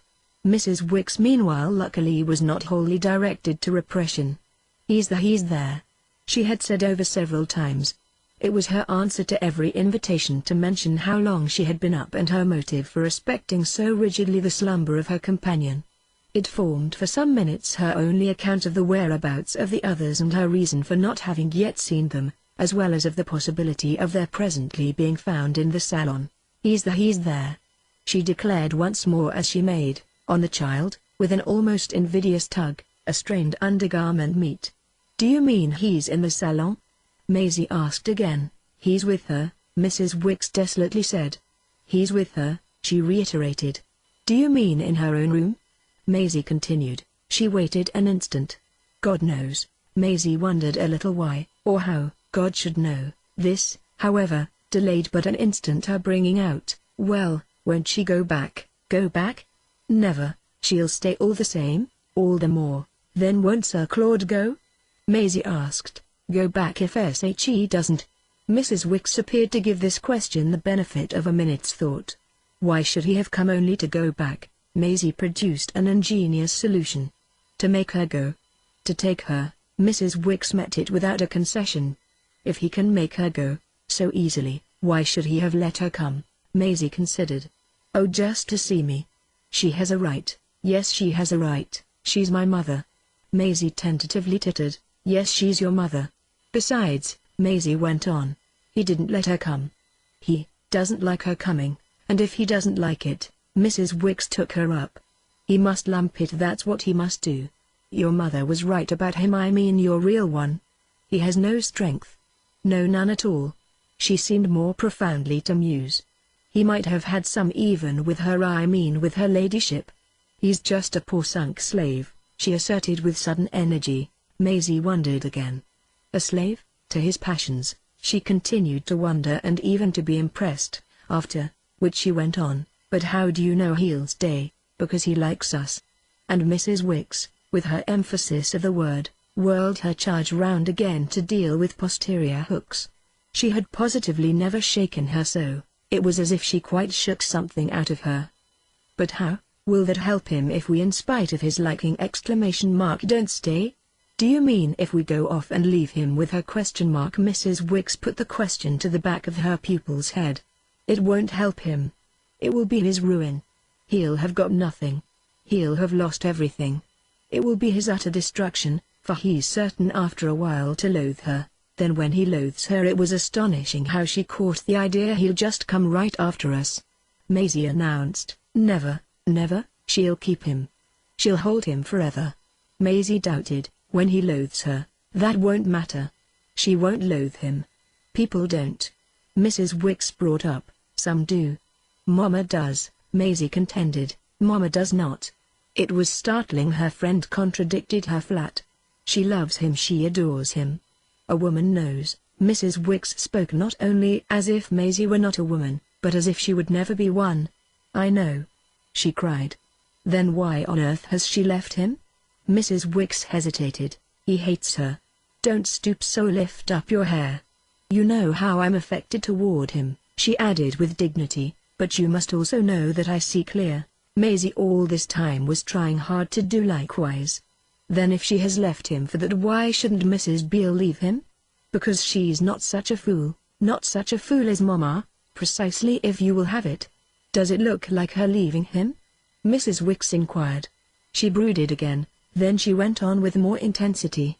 "Do you want to know really and truly why? So that she may be his wretchedness and his punishment." "His punishment?" This was more than as yet Maisie could quite accept. "For what?" "For everything. That's what will happen. He'll be tied to her forever. She won't mind in the least his hating her, and she won't hate him back.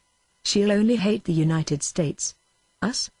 The child faintly echoed. She'll hate you. Me? Why, I brought them together. Maisie resentfully cried. You brought them together. There was a completeness in Mrs. Wicks's assent. Yes, it was a pretty job. Sit down.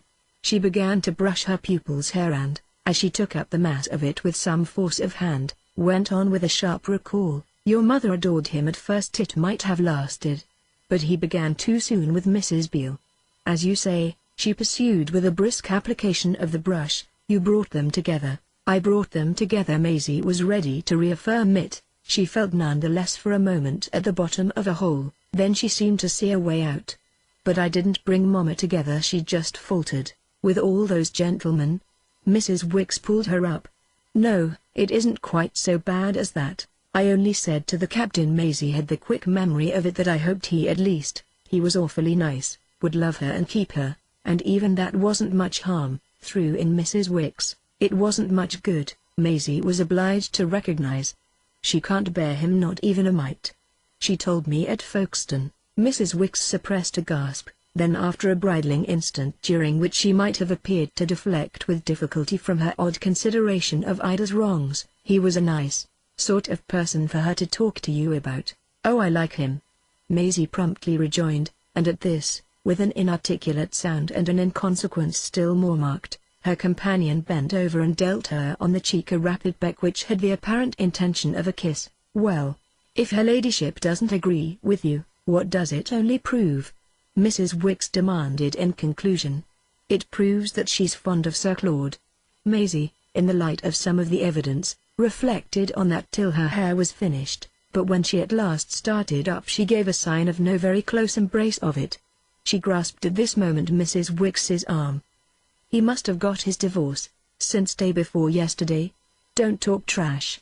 This was spoken with an impatience which left the child nothing to reply, whereupon she sought her defense in a completely different relation to the fact. Well, I knew he would come, so did I, but not in 24 hours. I gave him a few days. Mrs. Wicks wailed. Maisie, whom she had now released, looked at her with interest. How many did she give him? Mrs. Wicks faced her a moment, then as if with a bewildered sniff, you had better ask her. But she had no sooner uttered the words than she caught herself up.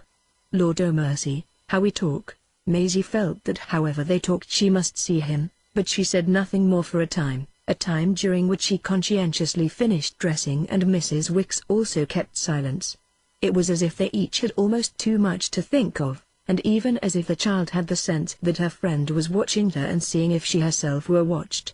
At last Mrs. Wicks turned to the window and stood sightlessly, as Maisie could guess, looking away.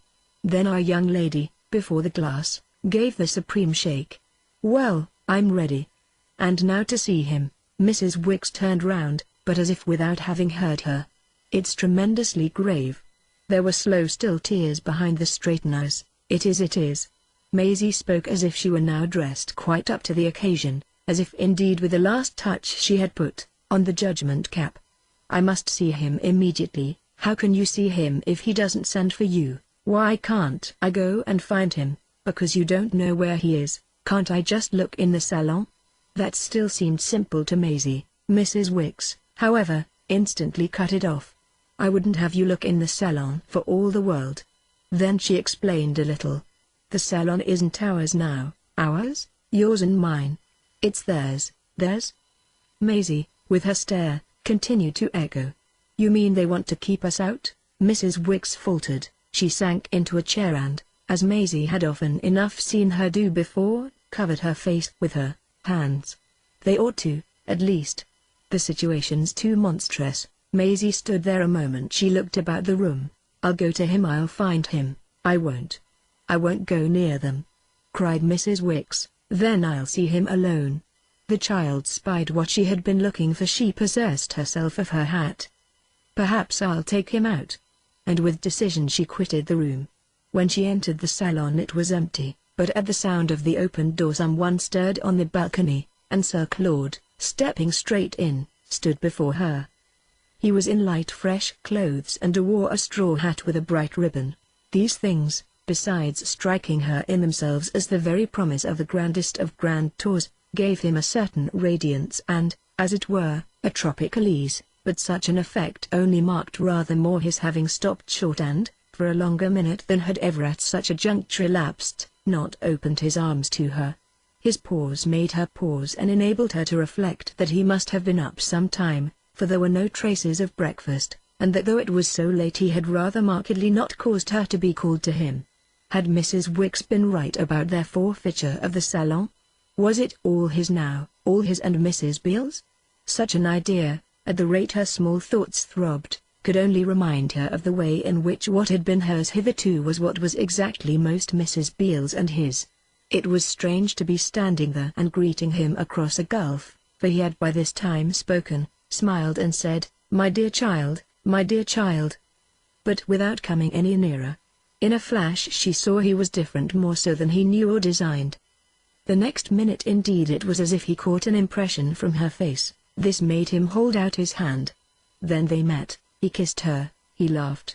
She thought he even blushed. Something of his affection rang out as usual. "Here I am, you see, again as I promised you." It was not as he had promised them. He had not promised them Mrs. Beale, but Maisie said nothing about that. What she said was simply, "I knew you had come. Mrs. Wicks told me." "Oh yes. And where is she?" "In her room. She got me up, she dressed me." Sir Claude looked at her up and down. A sweetness of mockery that she particularly loved came out in his face whenever he did that, and it was not wanting now. He raised his eyebrows and his arms to play at admiration. He was evidently after all disposed to be gay. "Got you up? I should think so. She has dressed you most beautifully." "Isn't she coming?" Maisie wondered if she had better tell. She said not. "Doesn't she want to see a poor devil?" She looked about under the vibration of the way he described himself, and her eyes rested on the door of the room he had previously occupied. "Is Mrs. Beale in there?" Sir Claude looked blankly at the same object. "I haven't the least idea." "You haven't seen her?" "Not the tip of her nose," Maisie thought. There settled on her, in the light of his beautiful smiling eyes, the faintest, purest, coldest conviction that he wasn't telling the truth. "She hasn't welcomed you?" "Not by a single sign." "Then where is she?" Sir Claude laughed. He seemed both amused and surprised at the point she made of it. "I give it up." "Doesn't she know you've come?" He laughed again. "Perhaps she doesn't care." Maisie, with an inspiration, pounced on his arm. "Has she gone?" He met her eyes and then she could see that his own were really much graver than his manner. "Gone." She had flown to the door, but before she could raise her hand to knock he was beside her and had caught it. "Let her be. I don't care about her. I want to see you." "Then she hasn't gone." Maisie fell back with him. He still looked as if it were a joke, but the more she saw of him the more she could make out that he was troubled. It wouldn't be like her. She stood wondering at him. "Did you want her to come?" "How can you suppose?" He put it to her candidly. "We had an immense row over it." "Do you mean you've quarreled?" Sir Claude was at a loss. "What has she told you?" "That I'm hers as much as yours. That she represents Papa." His gaze struck away through the open window and up to the sky. She could hear him rattle in his trousers pockets his money or his keys. "Yes, that's what she keeps saying." It gave him for a moment an air that was almost helpless. "You say you don't care about her," Maisie went on. "Do you mean you've quarreled?" "We do nothing in life but quarrel." He rose before her, as he said this, so soft and fair, so rich, in spite of what might worry him, in restored familiarities, that it gave a bright blur to the meaning to what would otherwise perhaps have been the palpable promise of the words. "Oh, your quarrels!" she exclaimed with discouragement. "I assure you hers are quite fearful." "I don't speak of hers. I speak of yours." "Ah, don't do it till I've had my coffee." "You're growing up clever," he added. Then he said, "I suppose you've breakfasted?" "Oh no, I've had nothing." "Nothing in your room?" He was all compunction. "My dear old man!" We'll breakfast then together. He had one of his happy thoughts. "I say, we'll go out." That was just what I hoped. "I've brought my hat." "You are clever.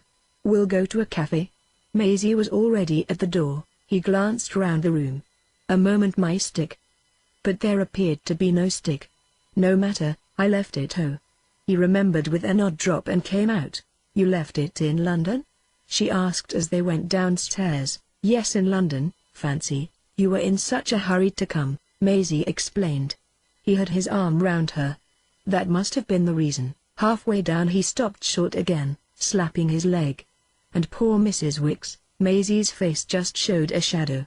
"Do you want her to come?" "Dear no, I want to see you alone. That's the way I want to see you," she replied. Like before, like before," he gaily echoed. "But I mean, has she had her coffee?" "No, nothing." "Then I'll send it up to her." "Madame." He had already, at the foot of the stair, called out to the stout patron, a lady who turned to him from the bustling, breezy hall, a countenance covered with fresh matutinal powder and a bosom as capacious as the velvet shelf of a chimney-piece, over which her round white face, framed in its golden frizzle, might have figured as a showy clock.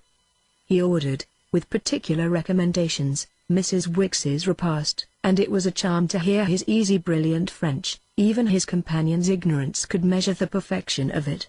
The patron, rubbing her hands and breaking in with high swift notes as into a florid duet, went with him to the street, and while they talked a moment longer Maisie remembered what Mrs. Wicks had said about everyone's liking him.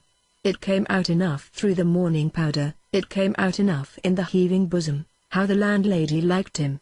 He had evidently ordered something lovely for Mrs. Wicks. "Et bien soin, n'est-ce pas? Soyez tranquille," the patron beamed upon him. "Et pour madame, madame?"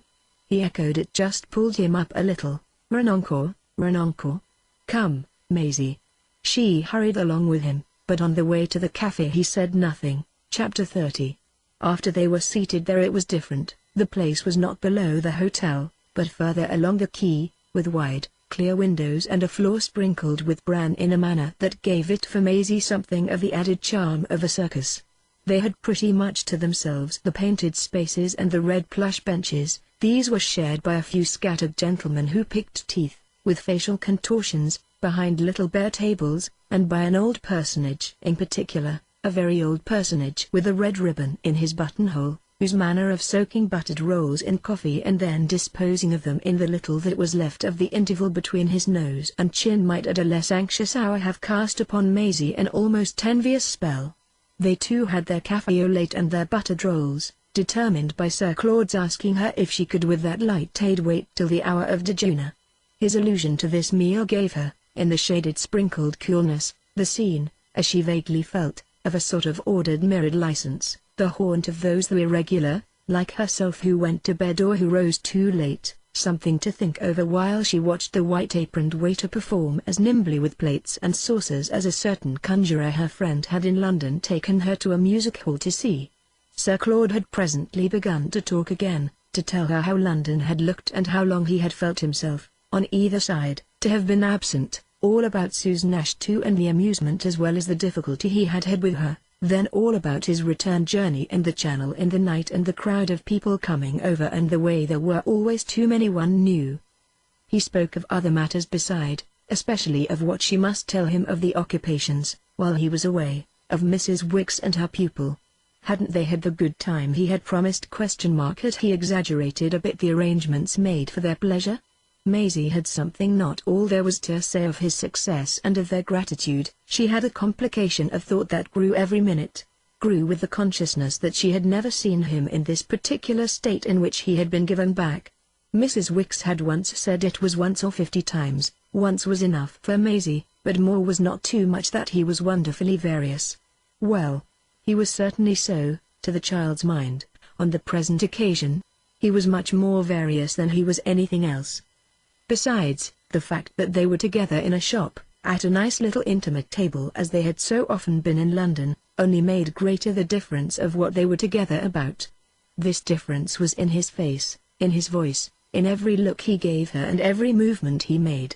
They were not the looks and the movements he really wanted to show, and she could feel as well that they were not those she herself wanted. She had seen him nervous, she had seen everyone she had come in contact with nervous, but she had never seen him so nervous as this.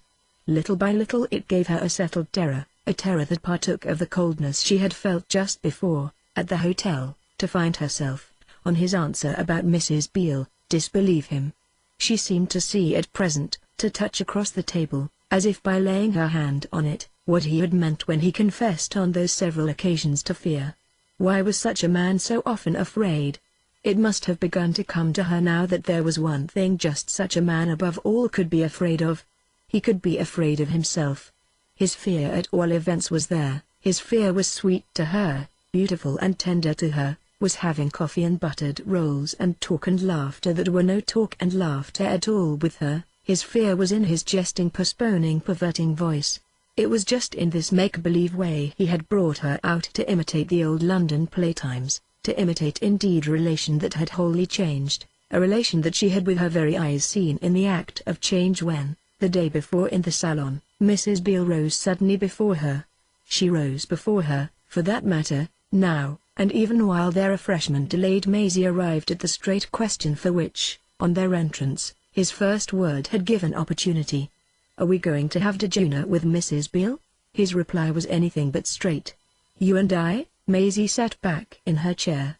"Mrs. Wicks and me." Sir Claude also shifted. "That's an inquiry, my dear child, that Mrs. Beale herself must answer." Yes, he had shifted, but abruptly, after a moment during which something seemed to hang there between them and, as it heavily swayed, just fanned them with the air of its motion. She felt that the whole thing was upon them.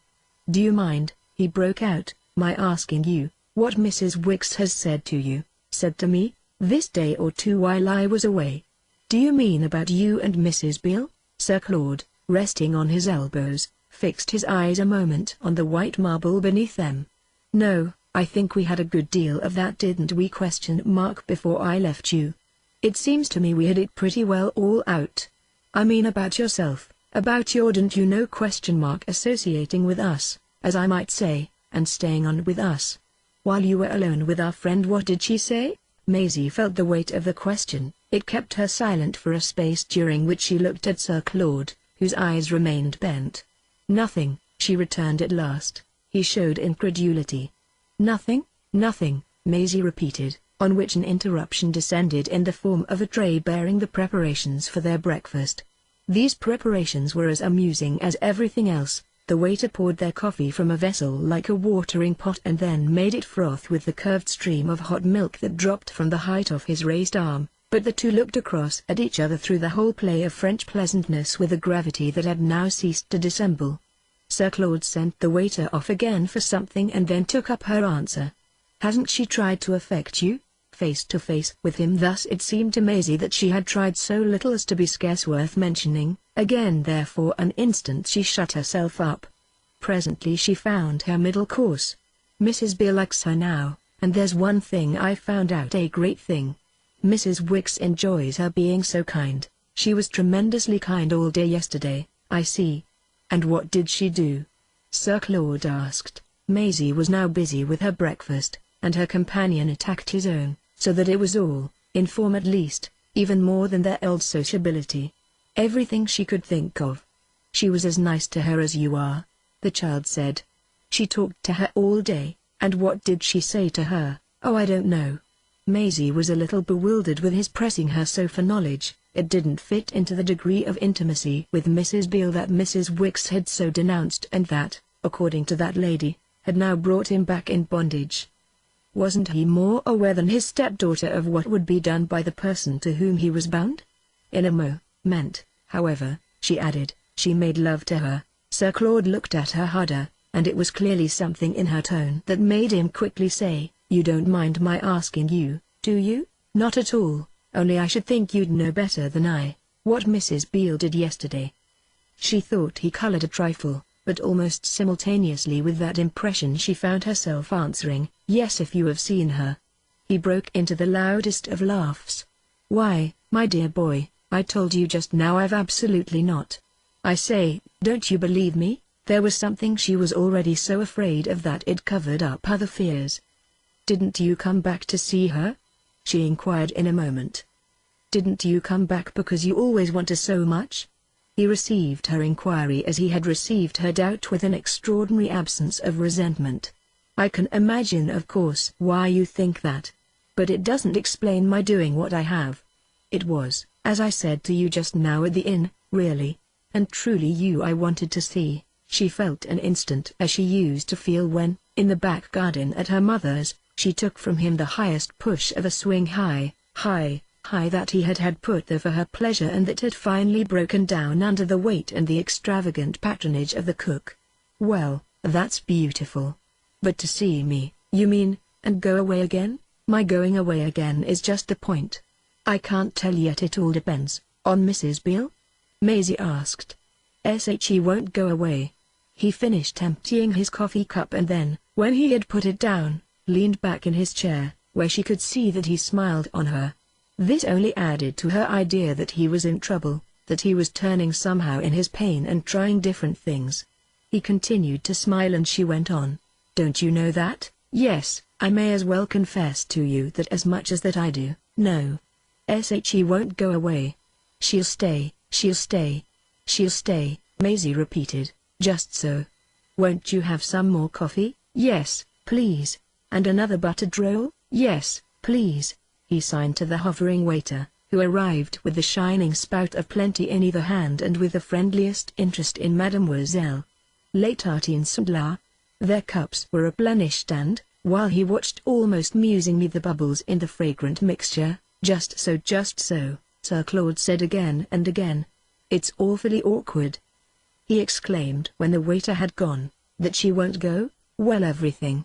Well. But he pulled himself together. He began again to eat. "I came back to ask you something."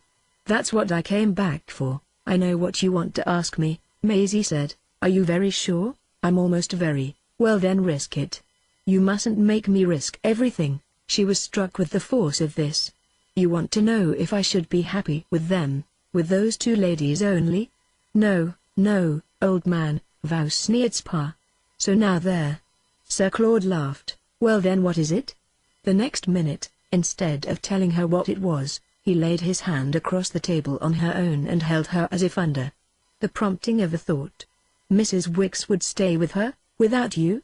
"Oh yes, now, on account, as you just intimated, of Mrs. Beale's changed manner?"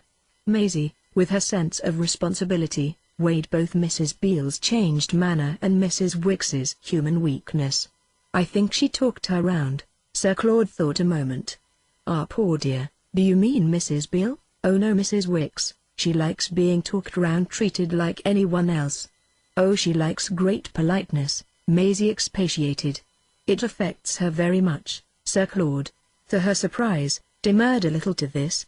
"Very much up to a certain point." "Oh, up to any point." Maisie returned with emphasis. "Well, haven't I been polite to her? Lovely, and she perfectly worships you. Then, my dear child, why can't she let me alone?" This time Sir Claude unmistakably blushed. Before Maisie, however, could answer his question, which would indeed have taken her long, he went on in another tone. "Mrs. Beale thinks she has, probably quite broken her down. But she hasn't."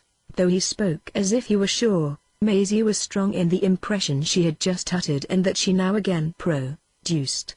"She has talked her round." "Ah yes, round to herself, but not round to me." Oh, she couldn't bear to hear him say that.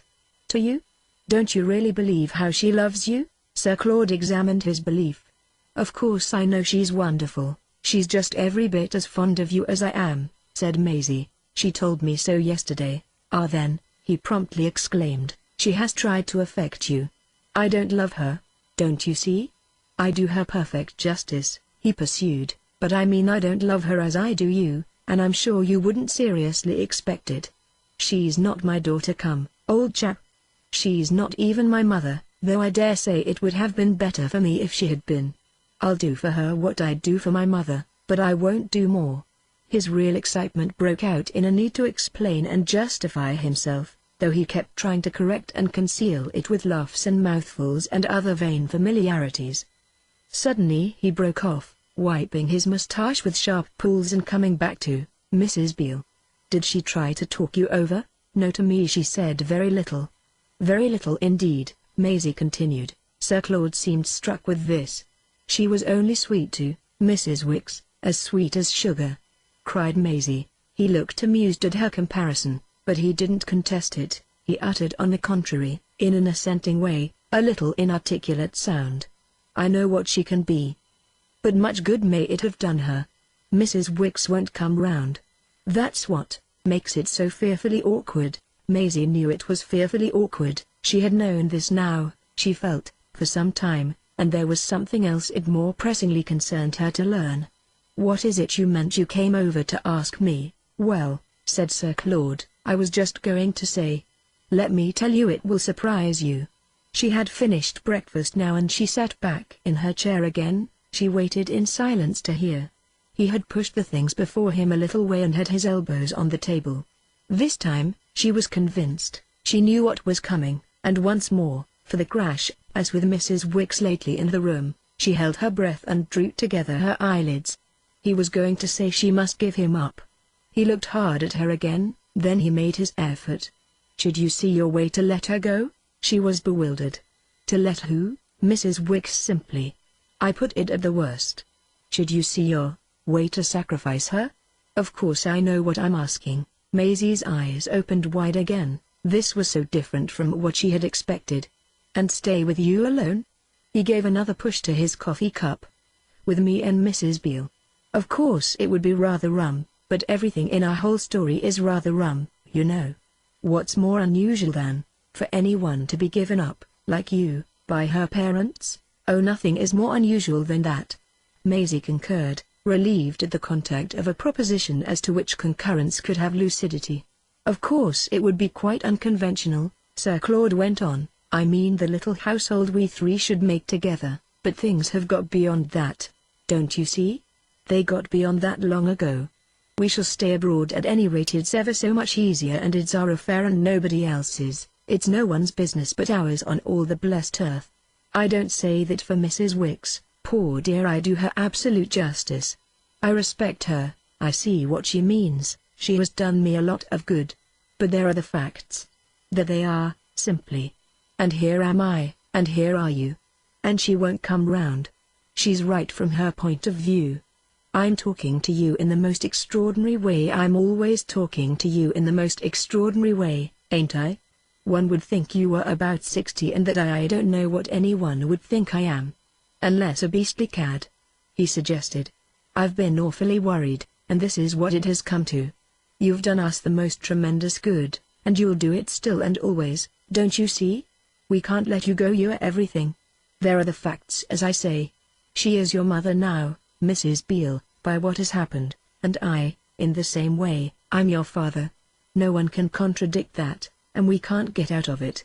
My idea would be a nice little place somewhere in the south where she and you would be together and as good as anyone else.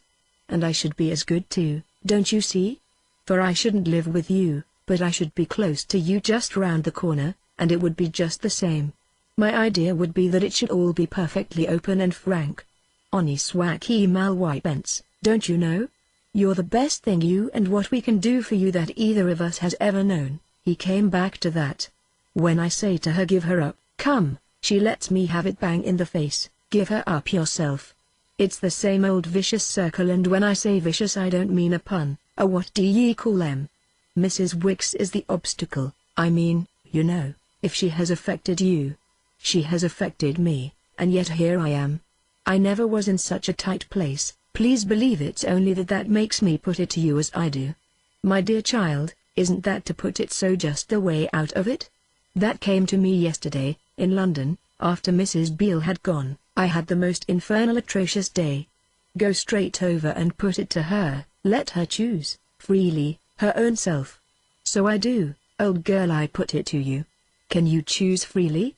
This long address, slowly and brokenly uttered, with fidgets and falterings, with lapses and recoveries, with a mottled face and embarrassed but supplicating eyes, reached the child from a quarter so close that after the shock of the first sharpness she could see intensely its direction and follow it from point to point, all the more that it came back to the point at which it had started. There was a word that had hummed all through it. "Do you call it a sacrifice, of Mrs. Wicks? I'll call it whatever you call it. I won't funk it. I haven't, have I?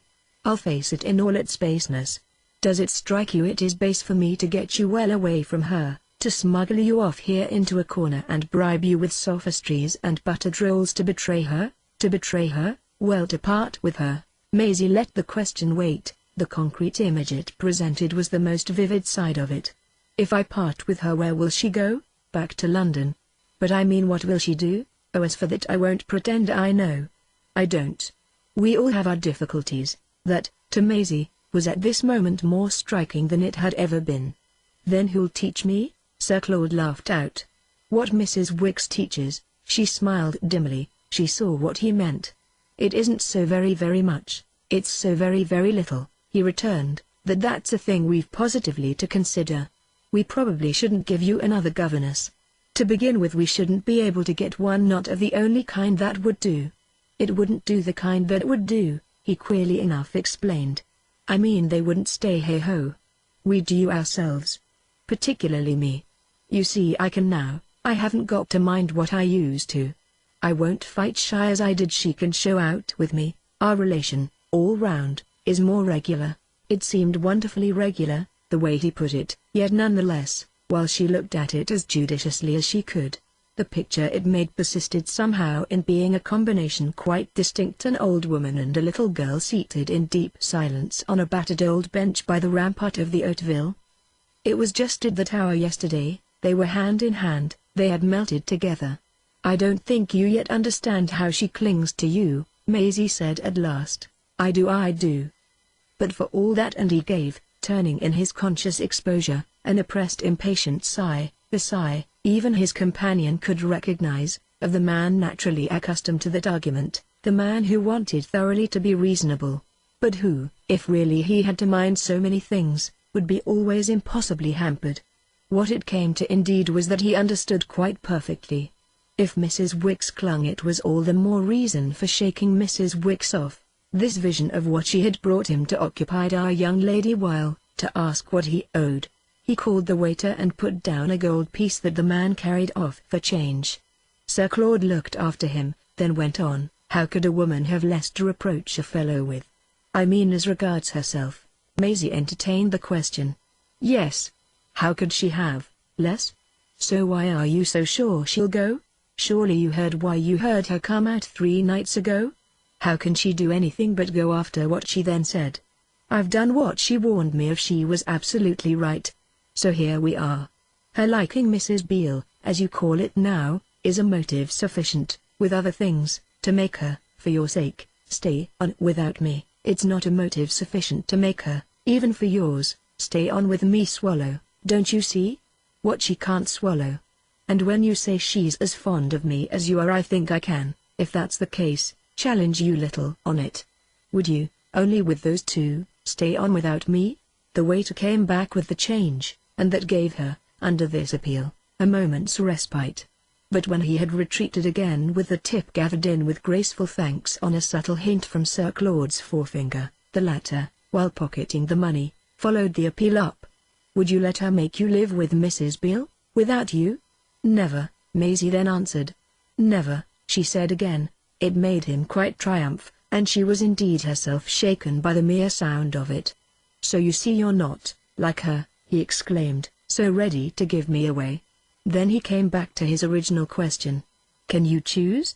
I mean, can you settle it by a word yourself? Will you stay on with us without her? Now in truth she felt the coldness of her terror, and it seemed to her that suddenly she knew, as she knew it about Sir Claude, what she was afraid of. She was afraid of herself. She looked at him in such a way that it brought, she could see, wonder into his face. A wonder held in check, however, by his frank pretension to play fair with her, not to use advantages, not to hurry nor hustle her, only to put her chance clearly and kindly before her. May I think? She finally asked. Certainly, certainly. But how long? Oh, only a little while, she said meekly. He had for a moment the air of wishing to look at it as if it were the most cheerful prospect in the world. But what shall we do while you're thinking? He spoke as if thought were compatible with almost any distraction. There was but one thing Maisie wished to do, and after an instant she expressed it. Have we got to go back to the hotel? Do you want to? Oh no, there's not the least necessity for it.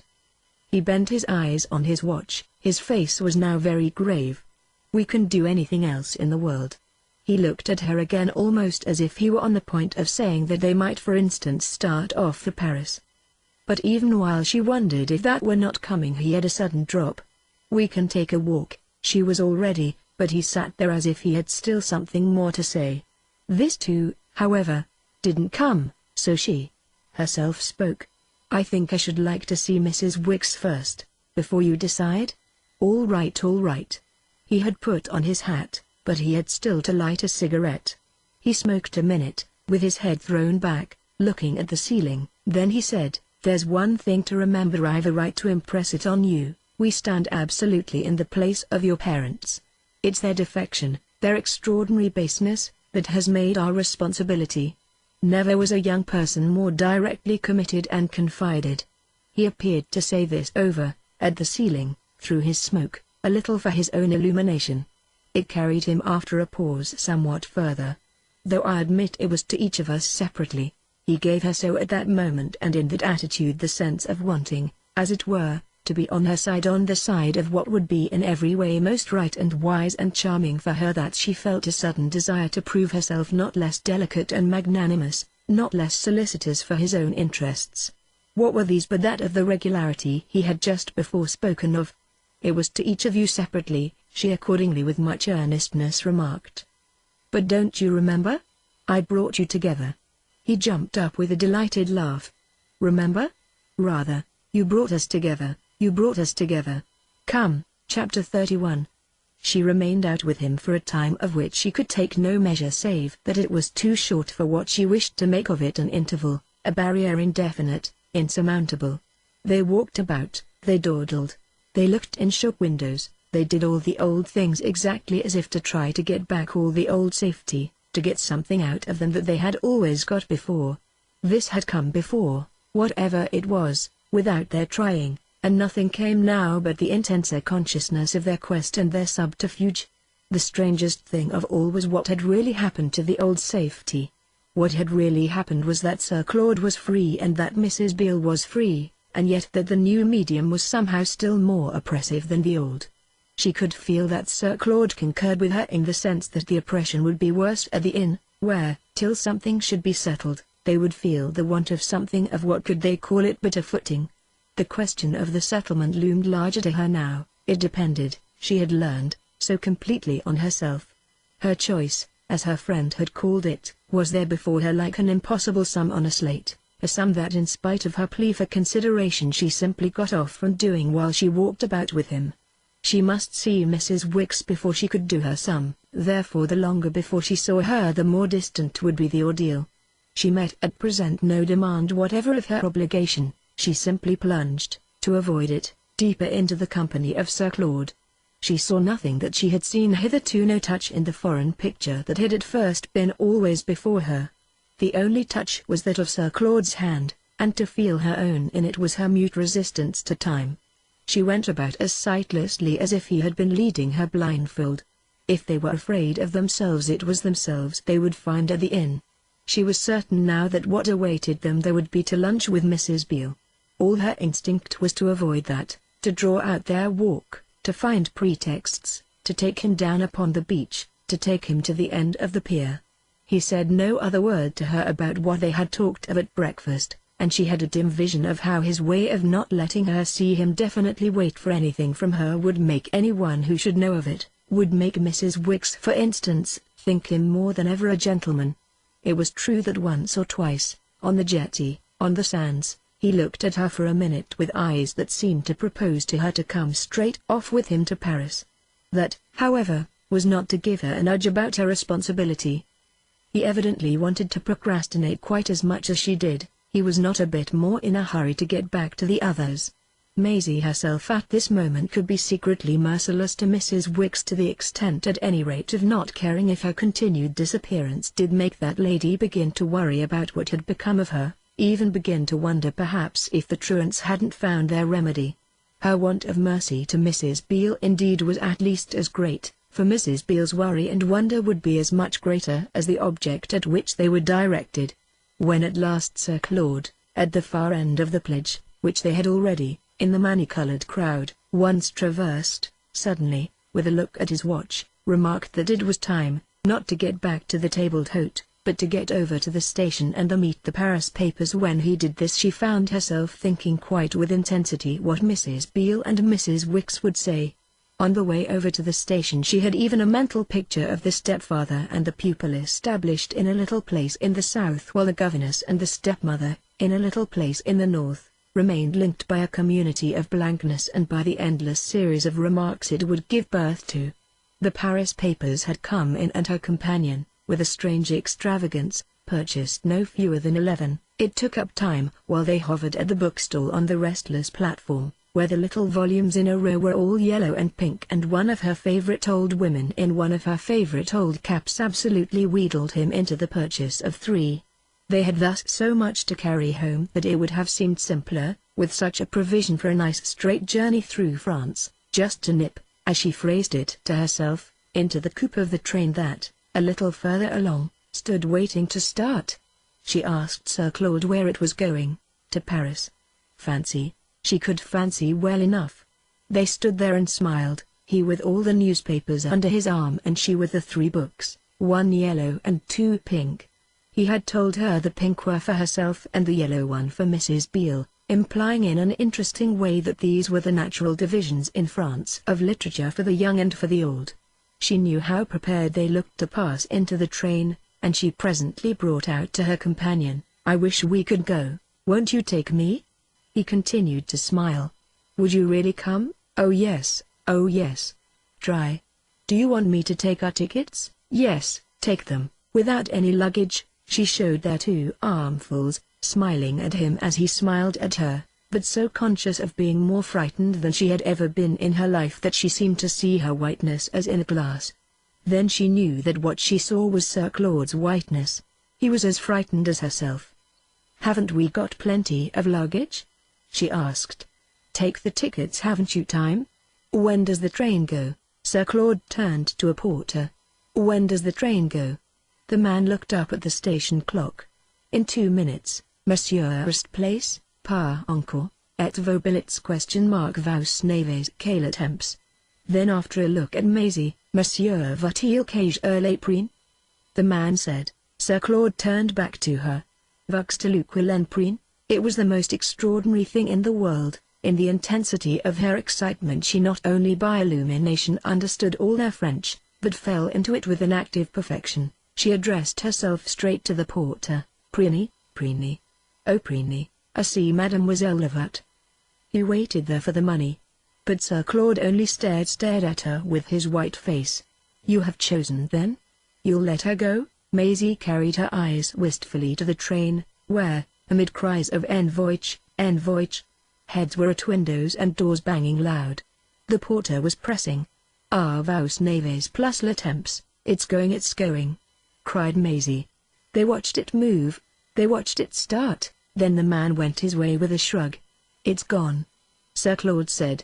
Maisie crept some distance up the platform. She stood there with her back to her companion, following it with her eyes, keeping down tears, nursing her pink and yellow books. She had had a real fright but had fallen back to earth. The odd thing was that in her fall her fear too had been dashed down and broken. It was gone. She looked round at last, from where she had paused, at Sir Claude's, and then saw that his wasn't. It sat there with him on the bench to which, against the wall of the station, he had retreated, and where, leaning back and, as she thought, rather queer, he still waited. She came down to him and he continued to offer his ineffectual intention of pleasantry. "Yes, I've chosen," she said to him. "I'll let her go if you," she faltered. He quickly took her up. If you'll give up Mrs. Beale." "Oh!" he exclaimed, on which she saw how hopelessly he was afraid. She had supposed at the café that it was of his rebellion, of his gathering motive. But how could that be when his temptations, the temptation for example of the train they had just lost, were after all so slight? Mrs. Wicks was right. He was afraid of his weakness. She couldn't have told you afterwards how they got back to the inn. She could only have told you that even from this point they had not gone straight, but once more had wandered and loitered and, in the course of it, had found themselves on the edge of the quay where still apparently with half an hour to spare the boat prepared for Folkestone was drawn up. Here they hovered as they had done at the station, here they exchanged silences again, but only exchanged silences. There were punctual people on the deck, choosing places, taking the best, some of them already contented, all established and shawled, facing to England and attended by the steward, who, confined on such a day to the lighter offices, tucked up the ladies' feet or opened bottles with a pop. They looked down at these things without a word. They even picked out a good place for two that was left in the lee of a lifeboat, and if they lingered rather stupidly, neither deciding to go aboard nor deciding to come away, it was Sir Claude quite as much as she who wouldn't move. It was Sir Claude who cultivated the supreme stillness by which she knew best what he meant. He simply meant that he knew all she herself meant. But there was no pretense of pleasantry now, their faces were grave and tired. When at last they lounged off, it was as if his fear of his weakness, leaned upon her heavily as they followed the harbour. In the hall of the hotel as they passed in, she saw a battered old box that she recognized, an ancient receptacle with dangling labels that she knew and a big painted W, lately done over and intensely personal, that seemed to stare at her with a recognition and even with some suspicion of its own. Sir Claude caught it too, and there was agitation for both of them in the sight of this object on the move. Was Mrs. Wicks going, and was the responsibility of giving her up lifted, at a touch, from her pupil? Her pupil and her pupil's companion, transfixed a moment, held, in the presence of the omen, communication more intense than in the presence either of the Paris train or of the Channel steamer. Then, and still without a word, they went straight upstairs. There, however, on the landing, out of sight of the people below, they collapsed so that they had to sink down together for support. They simply seated themselves on the uppermost step while Sir Claude grasped the hand of his stepdaughter with a pressure that at another moment would probably have made her squeal. Their books and papers were all scattered. "She thinks you've given her up. Then I must see her, I must see her," Maisie said. "To bid her goodbye? I must see her, I must see her," the child only repeated. They sat a minute longer, Sir Claude, with his tight grip of her hand and looking away from her, looking straight down the staircase to where, round the turn, electric bells rattled and the pleasant sea draught blew. At last, loosening his grasp, he slowly got up while she did the same. They went together along the lobby, but before they reached the salon he stopped again. "If I give up Mrs. Beale, I'll go straight out with you again and not come back till she has gone." He seemed to wonder. Till Mrs. Beale? He had made it sound like a bad joke. "I mean till Mrs. Wicks leaves in that boat." Sir Claude looked almost foolish. "Is she going in that boat?" "I suppose so." "I won't even bid her goodbye," Maisie continued. "I'll stay out till the boat has gone. I'll go up to the old rampart." "The old rampart? I'll sit on that old bench where you see the Gold Virgin." "The Gold Virgin?" he vaguely echoed. But it brought his eyes back to her as if after an instant he could see the place and the thing she named, could see her sitting there alone. "While I break with Mrs. Beale? While you break with Mrs. Beale?" He gave a long deep smothered sigh. "I must see her first." "You won't do as I do? Go out and wait?" Once more he appeared at a loss. "Till they both have gone," Maisie said. "Giving the United States up? Giving the United States up? Oh, with what to face?" For an instant he wondered if that could be. But his wonder the next moment only made him go to the door and, with his hand on the knob, stand as if listening for voices. Maisie listened, but she heard none. All she heard presently was Sir Claude saying with speculation quite choked off, but so as not to be heard in the salon, "Mrs. Beale will never go." On this he pushed open the door and she went in with him. The salon was empty, but as an effect of their entrance the lady he had just mentioned appeared at the door of the bedroom. "Is she going?" he then demanded. Mrs. Beale came forward, closing her door behind her. "I've had the most extraordinary scene with her. She told me yesterday she'd stay, and my arrival has altered it." "Oh, we took that into account." Mrs. Beale was flushed, which was never quite becoming to her, and her face visibly testified to the encounter to which she alluded. Evidently, however, she had not been worsted, and she held up her head and smiled and rubbed her hands as if in sudden emulation of the patron. "She promised she'd stay even if you should come." "Then why has she changed?" "Because she's a hound. The reason she herself gives is that you've been out too long." Sir Claude stared. "What has that to do with it? You've been out an age," Mrs. Beale continued. "I myself couldn't imagine what had become of you." The whole morning, she exclaimed, and luncheon long since over. Sir Claude appeared indifferent to that. Did Mrs. Wicks go down with you? He only asked, not she never budged. And Mrs. Beale's flush, to Maisie's vision, deepened. She moped that she didn't so much as come out to me, and when I sent to invite her she simply declined to appear. She said she wanted nothing, and I went down alone. But when I came up, fortunately a little primed and Mrs. Beale smiled a fine smile of battle, she was in the field. And you had a big row? We had a big row, she assented with a frankness as large. And while you left me to that sort of thing I should like to know where you were. She paused for a reply, but Sir Claude merely looked at Maisie, a movement that promptly quickened her challenge. Where the mischief have you been? You seem to take it as hard as Mrs. Wicks, Sir Claude returned. I take it as I choose to take it, and you don't answer my question. He looked again at Maisie as if for an aid to this effort, whereupon she smiled at her stepmother and offered, "We've been everywhere." Mrs. Beale, however, made her no response, thereby adding to a surprise of which our young lady had already felt the light brush.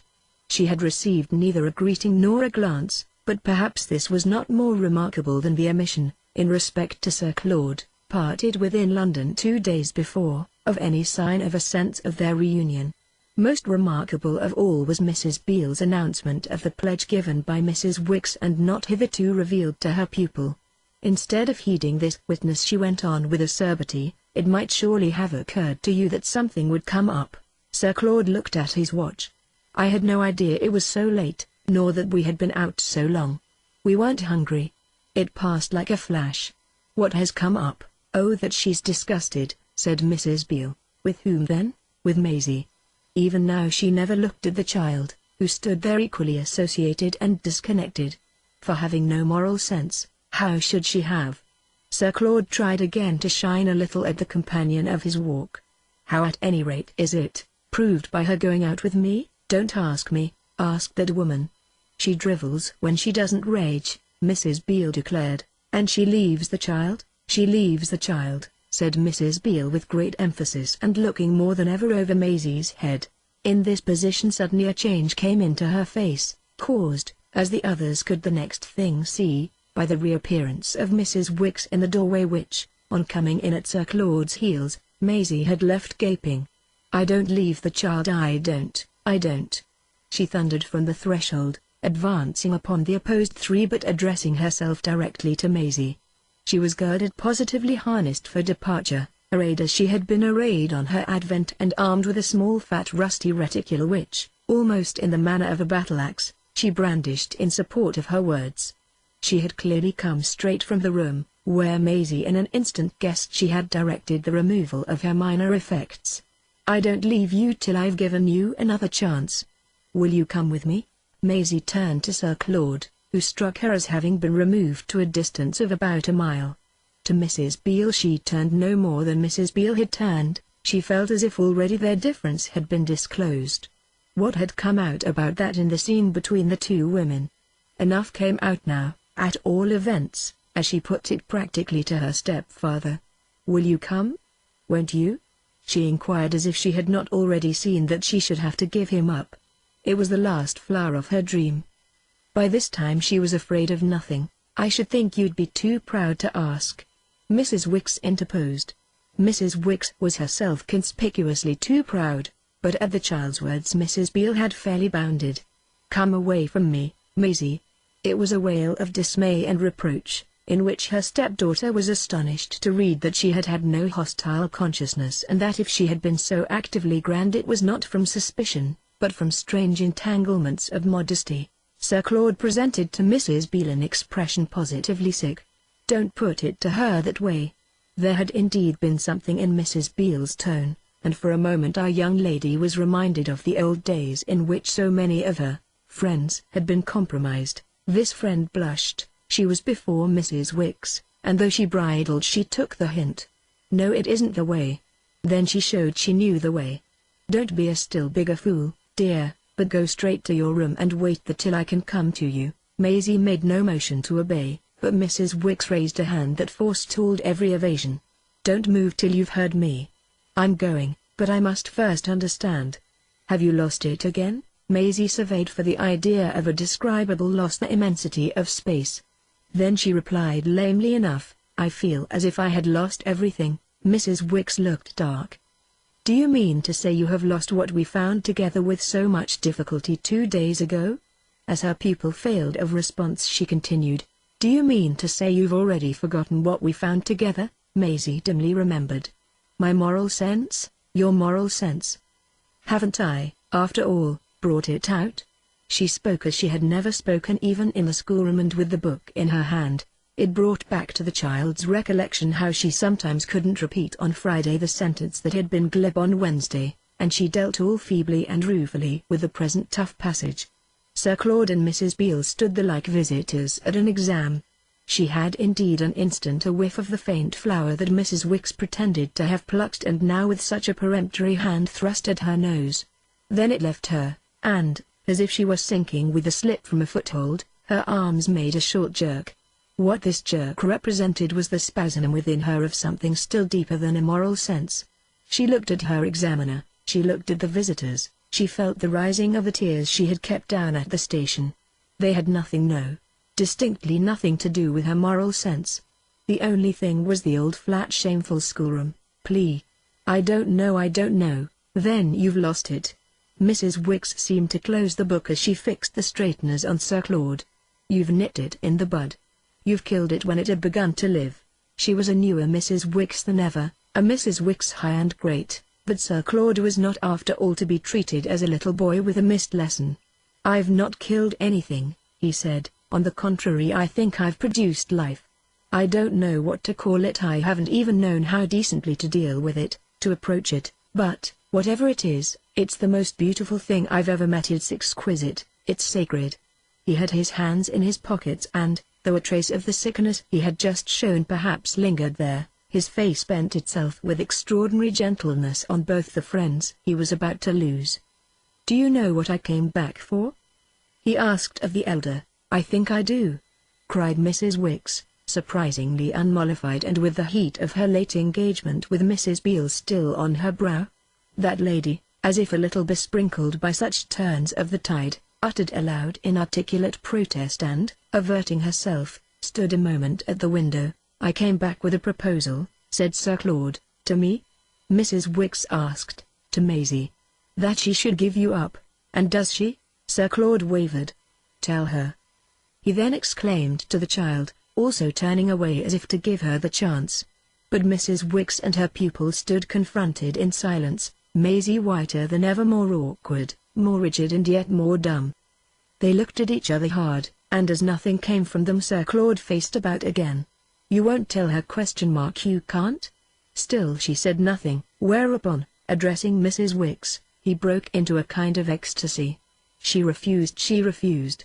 Maisie, at this, found her voice. "I didn't refuse.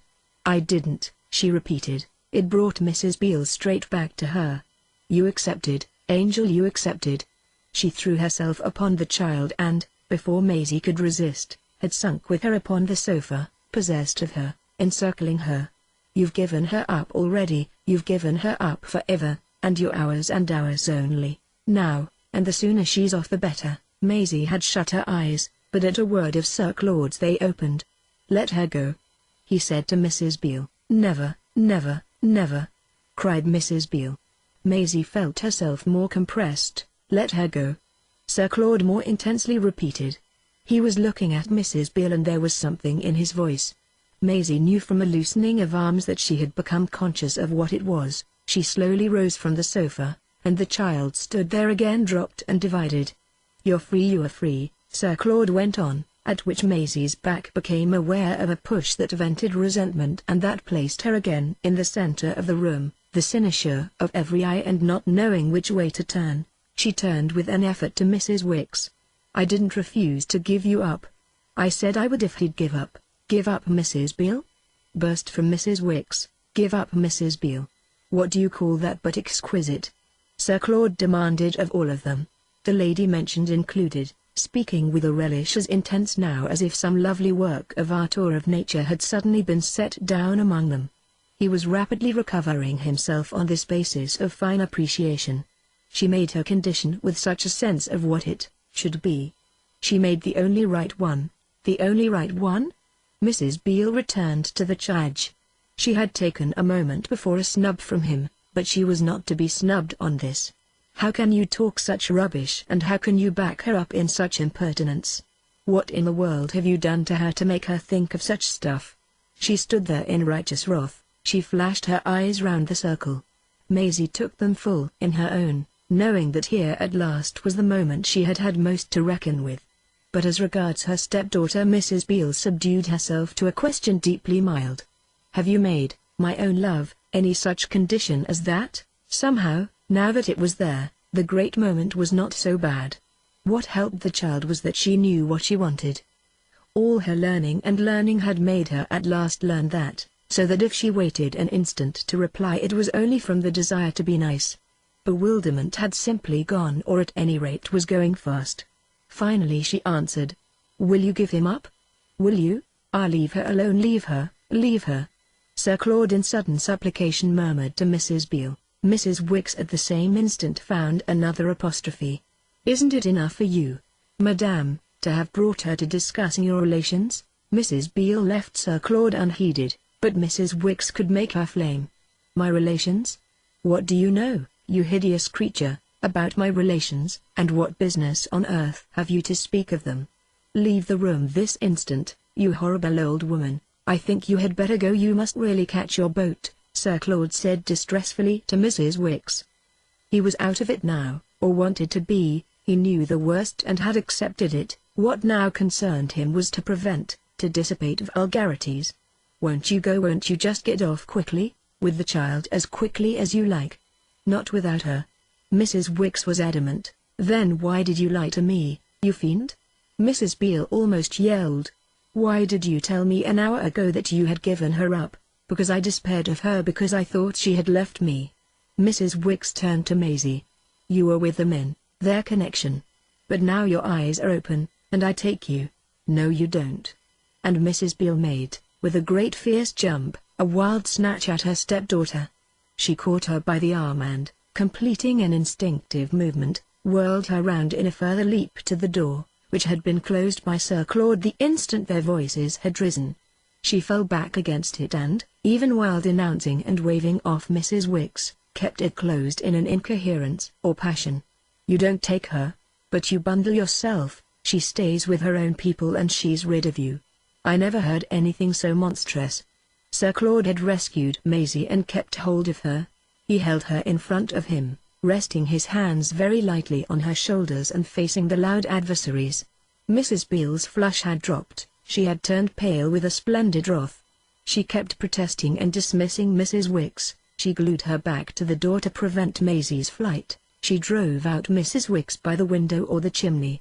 You're a nice one discussing relations with your talk of our connection and your insults. What in the world's our connection but the love of the child who's our duty and our life and who holds us together as closely as she originally brought us? I know, Maisie said with a burst of eagerness. I did bring you. The strangest of laughs escaped from Sir Claude. You did bring us, you did. His hands went up and down gently on her shoulders. Mrs. Wicks so dominated the situation that she had something sharp for everyone. There you have it, you see. She pregnantly remarked to her pupil. Will you give him up? Maisie persisted to Mrs. Beale. To you, you abominable little horror? That lady indignantly inquired. And to this raving old demon who has filled your dreadful little mind with her wickedness? Have you been a hideous little hypocrite all these years that I've slaved to make you love me and deludedly believed you did? I love Sir Claude, I love him, Maisie replied with an awkward sense that she appeared to offer it as something that would do as well. Sir Claude had continued to pat her, and it was really an answer to his pats. She hates you, he observed with the oddest quietness to Mrs. Beale. His quietness made her blaze. And you back her up in it and give me up to outrage. No, I only insist that she's free. Mrs. Beale stared. Mrs. Beale glared. Free to starve with this pauper lunatic? I'll do more for her than you ever did. Mrs. Wicks retorted. I'll work my fingers to the bone. Maisie, with Sir Claude's hands still on her shoulders, felt, just as she felt the fine surrender in them, that over her head he looked in a certain way at Mrs. Wicks. You needn't do that, she heard him say. She has means. Means ? Maisie. Mrs. Beale shrieked. Means that her vile father has stolen. I'll get them back. I'll get them back. I'll look into it. He smiled and nodded at Mrs. Wicks. This had a fearful effect on his other friend. Haven't I looked into it, I should like to know, and haven't I found an abyss? It's too inconceivable your cruelty to me. She wildly broke out. She had hot tears in her eyes. He spoke to her very kindly, almost coaxingly. We'll look into it again, we'll look into it together. It is an abyss, but he can be made, or Ida can. Think of the money they're getting now. He laughed. It's all right, he continued. It wouldn't do. We can't work her in. It's perfectly true, she's unique. We're not good enough, oh no. And, quite exuberantly, he laughed again, not good enough, and that beast is? Mrs. Beale shouted. At this for a moment there was a hush in the room, and in the midst of it Sir Claude replied to the question by moving with Maisie to Mrs. Wicks. The next thing the child knew she was at that lady's side with an arm firmly grasped. Mrs. Beale still guarded the door. Let them pass, said Sir Claude at last. She remained there, however. Maisie saw the pair look at each other.